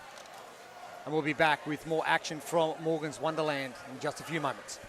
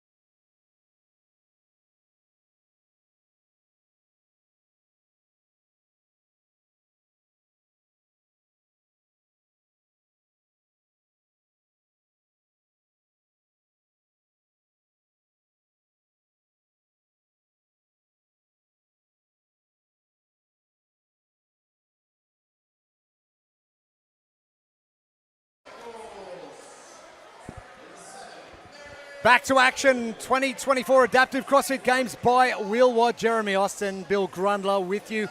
Amy Bream joining us as well. We'll see more of Amy a little bit later this afternoon. And we'll get some interviews from the competition floor. Event number 2, Enter Sandman.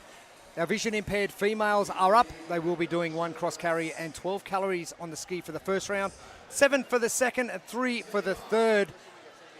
6 minutes for our time cap. And the Think Neuro keys to success. You got to make it happen. You got to get that sandbag up however you want to do it, on the shoulder, on the side, 1 arms, 2 arms, whichever. Get it down here to the ski erg, and then time to drop that throttle. You need to go fast. You need to go hard, and that's what we've been seeing all day long in this event. The ones that have that power output are going to do the best, but, man, we've seen some insane races all day long in every division. Haven't we, Watts? Our lane assignments. Again, our athletes, Sarah Perry, Lilian Camargos. Good start to competition early this morning. And for all your results, make sure you head to competitioncorner.net.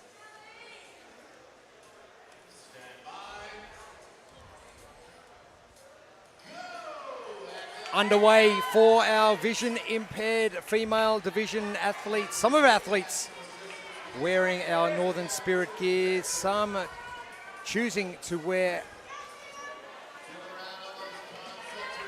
other workout apparel. Today is the day where they are able to make that choice based on their needs due to the excess heat we have here in South Texas, in San Antonio. Edging towards 100 degrees Fahrenheit, which is about 35 degrees Celsius. A Northern Spirit prominent in a lot of these athletes that we are seeing hitting the floor.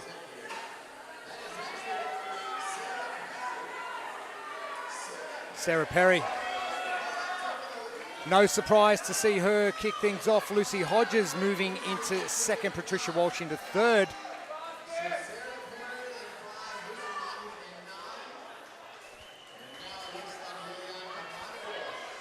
Shelley Williams in the mix as well. And the handlers on the competition floor with our athletes to ensure they're moving in the right direction in the spot they need to be and assist where they need to. Earlier on today, we saw all of these athletes blindfolded as we had with our men's division. We'll see the blindfolds come out again in event number 3, the Combine, in the first event for tomorrow at the Convention Center. Sarah Perry still your leader. Lucy Hodges in second. Shelley Williams in third. And Patricia Walsh jumping into fourth position. Patricia Walsh bringing her sandbag back. Dumping on the floor in the far right of screen. Sarah Perry, CrossFit sea level.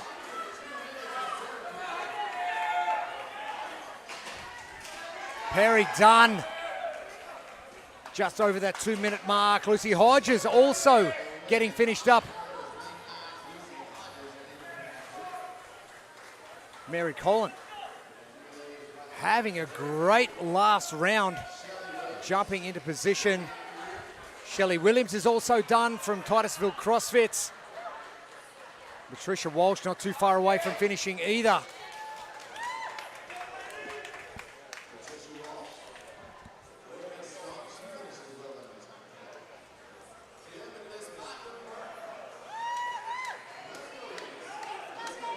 Peter Bartz in all red.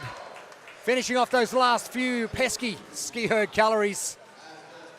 And I say pesky because your lactate levels probably hit at the point that you're getting to the ski erg for the final time. And everything's burning just a little bit more than it should be. Yes, it is, without a doubt. Sarah Perry, it's a great result from her early this morning. Backing it up with another great result in event number 2. Enter Sandman. Sarah Perry, wow. so fast up at the top. And it's just so fun to watch the speed of these athletes as they're moving. Sarah Perry, unbelievable from the top to bottom. Got herself out there in the lead immediately and stayed in the lead. Then there was a big battle between Lucy Hodges and Shelly Williams and actually Mary Collins, back and forth. I think Lucy took that second place spot pretty protected in that number 2 spot, but that third and fourth was going to be tight. And again, make sure you go to competition corner to see what those leaderboards look like between Shelly and Mary. But what a fantastic race by all those athletes. So much speed. It's making me out of breath, and I haven't even done anything yet. I'm just sitting over here sweating, sweltering, watching everyone else work out at high rates of speed. Oh, we are working hard, Bill Grundler. Don't you worry about that. For sure. Just in a different way. It's only day 1 of competition, the 2024 Adaptive CrossFit Games by Wheelwad. And make sure if you are an athlete as well, Hustle Up have got the app for you. You can book in everything you need to book in, keep up to date with schedules. They've got everything you need. Just make sure you go to the Hustle Up app and download it and stay up to date with everything that is happening. And we have got a lot happening in San Antonio currently.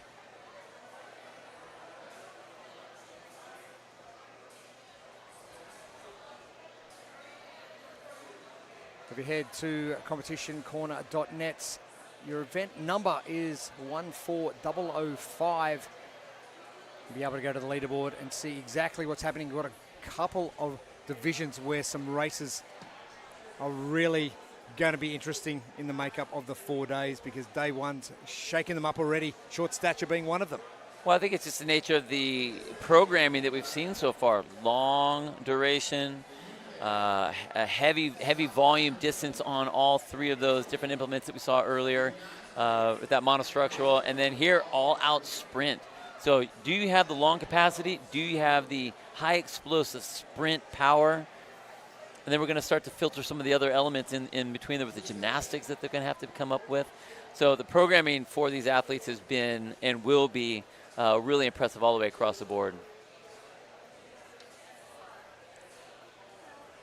Eyes on this next heat. It will be heat number 20, the 8K lower division for the men, coming up in a few minutes' time. We'll be back. More action here from Morgan's Wonderland soon.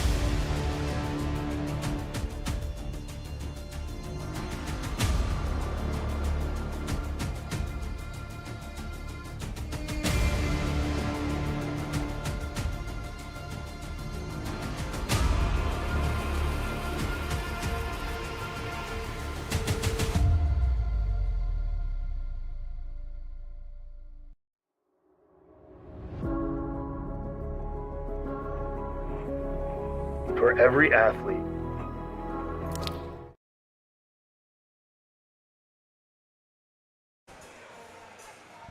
Back to action at the 2024 Adaptive CrossFit Games by Wheelwad. Jeremy Austin, Bill Grundler with you. Day 1 over for half of our divisions.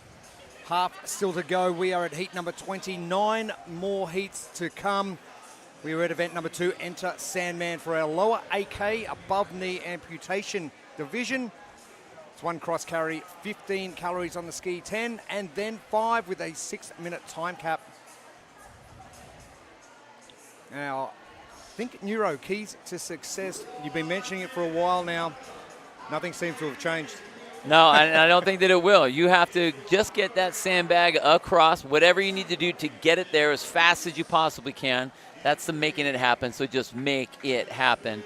And then you got to throttle drop. You got to go as hard and as fast if you want to do well in this event. We have seen the breakneck speed that all these athletes have had and have had to execute on that ski erg, and that this is going to continue for the rest of the day in this event. And finally, the DJ got the memo. Enter Sandman. Here It's about time. It's about time. Maybe you're saving up for a good measure. Lane assignments for our AK lower men's division. Wheatsman Ruetz from South Africa into the current leader for the division. All eyes will be seeing what Wheatsman can do to back things up after the first event of the day this morning.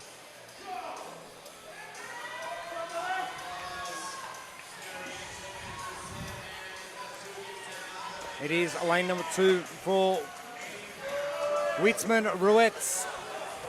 And Anthony Gutierrez, our first athlete to make a splash, Murray Hambro. Finished up in 6th position in stadium trials earlier on today.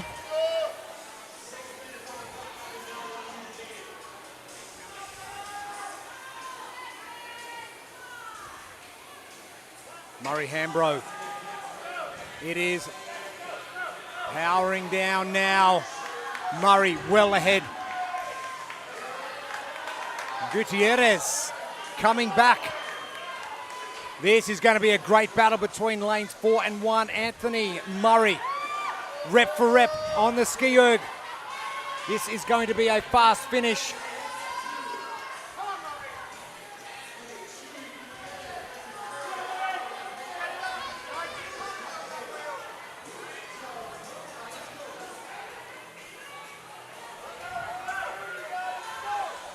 It is going to be Gutierrez just ahead of Murray Hambro.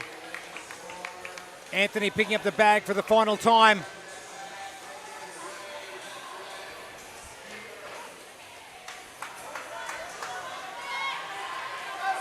Anthony Gutierrez from CrossFit Rancho Cucamonga.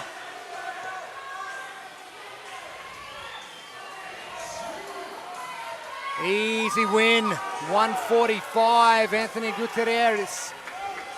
Murray Hambro looks like he is going to be finishing up second. And done, right on the 2-minute mark. Murray Hambro finishes in 2nd position, or does he?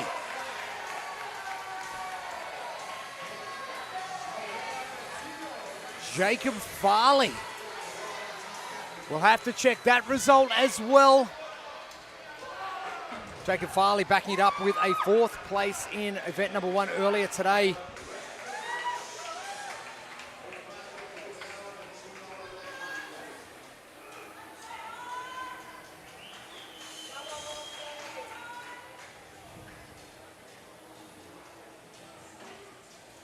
Two and a half minutes down.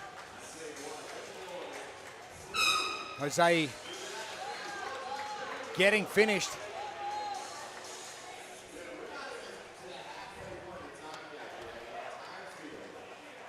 And what a battle. And I really want to have a look and see what Jacob Farley's time is. It's going to be tight. It was so tight for those two athletes. You know, Anthony Gutierrez was out there in the front. We saw Murray Hambro. Those two were battling back and forth. You can see Murray right there in the white shirt with the cutoff sleeves. The one thing that held him up, he slowed down just a touch, and then he had to mess with the sandbag and get the sandbag back. Jacob Farley was also in the mix, though, so it was really tight to see between him And between him and then over in lane number 3, Giuseppe Galileo, that's going to be a tight one. So make sure you guys use a little QR code up at the top of the screen here if you want to check for all your official heats. That's where the information is going to be. But, man, that was an incredible race.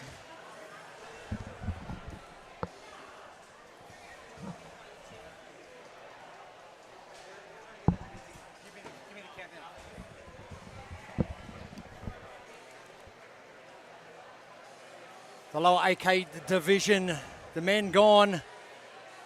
The women are coming up next. Let's head down to Amy Bream on the competition floor with our winner, Anthony Gutierrez, the man they call Chewy. I am here with Chewy. You just won your heat. How do you feel? I feel great, but my arms are absolutely fried from this morning and now. Here we go. We got a lower athlete and his arms are fried. Shocking. So I do have to ask, Chewy.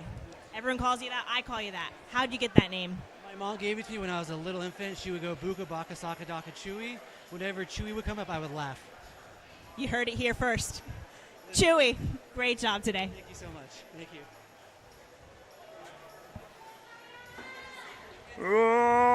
Chewy. No. Star Wars. That was bad, and I love Star Wars. I don't know what I just thought you were yawning or something. I couldn't tell what was happening there.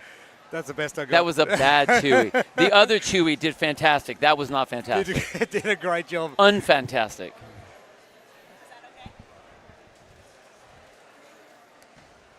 The lower AK division, the men blistering once again. And the women are not too shabby either. Murray Hambro, I thought he was going to give that a little bit of a shake as well. It was close. And then, I mean, just as in any competition, the faster the event is, the smaller room for error there is. And so when he actually dropped the sandbag, it wasn't fully across the line, so the judge made him come back off the skier, pick it up, and have to move it back again. So that basically took him out of the running for that first place position.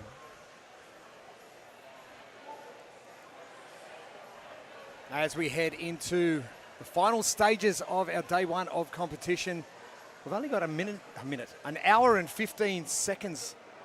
An hour and 15 seconds? I must be jet lagged. I need to get you another coffee already. What the heck? I need to work on another coffee. How about an hour and 15 minutes left of competition today? I mean, I'll take another coffee because that's just how I operate. But it's apparently in an hour and 15 seconds, you need to have another coffee. I think I'll have one in 15 seconds and then another one in an hour. Okay, I can do that for you. Let's do that. I can do that for you. Heat 20, all done for day one of competition. Heat 21 on the way. Only 3 minutes until we get started. And this is going to be one of those heats where I think we're going to be breaking some records and the times are going to be very, very tight. A lower impairment females, Lauren Farhat getting the win in stadium trials, 18:40. So I know we were reduced with our distances, but if you think of that 35-minute time cap, she potentially would have finished in around another 4 odd minutes. So that's still well crazy under. fast, yeah. So Lauren Farhat from CrossFit Avada. Chasing her down, Tatiana Hoare and Emily Saylor.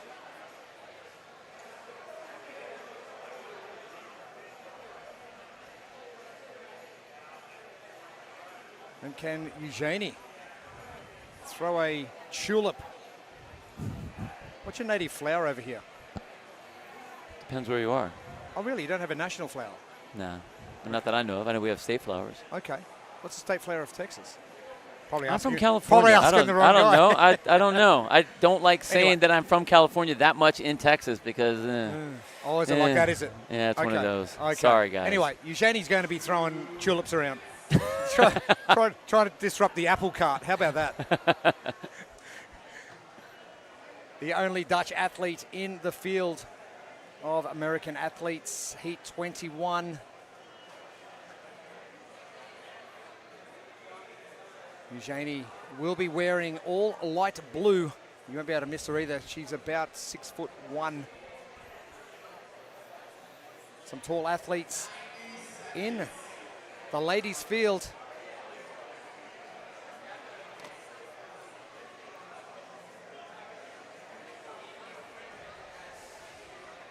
And into Sandman, the second event of the day. 2 more events to come tomorrow. We're going to kick things off with the combine from the convention center. And double-sided coin will be the second event. Hanging Frace and under the spotlights will get us going for Saturday. And finally on the Sunday, we're going to get to the chipper and find out who our champions are going to be right across all of our divisions. It is event number 2 currently. Enter Sandman with 12, 7, and 3 ski erg calories. After every cross carry, 6 minutes on our time cap. Eugenie there in the blue. And one of her keys to success will be throwing tulips around the place. But the others, thanks to Think Neuro, are. Get that sandbag to the other side. Make it happen. Pick something, but make it fast. Be quick, because you got to get to the ski erg, and then you got to drop that throttle. You've got to put as much power into that ski erg as you possibly can, because that really is where the race is happening. In all the different divisions, that's what we've seen it come down to, is that shuttle or that middle piece after the sandbag. So get it down there and go to work. Underway for our next heat, heat number 21. At a very quick start from Lauren Farhat. She had out of the gates ridiculously fast.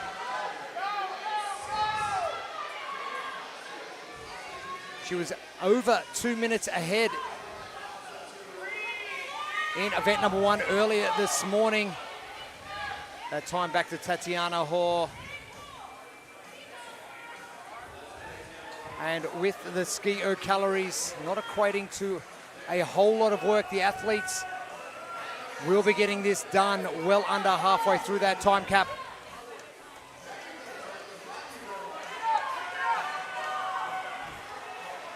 It's still Lauren Farhat in front from CrossFit. Arvada back fast. Tatiana currently second in this heat, currently second on the leaderboard. In third place, Kate Foster making a move.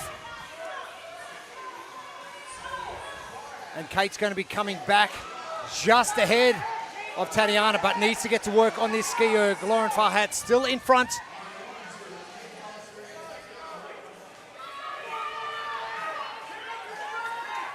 Lanes 5, 6, and 7.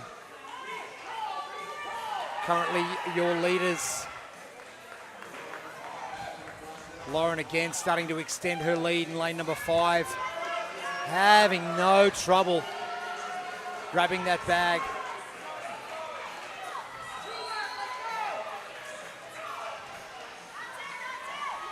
Tatiana making her way back. Kate Foster sprinting down the floor to pick up that sandbag. It is going to come down to the last ski erg calories.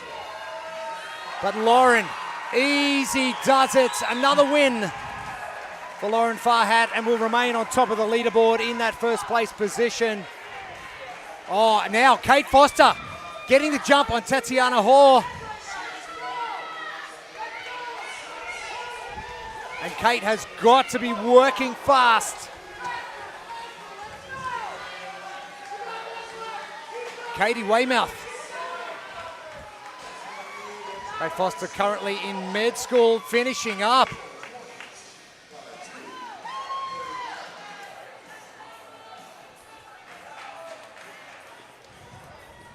And that will do Katie the world of good. Currently sitting in 6th position on the leaderboard after our first event this morning. Eugenie, the last calories for her on the ski erg to the far left of screen. Sierra Landholm to the right of screen, getting to work on her last calories as well. Eugenie all done.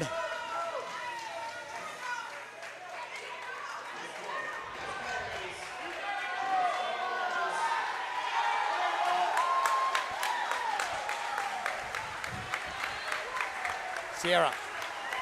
All done. And our final athlete on the floor,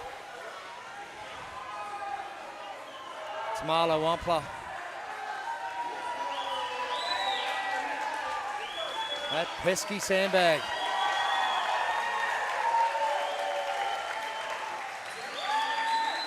And we're talking about, again, the determination to do things that a lot of people wouldn't even try. Wouldn't even attempt. Wouldn't even attempt to take a shot at it.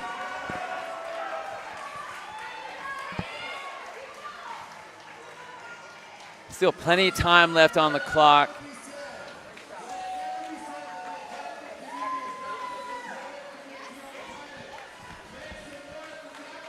Tamala Wampler trying to finish up, hand in the air for it, trying to finish it up. Again, about a minute, you have a minute and a half left to go. 3 calories remaining on the ski erg for, and what a way for her to finish it up. Again, lots of time. That just goes to show how fast all of the athletes were across the board in this heat. I'm actually enjoying watching her do her ski erg, Kelly. It's really nice. It's a great stroke. The technique is awesome. Technically sound. 1 minute left to go. Tamala, come on.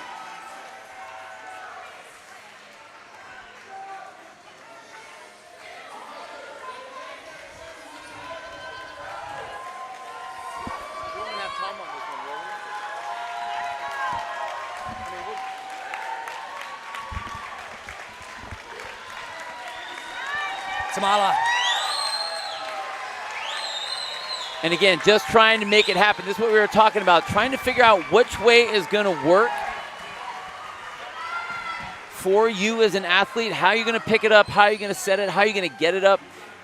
And this is under fatigue as well. So it's not just about, oh, pick it up. You have to work around whatever issues and whatever limitations you might have to be as efficient as you possibly can. And we've seen her try all sorts of different versions already.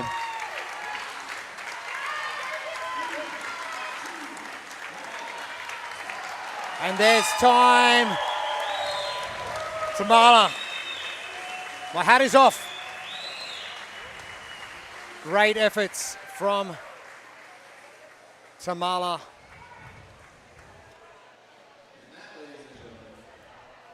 And another exceptional performance. They just keep continuing, Bill Grundler.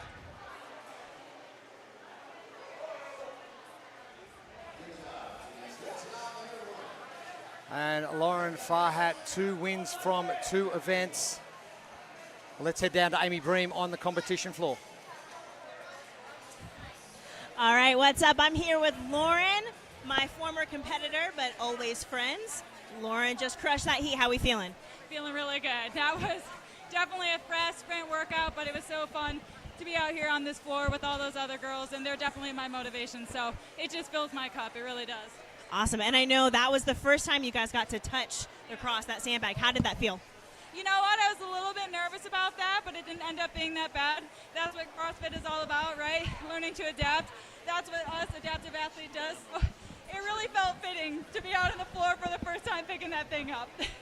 That's awesome. We love to hear it. Thank you guys so much. How about going into competition with 200 points from 2 events? I mean, if you want to win the CrossFit Games, you might as well start off that way and just go and crush the rest of the field. That's a great first day, and that's exactly what you want going into day 2 out of 7 events. Our next heat coming up, heat number 22, our lower BK men's division.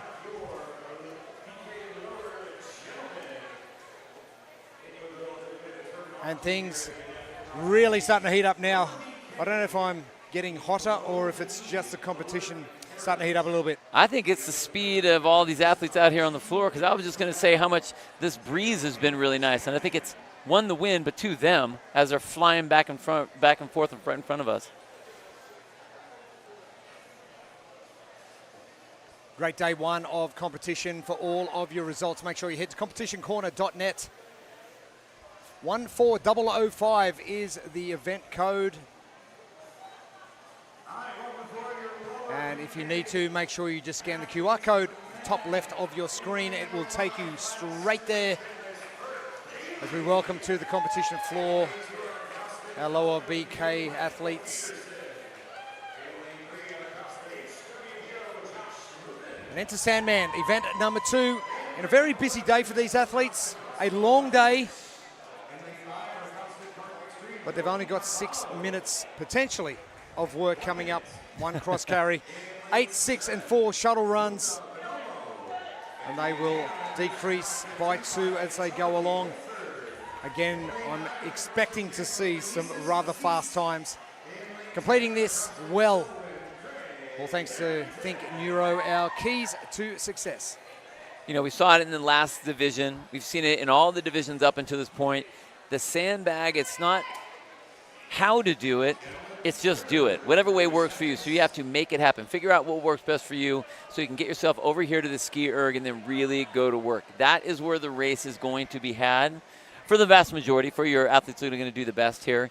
And it's one that can put the most power onto those handles and it can really go to work. So drop that throttle and let's see what kind of wind we can kick up with those fans. Our lane assignments for heat number 22. And we saw a great battle going on. But Daly starting off well on the row. 4 stadium trials. But there was a great battle in the middle of the field between Luca Bonomo and Philippe Maturana. Charlie Holford, lane 8, taking a quick lead.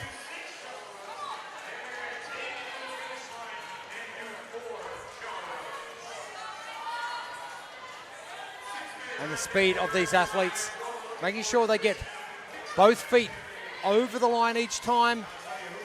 We have seen a couple of mistakes start to creep in, a little bit of fatigue as we get later in the day.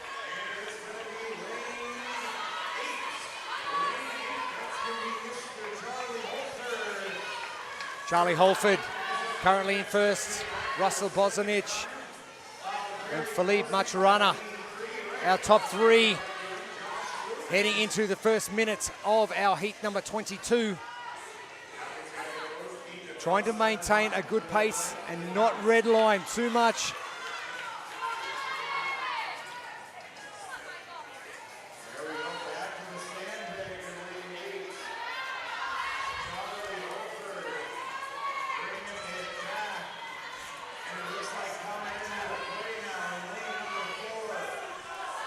It is still Charlie Holford in first position. Craig Harrington, CrossFit Selwyn in New Zealand, making a jump.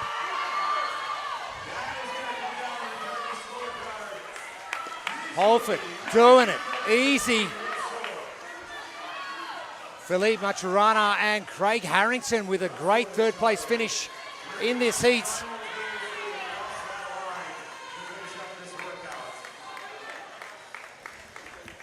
And a great result for Charlie Holford, finishing second in event number 1. Philippe Maturana finishing third in event number 1. And a good jump for Craig Harrington. A 7th place finish in 1 and a 3rd place finish here. We'll start jumping him up that leaderboard.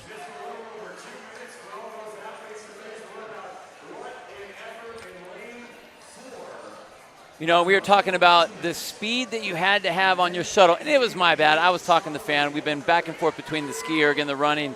But the shuttle, the wind that was kicked up by these athletes was still the same because they were so fast back and forth. But your overall champion in that division, Charlie Holford, super fast, had that lead, kept that lead the whole time.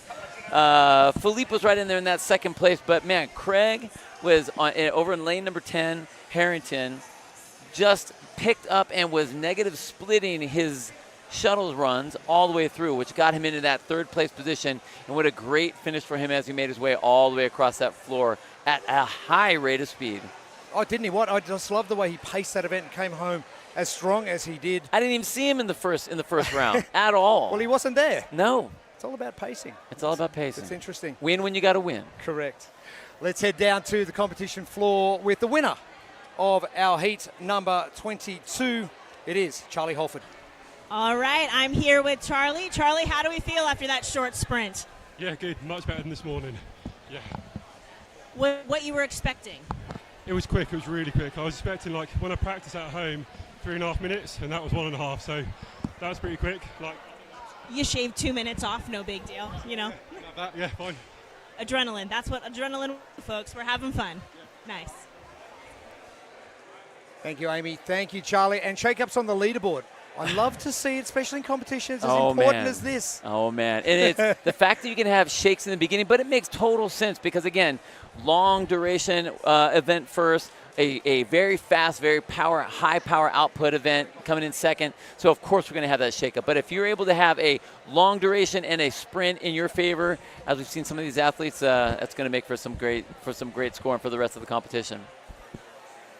And competition, day 2, kicking off tomorrow at the convention center.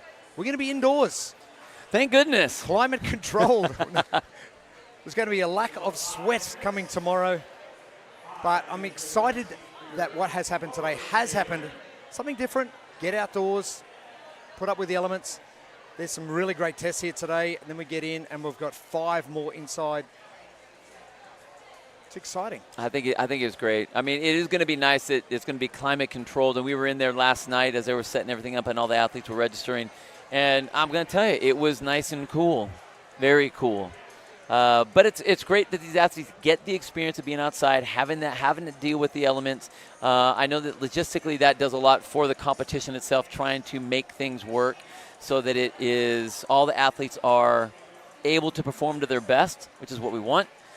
But man, this has been a great, especially the finish for the first day. That first event was tough just because it was so long. Grueling. It was hard for us because we wanted to make sure that everyone is getting called, that we can call all the races, but it's a tough one. But having that test was extremely important to Kevin, and I think it's great that he did it. And then here we are now with a nice sprint, and this is very fun to call, and you can tell by just the excitement in the crowd, the cheering that's going on, the speed at which these athletes are going, it makes it really exciting. Well, you mentioned it earlier on today about Kevin reducing the distance of the ski and the row for the athletes, but not the echo, not the run. He still wanted that component in to test them to an extent. Yes, it is very hot. We're pushing up around 100 Fahrenheit, 35 Celsius. The humidity's probably up in the 90s. Right, it's very humid right now. This is like summer for me, hitting in about 4 or 5 months' time back home. But that's another element they're going to have to deal with here. They go into the climate-controlled area of the convention center in the next 3 days. Everything's laid out. It's perfect. It's beautiful. All the variables are controlled there, and that's something that will make it very, I don't want to say easy to compete, but when you take that element off the table, it just makes it easier to push to those dark places. Like easier. Easier. Great to be here in San Antonio. Looks a little bit stormy coming in. I was just going to say that. Oh, black clouds coming in. These black clouds. Okay, all right, fine. I'm happy with that because it's going to cool things down a Dump bit. the humidity already. I get it. Yeah, the train is going to come into the station just like that train we had last night at 2:20 or whatever it was.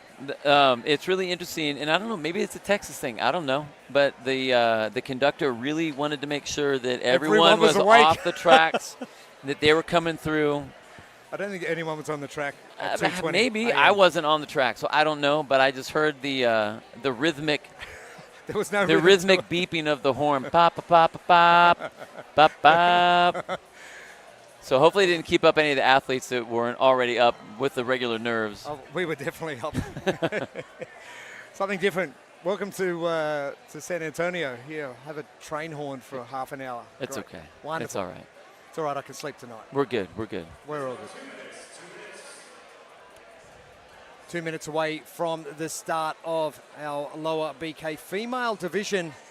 Heat 23. We will get to Heat 29 soon, and that will wrap up our day 1 of competition here at the 2024 Adaptive CrossFit Games by Wheelwad. Big shout out to our medical crew who are here in massive numbers, and they are getting to work making sure, well, not only the athletes are cooled down, but we're cooled down as well. We've been getting some ice towels, which is nice. Those ice towels are really nice. Yeah. Getting to the medical team, you can see one right there in the red shirt right in front of your screen. what they've done with these athletes, because of the elements, obviously, because of some of the different limitations that the athletes are having to deal with, the medical team is at the ready, right on the sideline, ready to go, just in case anything happens. So they know what they need to do. The athletes, which is really great, which is really important, is they understand their limitations better than anybody. So it's really great that they've told all of the judges. The judges know what sort of things might happen and what they want to do. The medical team's ready to go. So this is really, really cool to have them all out here. A big thank you to all of our volunteers here as well this weekend, our extended weekend. Hey, it's Friday in Australia. You guys, yeah. Whatever. It's Thursday Sorry. here. We're Still- good. still 3 days. Don't shorten my weekend. Okay, I won't. Don't shorten my weekend. Enter Sandman for our lower BK Division 1 cross carry. 8, 6, and 4 shuttle runs. Our 6-minute time cap stays in play. There's only a few of our divisions that have needed to get there, but I think Neuro keys to success. Same as it's been this whole time. You got to get that bag. You got to move it quickly. However you want to do it. We've seen already a multitude of different ways to do it. We'll see what these ladies have in store. And then after that, it's how fast can you work back and forth on those shuttle sprints. Tracy Johnson from CrossFit CQ doing extremely well, but it was Lexi Coupler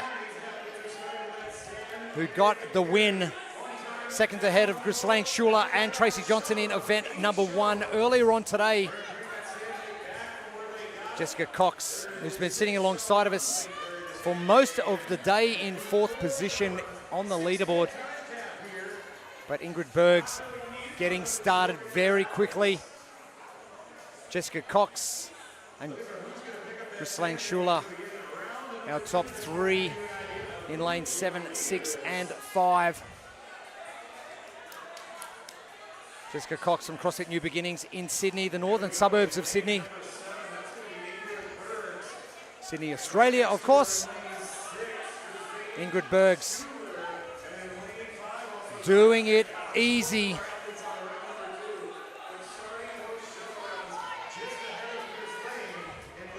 Ghislaine Schuler doing her best to try and catch up and almost catching. Ingrid Bergs, it is only a couple of meters in it as Jessica Cox shrieks ahead. It is going to be tight to see who picks up that bag first. It is going to be Ingrid Bergs just ahead of Ghislaine Schuler. And get the bag down there however you need to. One of the keys to success, and it is working. Ingrid Bergs, simple stuff. Jessica Cox trying to come home strong. Ghislaine Schuler in all green, about to run past the camera. But Ingrid Bergs, easy 156. Ghislaine Schuler. Oh, I think it might have been Jessica Cox getting ahead, just ahead of Ghislaine Schuler. And again, another fast heat. These ladies. Wow. Well done. 2:15. Wow. That horn blew quick. Are you kidding me?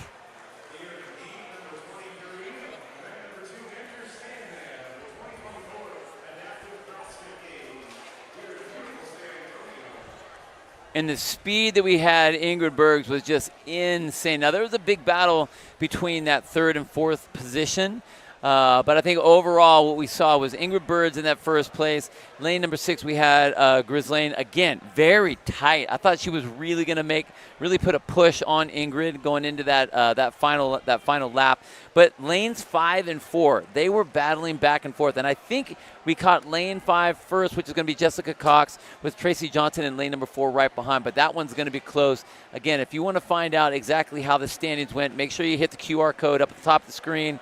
And you will know more than we will right now because it's just my best guess. And as we always say on the broadcast side, that's an unofficial. Official time. That's an unofficial. What isn't unofficial is the interview we're about to go to with Amy Bream with the winner of our heat. It is Ingrid Bergs. All right, I am here with Ingrid. She just crushed it in that heat. Ingrid, how are we feeling now? I'm tired. It's been a long day. I can attest to that, and I'm not even competing. So this is your first time competing, right? So what do you think so far? Day, you can rest a little bit. How do you? Well, I gotta prepare for tomorrow. I think get a rest. There we go. True competitor right there. She's ready for tomorrow. That's awesome. Great job today. Thank you, Amy. Great to have you on board. Even if you're not competing, we will take you and We'll take you in this. We'll take you in this aspect. we'll take for you on. sure. We'll take for you sure. on board with us. You're part of the crew now. There you go. There you go. That's what happens when you don't compete. We suck you into the group. That's what happens. Heat 23 now finished up. We are going to go to Heat 24 shortly. We'll be back with more action from Morgan's Wonderland for event number 2. The final heats coming up. The final 5, in fact. We'll be back in just a few moments.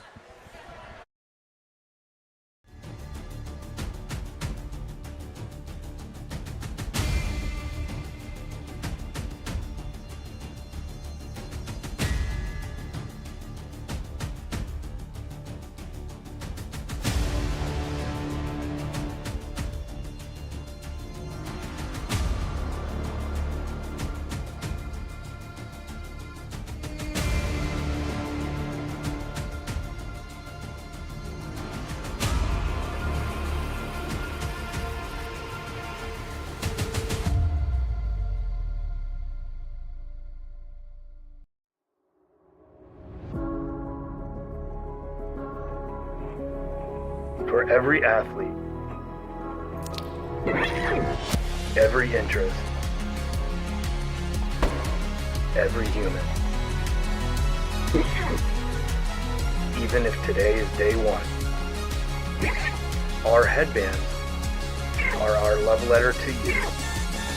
Start your year with junk.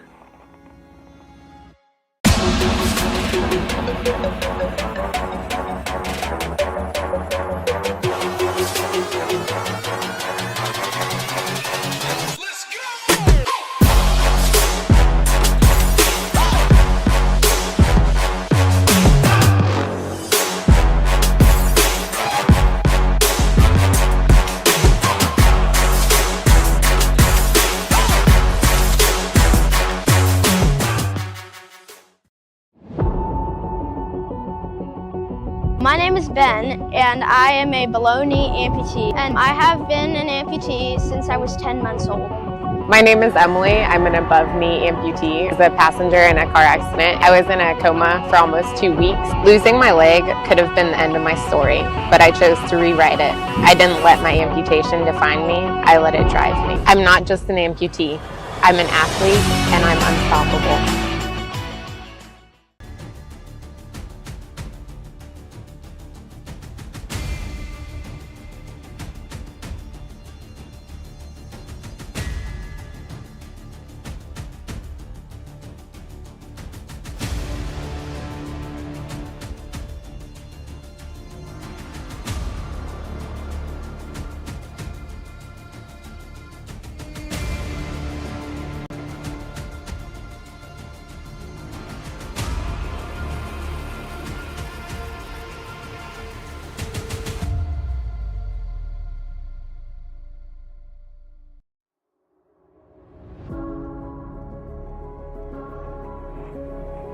For every athlete,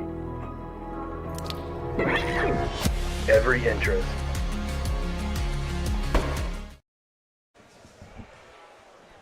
Welcome back to Morgan's Wonderland for day 1 action of the 2024 Adaptive CrossFit Games by Wheel Wad. Jeremy Austin and Bill Grundler with you. Amy Bream will be joining us on the competition floor soon. Great to have her as part of the team here in San Antonio, Texas, where a massive storm is just about to roll in and cool things down. Welcome to Texas. That's right. Sweltering heat. It's going to be snowing soon. Lots as well. of humidity. It will. Just give it time. Give it time. Event number 2, enter Sandman for our lower minor division. It is 1 cross carry, 8, 6, and 4 shuttle runs. Seen some fast and furious times in the previous 23 heats. Some have needed the cap, some have needed about a minute of it, and some have needed about most have needed about half. You're right, and I think that's what we've been seeing the whole time. I think that the 6-minute time cap was great across the board so that we can ensure that all the athletes are being able to compete. But for these athletes here, I don't think that we are going to see that. It's going to be fast. So as we have said, get that sandbag any way you can, make it happen, get across that floor, and then really go to work on those shuttles. We've seen just incredible blistering speeds coming across this court back and forth as I'm getting blown by the wind here. I think if I was one of the athletes, I would like that to happen to get that win, but it smells great. The rain, not so much. You can actually smell the rain coming. My goodness. Our lane assignments for Heat 24. We have 5 heats remaining. And Jeremy Gordon in lane 6 is going to be one to watch in this. Massive frame and big power output and exactly what you need. Oh, wow, we are going. Only in Texas, is that what they say? Or not really? Sure. I mean, I get it. Let's roll with that. I'm good. Our lower minor division and the wind is really starting to gust up and really cool things down, which the athletes are going to appreciate. You know, luckily with all the athletes, when they are doing those shuttles, we are covered. So the only thing we're really going to have to worry about is the kind of the blow in with that water. But for the most part, we should be protected all the way through. Underway for heat number 24. John Jarrett is one guy I'm going to keep my eye on as well. Wow. Luke Reeson, those big long strides in lane 3. That's ridiculous. Kristen Backenrich from CrossFit Esprit. So lanes 3 and 5 are where we're looking right now. Luke Reeson, he is tall and he is striding out, trying to stay ahead of John Jarrett in lane number 2. The pickup, Luke Reeson. Reeson quick. Lane 5 is Kristen Brackenrich, the blue singlet at the top of the screen.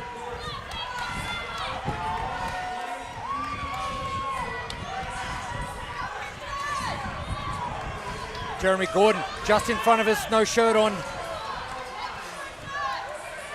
We are going to come down to a very tight race.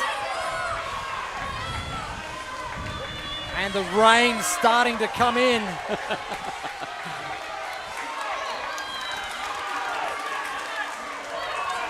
Jeremy Gordon.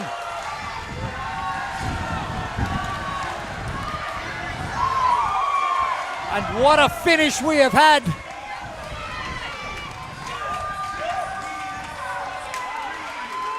Jeremy Gordon, Vincent Cavazos, Luke Reeson, Christian Backenrich. We are going to have to check those scores as they come in.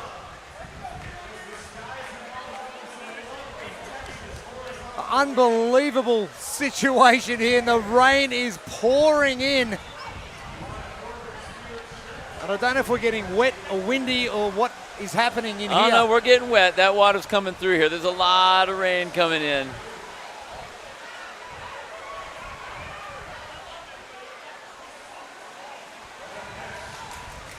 And what a result.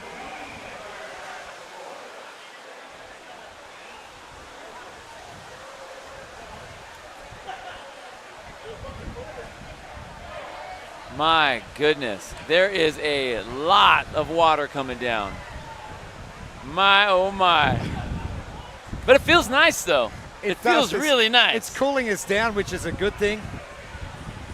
Now, but it's wetting us down, and that's a bad thing. That is. Now, I'm not 100% sure. We may have a pause in competition while we deal with the current situation. But let's head back to the previous heats, heat number 24. I can't wait to see how the results pan out, but Jeremy Gordon was fast in lane 6.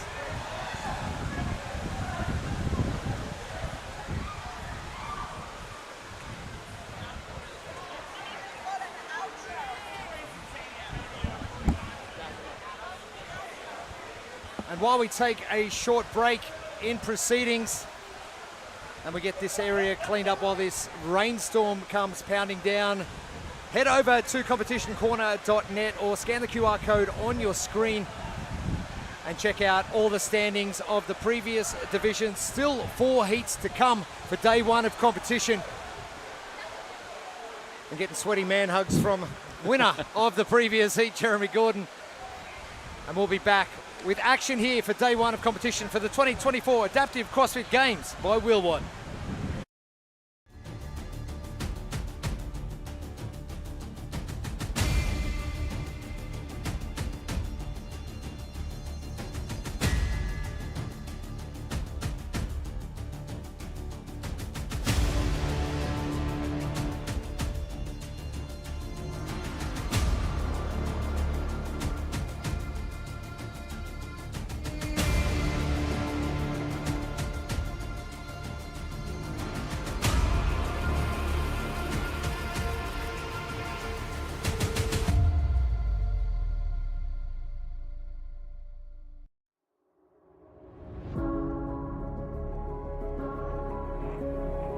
For every athlete, every interest, every human. Even if today is day 1, our headbands are our love letter to you. Start your year with junk.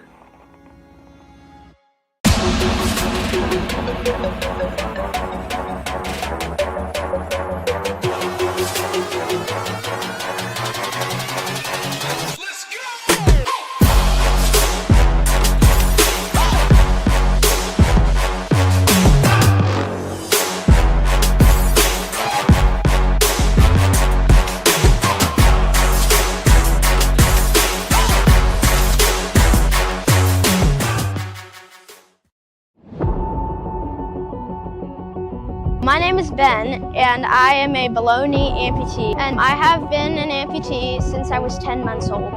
My name is Emily. I'm an above-knee amputee. I was a passenger in a car accident. I was in a coma for almost 2 weeks. Losing my leg could have been the end of my story, but I chose to rewrite it. I didn't let my amputation define me. I let it drive me. I'm not just an amputee. I'm an athlete, and I'm unstoppable.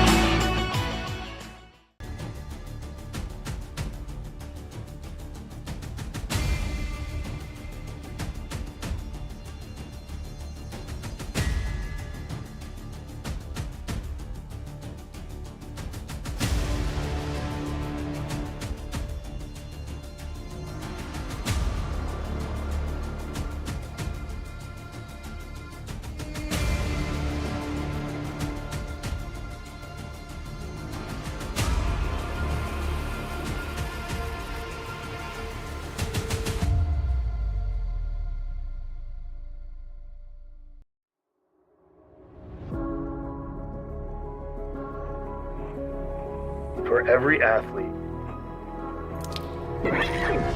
every interest, every human. Even if today is day 1, our headbands are our love letter to you. Start your year with junk.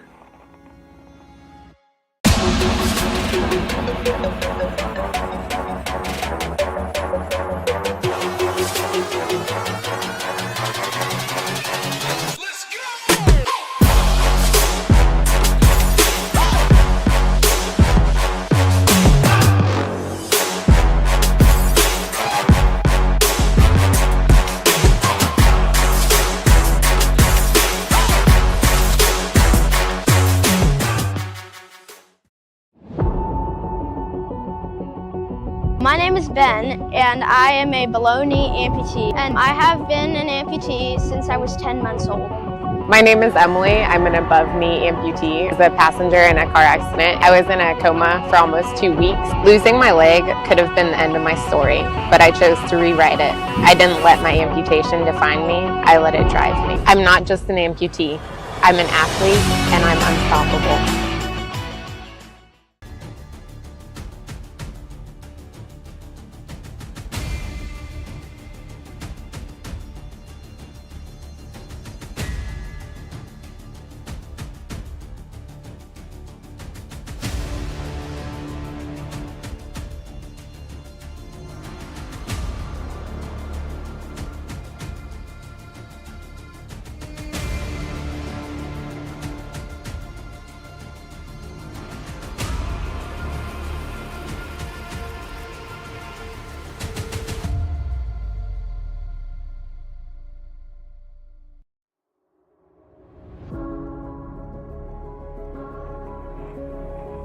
For every athlete,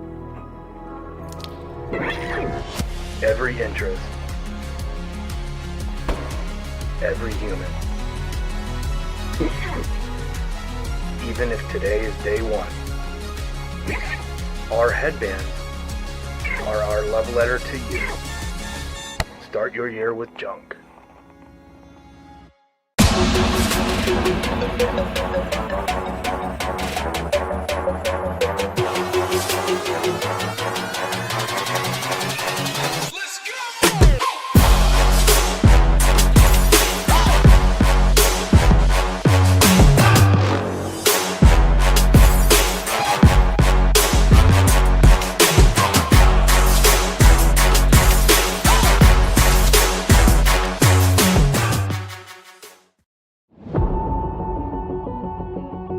My name is Ben, and I am a below knee amputee, and I have been an amputee since I was 10 months old. My name is Emily. I'm an above knee amputee. I was a passenger in a car accident. I was in a coma for almost 2 weeks. Losing my leg could have been the end of my story, but I chose to rewrite it.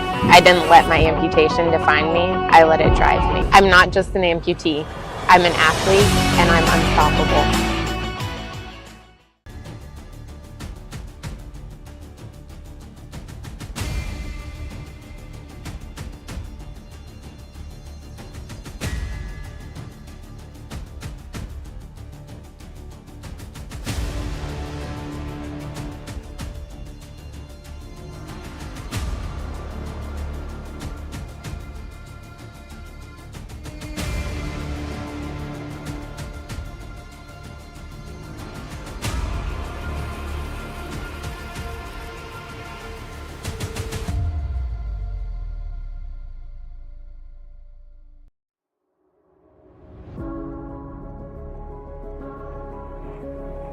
For every athlete, every interest, every human. Even if today is day one, our headbands are our love letter to you. Start your year with junk.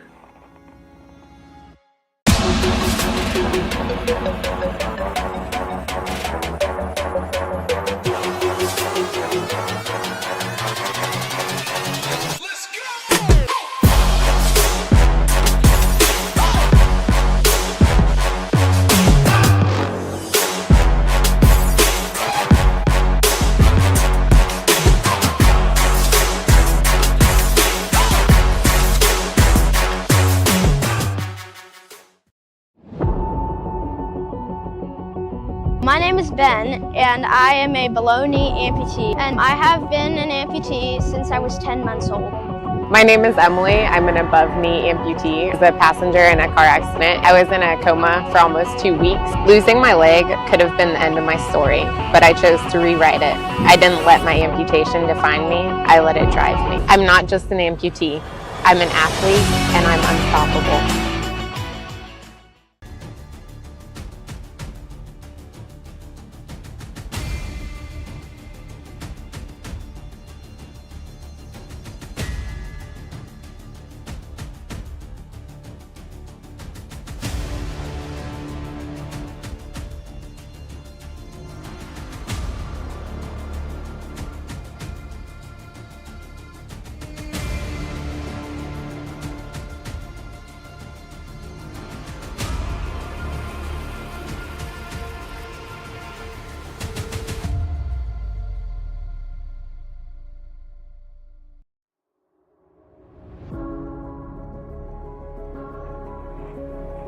For every athlete,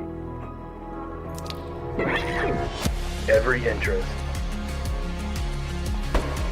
every human. Even if today is day one, our headbands are our love letter to you. Start your year with junk.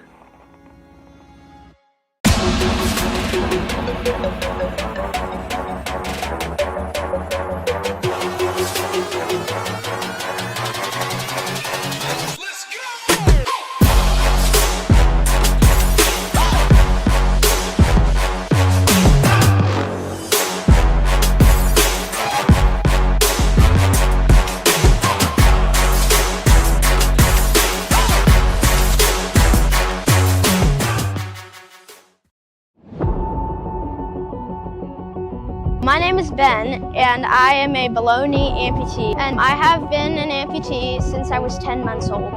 My name is Emily. I'm an above-knee amputee. I was a passenger in a car accident. I was in a coma for almost 2 weeks. Losing my leg could have been the end of my story, but I chose to rewrite it. I didn't let my amputation define me. I let it drive me. I'm not just an amputee. I'm an athlete, and I'm unstoppable.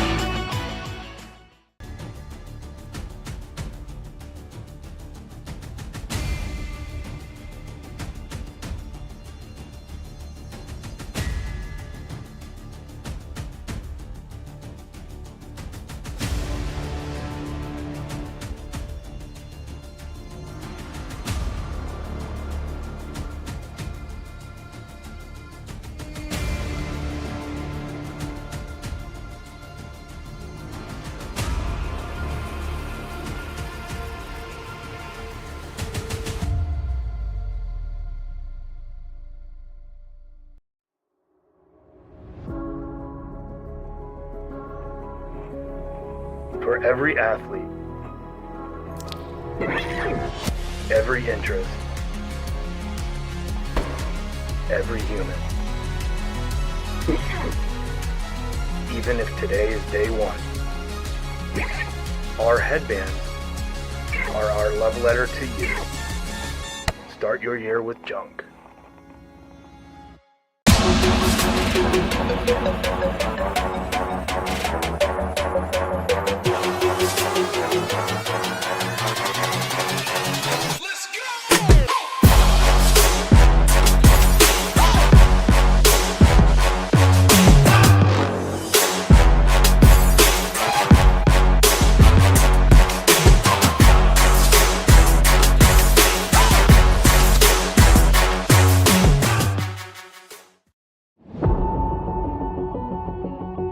My name is Ben, and I am a below-knee amputee, and I have been an amputee since I was 10 months old. My name is Emily. I'm an above-knee amputee. I was a passenger in a car accident. I was in a coma for almost 2 weeks. Losing my leg could have been the end of my story, but I chose to rewrite it. I didn't let my amputation define me. I let it drive me. I'm not just an amputee. I'm an athlete, and I'm unstoppable.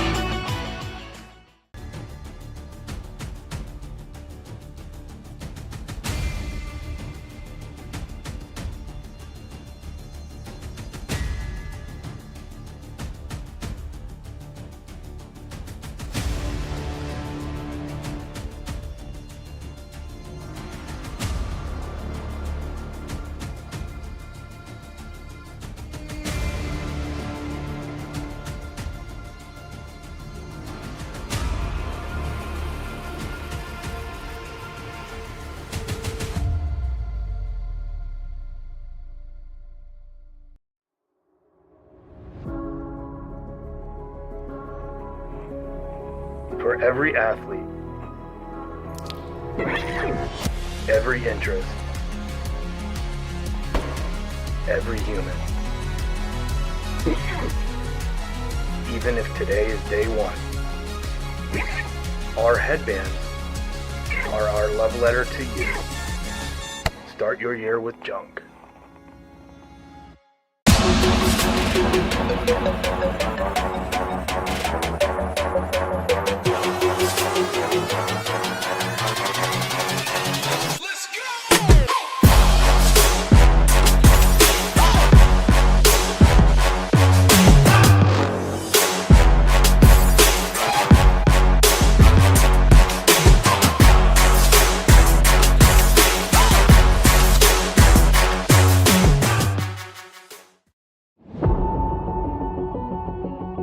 My name is Ben, and I am a below-knee amputee, and I have been an amputee since I was 10 months old.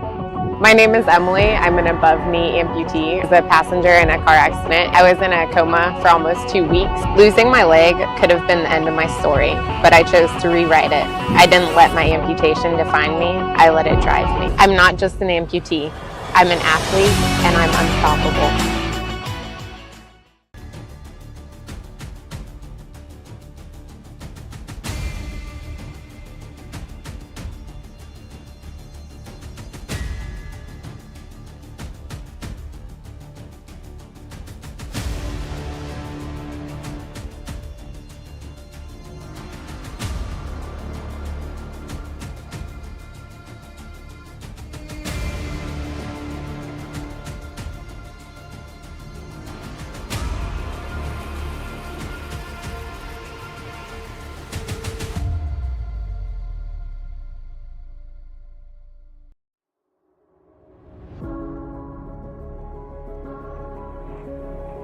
For every athlete, every interest, every human. Even if today is day one, our headbands are our love letter to you. Start your year with junk.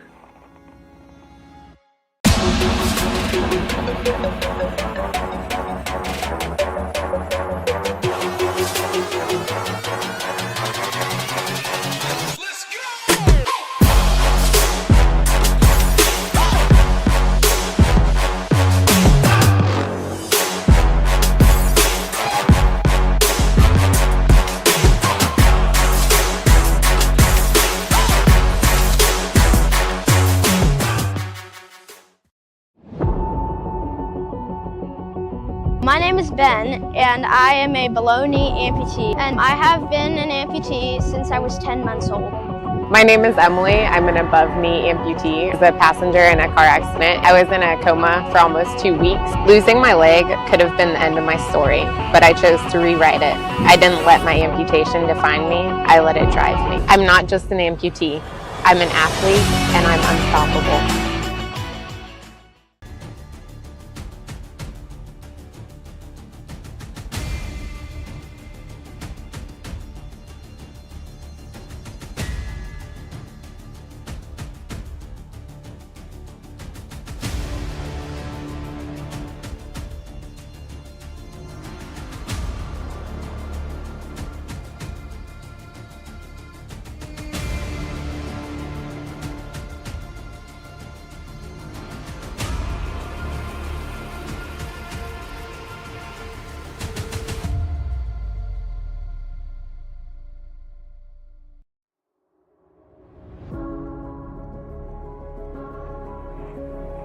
For every athlete, every interest, every human. Even if today is day one, our headbands are our love letter to you. Start your year with junk.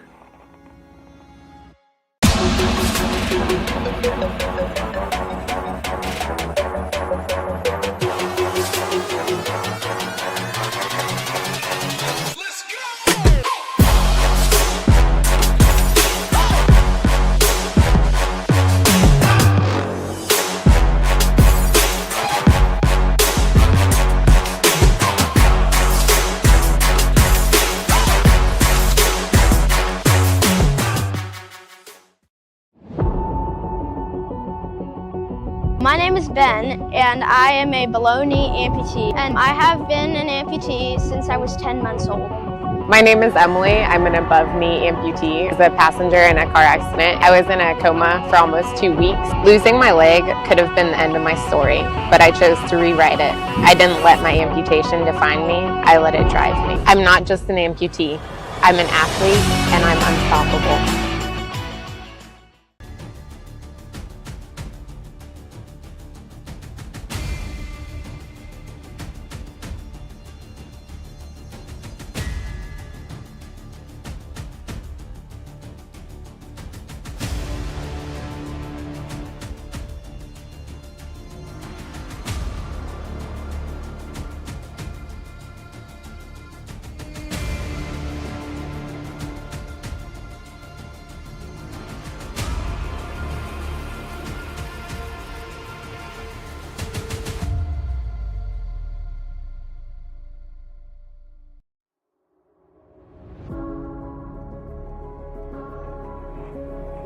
For every athlete,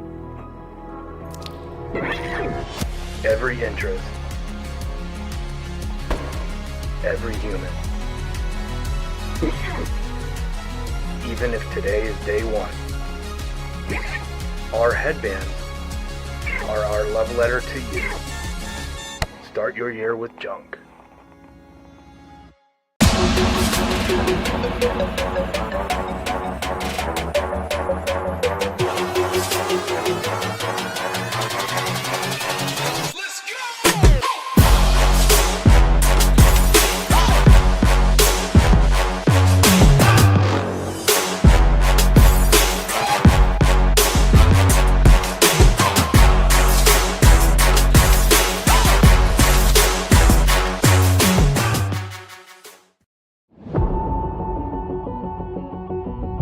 is Ben, and I am a below knee amputee, and I have been an amputee since I was 10 months old.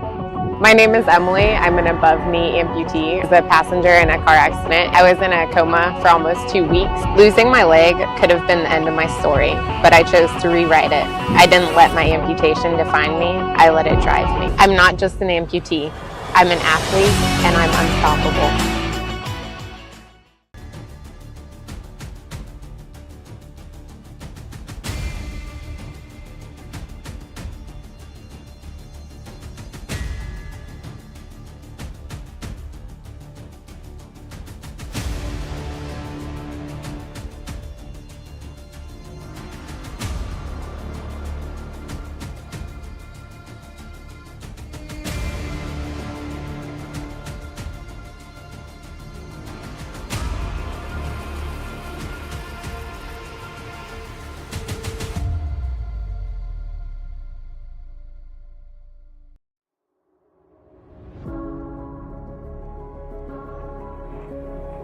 For every athlete,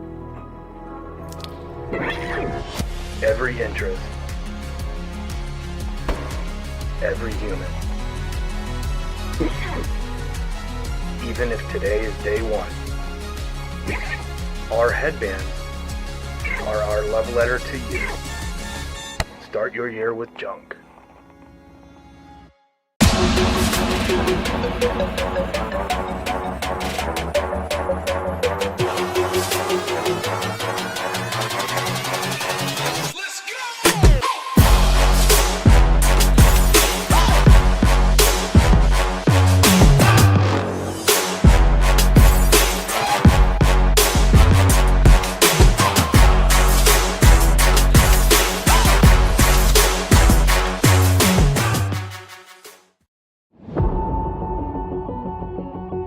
My name is Ben, and I am a below knee amputee, and I have been an amputee since I was 10 months old. My name is Emily. I'm an above knee amputee. I was a passenger in a car accident. I was in a coma for almost 2 weeks. Losing my leg could have been the end of my story, but I chose to rewrite it. I didn't let my amputation define me. I let it drive me. I'm not just an amputee. I'm an athlete, and I'm unstoppable.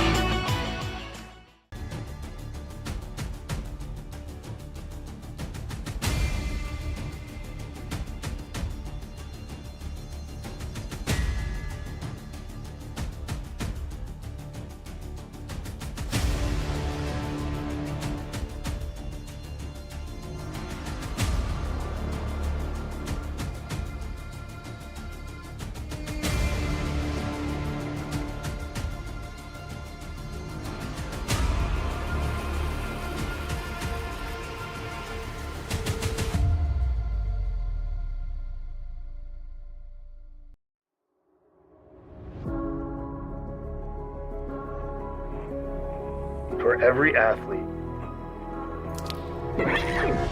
every interest, every human.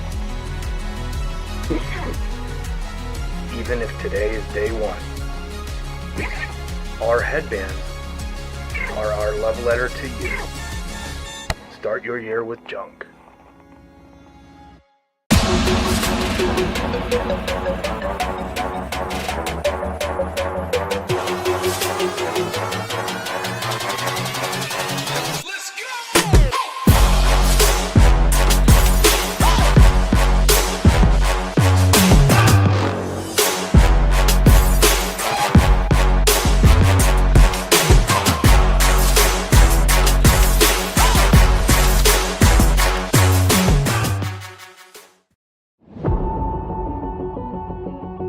My name is Ben, and I am a below knee amputee, and I have been an amputee since I was 10 months old. My name is Emily. I'm an above knee amputee. I was a passenger in a car accident. I was in a coma for almost 2 weeks. Losing my leg could have been the end of my story, but I chose to rewrite it. I didn't let my amputation define me. I let it drive me. I'm not just an amputee. I'm an athlete, and I'm unstoppable.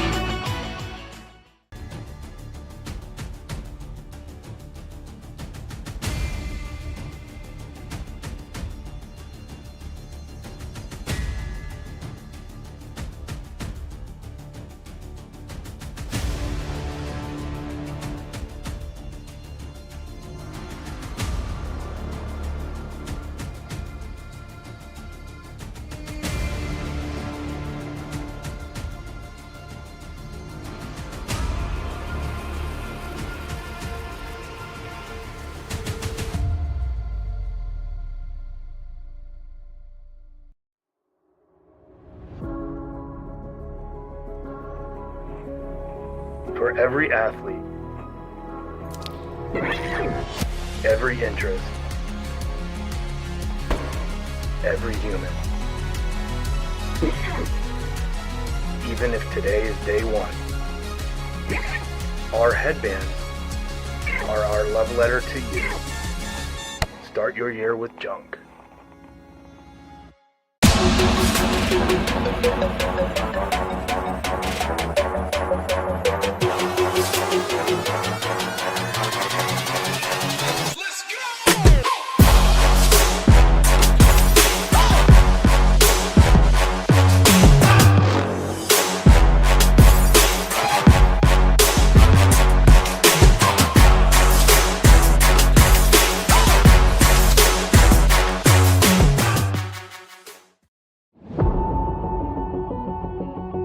My name is Ben, and I am a below knee amputee, and I have been an amputee since I was 10 months old. My name is Emily. I'm an above knee amputee. I was a passenger in a car accident. I was in a coma for almost 2 weeks. Losing my leg could have been the end of my story, but I chose to rewrite it. I didn't let my amputation define me. I let it drive me. I'm not just an amputee. I'm an athlete, and I'm unstoppable.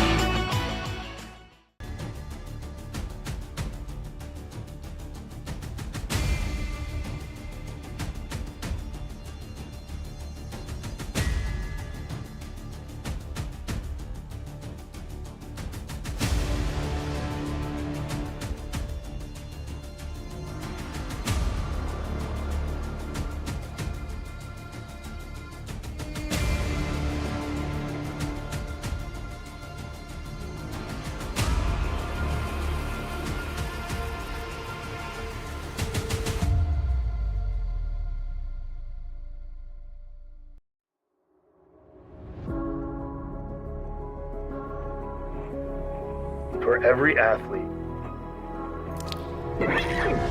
every interest, every human. Even if today is day one,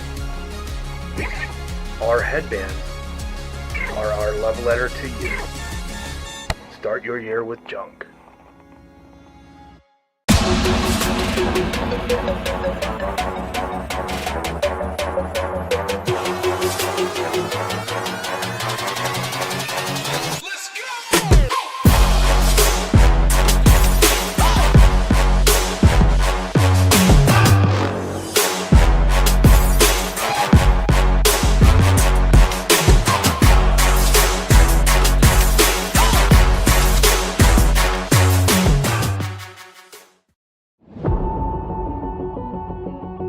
My name is Ben, and I am a below knee amputee, and I have been an amputee since I was 10 months old. My name is Emily. I'm an above knee amputee. I was a passenger in a car accident. I was in a coma for almost 2 weeks. Losing my leg could have been the end of my story, but I chose to rewrite it. I didn't let my amputation define me. I let it drive me. I'm not just an amputee. I'm an athlete, and I'm unstoppable.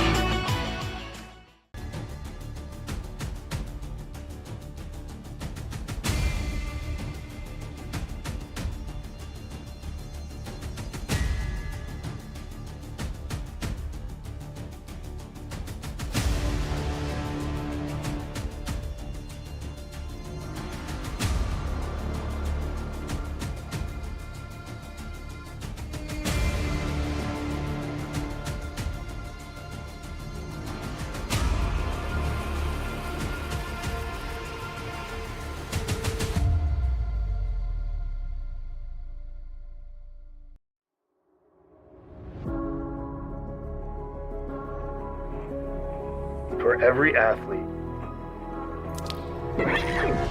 every interest, every human. Even if today is day one, our headbands are our love letter to you. Start your year with junk.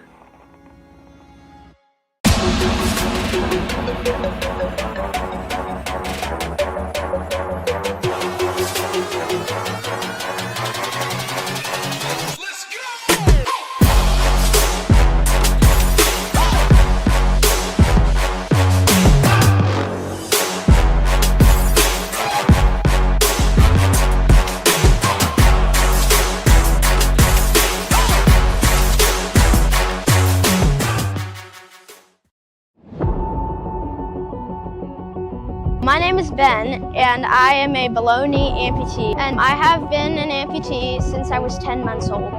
My name is Emily. I'm an above-knee amputee. I was a passenger in a car accident. I was in a coma for almost 2 weeks. Losing my leg could have been the end of my story, but I chose to rewrite it.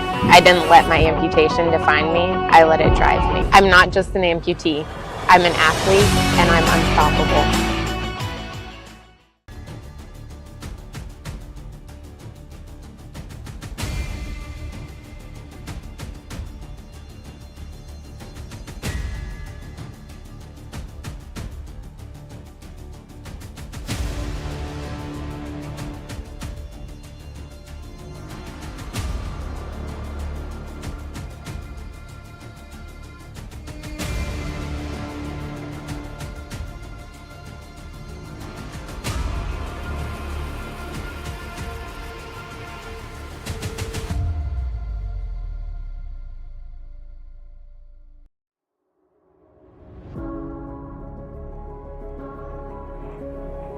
For every athlete, every interest, every human. Even if today is day one, our headbands are our love letter to you. Start your year with junk.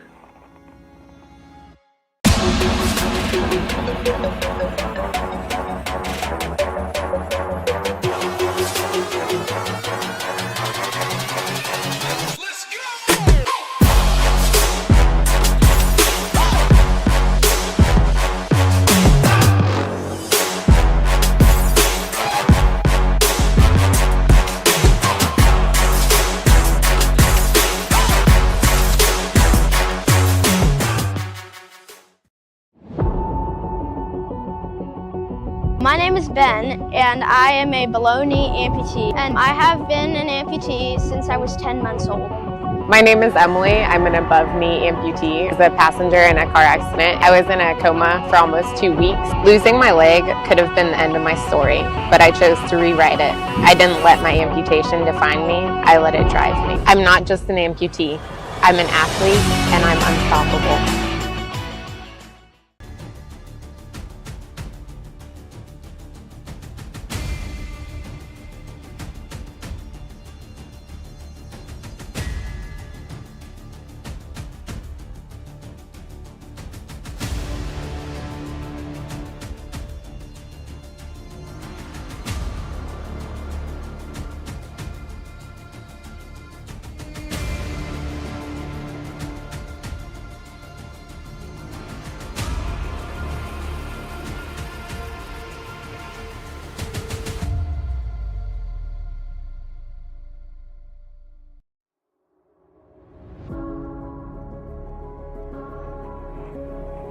For every athlete, every interest, every human. Even if today is day one, our headbands are our love letter to you. Start your year with junk.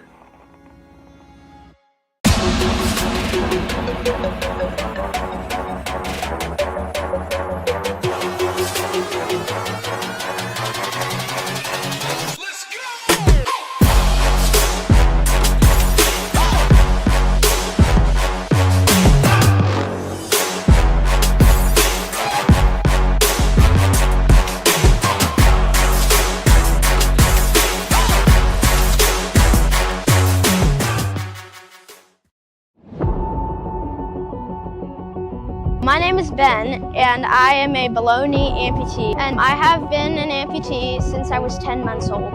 My name is Emily. I'm an above-knee amputee. I was a passenger in a car accident. I was in a coma for almost 2 weeks. Losing my leg could have been the end of my story, but I chose to rewrite it. I didn't let my amputation define me. I let it drive me. I'm not just an amputee.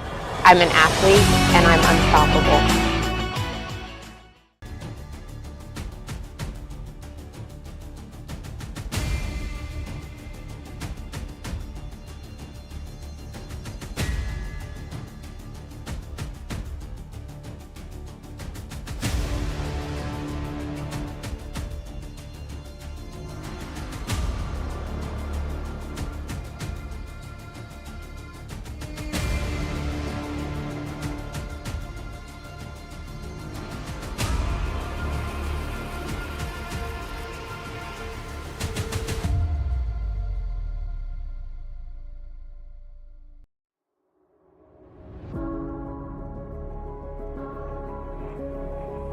For every athlete, every interest, every human. Even if today is day one, our headbands are our love letter to you. Start your year with junk.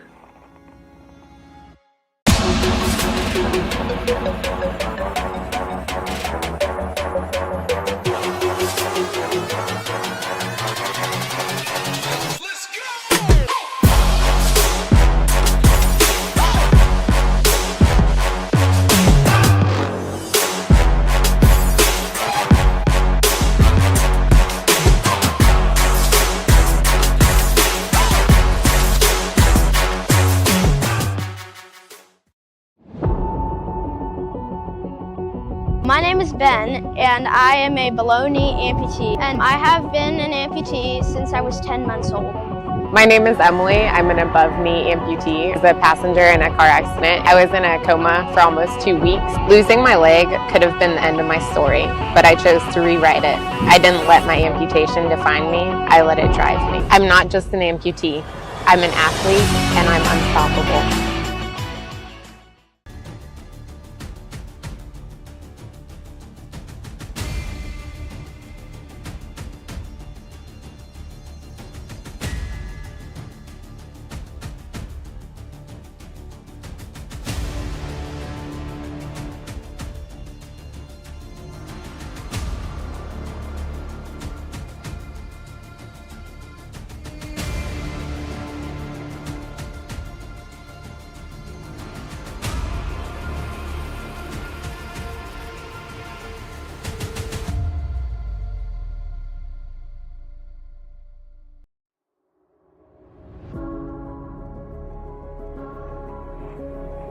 For every athlete, every interest, every human. Even if today is day one, our headbands are our love letter to you. Start your year with junk.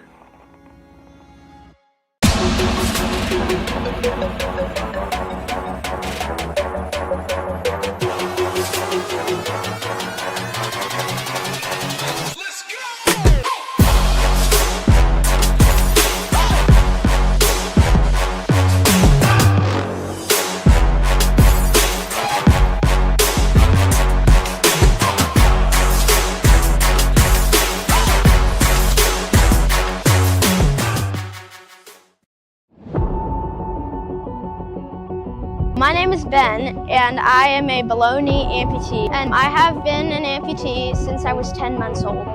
My name is Emily. I'm an above-knee amputee. I was a passenger in a car accident. I was in a coma for almost 2 weeks. Losing my leg could have been the end of my story, but I chose to rewrite it. I didn't let my amputation define me. I let it drive me. I'm not just an amputee. I'm an athlete, and I'm unstoppable.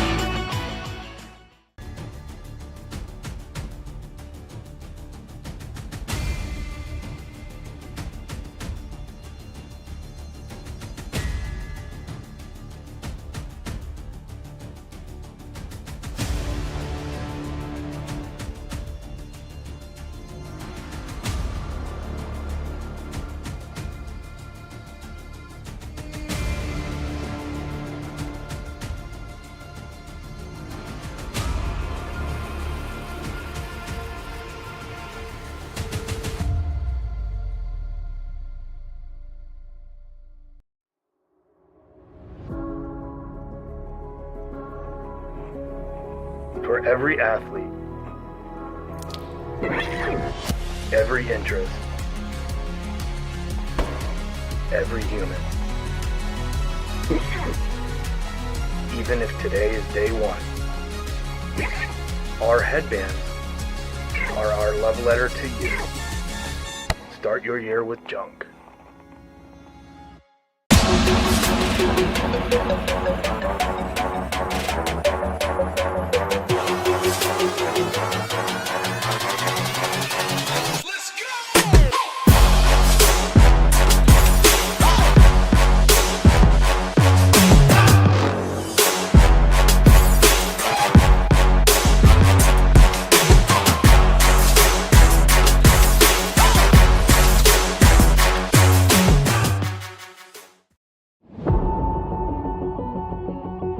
My name is Ben, and I am a below knee amputee, and I have been an amputee since I was 10 months old. My name is Emily. I'm an above knee amputee. I was a passenger in a car accident. I was in a coma for almost 2 weeks. Losing my leg could have been the end of my story, but I chose to rewrite it. I didn't let my amputation define me. I let it drive me. I'm not just an amputee. I'm an athlete, and I'm unstoppable.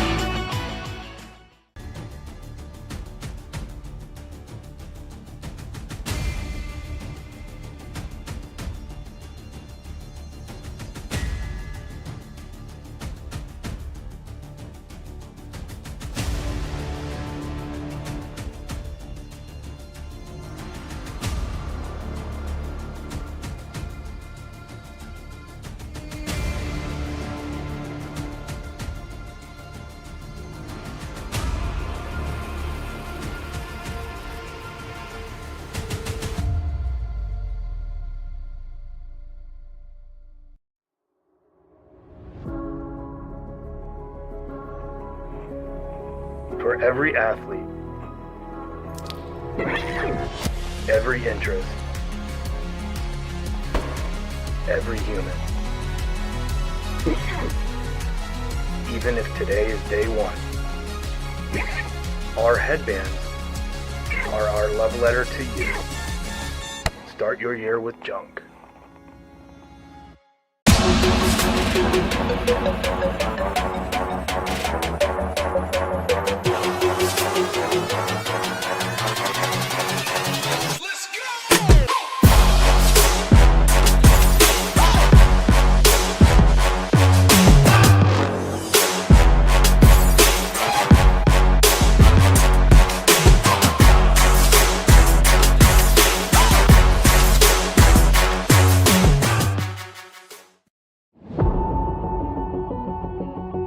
My name is Ben, and I am a below knee amputee, and I have been an amputee since I was 10 months old. My name is Emily. I'm an above knee amputee. I was a passenger in a car accident. I was in a coma for almost 2 weeks. Losing my leg could have been the end of my story, but I chose to rewrite it.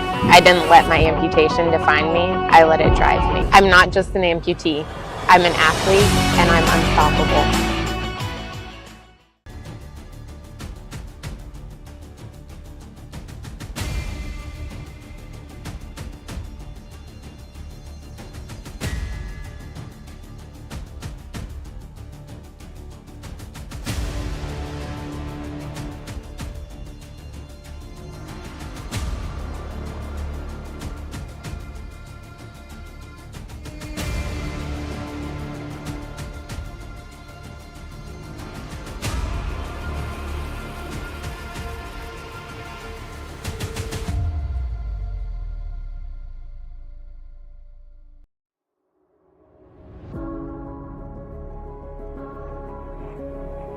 For every athlete, every interest, every human. Even if today is day one, our headbands are our love letter to you. Start your year with junk.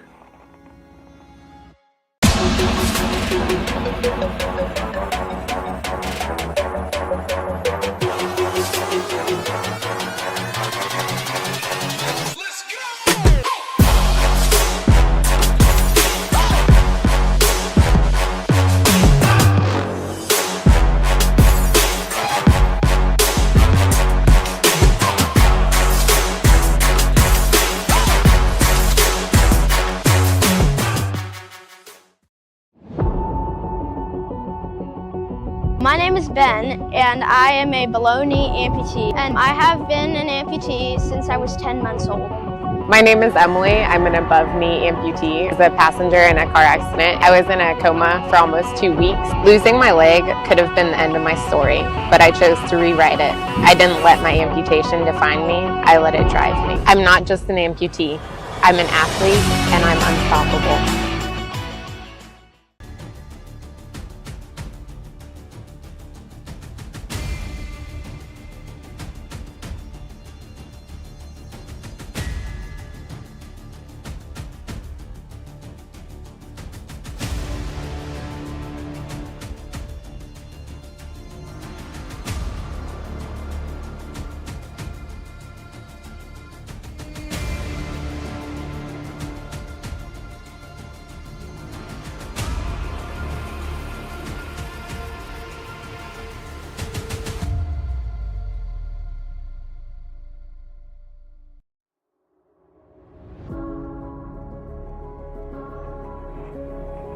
For every athlete,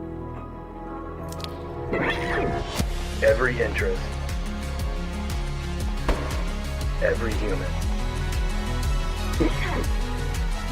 Even if today is day one, our headbands are our love letter to you. Start your year with junk.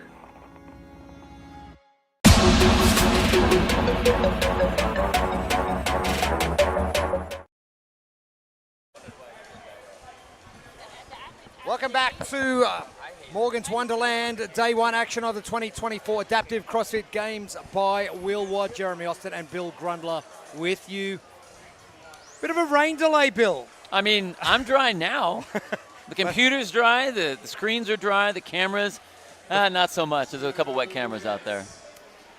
That came with a burst of, I don't know. That came with some power. Oh, it was massive. Yeah, I could was. see the clouds coming, and I didn't think it would come that quickly, but it came and drenched everything here. I mean, it's really interesting how Texas continually enforces the fact that they have the weirdest weather in the entire state, or the entire country of the U.S. I mean, they just cannot pull it together. It was hot, humid, breezy, got nice for a second, and then that black cloud came in and then just was the heaviest amount of water that got dumped. You can kind of see the sheen still kind of on the floor. And one of the things, you know, that the CrossFit, Kevin Ogar, the Wheelwatt team, and the rest of the group, the Wheelwatt group, decided was no shuttle runs, so we're going to keep the athletes safe. But hey, let's throw them on the Echo bike. So, man, like not what you want to have happen, especially if you like to do a shuttle run back and forth. But I think that is extremely fair for the athletes. It's safe. It's going to be effective, and we're going to have the same, for the most part, the same result as we did, as we would have if we were to run it normally. Big time, and all the athletes getting a message through their Hustle Up app. And everyone who's coming out over the next couple of days, advised to jump onto that Hustle Up app and download it.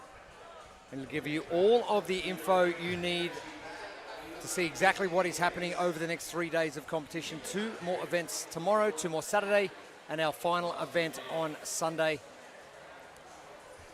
Our lane assignments for Heat 25, our lower minor female division for event number 2.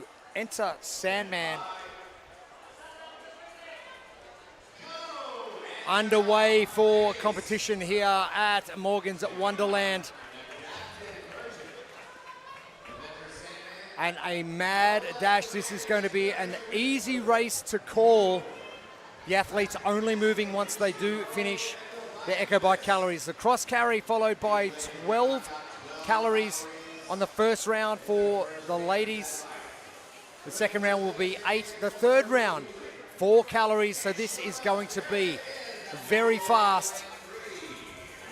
They could have got the athletes out here to dry the floor with the Echo Bikes. Alicia Burton, your current leader, followed by Cody Campbell, Valerie Cohen and Sandra Molin-Portillo. Still Alicia Burton leading in lane number 3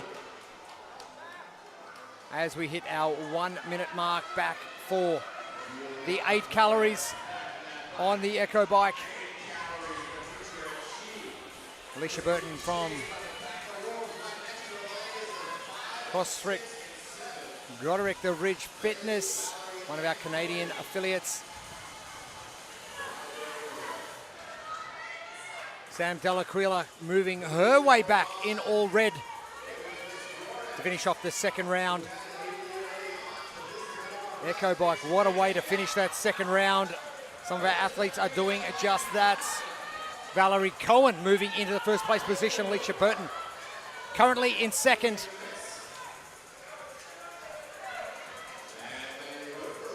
And Bailey Hooper now moving into contention, the last 4 calories. It is going to be a mad dash through the finish. Judges' hands are in the air already. Bailey Hooper looks like she may take the win It is going to be tight back to Valerie Cohen in second. It is going to be Bailey Hooper first from Built Strength Conditioning. Cody Campbell from CrossFit Napier in New Zealand. And Cody Campbell, CrossFit Napier. Valerie Cohen from Feast Fitness. And Sam Delaquila still racing ahead to finish that final round, bringing that sandbag back into the center of the arena here. And the burn is real.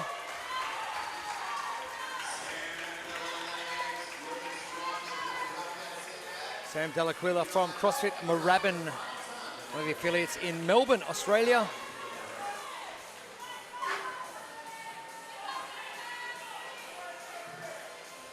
And Sam in all red, getting to work.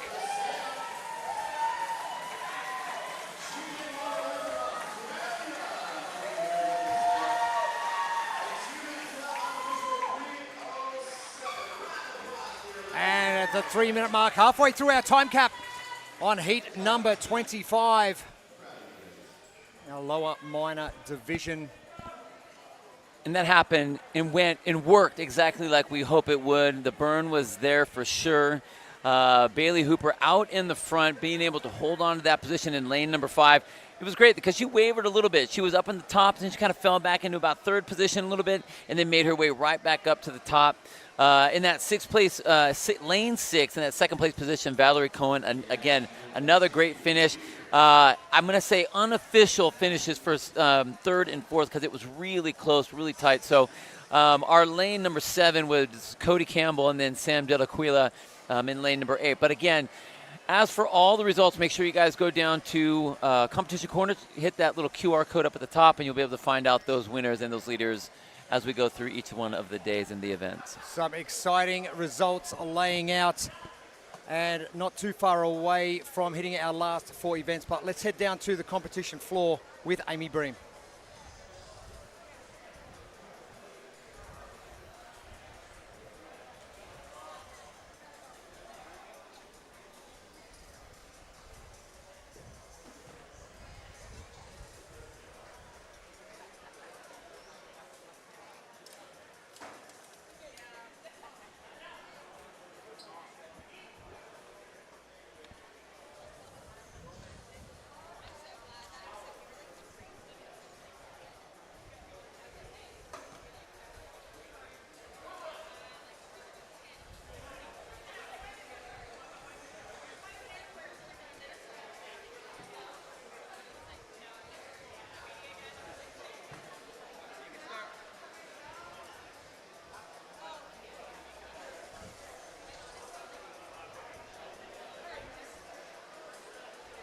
And thank you, Amy. Bailey Hooper getting the job done.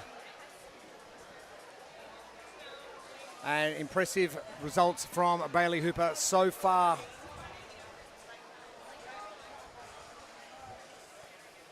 And only 4 heats to go, Bill Grundler. We were so close to making it all the way through. So close. But that's all right. You know, it was warm. It is very nice with the wind blowing right now and the breeze. A lot of athletes cooled them down, so that's okay. It's okay. I think I've had the full Texas experience in the last 24 hours. Just haven't got some snow. It'll happen, though. It'll happen. We'll be inside tomorrow, but it'll snow tomorrow, I'm sure. I'm sure that train driver's going to bring the snow with him when he comes into town tonight. Probably will. At 20 past 2 in the morning again. Something like that. Crazy times. And moving on now to our last couple of heats. We've only got 4 to go to see out day 1 of competition here. The 2024 Adaptive CrossFit Games by Wheelwad. And big thank you to a number of our sponsors: Pliability, Morgan Sport, Strength Flex, and Evergreen Prosthetics. The Savan Podcast and FitAid. Big thank you for your support. Think Neuro, of course, helping us out with the keys to success and making sure the athletes were looked after this weekend. I don't think they could be any more looked after than they have been. And if they've got Uncle Kevin Ogar looking after them, you're doing okay. Yeah, the programming so far has been great. As in all events, there's always going to be a couple hiccups that the overall event is going to have to contend with. But I think that the reaction that has happened with Kevin and the rest of the wheel-wad team has been spectacular. Again, they're trying to keep it as fair and as even and stay true to the programming as they can, and they're doing a great job. And having the first year of the expanded wheel-wad / CrossFit Games adaptive event here in San Antonio, got to be a daunting task taking that on. We've seen the pit team throw down. We've seen the Masters get at it a couple of weeks ago. I think that it's going to make any crew nervous. Obviously, everyone's excited. If you look at the other divisions, they all are people that are very passionate and crews that are very passionate about their division. Kevin and his crew are obviously very passionate about the adaptive divisions and expanding that and growing that at the level of competition and then just awareness, overall. But to take it on is going to be very nerve-wracking. And so they want it to run perfect. And what's been great so far is that they are very open to making whatever little change they need to make to really improve, even as it's running, which I think is really great. So hats off to those guys, because you can tell this is very important to them. And we're just glad we get to help bring it to the rest of the world. And thank you for tuning in, wherever you're tuning in right around the world. I know everyone down in the Oceania region, Australia, New Zealand, and Pacific Islands, waking up pretty early as we head into heat number 26, the 1 point upper male division. And the 1 point upper athletes have 1 point of contact.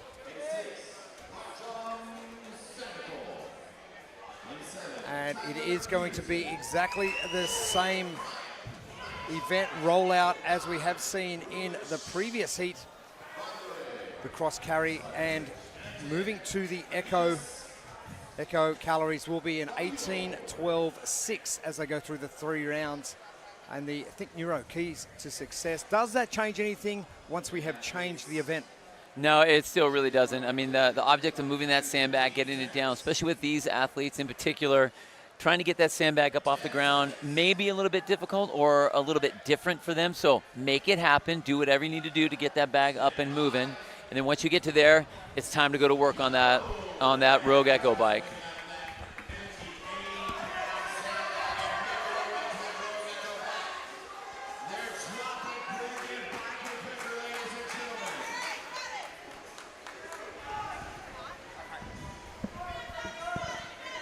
Our upper 1 point division. Artyom Sandakov, center of screen. And one of those athletes really looking to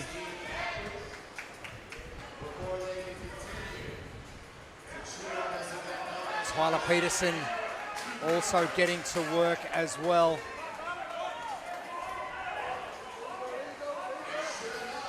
Sandakov finishing the Open in 2nd place. Got a race now between Victor Hugo Asaf, CrossFit Sea-Dog, and Artyom Sandakov coming in as the 1 and 2 seeds into this division.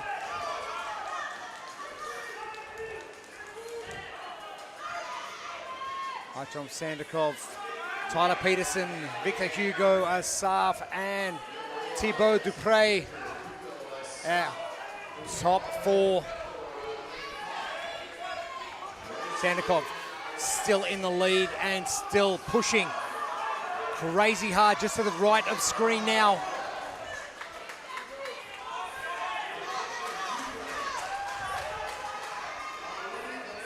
The sandbag carry for the final time. Sandakov, can he maintain the lead? Onto the Echo bike for the final time. 6 calories required from Sandakov.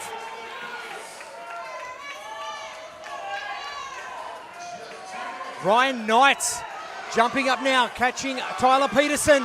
Sandikov, only 1 calorie remaining. Sandikov. And the finger in the air from Artyom Sandikov, getting the job done. Thibaut Dupre in there as well.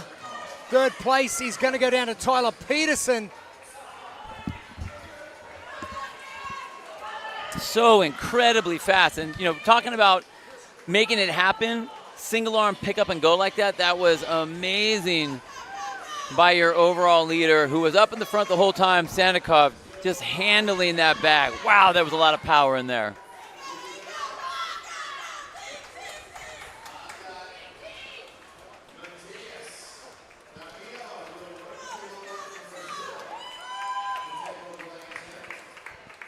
The French cowboy, Ludovic van der Vrij, getting the job done. Still yet to see his cowboy hat out there. he's been threatening. Johnny Hill finishing up as well.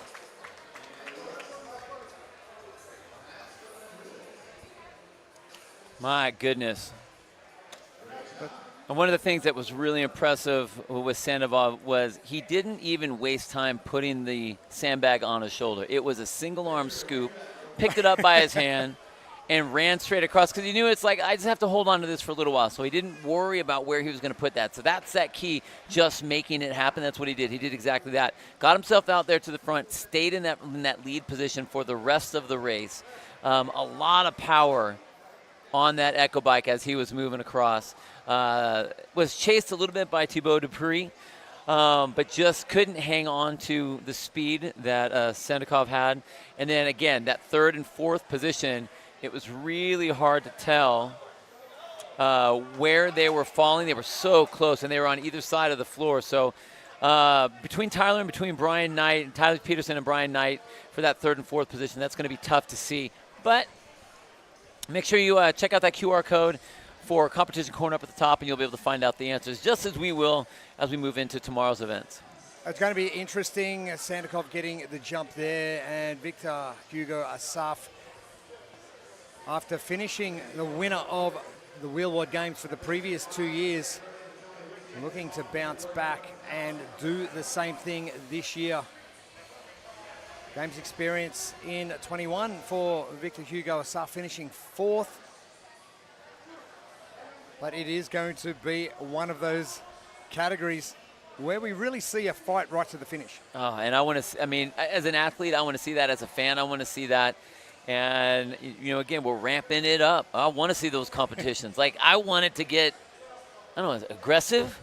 Aggressive. We can get aggressive. We can get aggressive. Get aggressive with the Echo bike. Oh, I hate getting aggressive with an Echo bike. Heat 26 now done and dusted for the day only. 3 heats remain for our day. You wouldn't believe it. We've got blue skies here in San Antonio. There is no even thought of a storm whatsoever. Crazy things happening on the competition floor and off it. And not too far away from bringing our ladies from our 1 point upper division onto the competition floor. We'll be back in a few minutes to get those girls started.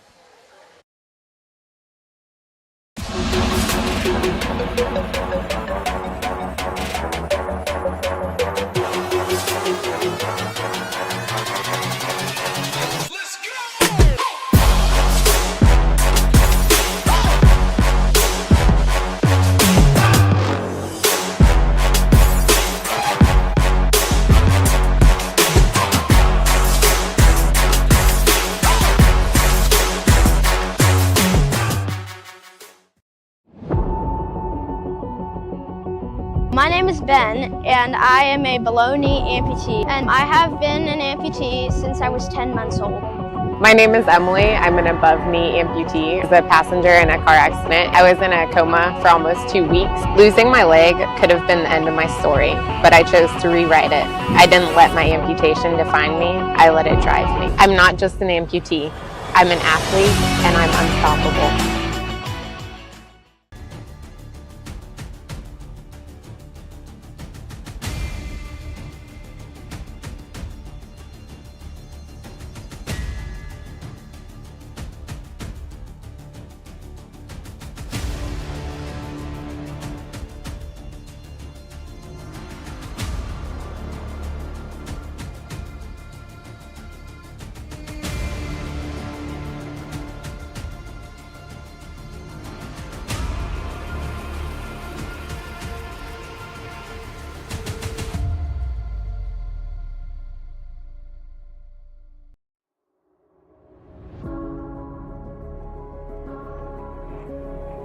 for every athlete,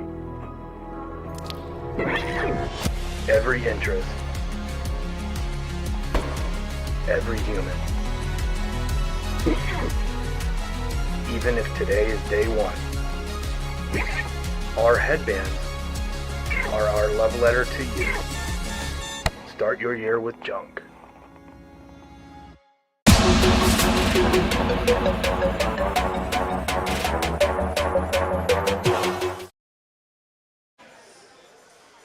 Welcome back to Morgan's Wonderland. We have 3 heats remaining for our first day of competition.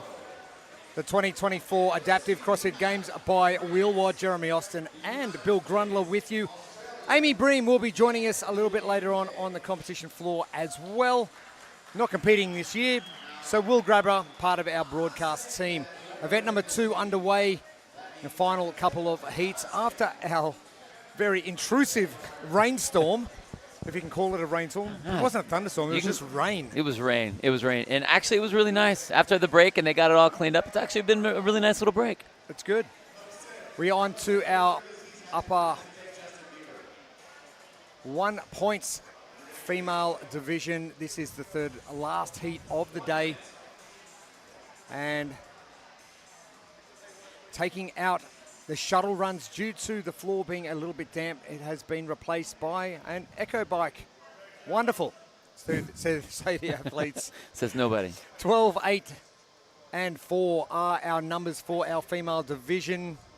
All eyes on winner of event number 1, Stadium Trials. It is Emily Cairns from CrossFit Claremont, and she is in lane number 6. We'll be able to find out. She's right in front of us.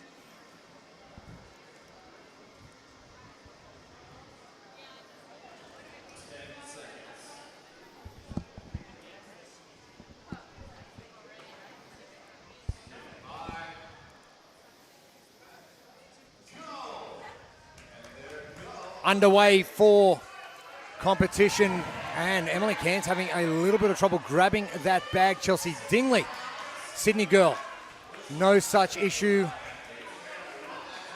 But don't worry too much about Emily Cairns. She is going to be an absolute powerhouse on this Echo bike.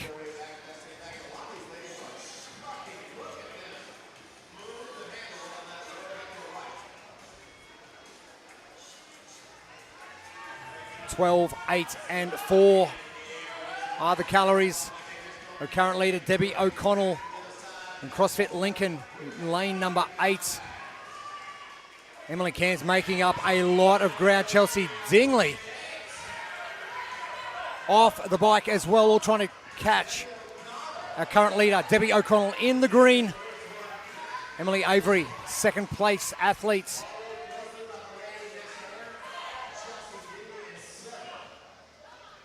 Now the important one, the middle section, the 8 calories, where that lactate level starts to build.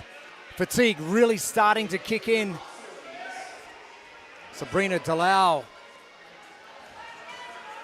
CrossFit Marguerites coming back to finish off her first round. And a second round on the sandbag. Emily Cairns has made a big jump, round 2. Still trying to catch Debbie O'Connell, who is in the green. Center of screen coming back now. This last 4 calories is going to be an absolute powerhouse. Now, Emily Cairns, lane 6. Can she do enough to catch Debbie O'Connell? O'Connell with about a 5-second lead. Emily Cairns looking a lot better than Debbie O'Connell. Can she maintain? And looks like Debbie O'Connell has got there just ahead of Emily Cairns.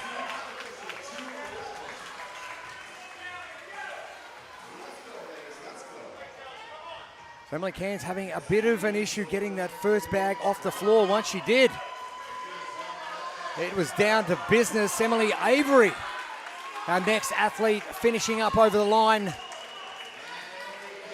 Lacey Jones is done. Sabrina Delau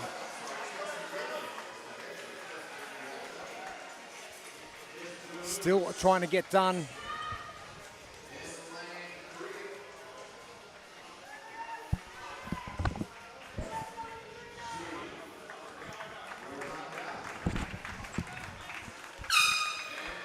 And right on the money, halfway through the time cap again, the little hooter goes off just at the 3-minute mark. And a very quick heat 27, the 1 point upper female division. And a bit of a change from what was scheduled just due to the storm that came through here about an hour ago. But everything cleaned up now, ready to go. And you saw Emily Carnes was really struggling to get that bag up, but your overall winner was Debbie O'Connell.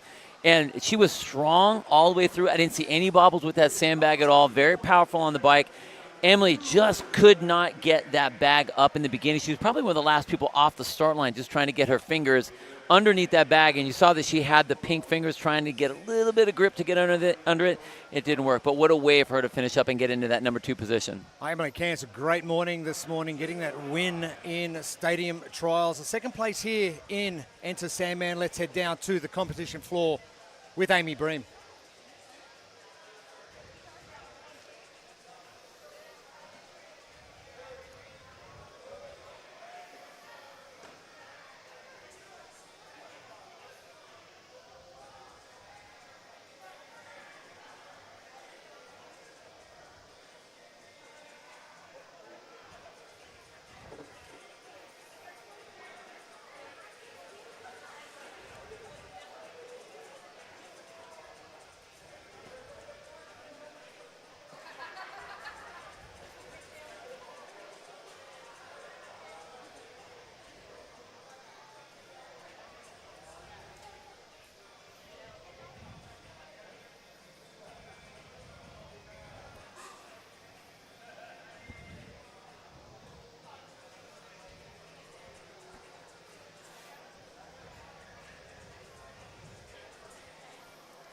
Thank you, Amy. Thank you, Emily.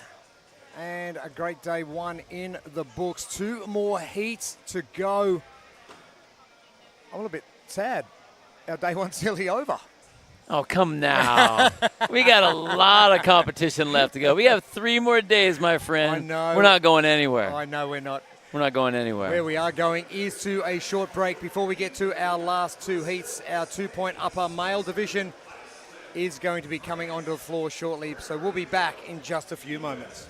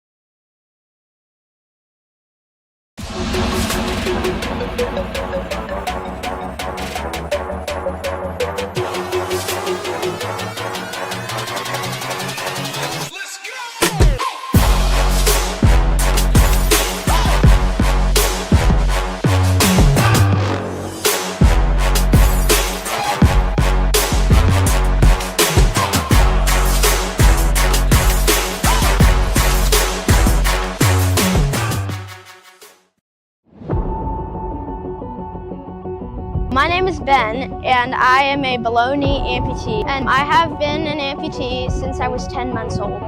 My name is Emily. I'm an above-knee amputee. I was a passenger in a car accident. I was in a coma for almost 2 weeks. Losing my leg could have been the end of my story, but I chose to rewrite it. I didn't let my amputation define me. I let it drive me. I'm not just an amputee.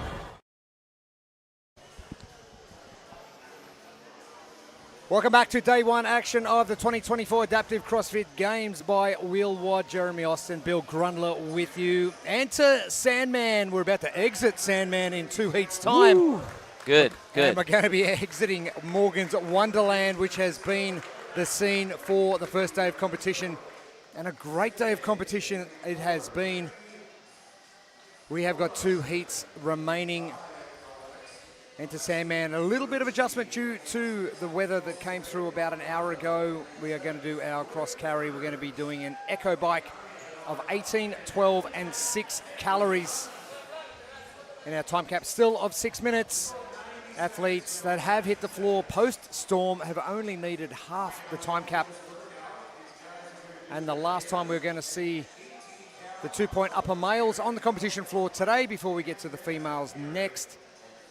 But our Neuro keys to success, they haven't changed even if the weather has. They haven't changed at all. Weather comes in, we make an adjustment, the keys are still the same. Get that bag across that line as fast as you can so you can get yourself onto that echo bike. And then once you go there, it is time to drop the throttle, meaning you need to put your head down and go to work. So we've seen a lot of power put into these machines. That's what it's looked like all day in all the different divisions, and those that have that power are definitely going to fare well in this event. Our lane assignments on our second last heat of the day. And a number of athletes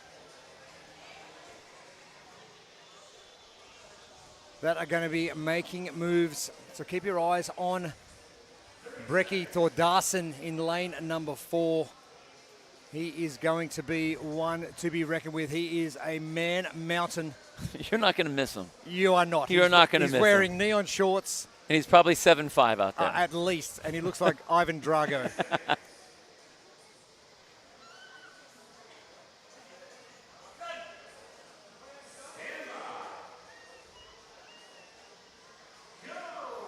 Underway.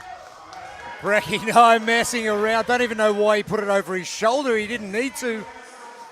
He is off in lane number 4. CrossFit Molnir from Iceland is Brekkie Thordarson. Another athlete to keep your eye on lane number 5, Alexis Fiorucci.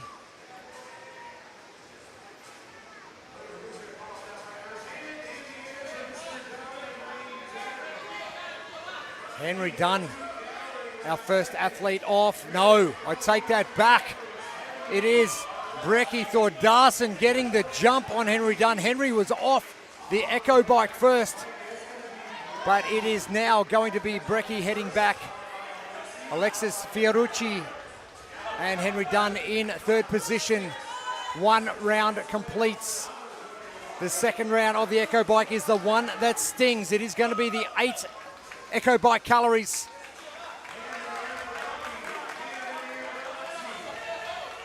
Brekkie getting to work, center of screen in those neon shorts. He is off quickly. Oh, the legs have started to seize up. And not surprising, the lactate level is huge. Henry Dunn getting to work as well at the far end of the arena. Alexis Fiorucci trying to catch Brekkie Thordarson. Brekkie putting the hammer down. And it is time for Brekkie to stand up. And not too far away, battling it out with Alexis Fiorucci and Henry Dunn for the win. It's going to be Brekkie Thordarson. Alexis Fiorucci and Henry Dunn is done.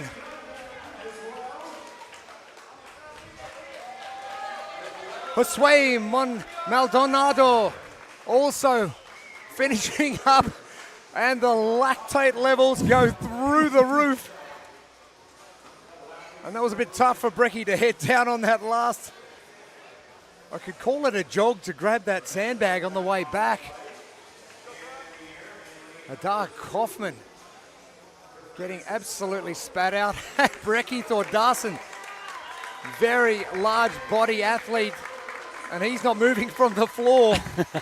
It doesn't need to be long or complicated to be tough. Oh my goodness. I mean, it's so disgusting with that bike. The pain is really unbelievable, but we saw Brekkie Thordarson just powerhouse himself all the way through the event. A little bit of a struggle, but look, right there in the middle of the screen, you could see him taller than all the athletes. We saw that second round where the lats gas was really settling in a lot slower, but man, was he able to put the hammer down on that final round to get himself into that first place position. You know, Alexa Ferrucci, same thing, a lot of power coming in and holding into that second place position. But someone that we weren't even really talking about all the way through was over in lane number 6, Josu Maldonado. In that third round is where he made that jump to hop into that third place spot. So a very fast, very aggressive, and what a powerful bunch of athletes out there on that race.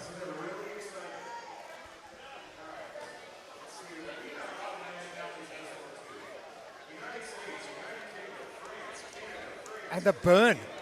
In Oh, round my 3, goodness. the burn was ridiculous. And that run down the burn, competition floor. Third round, the second round. You look great in first round, and then you look so good that your second round looks like crap because it hurts so bad. And third one, it's like, okay, good, we're at the end. They're good, yeah. And even if it is 4 calories, it's still a tough 4 Oh, calories my to gosh. get through. Oh, yeah. Well, let's head down to the competition floor with Amy Bream with a very busted up Brecky Thordarson. All right, I am here with event winner Brecky. We're a little tired, but we're doing well. How do you feel overall? Oh, my legs are so sore, but I'm happy about that. That was good to win something. That's awesome. So coming into this competition, what were you expecting? What are you hoping to get out of it? Do you want a specific placement? I mean, we're all going to win, but what do you want out of this comp? I'm hoping to be the fittest on earth. I mean, that's the only goal. Absolutely. You heard it here first. We're gonna have a good time. Brecky's going for first. Thank you, Amy. Thank you, Brecky. And the only thing I took away from that interview was my legs. Oh, my legs. My legs. And I get it, man. I get it. We've all been there. Oh. We know what's happening. Well, we saw it happening. So, you know what? The fact that he was head down that whole time and just, that's what you want to see. Embrace it and just get through it. So different from this morning when they're getting to work on a long 20, 25, 30-minute event. They come into a couple of minutes and it's like kapow. Oh, man. Yeah. Crazy stuff. Well, here we are, heat 29, our final heat of the day. Our 2-point upper females getting ready to hit the competition floor. Brecky Thordarson still trying to get out of the arena. Oh, we shouldn't laugh, but it's a little bit funny. It's funny because we all know exactly what that feels like. And everyone at home that's watching, they know exactly what it feels like. And if you don't know what it feels like, you haven't been working hard enough. Exactly right. And I don't know what's worse, walking down a ramp or stairs when you're at that point. Ooh, that's a really good question. Whatever you're doing, if it's stairs, walk sideways or backwards. Yep. Ramp, yep. I've got nothing for you. Nah, totally. You can walk down that one backwards too if you want. And the last heat of the day, number of athletes we're going to keep our eye on. Bit of a change up with our rankings coming into event number 1. Mia van Rensburg was exceptional this morning. And Lou Kontetsu was one we were keeping our eye on.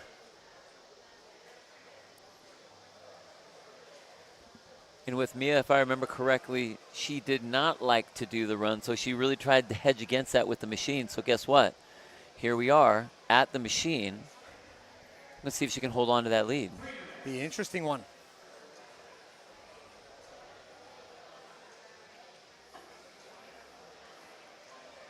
Oh, yeah, you're smiling now, aren't you? Yeah. We'll see you in 5 minutes. Right.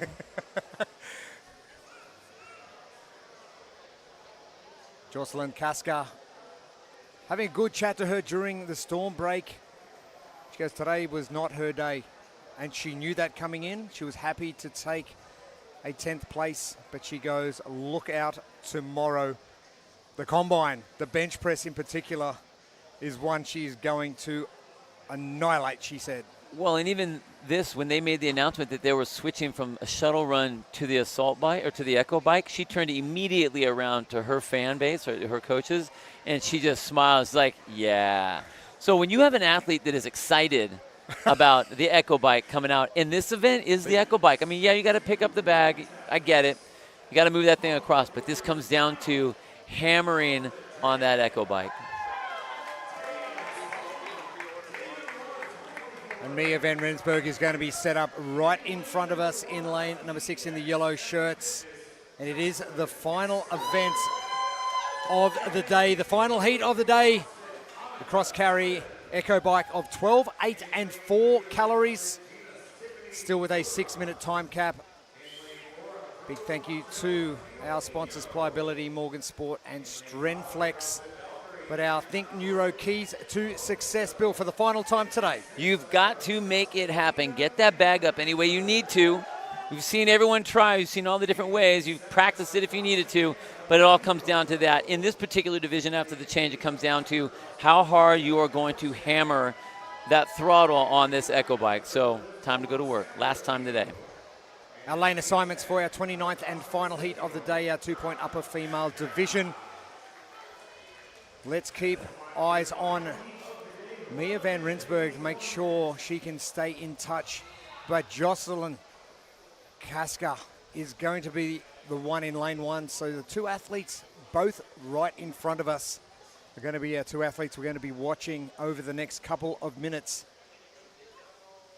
This is going to be a mad sprint. Don't be surprised if we see one of our fastest times today.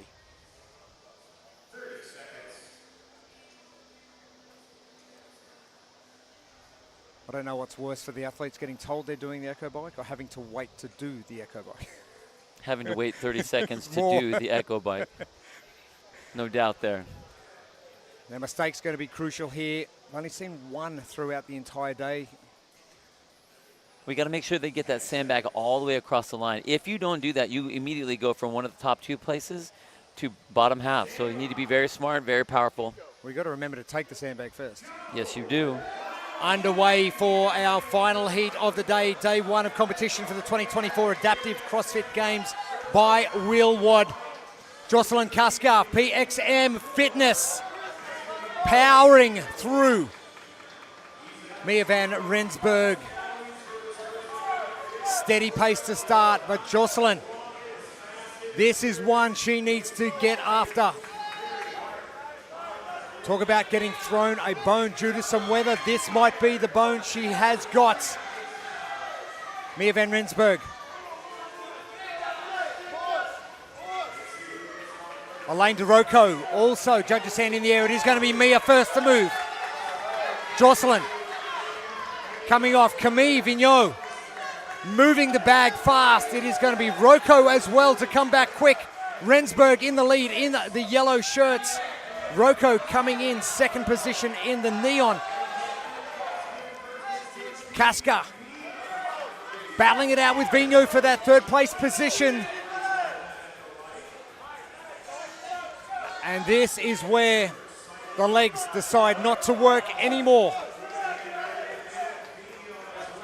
Van Rensburg from Gardens CrossFit in Colombia has really set the standard on day 1 of competition here for the 2-point upper female division. Vigneault making up a lot of ground in round 2. And she looks as though she may have taken the lead. Vigneault now in first place. Vigneault back to Rensburg. Can Kaska overtake Rocco? Rocco coming back quick. Julie Halberstam making a move as well in lane number 8. The final push. It is going to be Mia van Rensburg again. Back to Vigneault. Place is important now.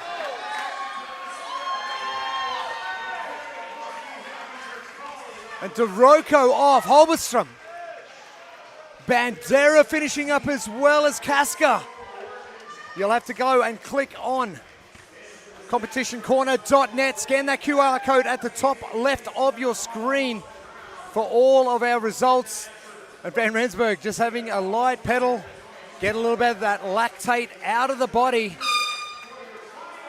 And quick, 2 minutes 40, and we are all done with competition. That was so tight between Mia van Rensburg and Camille Vigneault.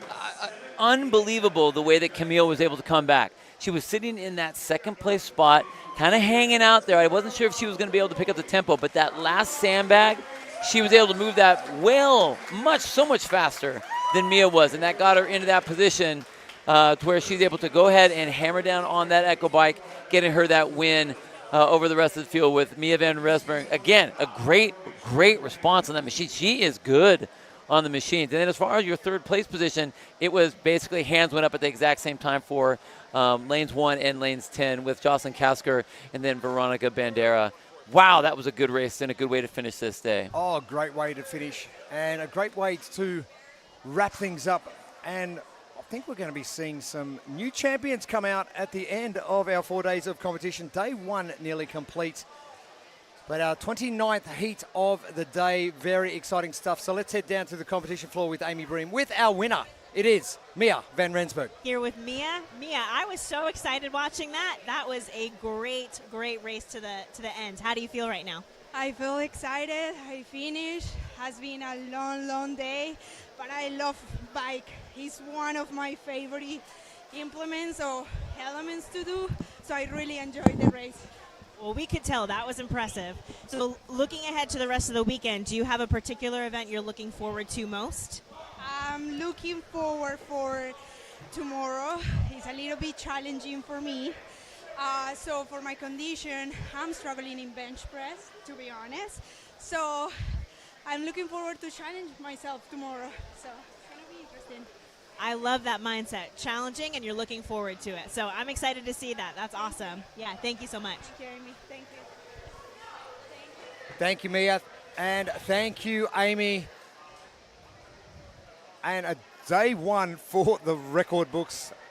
I can't believe I can't believe it's over for one, but I can't believe what we have seen and witnessed today.